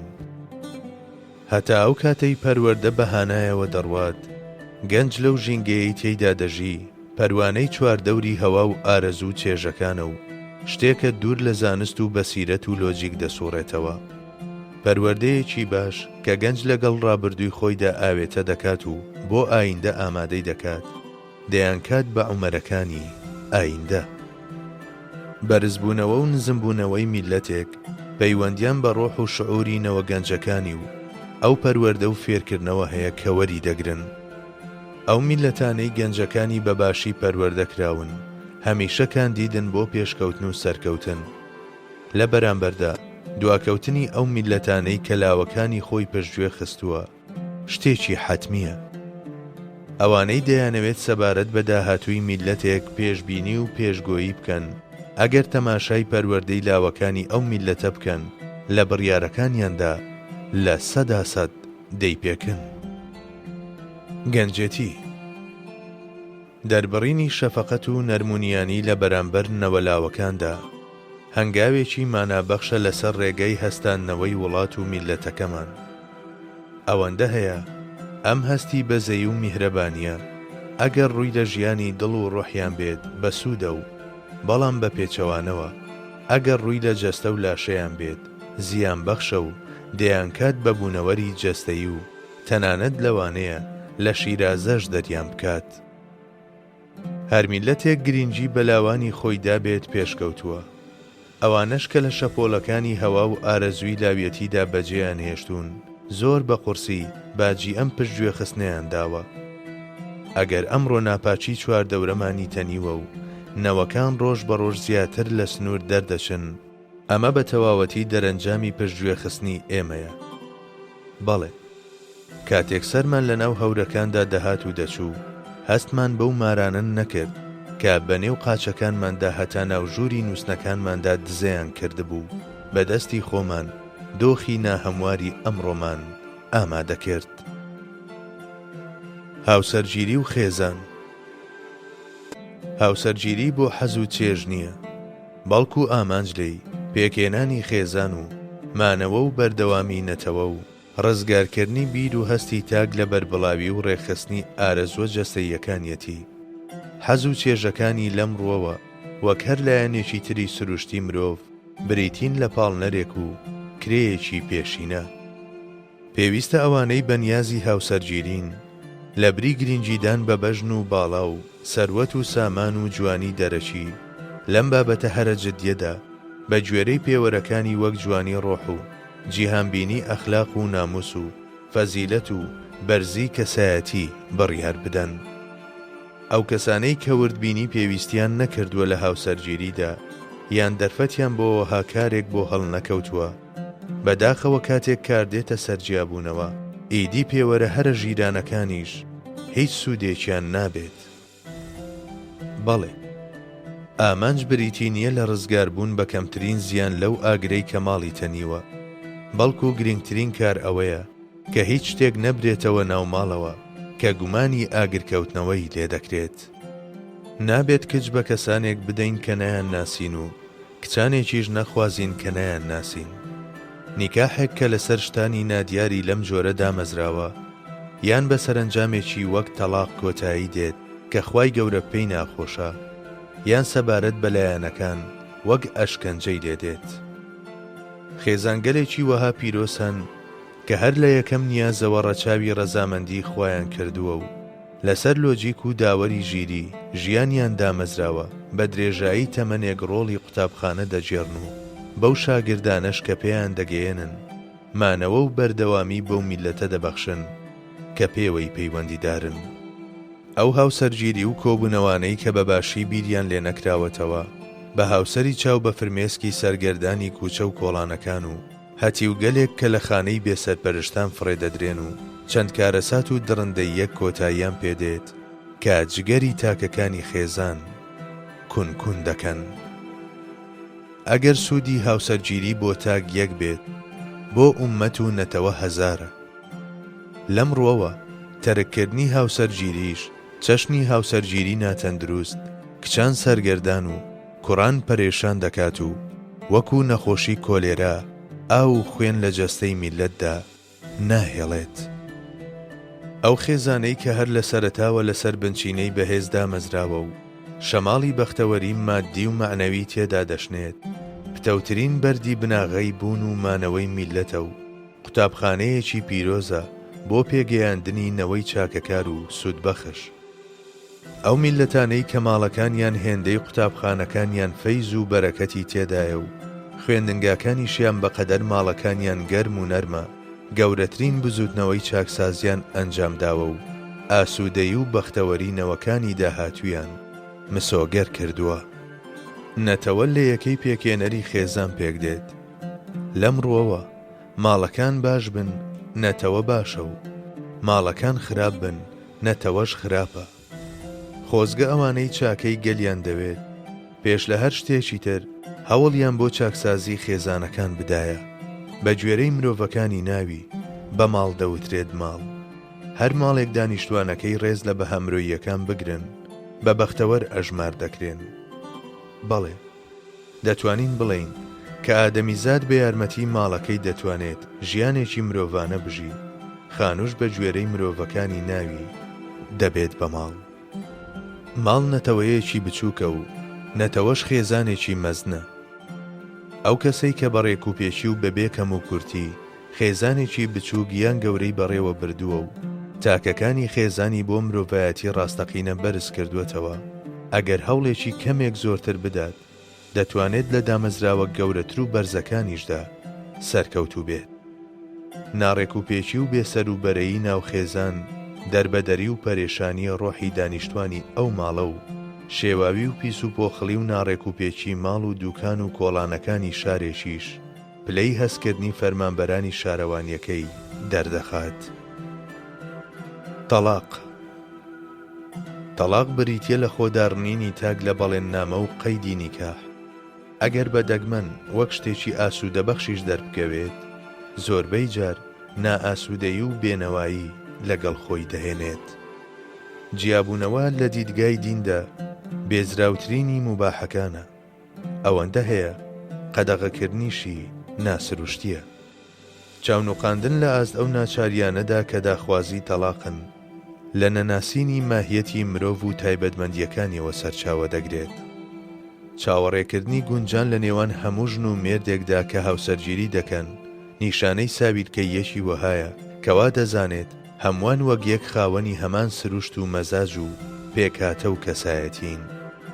هەموو تەلاقێکی بێسەر و بەر سەبارەت بە تەلاق دەر پەشیمانیە و بۆ تەلاق دراویش ناحەقیە و بۆ تاکەکانی خێزانیش سەرچاوەی نائارامی و نائاسوودەیەکی وەهایە کە هەندێک جار بە درێژایی تەمەن وەک برینێکی تازە ئازار و ژانەکەی بەردەوام دەبێت. ئەگەر تەلاق نەشتەرگەری بێت بۆ ئەندامێکی نەخۆش، بنیادنانی هاوسەرگیری لەسەر بناغەی عەقلی و لۆجیکی خۆپاراستنی هەستیارانەیە بەرامبەر بە نەخۆشیەکان. لەبەر ئەوە پێش ئەوەی خێزان بە تەلاق و بەر لەوەی بە قەدەغەکردنی تەلاق ویژدان وێران بکرێن پێویستە لە هاوسەرگیریدا گرنگێکی زۆر بە گەنجان بدرێت و هەرگیز شلگیری لەو هەلو مەرجانەدا نەنوێنرێت کە ئەم گونجانە لە داهاتوودا پێک دەهێنن. بەشێکی دنیا بە درێژایی چەندین سەدەی دوور و درێژ بە قەدەغەکردنی تەلاق یان بەستنەوەی بە چەندەها مەرجی سەخت و دەگمەنەوە هەوڵیدا بە زۆر کەسانێک پێکەوە بهێڵێتەوە کە بیر لە ژیانێکی هاوبەش ناکەنەوە.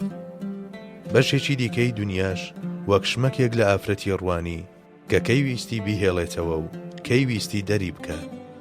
یەکێک لەمانە سزادانی پیاوە و ئەوی دیکەشیان ئەژمارکردنی ئافرەتە لە ڕیزی مرۆڤ. دایک و باوک. دایک و باوک دوو بوونەوەری پیرۆزی وەهان کە مرۆڤ لە پێش هەموو کەسێکی ترەوە ڕێزیان بگرێت. ئەو کەسەی لە ڕێزگرتنیاندا کەم و کورتی بنوێنێت مانای وایە ڕووبەڕووی خوا بووەتەوە. ئەو کەسەی ئەوان ئازار بدات زوویان درەنگ ئازار دەدرێت. مرۆڤ لەو ڕۆژەوەی کە هێشتا زیندەوەرێکی گچکەیە هەردەم وەکو بارێک لە سەرشانی دایک و باوچێتی. لەم ڕووەوە نەدەکرێت قوڵی میهرەبانی دایک و باوک بەرامبەر بەڕۆڵەکانیان بپێورێت و نەسنووری ئەو ناڕەحەتی و ئازارەش کە لە پێناویان دەیکێشن دیاری دەکرێت. هەر بۆیە ڕێزگرتنیان هەم قەرزێکی مرۆڤایەتیە و هەم ئەرچی ئەستۆیە. ئەوانەی نرخی دایک و باوچیان دەزانن و بە هۆکاری گەیشتن بە ڕەحمەتی خوای گەورەیاندا دەنێن هەم لەم دنیا و هەم لەو دنیا لە ڕیزی هەرە بەختەوەرەکانن. ئەوانەش کە بوونی ئەوان بە بارگرانی دەزانن و بێزاریان لە بەرامبەردا دەردەبڕن کۆمەڵێک بەدبەختی وەهان کە جەفا و ناڵینێکی زۆریان لە ڕێگادایە. مرۆڤ بە ئەندازەی ڕێزی بەرامبەر بە دایک و باوکی ڕێزدارە بەرامبەر بە بەدیهێنەرەکەی. ئەوەی ڕێز لەوان نەگرێت بەرامبەر بەخواش بێڕێزە. لەم ڕۆژگارە نامۆیەی ئێستادا نەک تەنها ئەوانەی بەرامبەر بەخوا بێڕێزن بەڵکو ئەوانش کە بانگەشەی خۆشویستنی خوا دەکەن بە بەردەوامی بێڕێزی بەرامبەر بە دایک و باوکیان دەنوێنن. پێویستە منداڵ ئەو پەڕی ڕێز و گوێڕایاڵی لە بەرامبەر دایک و باوکیەوە بنوێنێت. لە بەرامبەردا ئەوانیش پێویستە بە ئەندازەی گرنگیدان بەلایەنە جەستەییەکەی گرنگی بە ژیانی دڵ و ڕۆحیشی بدەن و هەرچی زووە تەسلیمی پەروەردە و فێرکردنی کارامەترین حەکیمەکانیان بکەن. ئەو دایک و باوکەی دڵ و ڕۆحی منداڵەکەیان لەبیر دەچێت چەند نەزانن و ئەو منداڵەش کە دەبێت بە قوربانی نەزانیەکی لەم جۆرە چەند بەدبەختە.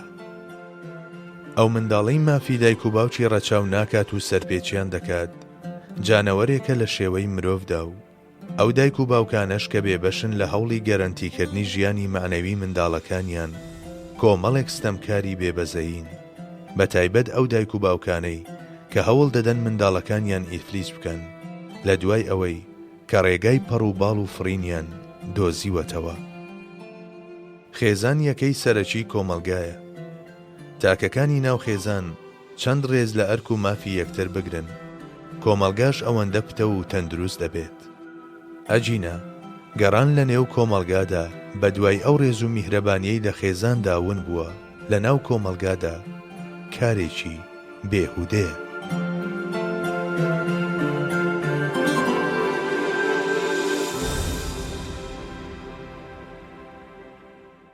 پێوەر یان ڕووناچیەکانی ڕێگە.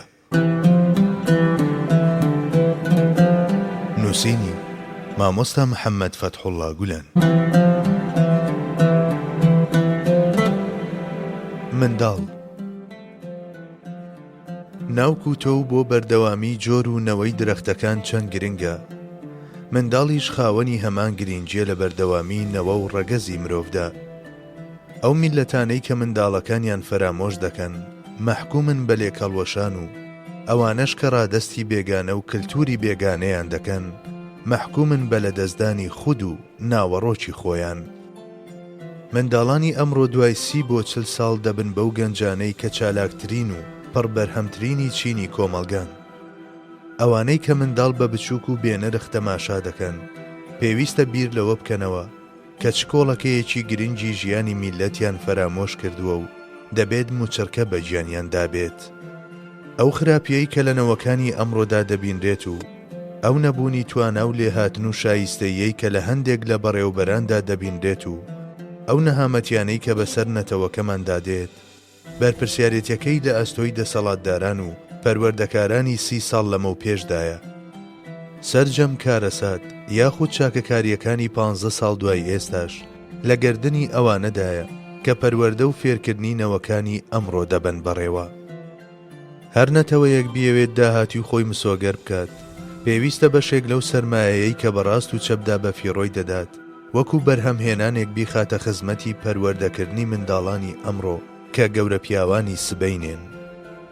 ئەگەر زۆربەی زۆری ئەو شتانەی کە لە بوارەکانی تردا سەرف دەکرێن بە فیڕۆژ بچن، هەرگیز ئەو شتانەی کە بە ئاراستەی بەرزکردنەوەی نەوەکان بۆ مرۆڤایەتی ڕاستەقینە سەرفکراون بە خۆڕایی ناڕۆن و چەشنی کانیاوێکی هەمیشەیی بەردەوام دەبن. ئەو زەبوون و خراپەکار و جێرە شێوێن و تیرۆریست و سەرخۆش و تلیاک کێشانەی ئەمڕۆ کە بە پەڵەی نێوچاوانی کۆمەلگادا دەنرێن هەمان ئەو منداڵانەی دوێنێن کە کەم تەرخەمیمان لە پەروەردەکردنیاندا نواندووە. نازانم داخۆ بیرمان لەوە کردووەتەوە کە سبەی لە ئەنجامی کەم تەرخەمیەکانی ئەمڕۆماندا چ جۆرە نەوەیەک شەقام و کوچەکانمان پڕ دەکەن. ئەو میلەتانە باڵا دەست دەبن بەسەر قەدەری داهاتوودا کە مامەڵەی جددی لەگەڵ دامەزراوەی هاوسەرگیریدا دەکەن و دەزانن چۆن نەوەکانیان بەرز بکەنەوە بۆ ئاستی بەرزی مرۆڤایەتی، نەک ئەوانەی کە خاوەنی زانست و تەکنیک و تەکنەلۆجیان. ئەو نەتەوانش کە بە جددی لە هاوسەرگیری و منداڵبوونیان نەڕوانیوە و بە فەلسەفەی پەروەردەی خۆیان نەوەکانیان گۆش نەکردووە، ئەگەر ئەم ڕۆژ نەبێت بێگومان سبەی مەحکومن بەوەی لە ژێرچنگ و ددانە تیژەکانی زەمانەدا ورد و خاش ببن. مافەکانی منداڵ. ئادەمیزاد لەگەڵ هاوڕێی ژیانیدا بەدیهێنراوە. ئەو کاتەی بەتەنها دەمێنێتەوە هێندە کەمەکە لە حکمی نەبوودایە. ئەمەی کە هەر لە سەرەتای بوونیەوە لەگەڵ هاوسەرەکەیدا بەدیهێنراوە نیشانی دەدات کە هاوسەرگیری سەبارەت بە مرۆڤ شتێکی فیتریە. گرنگترین ئامانجیش لەم ئەرکە سروشتیەدا خستنەوەی وەچەیە. بەرمەبنای ئەمە ئەو هاوسەرگیریانەی کە ئامانجتیایاندا پەروەردەکردنی نەوەکان نییە، ڕابواردن و سەرکێشیە و ئەو منداڵانەش کە لەوەها هاوسەرگیریەک دەکەونەوە کۆمەڵێک بەدبەختی وەهان کە بوونەتە قوربانی هەستێکی کاتی. نەوەی مرۆڤ تەنها بە مرۆڤی ڕاستەقینە بەردەوام دەبێت. مرۆڤێک کە بەرەو ئاسۆی ژیانی دڵ و ڕۆح باڵی گرتووە، ئەو نەوانەی کە پەروەردەیان نەبینیوە و توانە ڕۆحیەکانی خۆیان پێش نەخستووە و بەم هۆیشەوە نەیانتوانیوە بەرز ببنەوە بۆ مرۆڤایەتی ڕاستەقینە، ئەگەرچی لەنەوەی ئادەمیش بن، لە ڕاستیدا کۆمەڵێک بەدی هاتووی قەبە و ناقۆڵایوان کە تەنها بەڕواڵەت لە مرۆڤ دەچن و ئەو دایک و باوکانش کە بە خێوکردنیان دەگرنە ئەستۆ دەستەیەک بەدبەختیوان کە لە باوەشیاندا جانەوەر گۆش دەکەن. دایکان و باوکان بە ئەندازەی پەروەردەکردنی منداڵەکانیان و بەخشینی فەزیلەت بە کەسایەتیان مافی ئەوەیان هەیە کە بە ڕۆڵەکەمان جگەرگۆشەکەمان بانگیان بکەن. بۆیە هەرگیز ناکرێت ئەو دایک و باوکانەی کە پەروەردەی منداڵی خۆیان پشتگوێ خستووە هەمان بانگەشە بکەن، بە تایبەت ئەگەر ڕێگەی خراپ و ناشرینی نیشان بدەن و لە مرۆڤایەتی دووری بخەنەوە. مانەوە و بەردەوامی میلەتێک بەندە لەسەر نەوەگەلێکی باش پەروەردەکراو، نەوەگەلێک کە بوون و ڕۆحی میلی تێدا کامڵە. ئەگەر نەتەوەکان نەوەیەکی وا نمونەیان پێ نەگەیاند بێت کە داهاتووی خۆیانیان پێ بسپێرن، مانای وایە ئایندەیان گوماناوی و تاریکە. هیچ گومانێک لەوەدا نییە کە لە پەروەردەکردنی نەوەیەکی باشدا ئەرچی یەکەم دەکەوێتە سەرشانی دایک و باوک.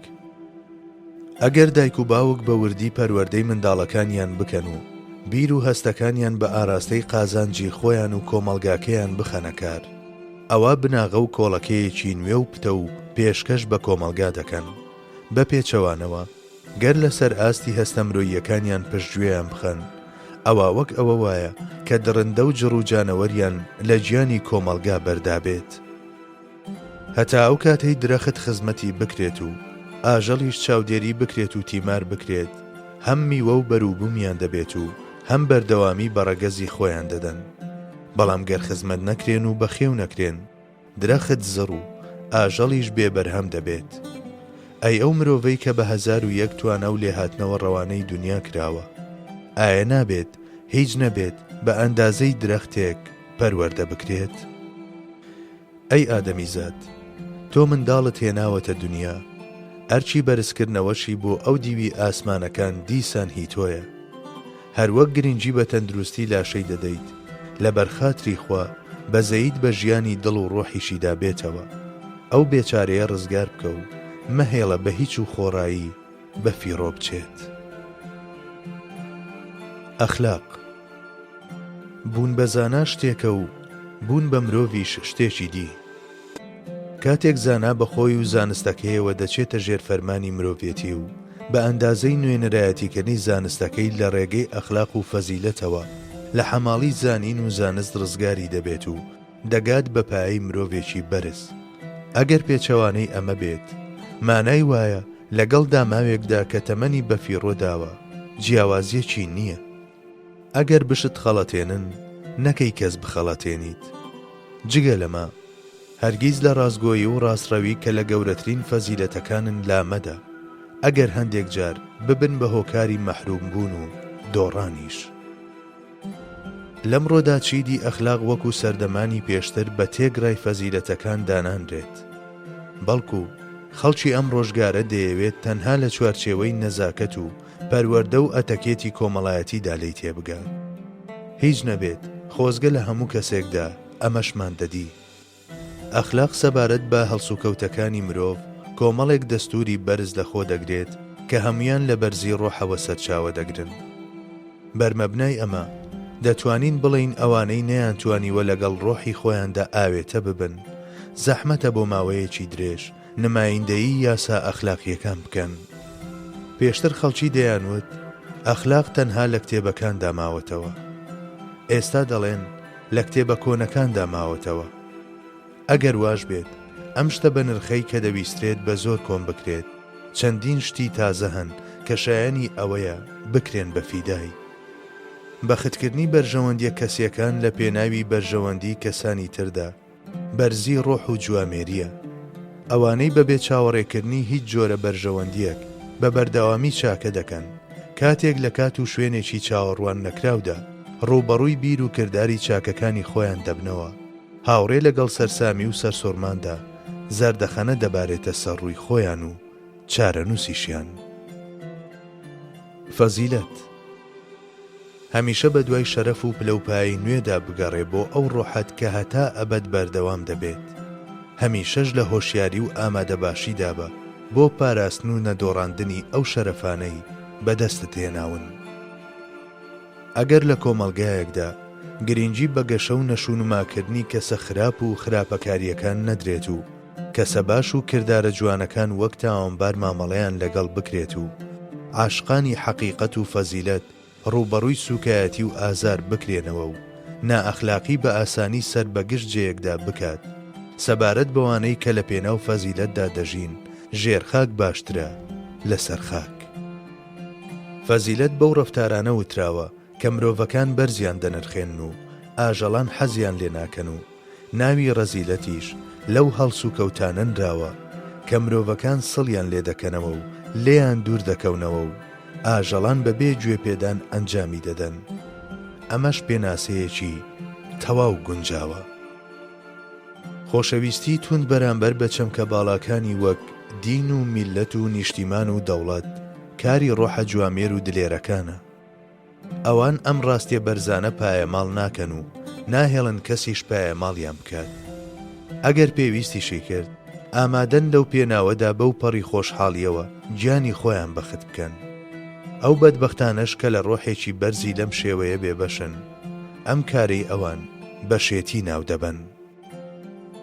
فەزیلەت ئەگەر لە هەندێک حاڵەت و هەلومەرجیشدا ببێت بە هۆکاری هەندێک زیان، دیسان هەر فەزیلەتە. تەماشاکردنی بە سوچی و پەشیمان بوونەوە لێی هەمیشە ناحەقیە.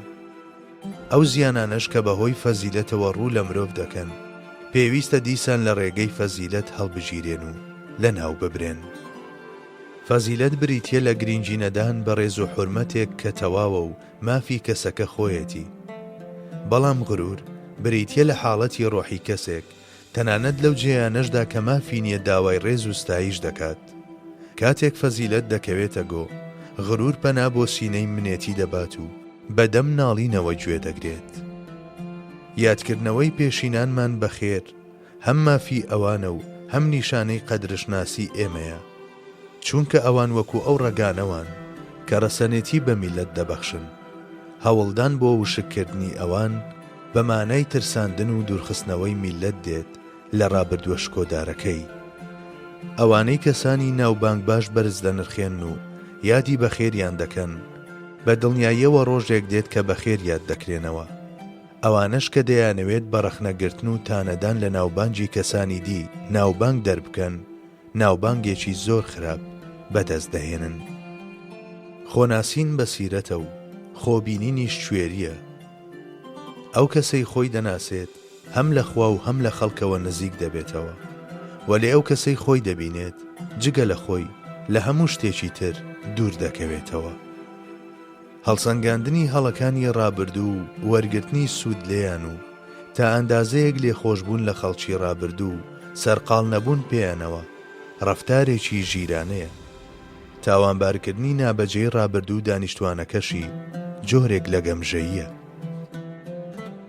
پەروەردە قسەیەک لە ناوماندا باوە دەڵێت منداڵ ئازیزە، بەڵام پەروەردە ئازیزترە. وتەیەکی چەند بەجێیە. پێویستە دایک و باوک لە پەروەردەکردنی منداڵدا وەک کەسانێک وابن کە ڕێژیم دەکەن و لە پەروەردەدا زۆر بە باشی ڕەچاوی پێوەرەکان بکەن. مادەم خواردەمەنی 5 ساڵی کراوەترین قۆناغی نەست لە شعوری منداڵە، کەواتە لەم قۆناغەدا پێویستە هەموو هەوڵێک بۆ پیشاندانی نمونەی باش بە منداڵەکان بخرێتە گەڕ. داهاتووی هەموو کەسێک ڕاستە و خۆ پەیوەستە بەکارێکی سەردەمی منداڵی و گەنجێتی ئەو کەسەوە. ئەگەر منداڵان و گەنجان لە ژینگەیەکدا پەروەردە ببن کە بە هەست و نەستە بەرزەکان بجۆشێن، ئەوە لە ڕووی حاڵەتی زیهنی و فکریەوە زیندوو لە ڕوانگەی ڕەوشت و فەزیلەتیشەوە پاڵێوراون بۆ ئەوەی ببن بە نمونەی چاولێکراو. مرۆڤ بە ئەندازەی دووربوونی هەستەکانی لە شتە نزمەکان مرۆڤە. ئەو کەسانەی کە دڵیان لە ژێر فشاری هەستە خراپەکاندایە و نەفسانیەتیش چنگی لە ڕۆحیان گیر کردووە، ئەگەر بەڕواڵەتیش لە مرۆڤ بچن لە ناوەڕۆکدا گۆڕاون بە شتێکی تر.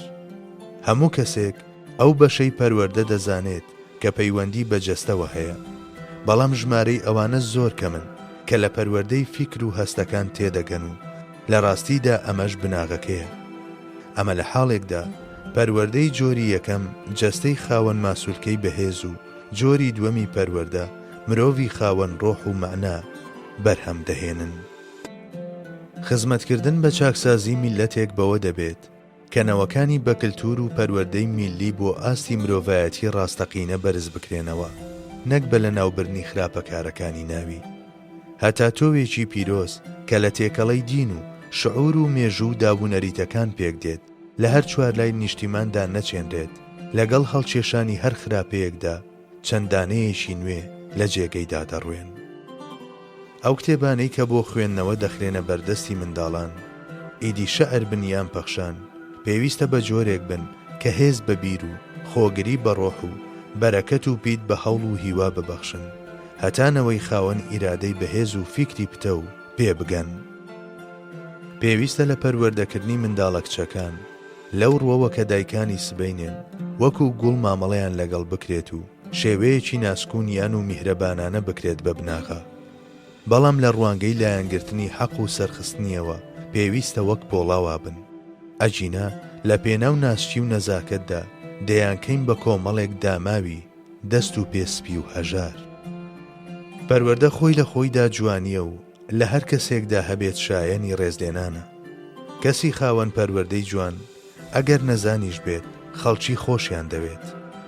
ئەو میلەتانەی کە لە کلتور و پەروەردەی میلی بێبەشن لەو کەسە بێڕێز و نەزان و سەرسەریانە دەچن کە نە لە دۆستایەتیاندا وەفا و نە لە دوژمنایەتیاندا جددیەت هەیە. ئەوانەی کە متمانە بە کەسانی لەم جۆرە دەکەن هەمیشە تووشی نائومێدی دەبن و ئەوانەش کە پشتیان پێبەستون بێ پشت و پەنا دەمێننەوە. ئەو ژن و پیاوە پەروەردەکارانەی کە ڕۆژێک لە ڕۆژان شاگردێتی مامۆستایەکیان نەکردووە و لە سەرچاوەیەکی بەهێزەوە پەروەردەیان وەرنەگرتووە، وەک ئەو کوێرانەوان کە چرایان بۆ ڕێگای کەسانی تر هەڵگرتووە. بێشەرمی و بێڕوویی منداڵ لە لێڵی ئەو کانیاوەوە سەرچاوەی گرتووە کە پێی گۆش بووە. ناڕێکی بیر و هەست و جوڵە لە خێزاندا دوو چەندانە لە ڕۆحی منداڵدا ڕەنگ دەداتەوە. بێگومان لەوێشەوە بۆ کۆمەڵگا. پێویستە لە قوتابخانەکاندا بەلایەنی کەمەوە بە ئەندازەی وانەکانی تر گرنگیش بە پەروەردە و کللتوری میلی بدرێت، بۆ ئەوەی ڕۆحی ساغڵەم و کەسایەتی پتەوی وا پێ بگەن کە نیشتیمان بکەن بە گۆشەیەک لە گۆشەکانی بەهەشت. پەروەردە جیاوازە لە فێرکردن، لەوانەیە زۆربەی خەڵکی بتوانن ببن بە مامۆستا، بەڵام زۆر کەمیان دەبن بە پەروەردەکار.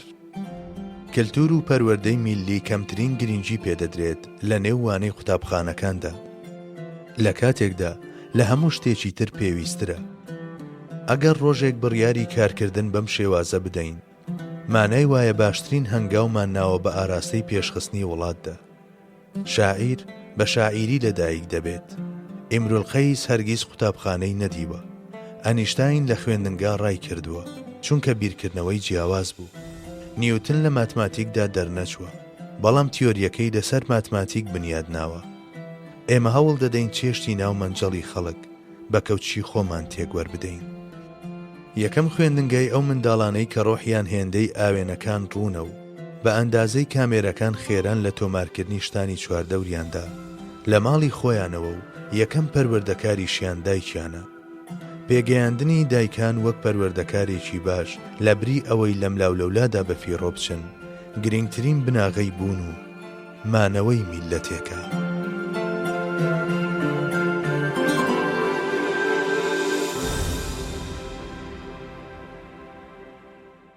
پێوەر یان ڕووناچیەکانی ڕێگە. نووسینی مامۆستا محەممەد فەتحوڵڵا گولان.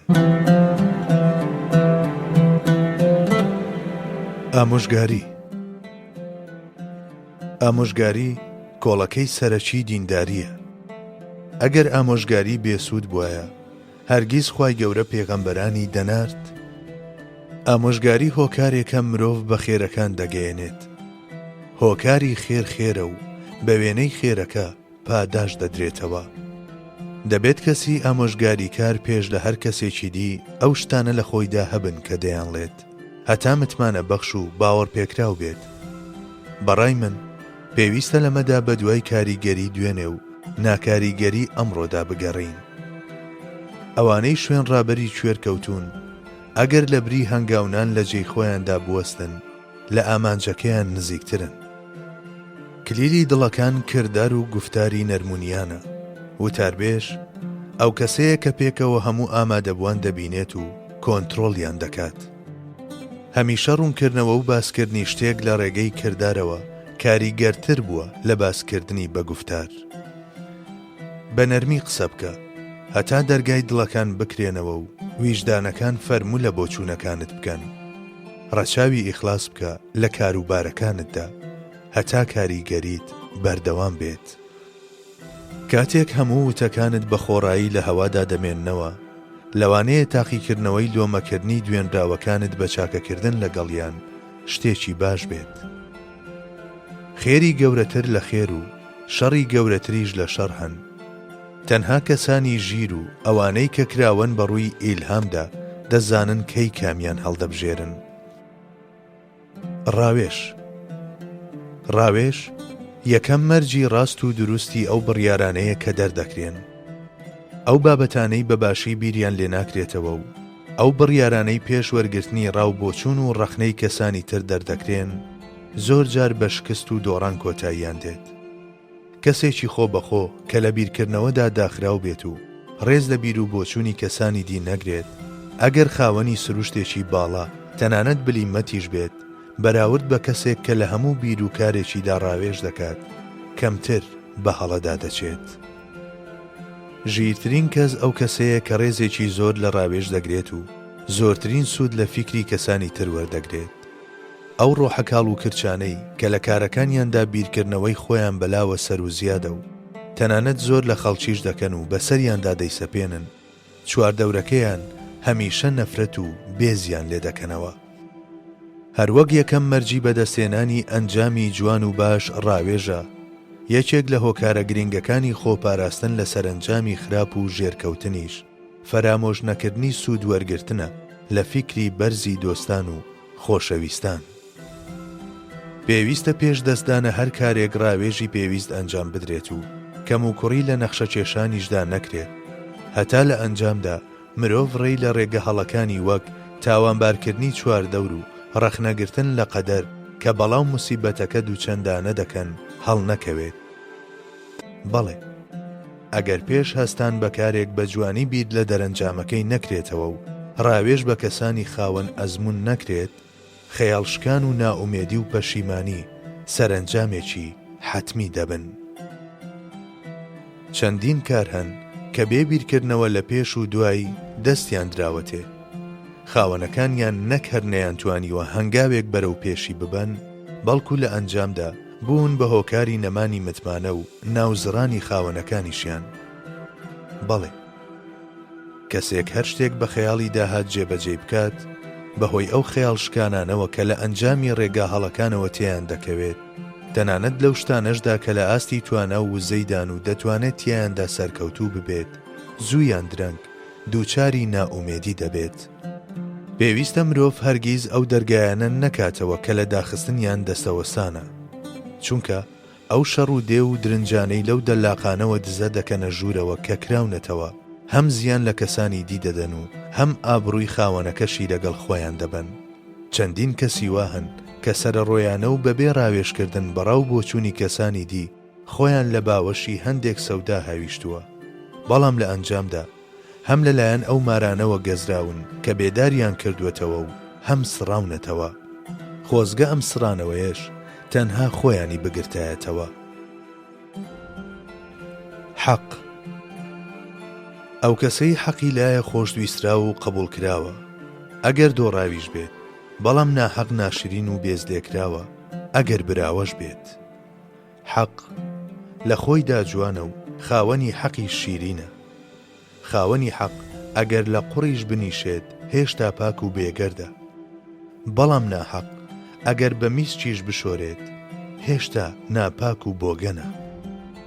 گەر ڕەنگ و شێوەش بگۆڕێن ناوەڕۆک ناگۆڕێت، ناو و نیشانیش بگۆڕێن زاد ناگۆڕێت.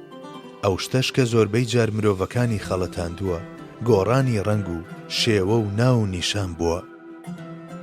ئەو کەسەی ستەم لە لاوازان بکات ئەگەر براوەش بێت هەر دۆڕاوە. خاوەنی حەق ئەگەر دۆڕاویش بێت هەر براوەیە. حەق و دادپەروەری. دادپەروەری لە بەهێزترین سیستەمە میکانیکیەکانیش بەهێزترە. ئەگەر حەق شمشێرێکیش بێت بە ژوور سەرتەوە، سڵ لە درێژکردنی ملت مەکەوە. حەق کاتێک کەسانێکی دەست دەکەوێت کە لی تێدەگەن و بۆ کەسانی تری ڕوون دەکەنەوە و نوێنەرایەتی دەکەن و خۆشیان دەوێت باڵ دەگرێت. دادپەروەری سەرمایەیەکە لە هەموو شوێنێک دەخوات. دادپەروەری یەکێکە لە ڕێگاکانی نزیک بوونەوە لە خوا، بەڵام ئەو شتەی مایی سەرسامیە ئەوەیە کە زۆربەی خەڵکی خۆیانی لێ بە دوور دەگرن. شوورەکانی ئیسلام حەق و دەرگاکەی دادپەروەری و ناوەوەشی بەختەوەریە.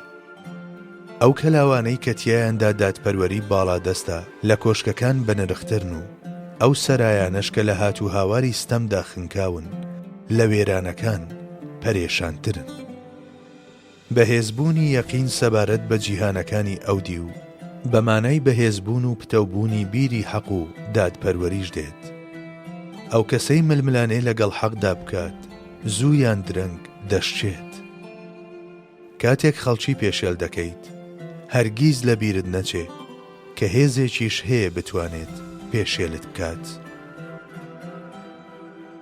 خێر و شەڕ. ئەنجامدانی خێر لە ڕوانگەی دینەوە ئەرک و لە سۆنگەی ویژدانیشەوە ڕەفتارێکە شایەنی ستایشکردنە. ئەنجام نەدانی خێر لە دیدی دینەوە گوناه و لە ڕوانگەی حیکمەتەوە کەمی ئەخلاق و لە گۆشەی ویژدانیشەوە بێپەروایی و هەرزەییە. لەوانەیە هەندێک جار خێر بێسوود و تەنانەت تا ئەندازەیەکیش زیان بەخش بێت، بەڵام هەرگیز نابێت بە شەڕ. بەڵام شەڕ بە تەواوەتی پێچەوانەی ئەمەیە. سیستەمی کۆماری.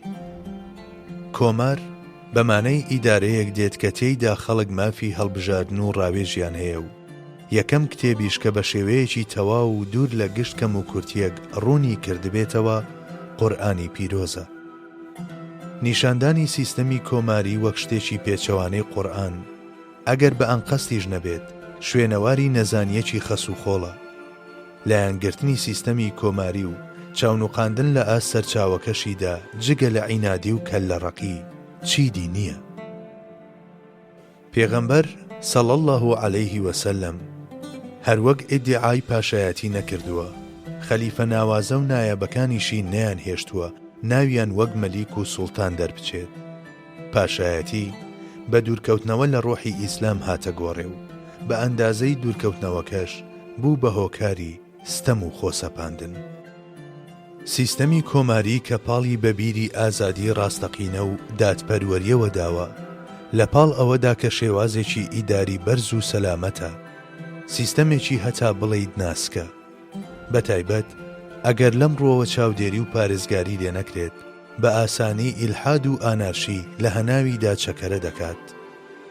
سیستەمی کۆماری شێوازی ئیدارەی ڕۆحە بەرزەکانە و گونجاوترینیشیانە لەگەڵ شەرەف و کەرامەتی مرۆڤدا. بەڵام سەبارەت بۆ ڕۆحە کاڵ و کرچانەی بە کەماڵ نەگەیشتون یان هەستیان بە ڕێگاکانی کەماڵاتی مرۆیی نەکردووە، سەرابە لە بیاباندا و چەرداخێکی پیس و شڕی وەهایە کە بۆ مانەوە و نیشتەجێبوون دەست نادات.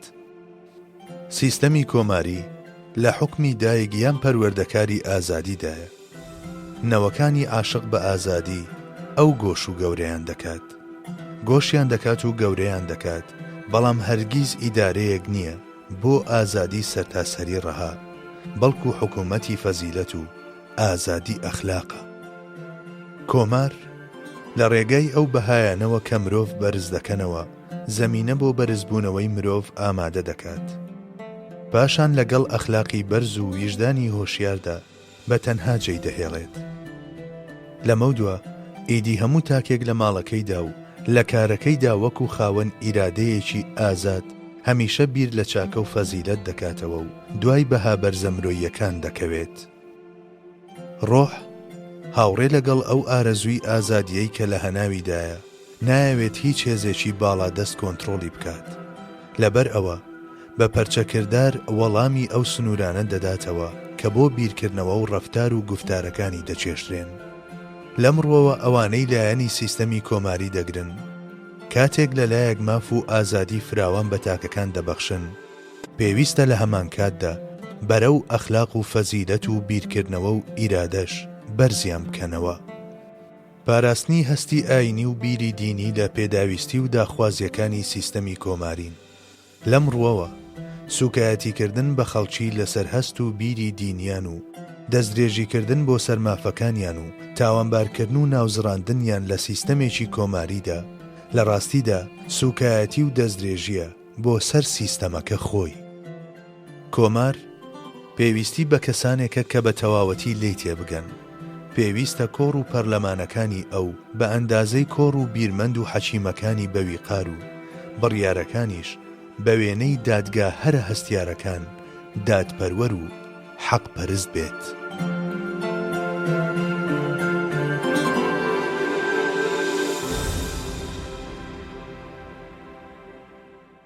پێوەر یان ڕووناچیەکانی ڕێگە.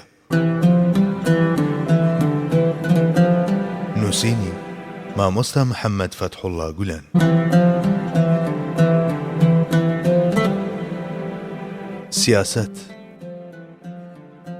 سیاسەت هونەری ئیدارەدان و بەڕێوەبردنە بە ئاراستەی ڕازیکردنی خەڵک و خوا. حکوومەتەکان بە ئەندازەی پاراستنی خەڵکی خۆیان لە شەڕ و زیانەکان لە ڕێگەی هێز و دەسەڵاتەکەیانەوە و پاراستنیان لە ستەم بەهۆی دادپەروەریەکەیانەوە لە سیاسەتدا بەسەرکەوتو دادەنرێن و بەڵێنی داهاتوێکی گەشت دەدەن. ئەجینە ڕۆشناییان دەکوژێتەوە و دەڕوخێن و لە دوایانەوە کاولبوویەک جێدەهێڵن کە تێیدا گوێن و لەعنەتیان بۆ دەنێردرێت. سەبارەت بە ئیداری و سیاسیەک ئەم تایبەتمەندیانە زۆر گرنگن. ڕێزگرتن لە حەق، سەروەری یاسا، شعوری ئەرک، هەستکردن بە لێپرسراویەتی لە کارە سەخت و گرانەکاندا، بەهرە و شارەزایی لە کارە ورد و ناسکەکاندا. حکوومەت واتە دادپەروەری و ئاسایش. لە جێگایەکدا ئەم شتانە نەبن، باس لە بوونی حکوومەتیش ناکرێت. ئەگەر حکوومەت بە ئاشێک بچوێنین، ئەو ئاردەی دەری دەکات ئاشتی و ئارامیە. ئاشێک ئەم بەرهەمانەی نەبێت، تەنها تەقەتەقە و هەوا دەهاڕێت. ئەوەی کە میلەت بە حکوومەتی دەسەڵاتدار بڵێت حکوومەتەکەم، لەوە گرنگترە حکوومەت بە میلەت بڵێت میلەتەکەم. بەڕای من ئەو تایبەتمەندیەی کە هەمیشە خەڵکان بە دوایدا دەگەڕێن هەر ئەمەیە. بە پێچەوانەوە ئەگەر میلەت حکوومەتەکەی بە زەرویەک ببینێت کە دەستی لە گەروی گیر کردووە، مانای وایە ئەو سەر و ئەو لاشەیە لە مێژە لە یەکتردا بڕاون. پێویستە لە ڕێگەی ڕەفتار و هەڵسوکەوتی دەسەڵاتداران و دڵسۆزیان لە کار و خزمەت و فەرمانبەریەکاندا هەوڵ بۆ بەدەستێنانی ڕێزی خەڵک بەرامبەر بە دەوڵەت و حکوومەت بدرێت، نەک لە ڕێگەی زەبروزەنجی فەرمانبەرەکانیەوە. هەتا ئێستا کەس لە ڕێگەی خۆسەپاندنی فەرمانبەرە ستەمکارەکان و فریودانی جەماوەری خەڵکەوە پایەدار و سەربەرز نەبووە. ئەو فەرمانبەرانەی کە ئیدارەی دەوڵەتێکی چاک و خاوەن فەزیلەت دەکەن، ئەگەر لە ڕێگەی ڕەسەنایەتی فیکر و هەست و ناوەڕۆکیانەوە هەڵببژێردرێن، ئەو دەوڵەتە باش و بەهێزە. حکوومەتێکیش کە دووچاری بەدبەختی بووبێت و کەسانێکی بێبەش لەم تایبەتمەندیانە بکات بە فەرمانبەری خۆی و کاریان پێ بکات، حکوومەتێکی باش نییە و هەرگیز تەمەندرێژ نابێت، چونکە ڕەفتاری خراپی فەرمانبەرە نابەرپرسەکان زوویان درەنگ وەک پەڵەیەکی ڕەش لە نێوچەوانی ئەویش دەنیشێت و لە بەرچاوی ویژدانی گشتیدا ڕەش و تاریکی دەکات. پێویستە فەرمانبەران لە ڕەفتارەکانیاندا ڕەچاوی چوارچێوەی یاساکان بکەن، بەڵام بە ئەندازەی نەرمی ویژدانیشیان نەرمونیان بن. بەم شێوەیە هەم دەتوانن ئابڕووی خۆیان و هەم هی یاساکان و هەم هی دەوڵەتیش بپارێزن. نابێت ئەوە لە یاد بکرێ کە زبری و ڕەقی لە ئەندازە بەدەر تەقینەوەی چاوەڕوان نەکراو دەهێنێتە بەرهەموو. نەرمی لە ئەندازە بەدەریش دەبێت بە هۆکاری ئەوەی کۆمەڵگا ببێت بە شەتڵگەی بیر و بۆچوونە چەوت و زۆڵەکان. یاساکان لە هەموو شوێنێک و هەموو کاتێکدا بۆ هەمووان یەکسانن. پیادەکەرانیشی پێویستە هەم ئازابن و هەم دادپەروەر، بۆ ئەوەی کاتێک جەماوەری خەڵکی لێیان دەترسن و بە تەواوەتی هەستی ئارامی و سەلامەتی لەدەست نەدەن. ئەگەر دەوڵەتێک لەلایەن کەسانی بڕوادار و زیرەک و بەهێز و دینامیکیەوە نوێنەرایەتی بکرێت، بەهێز و دامەزرا و لە ئەنجامیشدا بە بەختەوەر دادەنرێت. باخەوان نەمامەکانی گۆژ دەکات و بەخەویان دەکات، لە نەخۆشی و ئافاتەکان دەیان پارێزێت، پاشان لە کاتی خۆیدا میوەکانیان کۆ دەکاتەوە. پەیوەندی نێوان حکوومەت و میلەتیش پێویستە بەم جۆرە بێت.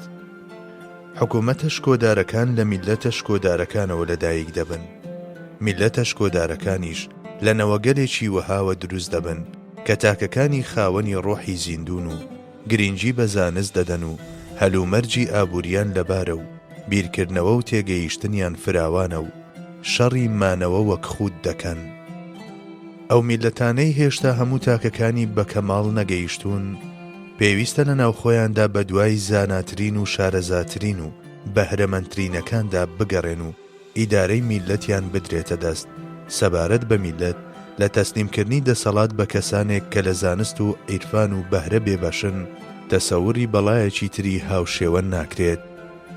ئەوانەی کە لە عیرفان و ڕەسەنیەتی بێبەشن و لە کاروباری دەوڵەت تێناگەن، ئەگەر بە هەڵە خراپنە سەر ئەرک و کارێک، کەم تەرخەمی ناکەن لەوەی هێزی حکوومەت بۆ خۆیان بەکار بهێن و بە خراپی کەڵکی لێوەربگرن و لە هەموو جەیەکدا بە دوای بەرژەوەندیەکانی خۆیان بگەڕێن و بە وێنەی پادشایەکی خۆسەپێن بەردەوامی بە حکمی خۆیان بدەن. لە وڵاتێکدا کە کەسانی لەم جۆرە کار بەدەست بن، جگە لە نەڕەی ستەمکاران و ناڵەی ستەم لێکراوان چیتر نابیسترێت و لە شوێنێکیشدا کە ئەم جۆرە دەنگ و سەدایانە ببیسترێن، چارەنووسی عاد و سەمود دەرەنجامێکی حەتمی دەبێت. حکوومەت پێویستە هەوڵ بدات بیرکردنەوە و تێگەیشتنی میلەتەکەشی ڕێک بخات، نەک تەنها کار و جوڵە و هەڵسوکەوتەکانی.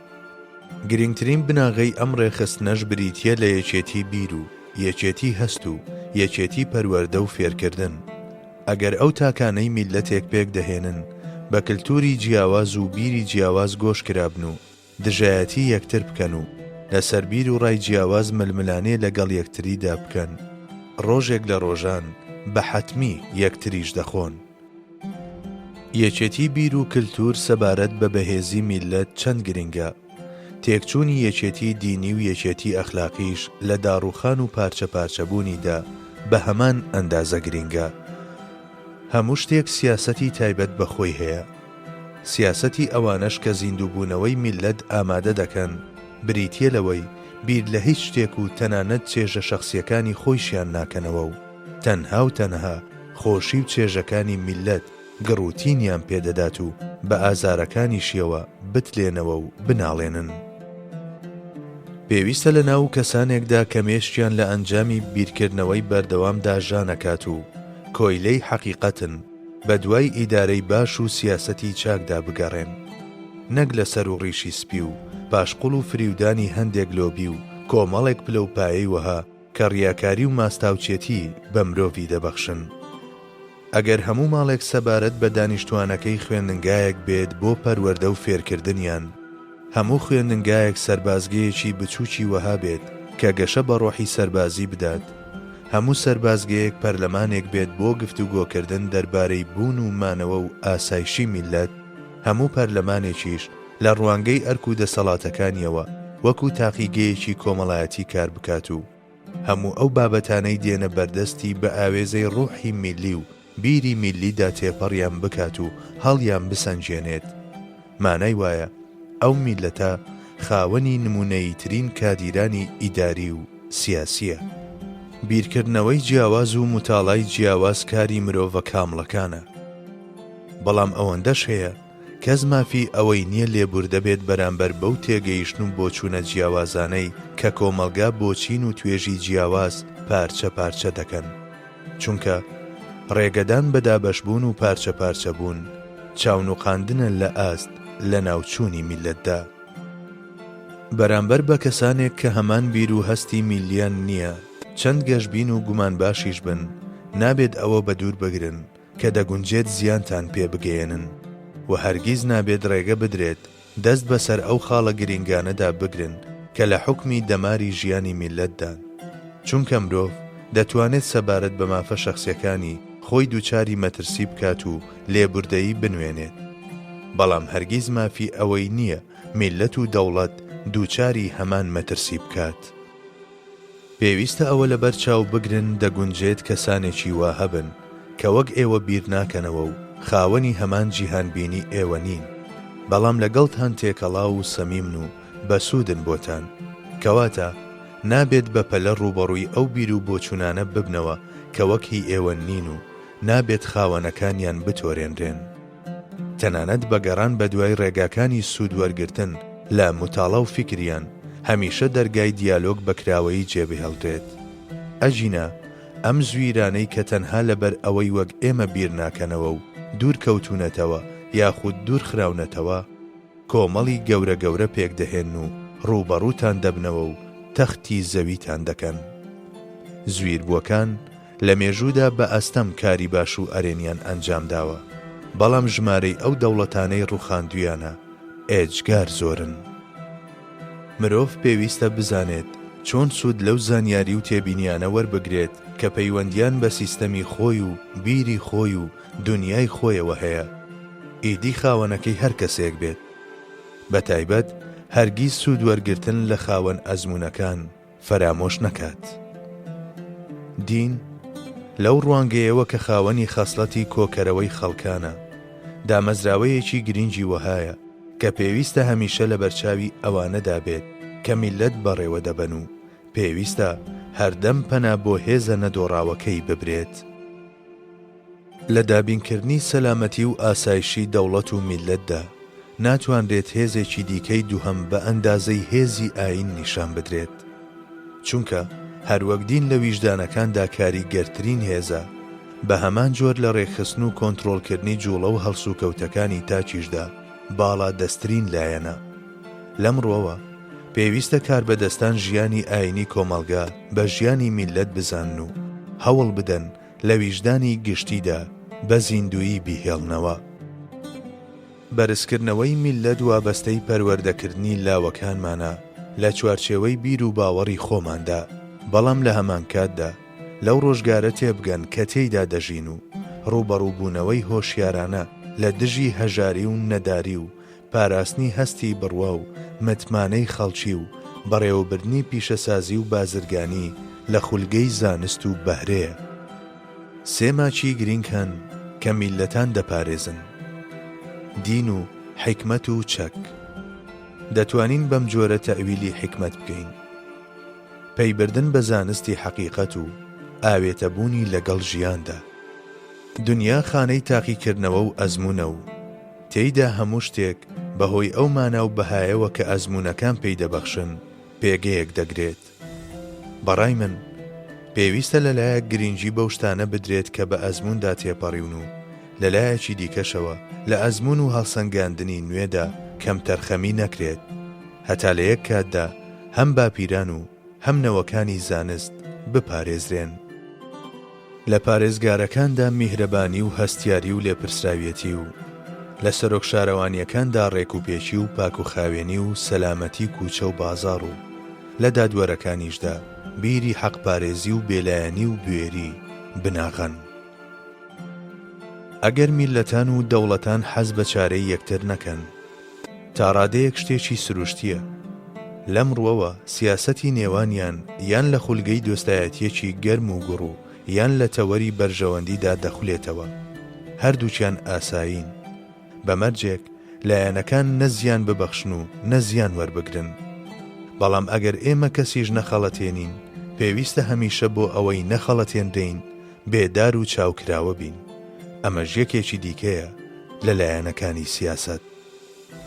ئەوانەی وا دەزانن سیاسەت تەنها بریتیە لە حیزب و پڕوپاگەندە و هەڵبژاردن و دەسەڵات هەڵە دەکەن، بەڵکو سیاسەت بریتیە لە تێڕامان لەمڕۆ لەگەڵ بەیانیدا و بەیانیش لەگەڵ دوو بەیانیدا و هونەرێکی بەڕێوەبردنی خاوەن ئاسۆی فراوانی وەهایە کە تێیدا ڕەزامەندی خوا و خەڵک پێکەوە متاڵا دەکرێن. ڕابردوو قوتابخانەیەکی پڕ لە تابلۆی پەند و عیبرەت و نمونەی وەهایە کە لە ژیانەوە وەرگیراون.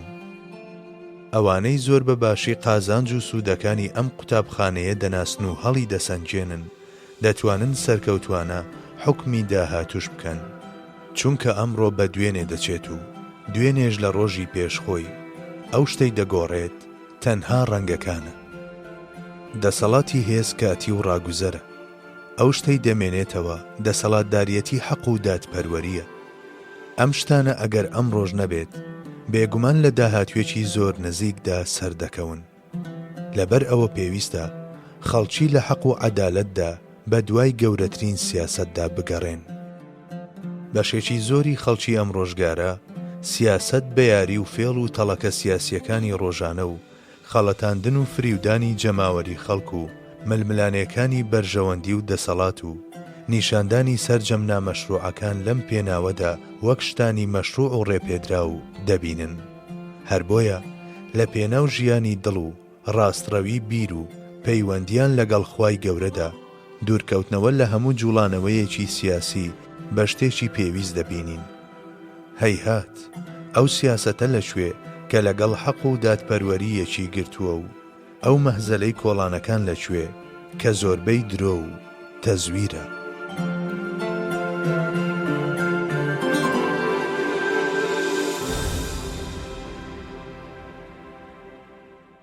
پێوەر یان ڕووناچیەکانی ڕێگە. نووسینی مامۆستا محەممەد فەتحوڵڵا گولەن.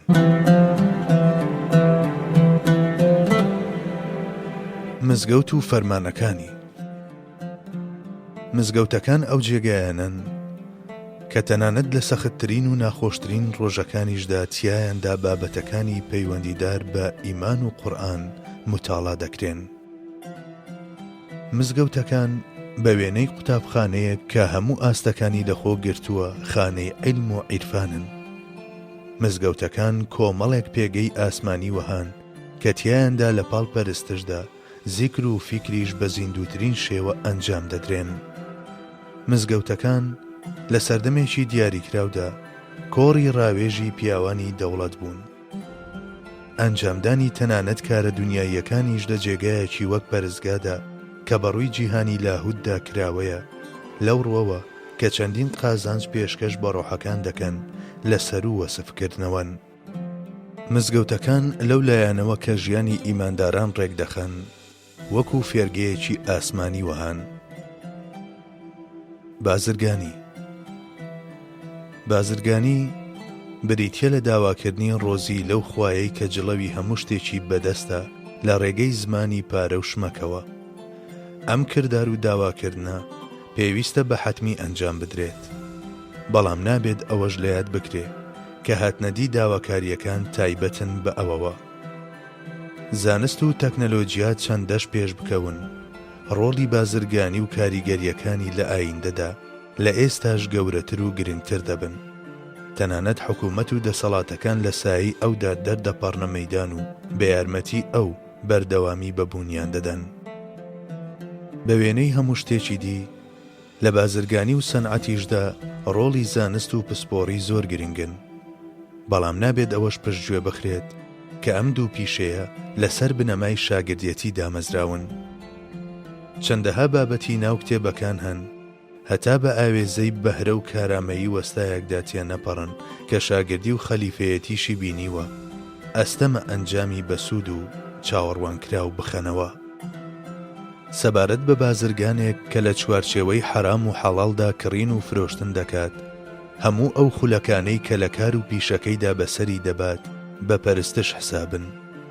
لەبەر ئەوەی زۆربەی جار پاک و خاوێنی و ڕێکوپێکی یان پیسی و شپرزەی شوێنی کار و بازرگانی ڕنگدانەوەی حاڵەتی ڕۆحی فرۆشیار و بازرگانن، نابێت ئەو ڕاستیە فەرامۆش بکرێت کە ئەم حاڵەتە کاریگەری ئەرێنی یان نەرێنی لەسەر مشتری و کڕیار دەبێت. بازرگان و فرۆشیار فێڵباز و تەڵەکەچی بەم کارەیان سەرەتا دژایەتی پەروەردگار و ویژدانی خۆیان دەکەن، پاشان بە ئاشکرابوونی فێڵەکانیان لە ناو خەڵکیشدا متمانە لە دەست دەدەن و لەو جێدا دەدۆڕێن کە دەبوو قازانج بکەن. ڕۆحی بازرگانی بریتیە لە ڕاستی و دروستی و ئەمانەت و تێگەیشتن لە ڕۆژگار و ڕەفتاری جوان و ناسک بەرامبەر بە کڕیار و مشتری. ئەو کەسەی لە یەکێک لەمانەدا کەم تەرخەمی هەبێت ڕۆحی بازرگانی زامدار کردووە و لە ئەنجامیشدا ڕێگاکانی قازانجکردنی خۆیان بەدەستی خۆیان دەگرن. بازرگانان و سەنعەتکاران پێویستە ڕووخۆش و زمان شیرن و خاچی و ڕازگۆ و دامەزرا و هەوڵدەر و کۆڵنەدەر بن. ئەم تایبەتمەندیانەی کە بۆ هەموو خاوەن پیشەکان دارای گرنگین سەبارەت بەم دوو پیشەیە گرنگترن، چونکە بازرگانان و سەنعەتکاران هەم لەگەڵ خەڵکدا زۆر تێکەڵاون و هەم ئەم خەسڵەتانە پەیوەندیەکی بەتینی بە قازانج و زیانی کارەکانیانەوە هەیە. ئەوانەی ڕۆژانە کاتژمێرێک پێش لە خەڵکی شوێنی کاریان دەکەنەوە و کاتژمێرێک دوای کاتی ئاسایی دای دەخەن، مانگیان دەبێت بە 35 ڕۆژ و ساڵیشیان بە 400. بێگومان بەو مەرجەی لە شوێنی کارەکانیاندا وەزیفەی سەرەکی بەندایەتی تا چەند دەست دەدات فەرامۆش نەکەن. دەربارەی زمان یەکێکە لە گەورەترینی ئەو دیاریانەی کە خوای خاوەن ڕەحمەتی بێسنوور پێشکەشی مرۆڤەکانی کردووە. مرۆڤ بەهۆی ئەوەوە مرۆڤیەتی خۆی دێنێتە سەر زمان و بەرەو زانستەکان باڵ دەگرێت و لەگەڵ نەوەکانی داهاتوودا دەژی. نازانم داخۆ ئەوانەی تێکی دەدەن و دەیشێوێنن ئاگاداری گەورەی ئەو خیانەتە هەن کە ئەنجامیان داوە. بیری ماکیاڤیلیستی جاران وا دەزانرا ڕێگای خۆناساندن لە ڕێگەی ناشیرینکردن و تاوانبارکردنی کەسانی ترەوە تەنها تایبەت بێت بە گروپێک دووڕووی ڕۆژهەڵاتەوە. بەداخەوە ئێستا هێندە پەرەی سندووە کە بەشێکی زۆری ئەوانەش کە بە ناوی حەقەوە کار دەکەن و لە پێناویدا هەوڵ دەدەن کار و چالاکیەکانیان لەسەر ماکیاڤیلیزم بنیاد دەنێن. بەدبەختی بۆ ئەوانەی لە ڕێگەی نامەشروع ناحەقەوە بە دوای حەقدا دەگەڕێن. بەدبەختی بۆ هەموو ماکیاڤیلیستەکان. سەرکەوتنی چاچی و جوانی هەوێنی سەرەکی دنیای چاچی و جوانی و ڕاستی و فەزیلەت. دنیا زوویان درەنگ دێتەوە سەر ئەم هێڵ و خولگەیە و کەسیش هێزی ڕاگرتنی ئەمەی نییە.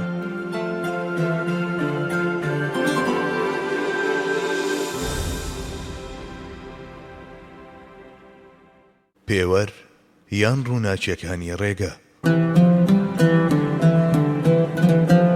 نووسینی مامۆستا محەممەد فەتحوڵڵا گولان.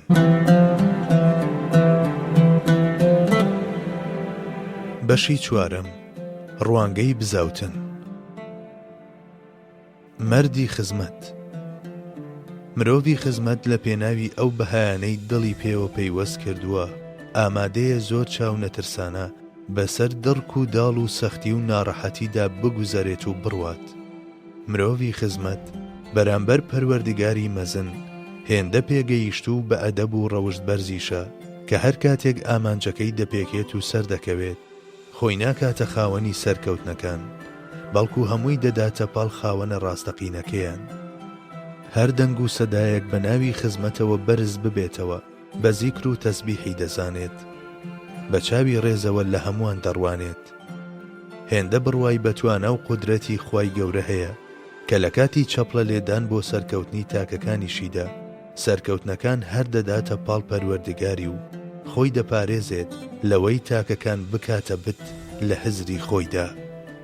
مرۆڤی خزمەت هەر کاتێک لە هەر شوێنێک پێویست بێت کارێک ئەنجام بدرێت، ئەو یەکەم کەس دەبێت کە خۆی بە بەرپرسیار دەزانێت بەرامبەری لە بەرامبەر هەموو ئەوانەی کە خەمی هەڵگرتنی مەشخەڵی حەقیان هەیە تا بەرزترین ئاست بەڕێز و بەویژدانە. مرۆڤی ئەمڕێیە گەر تووشی شکستیش بێت و دامەزراوە و پلانەکانیشی تێک بشتێنرێت و یەکبوون و یەکێتی پەرد بکرێت و هێزی نەوی بکرێت، هێشتا بەو پەڕی بڕوا و ئومێدەوە مامەڵە دەکات و پاشانیش کە دووبارە ڕوو بە ئاسۆ بەرەو سەرکەوتن لە شەقەی باڵ دەداتەوە، هەر چاوپۆشی و لێبوردەیی دەکاتە پێشڕەوی خۆی. مرۆڤی خزمەت خاوەن بەسیرەت، بینایی دڵە و کەسێکی واقعبینە و هەر لە سەرەتاوە ئەوەی پەسەند کردووە کە ئەم ڕێگایە یەک پارچە هەوراز و نشێویە. هەروەها هێندە باوەڕێکی پتە و هیممەتێکی بەرزی هەیە کە ئەگەر چاڵەکانی دۆزەخیش لە بەردەمیدا ببنە لەمپەر ئامادەی تێپەڕاندنیانە و وەک ڕێبوارێکی ئەوینداری ئەو ڕێبازەی سەری لە پێناودا داناوە دەبێت هێندە وەفادار بێت کە تەنانەت لە جان و جانان بگوزارێت بەبێ ئەوەی جارێکی دیکەش بیان هێنێتەوە بە خەیاڵیدا. بەڵێ، ئەو مرۆڤێکی ڕۆح و کەسێکی ڕازگۆ و لە خۆبردەی لەم شێوەیەیە. پێشکەش بە مەردانی ئیرشاد. پێغەمبەرمان لە ژیانیدا تەنها یەک جار حەجی کردووە، بەڵام هەموو ژیانی لە تەبلیغ و ئیرشاددا بەسەر بردووە.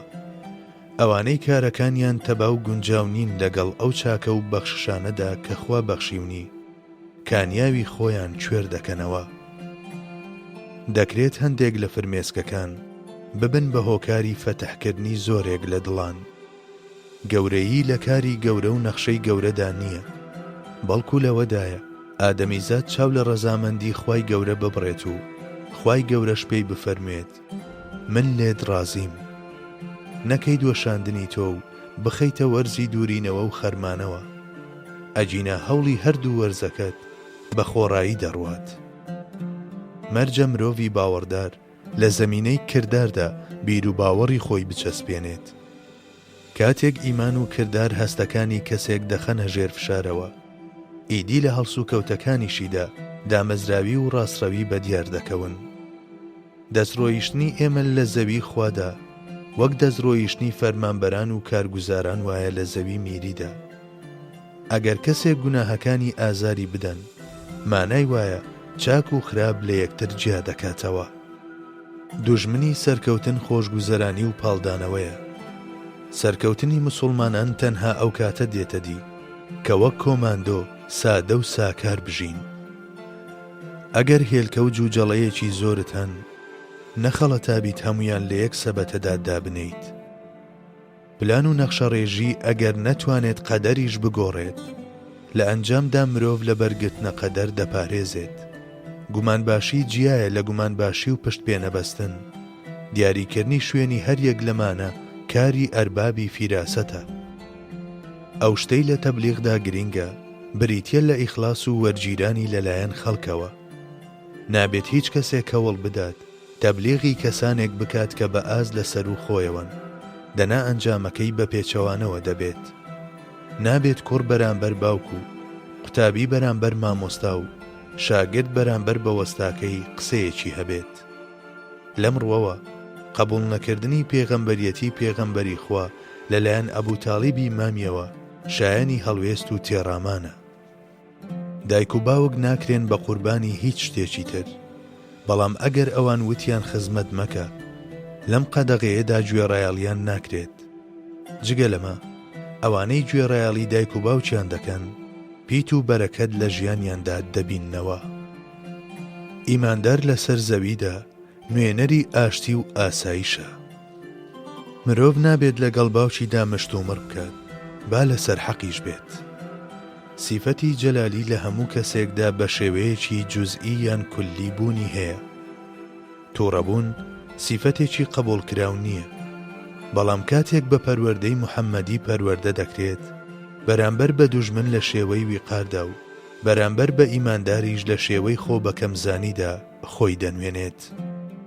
ئەگەر لەبەر هەندێک هۆکاری تایبەت پێویست بکات هەندێک کەس ئەو بڵاوکراوانە بخوێننەوە کە دوژمنایەتی ئیسلام دەکەن و هێرشی دەکەنە سەر، هیچ نەبێت پێویستە ئاگایانە و هۆشیارانە بخوێنرێنەوە. دەگونجێت هەڵسوکەوتی مرۆڤانە بەرامبەر بە کەسانی خراپەکار و زیان بەخش ڕێگە لە زیانیان بگرێت. پێویستە لە بیرمان نەچێت کە ئینسان کۆیلەی ئیحسانە. ئەوانەی لە ذاتی خۆیاندا بچووکن هەمیشە کەسانی بچووک و خاوەن کەسیەتی نزم لە دەوروبەری خۆیان کۆ دەکەنەوە. وا دەزانن بەم شێوەیە دەتوانن کەمێک ئاستی خۆیان بەرز بکەنەوە. شەیتان زۆر جار ئەو کەسانە لە ڕێت دەردەکات کە ژیانیان لە خولگەی ئیرشاد و بانگەوازدا بەسەر نابن. ئەوانەی فەرمان بە چاکە و ڕێگری لە خراپە ناکەن لە بەرەکەتی وەحی مەحروم دەبن. ئەم کەسانە هەرگیز سروەی ئیلهام بەسەریاندا هەڵ ناکات. لەوانەیە بتوانن کتێب بنووسن، بەڵام نووسینەکانیان ڕەش و تاریکە و پیت و بەرەکەتی تێدا نییە.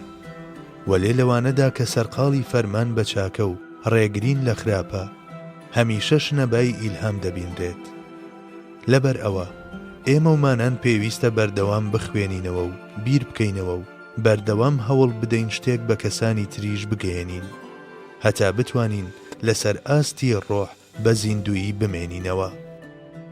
پێویستە خەمی هەموو مرشید و ڕێنمونی کارێک لەم ڕۆژگارەدا تەنها ڕەزامەندی خوا بێت و هیچ بیر و هەستێکی دنیایی نەبنە ئامانجی. ڕێنمونی کار پێویستە بەم جۆرە بیر بکاتەوە.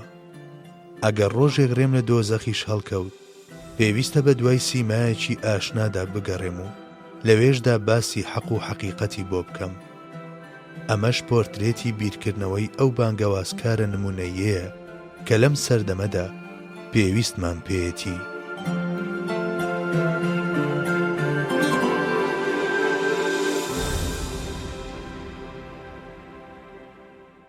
پێوەر یان ڕووناچیەکانی ڕێگە.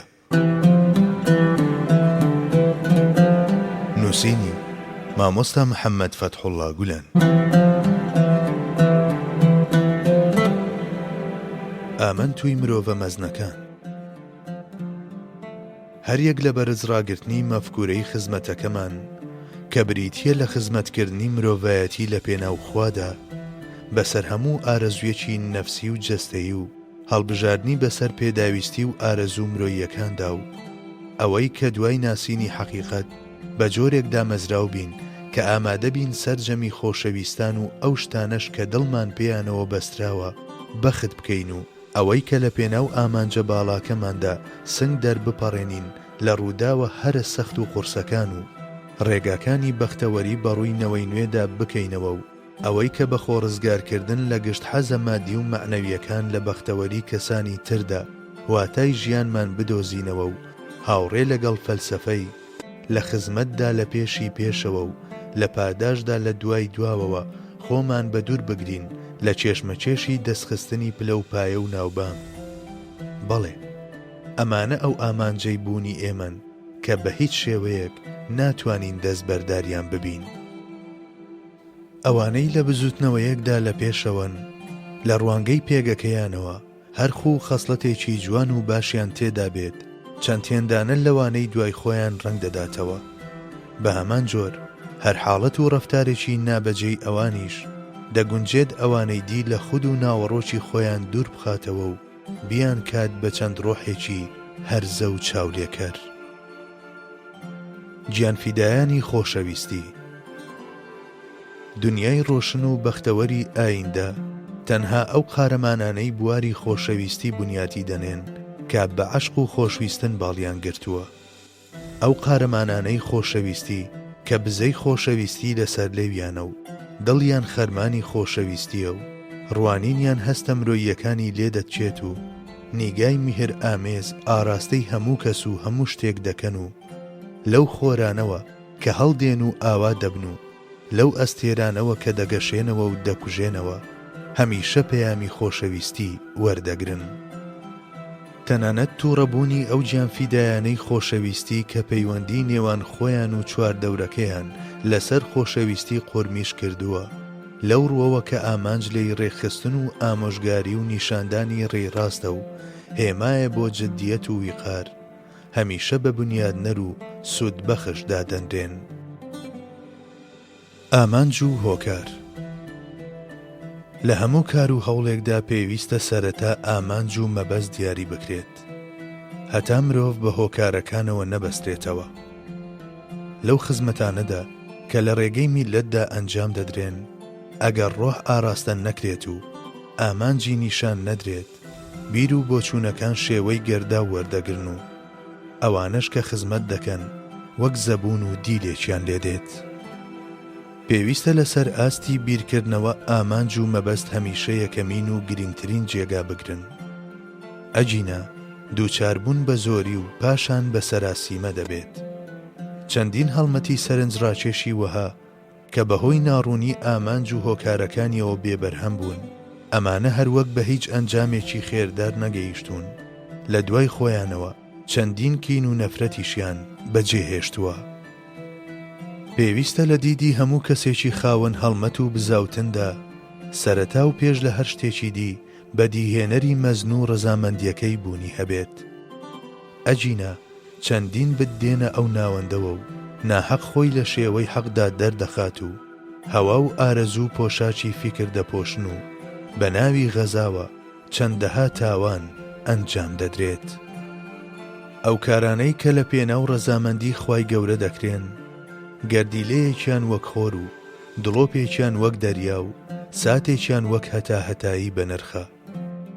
مادەم ڕاستی بەم جۆرەیە کەواتە ئەگەر بە هۆکارێک کە ئەو لێی ڕازی نییە هەموو دنیاش بکرێت بە بەهەشت لە حوکمی هیچدایە نرخی نییە و بارە بەسەر شانی خاوەنەکەیەوە.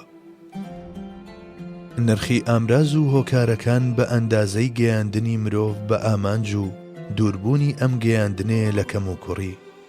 لە مڕوەوە ئەو هۆکارانەی کە بە ئامانج ناگەن و تەنانەت لەم ڕێیەدا بربەست دروست دەکەن بە مەلعون ئەژمار کراون. ئەو لەعنەتەش کە لە دنیا کراوە ڕووی لەم لایەنەیەتی دەنا ئەم دنیایەی کە ئاوێنەیەکە بۆ 1001 جیلوە و درەوشانەوەی ناوە پیرۆزەکان و لە شێوەی پێشانگایەکی شکۆداردایە بە جۆرێکە پێویستە ئادەمیزاد هەم خۆشی بوێت و هەم لە بەرامبەریەوە سەرسامی دەرببڕێت. چەندەها ڕێگا و ئامراسان بۆ پشتگیریکردن و سەرخستنی حەق. ئەم ڕێگایانە بە ئەندازەی ڕێزگرتنیان لە حەق و یارمەتیدانیان بۆ گەشەکردنی بیری حەقیقەت بەنرخن.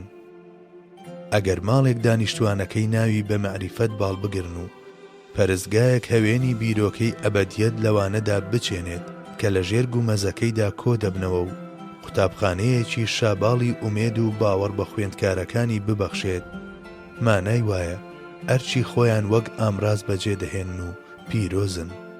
ئەجینە هەموو ئەمانە تەڵەی شەیتانین لە بەردەم ئادەمیزاددا کۆمەڵ و ڕێکخرا و سیاسەتەکانیش بە هەمان شێوە.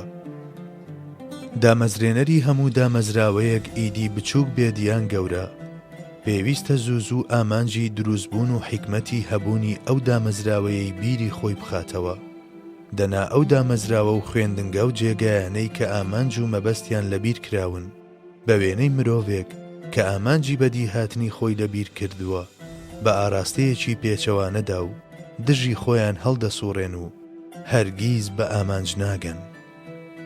قەتیزبوونی فیکر و بینینی حەق تەنها لە لای خۆت نیشانەی هۆکارپەرستی و نەبوونی ئامانجە. ڕق و قین بەرامبەر بە هەڵگرانی هەمان هەست و بیر ئەگەر بێبەشبوون نەبێت لە بیری ئامانج و مەبەست دەبێت چی بێت؟ ئاخ لە دەست ئەو بوونەوەرە هەرزەیانەی کە کۆیلەی نەفسن و بە خەیاڵی خۆیان گردون بە گوێرەی ئەندازەی سەقەتی خۆیان بەڕێوە دەبن.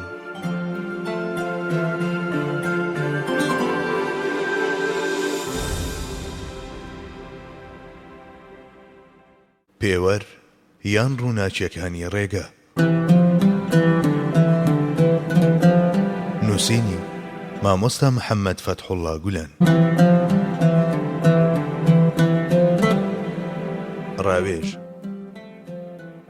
ڕاوێژ بریتیە لە ڕێگایەکی گرنگی بەخشینی سیفەتی بێسنووری بە عەقڵ و بیری سنووردار.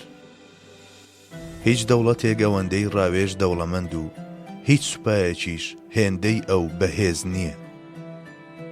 قورئانی پیرۆز لە مەقامی مەدح و ستایشی هاوڵە بەڕێزەکاندا دەفەرموێت کاروباری ناو ئەوان بەڕاوێژە، بەمەش لە بری هەموو سیفەتە جوان و باشەکانی تریان سیفەتی ڕاوێژی ئەوان دەخاتە پێشچاو. ئەو ژیرەی کە لە ژیرەکانی دی چەند هەنگاوێک لە پێشترە ئەو کەسەیە کە نرخ بۆ عەقڵ و بیری کەسانی تریش دادەنێت. کاریگەرترین ئیکسیر کە ژەنگی سەربیر و بۆچوونەکان پاک بکاتەوە ڕاوێژە. ئەگەر دوو عەقڵ لە عەقڵێک باشتر بن بێگومان 100 عەقڵ زۆر لە پێشترە لە تەنها عەقڵێک. ڕاوێژیش بریتیە لە ناونیشانی کۆبوونەوەی ئەم هەموو عەقڵە. ئەوانەی متمانەیان بە عەقڵی خۆیان هەیە و ناگەڕێنەوە بۆ بیر و بۆچوونی کەسانی دی لەبەر ئەوەی وازیان لە ڕاوێژ هێناوە کە ڕەهەندێکی گرنگ بە داوەری ژیری دەبەخشێت، ئەگەر بلیمەتیش بن هێشتا بەبێ عەقڵ دادەنرێن. تەدبیر بریتیە لە هەڵسوکەوتێکی گرنگ لە کار و بەرنامەکانی مرۆڤدا بۆ ئەوەی لە هەمبەر گریمانی زیانەکان و پاشان لە بەرامبەر بەڵاو موسیبەتەکانی دەرەنجامدا مرۆڤ دووچاری ئاخ و داخ و پەشیمانی نەبێت. چەندین کەسی وەها هەن دەستیان داوەتە کارێک پێش ئەوەی لە بازنەی هۆکارەکاندا ئامادەکاری تەواوی بۆ بکەن، لە ئەنجامیشدا یان لە ئەژنۆی خۆیان داوە یاخود ڕەخنەیان لە قەدەر گرتووە. بەڵێ ئەوان سەرەتا لە تەدبیردا کەمتەرخەمی دەکەن و پاشان بە ڕەخنەگرتنیش دەقەدەر دەکەونە هەڵەی دووەمەوە.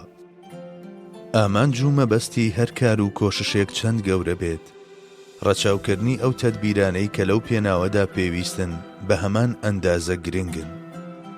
بەرمەبنای ئەمە ئەگەر کەسێک بە ئەندازەی گەورەی ئەو بەرپرسیارەتەی کە لە سەرشانی ناوە بیر لە قازانج و زیانەکانیشی نەکاتەوە و کاروبارەکانی ڕێک نەخات، مانای وایە یان کەسێکی سەرکەشی ناجددیە لەو کارانەدا کە دەستیان دەداتێ، یاخود کەسێکی گەمژەی ساویلکەیە.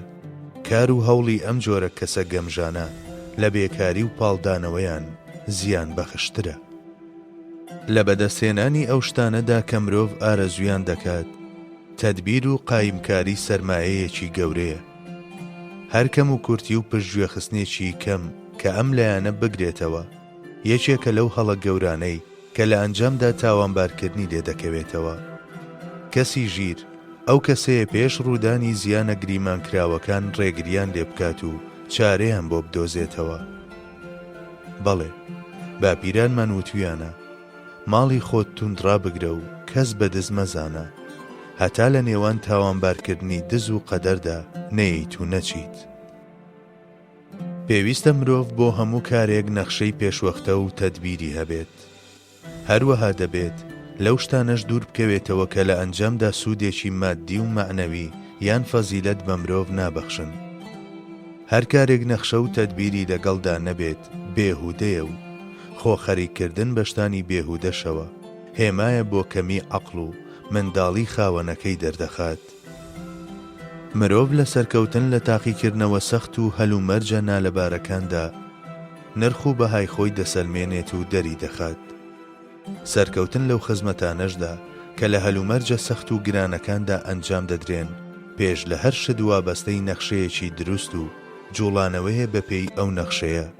بەرمەبنای ئەمە نرخ و بەهای تاک لەگەڵ سەرکەوتنەکانیدا و سەرکەوتنەکانیشی لەگەڵ ئەو بڕیارانەی کە پێش دەستدانەکارەکانی دەیدات ڕاستەوانە دەگۆڕێت. هەروەک تەدبیر بە تەواوەتی جیاوازە لە ترسان و کشانە دواوە، ئەو کارانەش کە بێت تەدبیر دەکرێن هیچ پەیوەندیەکیان بە ئازایەتی و دلێریەوە نییە. لە ڕاستیدا لە جۆری یەکەمیاندا کاتێک زیادەڕەوی دەکرێت هەندێک زیان دروست دەبن، بەڵام ئەم زیانانە بە دڵنیاییەوە لاوەچین و دەگونجێت چارەسەریان بۆ بدۆزرێتەوە. و لێ جوڵانەوەی ئاشکرا و بێپەروای ئەوانەی کە بێتەدبیری بە قارەمانیەتی ئەژمار دەکەن و ڕەفتاری دۆنکیشۆتانەیان هەیە هەمیشە مەترسیدار و زیان بەخشە. پۆپۆلیزم کە خەڵەتانێکی تەواو ڕوتە و بریتیە لە خۆدانە دەستحاڵەتی دەرونی کۆمەڵانی خەڵک و پاشان بەکارهێنانی بۆ ڕاوکردنی هەست و نەستی خودی کۆمەڵانی خەڵک بە وێنەی هەر سیفەتێکی دیکەی خراپ دیاری ڕۆژ ئاوایە بۆ ئێمە. چەندەها گارەگار بە ژوورسەری هێلکەیەکەوە شتێکی ئاساییە، بەڵام بەڕای ئێمە پێویستە هەموو بابەتێکی میلی لە چوارچێوەی سەبر و بێدەنجێکی مەرجانیدا و لە چەپەکترین شوێندا و بە جۆرێک کە لەگەڵ حاڵەتی پڕ لەژان بەڵام خامۆشی جوڵە مەرجانیەکاندا بگونجێت مامەڵەی لەگەڵدا بکرێت. گەورەی پێگەی مرۆڤ لای خوا بە ئەندازەی گەورەی هیممەتێتی. دیارترین نیشانەی هیممەت بەرزیش بریتیە لە بەختکردنی حەز و چێژە کەسێکان لە پێناو بەختەوەری کەسانی دیکەدا. نازانم داخۆ سەبارەت بە مرۆڤ بەدەر لە ژێر پێخستنی شەرەف و ناموسی خۆت لە پێناو سەلامەتی میلەتدا و تەنانەت خواردنەوەی تووڕێی و دان بە خۆداگرتن لە جێیەکدا کە پێویستە هاوار بکات و بنەڕێنێت و باچخستنە سەر بەختەوەری کەسی لە هەر جێیەکدا کە بێتە پێشەوە دەکرێت وێنەی فیداکاریەکی گەورەی دیکە بکرێت. بەستنەوەی هەموو سەرکەوتنێک لە سوپاکاندا بە هەڵمەتەوە و گرنگجینەدانی ئەرکانەکانی بە پلان و نەخشە سەربازیەکان چەند بێعەقلیە. بەستنەوەی سەرجەم سەرکەوتنەکانی کەسێک بە ئازایەتی کوێرانە و گرنگجینەدان بە تەدبیریش بە هەمان جۆر بێعەقلیە. تەدبیرەکانیش بە وێنەی هەوڵدانەکان وەکو بانکێشنامەیەکوان کە پێشکەش بە کۆمەچی خوای گەورە کراون و دوو ڕووی یەک حەقیقەتن. کەم و کورتی لە یەکێک لەمانەدا زۆر جار دەبێتە هۆکاری پچڕانی عینایەت و لە ئەنجامیشدا شکست و سەرنەکەوتن. ڕۆیشتنی بێکەم و کوڕی بە ڕێگایەکدا بەوە دەبێت کە لە هەموو ساتێکدا چاوی بەسیرەت کراوە بێت. خۆشبەختی بۆ ئەوانەی پێی بەمە دەبن. ئارامگری. ئارامگری بە وێنەی جیادەرمانێکی تاڵ هەم ئازاری مرۆڤ دەدات و هەم تیماری دەکات. هەموو کێشە و ناڕەحەتیەک سکپڕە بە گوشادی و سکپڕە بە گوشادی و ڕزگار بوون، بەڵام پێویستە لە ماوەی سکپڕیدا مرۆڤ ئارام بێت.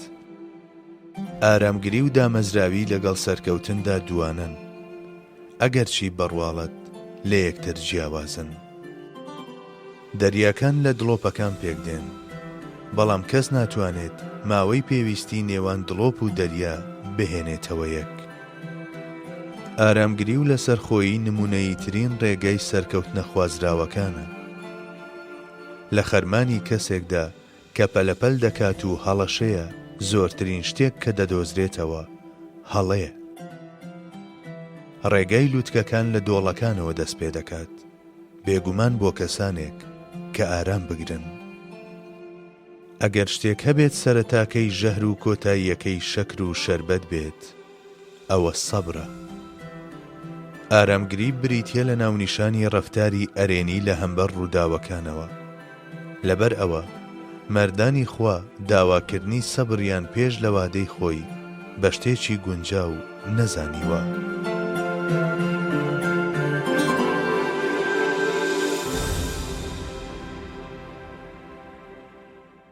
پێوەر یان ڕووناکیەکانی ڕێگە.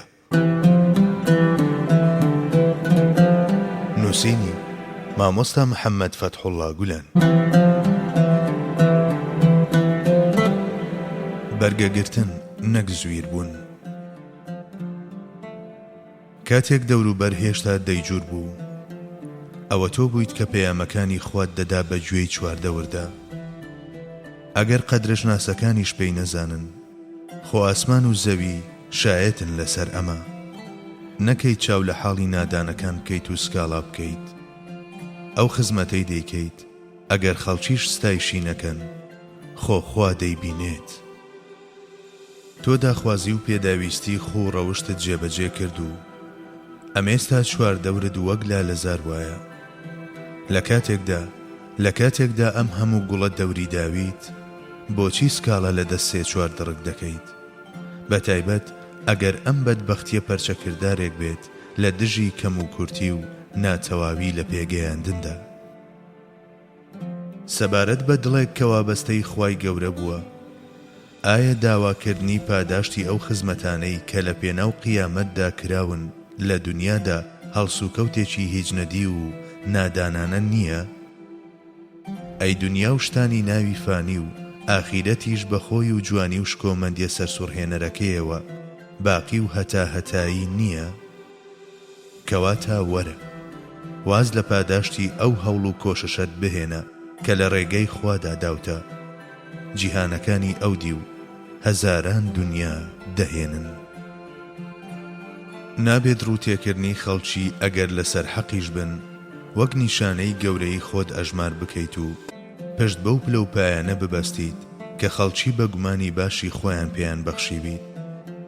و هەرگیز نابێت دووچاری دەردی خۆ بە گەورەزانی بیت و خەڵک لە خۆت بە بچووکتر ببینیت، چونکە بە هاو پێگەی مرۆڤ لای خوا بە گوێرەی پاکژی ڕۆح و مەزنی دڵە.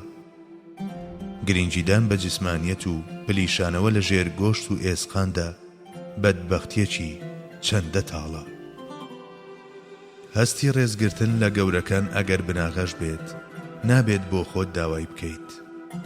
ڕێز و حورمەتی خەڵکی بەرامبەرت بێ ئەوەی داوای بکەیت و چاوەڕێ بکەیت زیانی نییە. بەڵام ئەگەر ئارەزووی بکەیت و بە دوایدا ڕابکەیت، وەکو یارێکی دەستپێنەگەیشتوت لێ دێت و مرۆڤ لە ژان و زەبوونیدا جێت دەهێڵێت. نابێت پشت بە گەورە زانین و گەورە نیشاندانی خەڵکی ببەستیت. گەرچی ڕووتێکردنێکی لەم جۆرەی خەڵکی ئەگەر ڕەنگدانەوەی ڕەزامەندی جیهانی غەیب بێت بە شتێکی قبوڵکرا و هەژمار بکرێت، بەڵام هەرگیز شتێک نییە ئارەزوو بکرێت. ئەگەر بۆ ساتێکیش مرۆڤ دڵخۆش بکات، زۆر جار دەیگرێنێت و دەیتلێنێتەوە. نابێت بەستایشی ڕاگوزەری لەم جۆرە بخەڵەتیت و دەروونت ڕەش بکەیتەوە. ئایا هەرگیز بیرت لەوە کردوێتەوە کە بە ئەندازەی گەشەکردن و گەورەبوونی خزمەت بە وێنەی دوژمنەکانت بە چواردەورەکەی شت تاقی دەکرێتەوە؟ ڕابمێنە و جوامێر بە بەرامبەر بەو دۆستانت کە لە دەستی خوای گەورەدا هەر یەکێکیان ئامرازێکی تاقیکردنەوەن. نەکەی دەو خزمەتەی کە لە پێناو میلەتەکەتدا ئەنجامی دەدەیت و ئەو چاکانەی کە بەرامبەر بە چواردەورەکەت دەیکەیت بیدەیتەوە بە چاویاندا و لە خۆت بێزاریان بکەیت. لەبیرت نەچێت ئەو شتانەی کردوتن هەر یەکە ئەرچێکن و تۆش فەرمانبەر و لێپرسراوێکیت. ئەگەر بە ئەندازەی ئەو کتێبانەی دەیان خوێنیتەوە و ئەو بابەتانەی بیریان لێ دەکەیتەوە و شیان دەکەیتەوە و بە هەناسە بڕچێ لە ڕێگەی خوادا خزمەت دەکەیت، مەحون نەبیتەوە و قەهر و لوتف وەک یەک تەماشا نەکەیت، بیر لەوە بکەوە کە لە هەموو جوڵەیەکتدا دەبیت بە تەڵەی پەنجە تیژەکانی منیەتیەوە و لە ترسی ئەمە هەڵبلەرزە. تکایە بە هیچ جۆرێک باسی ئەو خزمەتانەی کردوتە و باڵای ئەو فیداکاریە زۆرانەی ئەنجامت داوە لای من مەکە.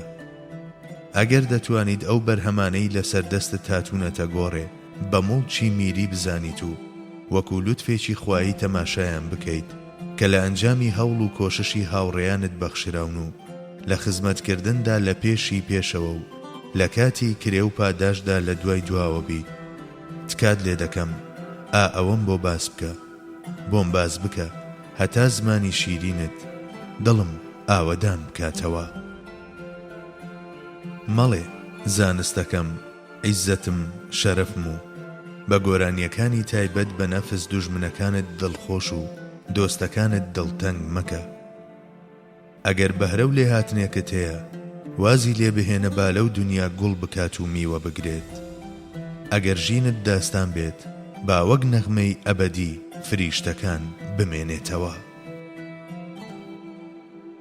دامەزراوی و هەڵگەڕانەوە. دۆزینەوەی حەقیقەت و دڵپێدان پێی چەند گرنگ بێت، وەفاداری و دامەزراویش لە دوای دۆزینەوە بە هەمان ئەندازە گرنگن و پێویستە بە جددی هەڵوێستەیان لەسەر بکرێت. لە ڕاستیدا کەسێک کە لە ڕۆحیدا بەڕووناچی حەقیقەت گەیشتووە بە ئاسانی ڕێو ئاراستە ناگۆڕێت. هەرچی ئەوانەیشە کە بەیانی و ئێوارە بە بێوەستان قیبلەی خۆیان دەگۆڕن، کۆمەڵێک بەدبەختی وەهان کە حەقیقەتیان نەدۆزیوەتەوە، یاخود کەسانێکی بێدەرکن کە لە نرخ و بەهای حەقیقەت تێنەگەیشتون.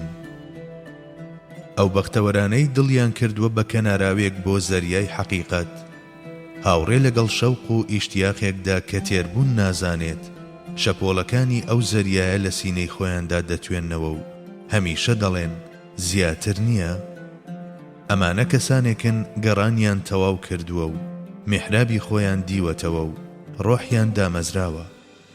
هەرچی ئەوانەیشە کە هەردەم لە شەپۆڵداندان یان کۆمەڵێک نادانی وەهان کە شێوازی گەڕان نازانن، یان کۆمەڵێک بێعەقلی وەهان کە گەڕان و دۆزینەوەیان تێکەڵ کردووە. تەنها ئەو کەسانت دەدۆزنەوە کە دەگەڕێن. ئەوانەش کە دەدۆزنەوە لە جێی خۆیاندا دامەزراو دەبن. ئەو سەرگەردانانەش وا دەزانن ئەو شتیان دیوەتەوە کە بە دوایدا دەگەڕێن، بە درێژایی تەمەنێک لە هەمان شوێندا دەخولێنەوە. مانەوە لە جێگای خۆدا و پاراستنی سەنگەر و پێگە یەکەم هۆکاری سەرکەوتن بەسەر دوژمن و گەیشتن بە ئامانجە. ئەوانەش کە سەنگەر جێدەهێڵن لەو ساتەوە کە لەی جیا دەبنەوە چوونەتە سەر ڕێگەی شکست و دۆڕان. هەموو هەڵاتوێکی سەنگەر سەرەتا لە ویژدانی خۆیدا و پاشان لە بەرامبەر مێژوو و نەوەکانی داهاتوودا خۆی مەحکوم دەکات و لە ئەنجامیشدا بە پێچەوانەی مەبەستەکەی خۆیەوە زلە دەخوات. دامەزراوی و پاراستنی سەنگەر لە هەموو داعوا و پەیامێکی مەزندا نیشانەی دلێریە. ئەوانەش کە کۆیلەی نەفسن و لەکوێوە بابێت لەوێوە شەندەکەن، ئەگەر لەمە تێنەگەن و نایانەوێت تێبگەن، مرۆڤێک کە مرۆڤی ڕاستەقینە بێت پاش ئەوەی یەکجار لە حەقیقەت تێگەیشت و دەرچی کرد، ئیدی بەرژەوەندیەکان ناتوانن زنجیر لە قاچی بدەن و ترس سەری ڕێی پێناگرێت و شەهوەت یەخەی ناگرێت. ئەو هەموو ئەمانە تێدەپەڕێنێت وەک ئەوەی بە هەوادا و بەسەریاندا بفرێت. ئەوانەی لە خزمەتێکدا بە بەردەوامی بیر و پێگە دەگۆڕن، هەروەک متمانە و باوەڕیان بە خۆیان نامێنێت، هاوڕێکانیشیان هەمیشە گرفتاری ناومێدی دەکەن.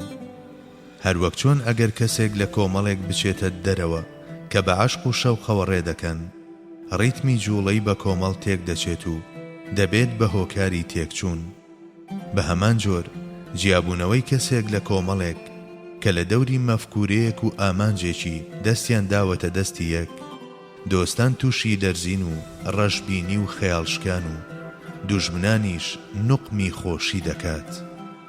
ئەوانەی زوو بەڵێن و پەیمان دەشێن و تووشی بێقەراری دەبن، ڕۆژێک دێت کە متمانە و باوەڕیان بە خۆشیان نامێنێت و وردە وردە دەچنە ژێر کاریگەری کەسانی ترەوە.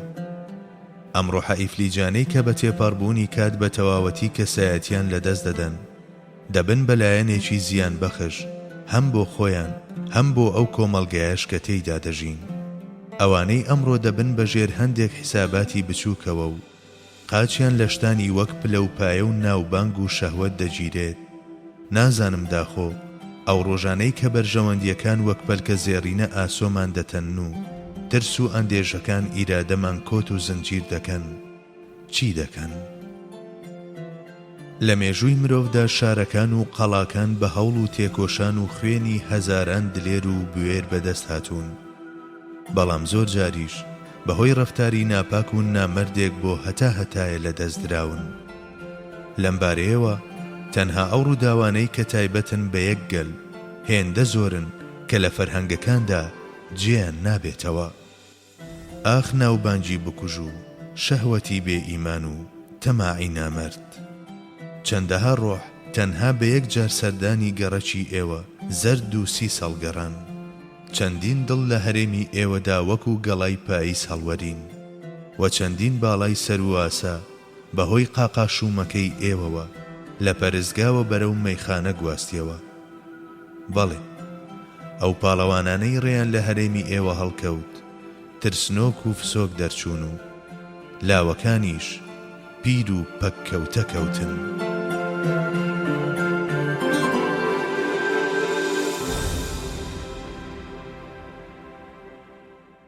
پێوەر یان ڕووناچیەکانی ڕێگە. نووسینی مامۆستا محەممەد فەتحوڵڵا گولان. باوەڕدار جارێک دەخەڵەتێت. هەموو ئامانجێکی باڵا و مەفکورەیەکی مەزن سەرەتا لە بیرکردنەوەی سیستەماتیزەکرا و نەخشەیەکی تەندروستدا دێتە بوون و لایەنگر بۆ خۆی دەدۆزێتەوە و ڕۆژانە چەند جارێک دەبێت بە میحرابێک بۆ ڕووتێکردنی شوێنکەوتوانی. ئەو بیر و داوایانەی ناتوانن ئەم جۆرە پاڵپشتی و بناغەیە بدۆزنەوە پێش لەدایک بوون دەمرن. نابێت ئەو پاڵپشت و هێزانەی کە بوون و نەبوون و کۆبوونەوە و شیبوونەوەیان تایبەت نین بە ئێمەوە هەرگیز هیچ حکم و بانگەوازێکمان لەسەر بنیاد بنرێت. ئەوانەی بەدیهاتنی ئامانجەکانیان بەم شتانەوە بەستوتەوە هەمیشە فریویان خواردووە و ئەوانەش کە داهاتویان لەسەر بنیاد ناوە بوون بە ژێردار و پەردووەکەیەوە. لە داوایەکدا هەر یەک لە مەزنی مەفکورە و پتەوی بیر و نەخشە و گەرم و گوڕی و ئیخلاسی نوێنەرانی ئەو بانگەوازە چەند لایەنێکی زۆر گرنگن. ئەوەندە هەیە هەڵبژاردنی هۆکارەکان و ئامرازەکانی هەر کارێک کە نەخشەی بۆ کێشراوە و گونجانیان لەگەڵ ئەنجامە چاوەڕوانکراوەکانیدا بە هەمان ئەندازە گرنگن. ئەوانەی لەگەڵ کۆمەڵێک هۆکاردا کەوتونەتە ڕێک کە دیار نییە داخۆ مرۆڤ بە ئامانج دەگەیەن و پاڵپشتی دادگایەکی بەرزیان بەدەست نەهێناوە هەروەک ئەو کەسانە دەخەڵەتێنن کە پشتیان پێبەستون و دووچاری ناومێدیان دەکەن زیانیش بە خۆیان دەگەێنن. پێویستە حەق دیسان لەسەر حەق بنیاد بنرێت و لە ڕاستترین ڕێگاکانەوە مرۆڤ بە دوایدا بگەڕێت. گەڕان بە دوایدا لە هەرێمێکدا کە تێیدا بیری حەق ناناسرێت غەفڵەتە و هەوڵدان بۆ بەدەستێنانی لە ڕێگەی هۆکارە ناحەقەکانیشەوە فری و خواردنە. شتانی ئەرێنی لەسەر بیر و بۆچوونی نەرێنی و میکانیزمی نەرێنی بنیاد ناندرێن. پێگەیشتە نەرێنیەکان لە ناو ئەرێنیەکاندا پێویستە وەک ڕۆیشتن وابێت بە ناو کۆمەڵێک دەرگادا کە دەکرێنەوە و دادەخرێن. پێویستە ڕۆیشتن بەردەوام بێت بەڵام بە هیچ جۆرێک پێکدادان ڕوونەدات. حەقیقەتە هەمیشە یەکان بەشتانی بگۆڕ و کاتیەوە نابەسترێنەوە. دامەزرانی دامەزراوە هەرە گرنگەکانی ژیان لەسەر دوورگەیەک کە لە ئاودا مەلە دەکات چی بێت خزمەتکردنیش لە سیستەمێکدا کە ئیدارە و جڵەوەکەی لە دەستی هێزە جۆرا و جۆرەکاندایە هەمان شتە. دژیەکەکان بیر لە پاکشبوونەوەی هزر و هەست و گەشەپێدانی توانا و لێهاتنە مرۆییەکانت دەکەیتەوە بەبێ قوتاربوون لە چێژە جەستەییەکان و یاخیبوون لە ئارەزوە ئاژەڵیەکان. ئەمە کەی کارێکی کردنیە. دەخوازیت لە ژیانی دڵتدا بە تەوحید بگەیت و لە چێژە ڕۆحیەکاندا نقم ببیت کەچی 1001 هەستی خراپ لە ناختدا دێن و دەچن و لە هەموو سەرسوچێکدا بە چێژە جەستەییەکان دەڵێیت بەڵێ ئەم دوانە پێکەوە چۆن هەڵدەکەن. خەیاڵی ئەوە لێ دەدەیت کە باڵ بگریت و پەرواز بکەیت و بەرز ببیتەوە و بگەیت بە جیهانەکانی ئەودی و بەڵام وەک منداڵێک وابەستەی خاک و قوڕی دنیایت ئەم دوانە چۆن پێکەوە دەلوێن. چاوەڕێیت هەمیشە لە ئاسۆددا سپێدەی نوێ هەڵبێت. بەڵام هەتا دڵت بە ئامانجە مەزنەکان پڕچەک نەکەیت و پێگەکەی جارانت بەدەست نەهێنیتەوە و وەکو زایەڵەیەک لە سینەی دنیادا نەناڵێنیت، ئەمە چۆن مەیسەر دەبێت؟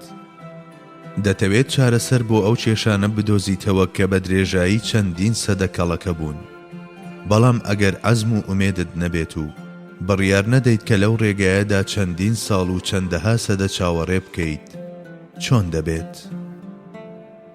باز لە پێشکەوتنی نیشتیمان و بەختەوەری مرۆڤی ئێمە دەکەیت، بەڵام ئەمە چۆن دەبێت ئەگەر بە سیانەی قوتابخانە و سەربازگە و تەچیە شاباڵ بەنەوەکانت نەبەخشیت و هێرش نەکەیتە سەر هەموو سێگۆشەکانی شەیتان. دەتەوێت بگەیت بە وجود و لەسەر ئاستی هەستەکانت بە کامی دڵی خۆت تامی ژیان بکەیت، وەلێ ئەگەر هەتا ئێوارە بەبێ شکاندنی ڕۆژوەکەت بەردەوامی بەم کاروانە نەدەیت، جا چۆن بەوە دەگەیت؟ دەتەوێت هەمیشە لە بەرچاوان و لە ناو دڵاندا بیت و چەپڵەت بۆ لێ بدرێت و ببرێیت بە ئاسماندا، کەچی ڕۆژی 100 جار عەهد و پەیمان دەشێنیت، ئیدی چۆن دەگەیت بەوەی دەتەوێت؟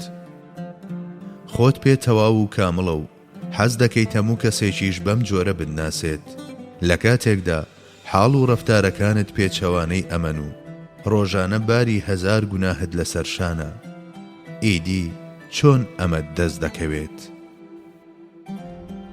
بیری خزمەت.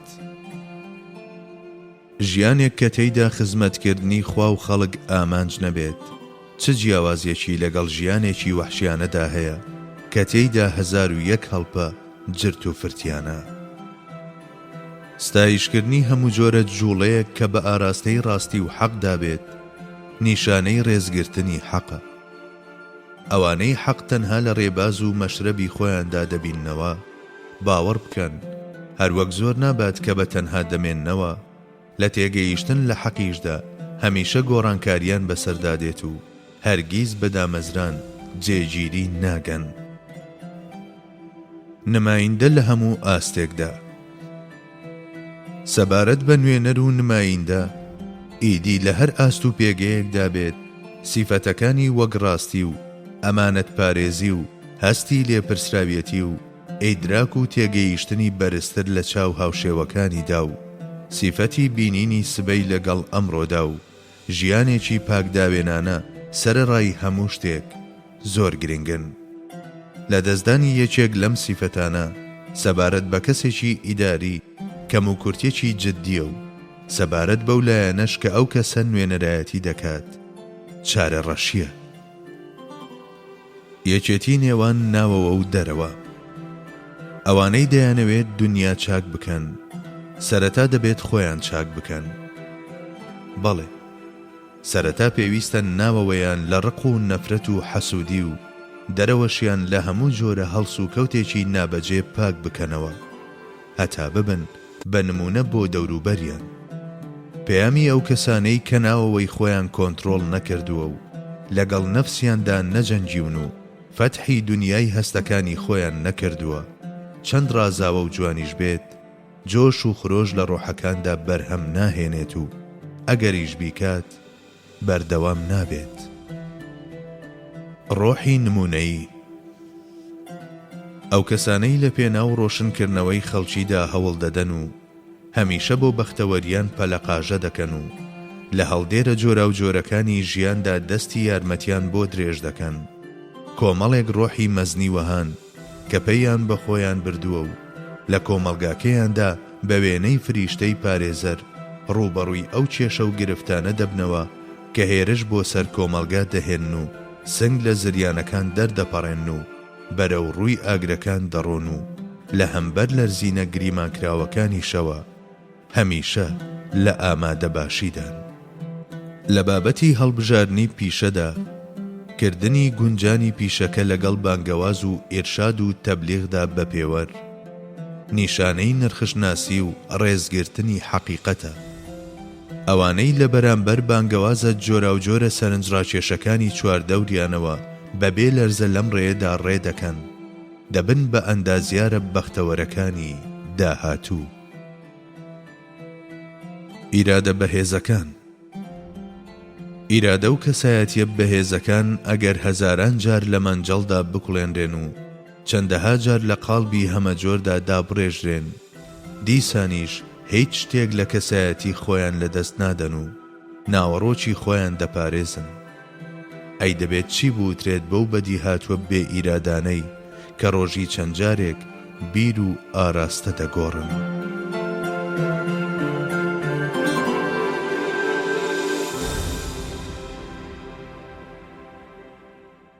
پێوەر یان ڕووناچیەکانی ڕێگە. نووسینی مامۆستا محەممەد فەتحوڵڵا گولان. غەریبەکان. غەریب ئەو کەسە نییە کە لە ماڵ و نیشتیمان و دۆست و کەسەکانی دابڕاوە، بەڵکو ئەو کەسێکە لەو دنیا و کۆمەڵگەیەدا کە تێیدا دەژی خەڵکی لە حاڵ و ڕێبازی تێناگەن، کەسێکە لە ئەنجامی ئامانجە باڵاکانی و بیر و بۆچوونی دەربارەی جیهانەکانی غەیب و بەختکردنی چێژە کەسیەکانی لە پێناو کەسانی تردا و هەوڵ و هیممەتە بەرزەکەی زوو لەگەڵ هەلپەرست و بەرژەوەندی خوازەکاندا دژ دێتەوە و ڕەفتارەکانی لەلایەن چواردەورەکەیەوە وەک غەریب و نامۆ تەماشا دەکرێن. ڕۆحی میلەت. ڕێگای ئێمە بریتیە لە ستایشکردنی هەموو کار و هەوڵێکی خێر کە لە پێناو میلەت و نیشتیماندا بکرێت. هەرگیز بە تەکفیر و تەضلیل وەڵامی هیچ کەسێک نادەینەوە و ئامین بۆ لەعنەت و دووعای شەڕ ناکەین. بیری یەکگرتن. هەمووان داوای تەسلیم بوون دەکەن بە ڕێبازەکەی خۆیان و داوای سیلم ناکەن، لە کاتێکدا خوای گەورە دەفەرموێت ئودخولوا فی السلم کافە. ئەگەر ناشتوانین یەک بگرین با هیچ نەبێت تووشی دووبەرەکی و دابڕان نەبین، یان بابەت و جیاوازیەکانی نێوانمان گەورە نەکەین. لوتفی تایبەتی خوای گەورە لەگەڵ جەماعەتدایە بە جۆرێک تاکە هەرە دەگمەن و بلیمەتەکانیش سەرەڕای هەموو هەوڵێکیان ناتوانن بەدەستی بهێنن. سەرەتا نەخشە. کاتێک نەخشە بۆ کار و پرۆژەیەکدا دەڕێژرێت، پێویستە لە پاڵ هۆکارەکاندا بربەستە گریمانکراوەکانیش یەک بە یەک هەڵوێستەیان لەسەر بکرێت، بۆ ئەوەی دواتر لە کاتی دەرکەوتنی کێشە و گرفتەکاندا نەڕەخنە لە قەدەر بگیرێت و نەمەتمانە و بڕوای خەڵکیش بەرامبەرمان بلەرزێت. پلان. کاتێک کارگەیەک لەسەر نەخشەیەکی پتە و بەهێزدا دادەمەزرێنرێت، بەردەوامی و ئایندەیەکی گەشی دەبێت. بەڵام ئەگەر لە بناغەکەیدا فیکرێکی مەحکەم و حسابێکی ورد بوونی نەبێت، بە حەتمی دووچاری شکست دێت.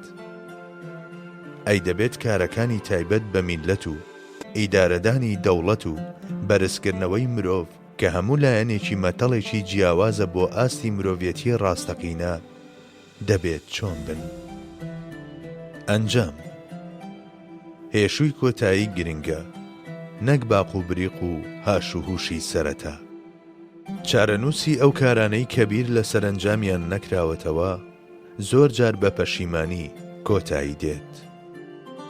پاسەوانی کولانە بەڕێوی ناسپێردرێت. پێکەنینی کۆتایی پێکەنینی ڕاستەقینەیە. ئەو قەیماغ و هەنجوینەی ئەمڕۆکە سبەی نێتامی تونی و سوێریت پێدەچێژێت لە ژەهر تاڵترە. دەگونجێت زۆرێک لەو شتانەی وا دەزانرێت زیان بەخشن لە ئەنجامدا سوود بەخش بن، پێچەوانەکەیشی هەر ڕاستە. کۆتاخاڵی تەنگی و ناڕەحەتی سەرەتای ئاسوودەیی و گوشادیە.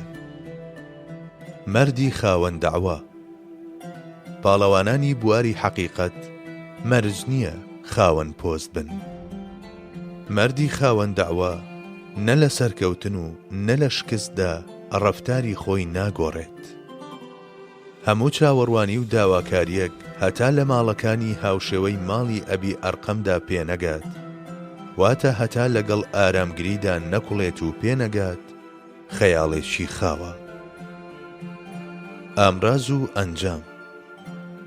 ئامرازی ناحەق مرۆڤ بە ئامانجی حەق ناگەیەنێت. هۆکار و ئامرازە بەکارهاتوەکانیش پێویستە حەق و مەشروع بن. هۆکاری ناحەق ئەو سیستەمانەی کە لەسەر درۆ و بانگەشەی بێبنەما بنیادنراون، ئەگەر تەمەنیشیان درێژ بێت، زوو یان درەنگ بەسەر خاوەنەکانیاندا دەڕوخێن و لە دوای خۆیان خەونێکی تاڵ و خەیاڵێکی پڕ لە حەسرەت جێدەهێڵن.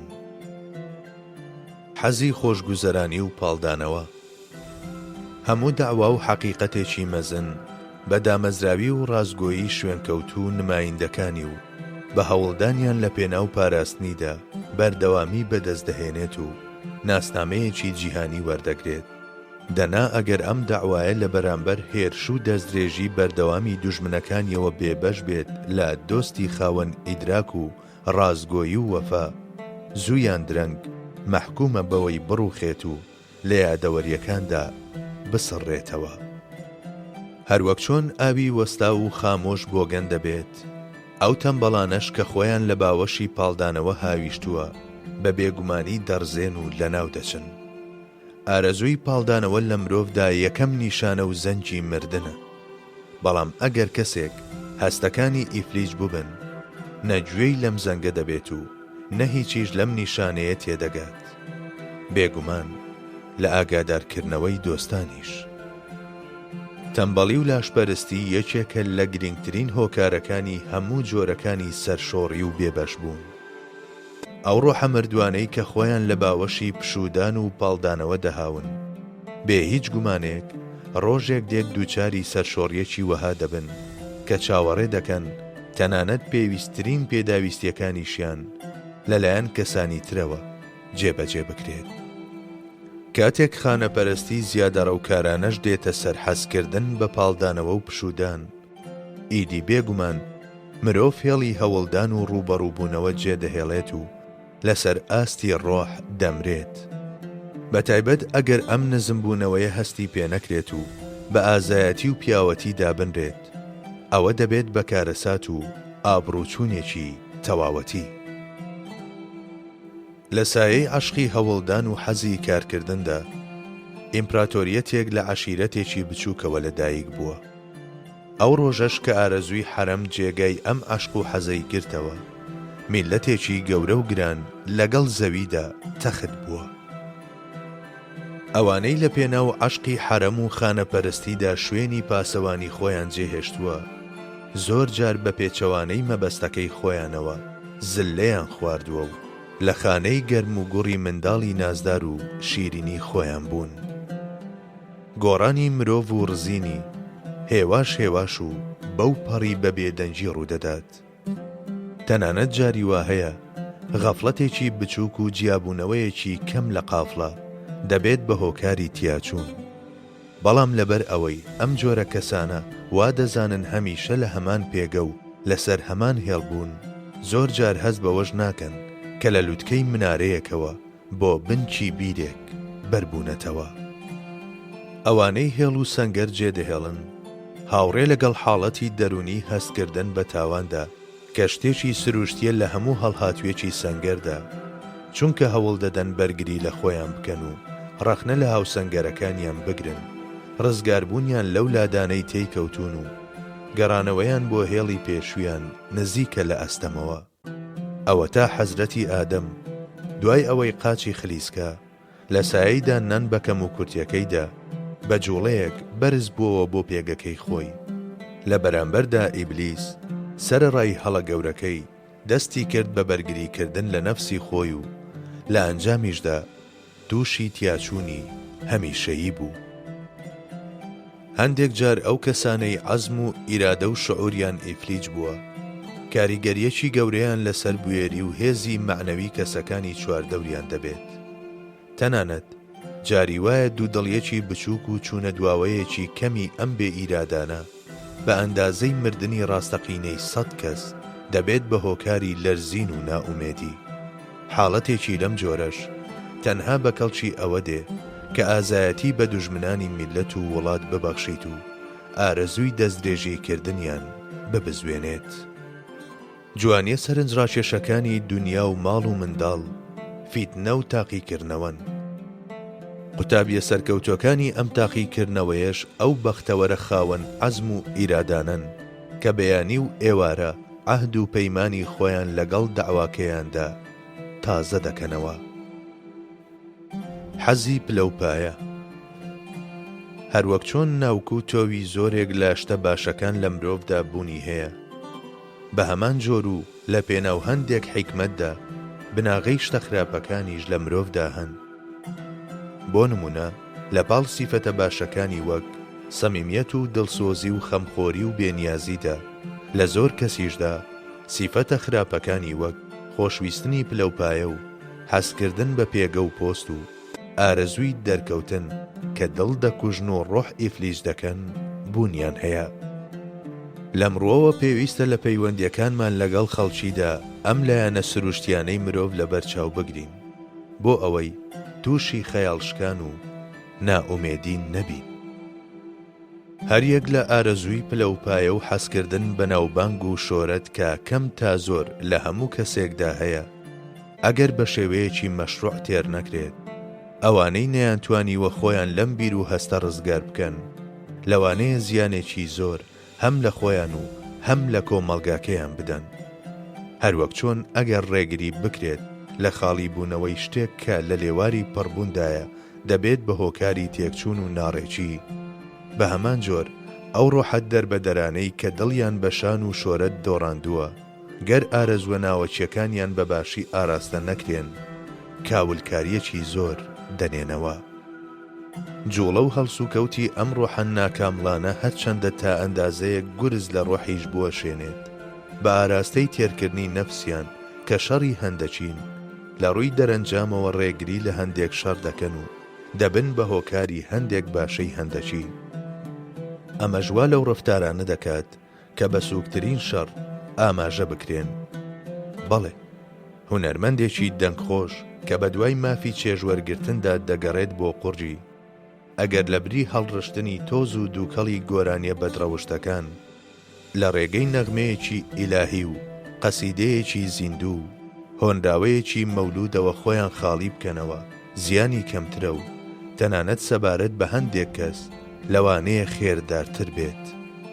سەمیمیەت و ئیخلاس ڕۆحی ئەو کارانەیە کە دەکرێن و سیفەتی بکەرەکەیانە. لە مرۆوە بۆ ئەوەی کردەوەیەک لە کردەوەکان لای خوای گەورە قبول کراو بێت، پێویستە لە دڵەوە کرابێت و بکەرەکەی نیەتی هیچ جۆرە پاداشت و بەرامبەرێکی نەبێت و جگە لە ڕەزامەندی خوای گەورە هیچ شتێکی تر تێکەڵ بە دڵی نەبێت. ئەوەندە هەیە سەرکەوتنێکی لەم جۆرەی هەموو کەسێک لە خزمەتکردندا شتێکی زۆر قورسە. بەرمەبنای ئەمە پێویستە حکم سەبارەت بەو کەسانە لەسەر بناغەی ئەوە بدرێ کە داخۆ لەو کەسەدا خێر یان شەڕ باڵا دەستە. بەڵێ، کاروباری وەها هەن کە لایەنی خۆ دەرخستن و خۆبادان تیایاندا قورسە، بەڵام کەس ناتوانێت بانگەشەی ئەوە بکات کە بە شێوەیەکی ڕەها سەبارەت بە مرۆڤی ئێمە و ئامانجە باڵاکانمان و بیرە مقەدەسەکانمان زیان بەخشن. ئەم جۆرە کەسانە لەوانەیە ئارەزووی شەخسی و خواستەکانی خۆیان تێکەڵ بەکارەکانیان بکەن و هەموو کاتێک بیر لە ڕەزامەندی خوا نەکەنەوە و لە هەمبەر هەڵەکانیانەوە قەدیان نەچەمێتەوە و نەناڵێنن، بەڵام هەرگیز ڕاز نییە کە بوترێت لە بیر و باوەڕ و ئاراستەیاندا لەگەڵ حەقدانین. سەرەڕایی هەموو ئەمانە هەر تاکێک کە لە ناو کۆمەڵێکدا خزمەت دەکات، ئەگەر ڕاستەوخۆ و سربەخۆیانە هەستێت بە نوێنەرایەتی کردنی ئەو بوارەی خزمەتی تێدا دەکات و پاشان کەسانی تریش بە چاولێکردن لەمان ئارەزووی دەرکەوتن بدات لە سەریان، دیسپلینی کۆمەڵ تێک دەچێت و هەموو شتێک ژێرا و ژوور دەبێتەوە و بە خێرایی هەنگاو بەرەو ئاژاوە و پشێوی دەنرێت. دواتر لە ناو هەموو چینەکانی کۆمەلگادا جوڵانەوەی تاک کە لەلایەن خۆپەرستی تاکەکانەوە پاڵ دەنرێن و دەردەکەون و هەموو شتێک تێکەڵ بەیەک دەبن و دەسەڵاتی مەرکەزی بە تەواوەتی لە ناو دەچێت. ئەگەر سیما سەرکەوتوەکانی ناو حکوومەتێک و لایەنە چالاکەکانی ناو دەوڵەتێک و ڕۆحە دینامیک و کاریگەرەکانی ناو دامەزراوەیەک بە گوێرەی توانا و لێهاتنی شەخسی و سەرکەوتنیان داوای پشتی شێر بکەن، ئەو حکوومەتە ئیفلیج دەبێت و ئەو دەوڵەتە دەڕوخێت و ئەو دامەزراوەیەش دەگۆڕێت بە دێوێکی سەیر و سەمەرەی وەها کە 100 دەم و زمانی هەیە. حکوومەت بە یاسا و دەستورەکانیەوە حکوومەتە و دەوڵەت بە بناغە و پرەنسیپەکانیەوە دەوڵەتە و سوپاش بە ڕێز و گوێڕایەڵی نێوان ئەرکانەکانیەوە سوپایە. بانگەشەکردن بۆ پێچەوانەی ئەمە چاونوقاندنە لە ئاست ئەو ماکە گرنگانەدا کە دوێنێ و ئەمڕۆژ گەرەنتی بوون و مانەوەمانن.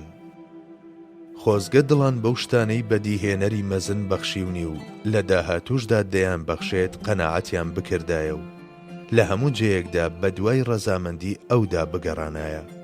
بەڵام وا دەردەکەوێت هەندێک لەو خۆپەرستانەی کە قەناعەت بە ڕووناچی چراکزەکەی خۆیان دەکەن و پشت لە تیشکەکانی خۆر دەکەن هەتا ماوەیەکی دیکەش نەتوانن ڕوانینە کز و لێڵەکانی خۆیان ڕێک بکەنەوە و دەرگای ڕووناچی نەدۆزنەوە.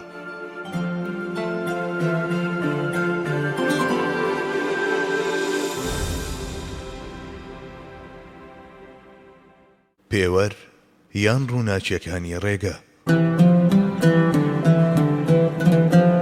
نووسینی مامۆستا محەممەد فەتحوڵڵا گولان. گڕوتینی لەدەستدراو. هەموو سەرکەوتنێک دەرەنجامی گڕوتین و ڕەنکێشان و هەوڵدانی پێشووترە و لە ڕوێکی شەوە هۆکار و سەرەتای سەرکەوتنی دواترە. بەڵام ئەوەندە هەیە پێویستە ئەوانەی بە ئامانج گەیشتوون هاوڕێ لەگەڵ مەستی سەرکەوتندا خۆیان بۆ باوەشی پاڵدانەوە نەهاون. تێکچوونی پێوەرەکان. لە دوێنێەوە تا ئەمڕۆ سەرجەم خراپە و خراپیەکان بە پیشاندانی شتانی خراپتر وا لە میلەت کرا قبوڵیان بکات. تەنانەت بە ناوی سووکترین شەڕەوە چەپڵەی بۆ لێدرا بە وێنەی ئەو پەندەی کە دەڵێت ڕەحمەت لە کفندزی پێشوو. قبولکردنی ئەم فیکرە ناپاکانەیە ئیدی لە هەر سیستەمێکی نەفرەتیەوە سەرچاوە بگرێت جیاوازیەکی نییە وەک ڕاستیەکی ڕەها کە لە خودی خۆیدا ڕێژەییە جگە لە بەڵێکردن بۆ ناڕەسەندبوون و بۆ گەنبوونێکی بێکۆتایی شتێکی دی نییە. زیادەڕەوی و کورتڕەوی. دەگونجێت لە هەموو فیکرێکدا زیادەڕەوی و کورتڕەوی ڕوو بدات. هەردووکیشیان وەک ژەهری کوشندەوە هەن. بەڵێ هەروەک ئەوانەی لە جلوبەرگێکی شڕ و پۆشاچێکی کۆن و قابلمەیەکی قوڕین و ماڵێکی پیس و جاڵجاڵۆکەییدا بە دوای خاچی بوون و سادەییدا گەڕاون خەڵەتاون. ئەوانەش کە لە شەپقەیەکی فەڕەنسی و جلی بێخە و ملڕووددا بۆی گەڕاون بە هەمان جۆر خەڵەتاون. تەسەوری دەشتەکیانە. ئەگەر تەسەورەکان بە ئاراستەی ئامانجێکی باڵادا ڕیز ببەستن و خەیاڵەکان پشتگیری عەقڵ بەدەست بهێنن مرۆڤ دەتوانێت بە فیکرە ڕووناکەکان و سەرکەوتنە یەک لە دوای یەکەکان بگات. بە پێچەوانەوە خەیاڵاتە دەشتەکیەکان هیچ سوودێکیان نە بۆ جوڵانەوە زانستیەکان و نە بۆ دۆزینەوەی ڕاستی نییە. جێژاوی خۆپەرستی. ئەمانەتی منیەتی کە بە مرۆڤ دراوە دیارەکی پیرۆز و لە پێناو دۆزینەوە و ناسینی گەورەترین ڕاستیدا پێی بەخشراوە. دیارەک کە ڕاستەوخۆ دوای ئەوەی ئەرچی خۆی بەجێهێنا پێویستە بشێنرێت. ئەگەر بەم جۆرە ڕەفتار نەکرێت گەورە دەبێت و فووی تێدەچێت و وەکو عیفریتێکی لێدێت کە خاوەنەکەی هەڵدەلووشێت. مرۆڤ بەهۆی ئەوەوە لە بەدیهێنەری مەزن و ڕەهایی توانست و زانست و ویستەکەی تێدەگات و پێی بەوە دەبات کە بەدیهێنەرەکەی ناتەواوی و کەم و کورتی توخنی ناکەون و پاشان بە ئاگری ئەو مەعریفەت و خۆشەویستیەی کە لە سینەیدا تاوی داوە منیەتی خۆی دەتوێنێتەوە. تەنها لە بوونی بەدیهێنەری مەزنەوە دەڕوانێت و دەبینێت بە ئەو بیر دەکاتەوە و بە ئەو دەزانێت و تەنهاش بە ئەو هەناسە دەدات. خۆپەرستی بە مانای نەناسینی خوا و هەنگاونەنان بە ئاراستەی ئەبەدیەت و نابینایی چاو و سوڕانەوە لە جێگەی خۆدا دێت. ئەوانەی هەمیشە بیر لە منیەتی خۆیان دەکەنەوە و لە هەرێمی تاریکی ئیگۆدا بە دوای هەموو شتێکدا دەگەڕێن. ئەگەر بە درێژایی چەندین ساڵیش لە ڕۆیشتندا بن هێندەی دەرزیەک ڕێ نابڕن. ئەو کارانەی دەکرێن تەنانەت ئەگەر گرانترین و سەختترینیش بن هەتا لە پێناو منیەتیدا ئەنجام بدرێن نە فەزیلەت دەستی مرۆڤ دەخەن و نە لە دەرگانەی خواشدا قبول دەکرێن. ئەوانەی نەیانتوانیوە خۆیان تێپەڕێن و چەقۆ بکەن بە ناو منیەتی خۆیاندا و پارچە پارچەی بکەن و بەسیرەتیان بەستراوە هەموو هەوڵێک کە لە پێناو جیهانی غەیبدا دەیدەن خەڵەتان و خۆفریودانە و هەموو فیداکاریەکیشیان بێعەقڵیەکە. چونکە خۆپەرستی سیفەتێکی شەیتانانیە نابێت گومان لەوە بکرێت کە خاوەنەکەی دووچاری هەمان چارەنووسی شەیتان دەکات. تەنانەت بەهانە و بەرگریەکانی شەیتانیش سەدا و زایاڵەی منیەتی و خۆپەرستین. حەزرەتی ئادەم لەو کاتەدا کە ئاسۆی تاریک داهات بە فرمێسکەکانی هەوری تەواو نوێی دروست کرد و هەوڵیدا بەهۆیانەوە ئاگری حەسرەت و ئاگری دەرونی بکوژێنێتەوە. بەڵام ئیبلیس بە دوای یەکدا بیان و بەهانەی ڕیز دەکرد کە هەموو وشەیەکی لە خۆبایی بوون و سەرسەختی و هەموو دەربڕینێکی بێڕێزی بوو. منیەتی چەندین جۆری هەیە لە زانستەوە سەرچاوە دەگرێت، هەیە بە سەروەت و دەسەڵات دەردەکەوێت، هەشە بە زیرەکی و جوانی فوی تێدەچێت و گەورە دەبێت. لەبەر ئەوەی هیچ یەکێک لەم سیفەتانە مڵکی زاتی مرۆڤ نین، هەر بانگەشە و لافێک لەم ڕووەوە لێ بدرێت وەکو هۆکار و بانکێشنامە وایە بۆ ڕاکێشانی غەزەبی خاوەن مڵکی ڕاستەقینە و بە لە ناوچوونی ئەم ڕۆحە مەغرورانە کۆتایی دێت. ئەو ئێگۆیەی کە دنیای ناوەوەی کەسێکی داگیر کردووە ئەگەر منیەتی کۆمەڵیشی بچێتە پاڵ بە تەواوەتی دەئاوسێت و ئەیفریتێکی دەست درێژکاری لێ دەردەچێت. ئیدی لە دەستی ڕۆحێکی هاربووی لەم جۆرەدا تەنانەت خێردارترین شتەکانیش وەکو هەورێکی ڕەشیان لێدێت و بۆمب و گولە دەبارێنن.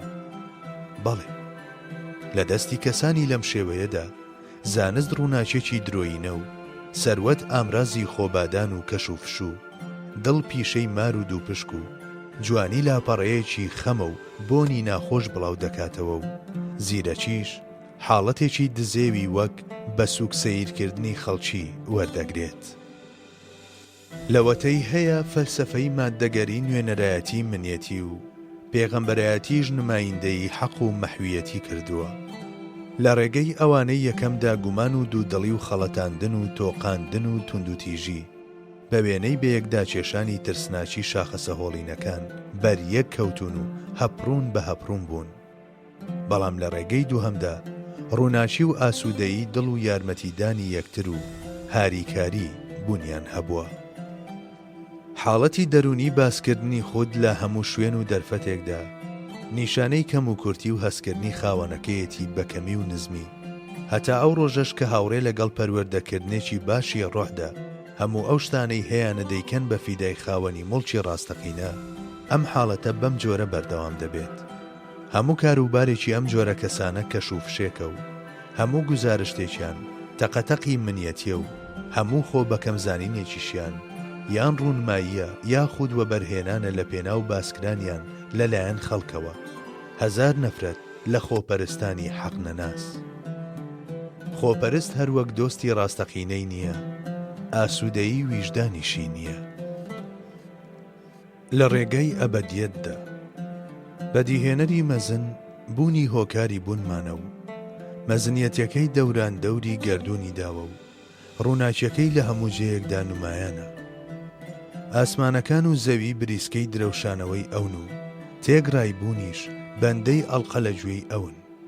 ئەو میحرابی هەمیشەیی ئەو ڕۆحە کامڵانەیە کە بە حەقیقەت گەیشتون. ئەو تاکە مەوجودێکە کە عاریفەکان بە باڵی هەستەکانیان هەستی پێ بکەن و بیناسن و ئەو قیبلەی تاقانەیە. واسهێنان لە ئەو ڕاکردن بۆ لای شتانی تر شێتیە. خەم هەڵڕشتن بۆ کەسانی دیکەی جگە لە ئەویش فری و خواردنە. ئەوانەی دەرگای ئەو جێدەهێڵن تووشی بەدبەختی هەمیشەیی دەبن و لە ڕێدا جێدەمێنن. ئەو دڵانەش کە بە نووری ئەو ڕۆشن نابنەوە بە دوای سەرابدا ڕادەکەن و بێهودە ماندوو دەبن. سەر تاپای گەردوون بە نووری ئەو ڕووناک دەبێتەوە و شێوەی کتێبێک دەگرێتە خۆ. کات لە سایی نەفسە ئەفسوناویەکانی ڕێگای بەرەو ئەو چووندا لە گوێرەی بوون دەردەچێت و مانا و نرخێک بەدەست دەهێنێت. ئەوە کەشتانی بەدی هێناوە و بە 1001 زمان خستونیەتە گۆ. ئەگەر ئەو بەدی نەهێنایە هیچ شتێک لە خۆیەوە دروست نەدەبوو. ئەو ڕێک و پێچی پێ نەبەخشیایە هیچ شتێک یاسا و ڕێسایی نەدەبوو. بەهۆی عینایەتی ئەوەوە گەردوون وەک مرۆڤێک و یاسا و ڕێساکانی ژوەک زمانیان لێهات.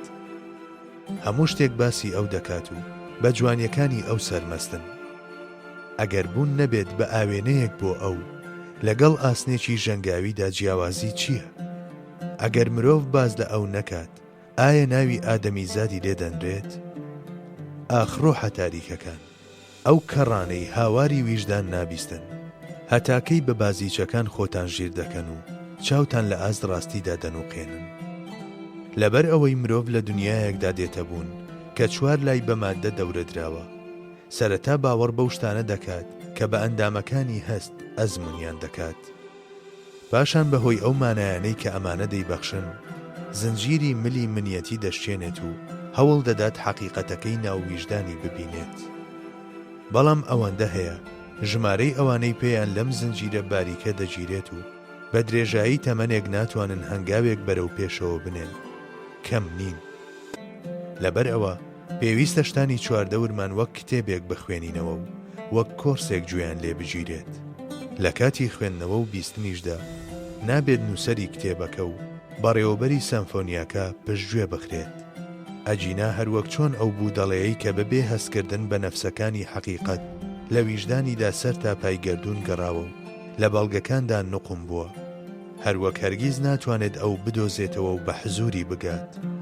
ئەو ڕۆحە بەدبەختانەش کە ناتوانن بەهۆی فەرموودە و کتێبە پیرۆزەکەی ئەوەوە پەردەکانی چاو و گوێیان بدڕێن و بەرەو حەقیقەتی ناو ویژدانیان بەرز ببنەوە، توانای ناسینی ئەویان نابێت. ئەی ئەو خوا خاوەن بەزەیەی کە بەبوونی خۆی بوونمان ڕۆشن دەکاتەوە و چاومان پەڕنور دەکات و لە تاریکیەکانی نەفس ڕزگارمان دەکات. ئەگەر ئەو نورە ئەزەلیەی تۆ نەبوایە کە گەردوون ڕووناک دەکاتەوە، ئێمە نەمان دەتوانی بەڕاستی و دروستی هیچ شتێک ببینین و هیچ بڕیارێکی ڕاست و دروستمان بۆ نەدەدرا. ئێمە هەمومان بە کۆمەکی تۆ بەبوون گەیشتین.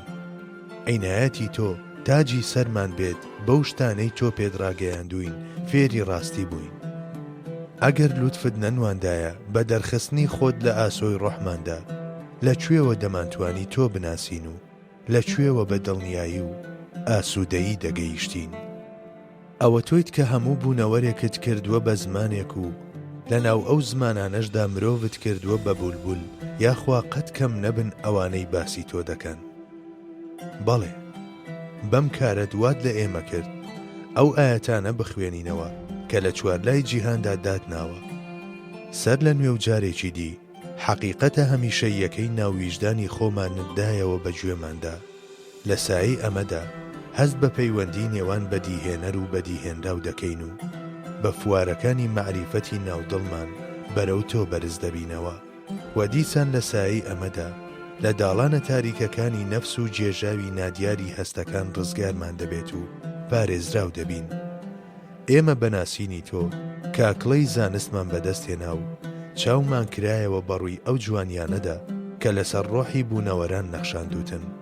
ئەگەر هەنووکە هەست بە حیکمەتی سەرسیمای بوونەوەران بکەین و وەکو نەغمە شیرینەکانی زەمزەمەیەکی مۆسیقی گوێ لە هەموو دەنجێکی ناو سروشت بگرین، ئەم بە تەواوەتی لە تۆوەیە، ڕۆحیشمان قوربانی تۆ بێت.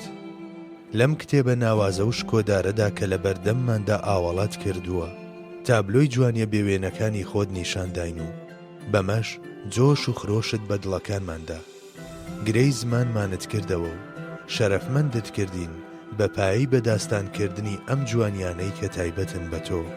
ئەگەر سەدان جار متاڵای ئەم کتێبەی گەردوون بکەین کە پێشانگەی جوانیە بێوێنەکەی تۆیە، چەندین جار گوێبیستی نەغمەکانی ناو سروشت ببین کە باسی تۆ دەکەن و ئەم کتێب و ئەم نەغمانە چەندەها جار بخەینە پێشچاوی تەماشاکارە تاسەمەندەکانی تۆ، هێشتا لەم هەرێمە نورانیەت تێر ناخۆین و دیسان بەرەو بیستنی تۆ ڕادەکەین و لە ڕێگای تۆدا وەک عاشقان هەمیشە لەبەر خۆمانەوە ناوی تۆ دەڵێینەوە. ئەی ئەو سوڵتانەی دڵمان ئاشنا دەکات بە جوانیە شاراوەکانی وجودی خۆی.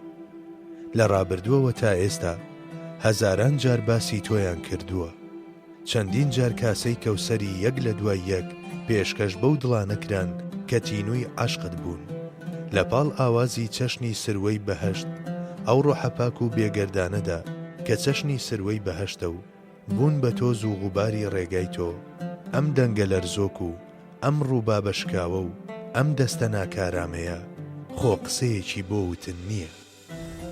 بەڵام لێبوردەیی فراوانی تۆ کە مافی قسەکردن بە هەموو شتێک دەبەخشێت و دەیکەین بە پەردە بۆ ڕووی بێشەرممان و لە نێو قسەی دەڵاڵان و بەیانی ڕەوانی مەردی گوفتاری بەردەرگاکەتدا دەڵێین ئەمەش نەغمەی شڕ و شکاوی ئێمەیە و داوای لێخۆشبوونت لێ دەکەین.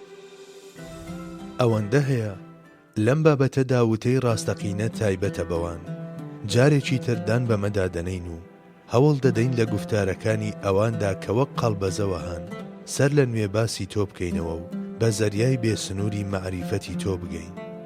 هەتا ئێستا گوێمان لە هەندێک دەڵاڵ ڕاگرتووە کە باسی تۆیان بۆ کردوین، گوێمان بۆ دەنگەکان هەڵخستووە و چاومان لە هێما و نیشانەکان بڕیوە. هەنووکە هەر یەکێک لەو دەلاقانەی کە بەڕووی دڵماندا کراونەتەوە بە پەنجەرە قبول دەکەین. دەمانەوێت لە ڕێگەی هێما و هێما بەخشە جۆرا و جۆرەکانەوە پرسیاری تۆ لە هەموو شتێک بکەین و لە گشت جەیەکدا بە دواتدا بگەڕین و بە ڕێگایەکی جیاواز بەرەو لای تۆ بەرز ببینەوە. بە نورت چاومان ڕۆشن بکەوە و دەرمانی دڵمان بکە. جارێکی تریش دەرفەتی باسکردنی زاتی خۆت بەو بەندانەی بەردەرگاکەت ببەخشەوە کە بەهانای بەجێماوانی ڕێگاوە دەچن و بەمەش ئەو بەندانەی بەردەرکت کە بەندایەتی تۆ بەو پەڕی ئازادی دەبینن بە بەختەوەری هەمیشەیی بگەیەنە لە زاتی تۆ مەزنی و لەوانیش دەڵاڵی دەوەشێتەوە. دوعا. دوعا خۆراکی ڕۆحە، پێویستە بەبێ پچران پێی بدرێت. دوعا ئەفسونێکە باڵ بە ئیرادە دەبەخشێت. کەسی دیکەی بێجگە لەوانەی کە لەسەری بەردەوام دەبن لەم هێزە نهێنیەی تێناگەن. دوعا هۆکار و ئامرازەکان تێدەپەڕێنێت و هەم هانابردنە بۆ قودرەتی خوایی و هەم ڕاگەیاندنی لاوازیەکانی مرۆڤە. ترسناکترین ڤایرۆس کە تووشی دوعا دەبێت بریتیە لە پێدانی کاریگەری ڕاستەقینە بە هۆکارەکان. ئەو ڕۆحەی ئەم ڤایرۆسەی گرتبێت چارەسەری زیاتری دەوێت. جوانترین دوعا بەرامبەر بە تەنگانە و ناڕەحەتیەکان ئەو دوعایانن کە لە کاتی خۆشی و ئاسوودەییدا کراون. خوایە گیان، متمانە و بڕوای من بە خۆت و بە دوعا زیاد بکە، واژ لە ویژدانم بکە کە وەک ئەرچێکی ئەستۆی ڕەچاوی هۆکارەکان بکات. خوایە گیان، نە حاڵم بەرگەی عەزابت دەگرێت و نەتوانای مەحرومبوونیشم هەیە لە ڕەحمەتت. خوایە گیان، ئەگەر بێوەفایی بنوێنم و لە تۆش دوور بکەومەوە حاڵم هاوار دەکات کە بێ تۆ هەڵ ناکەم، هەرچەندە بێوەفا بم بەڵام محتاجیم تاڵبی لوتفی تۆیە.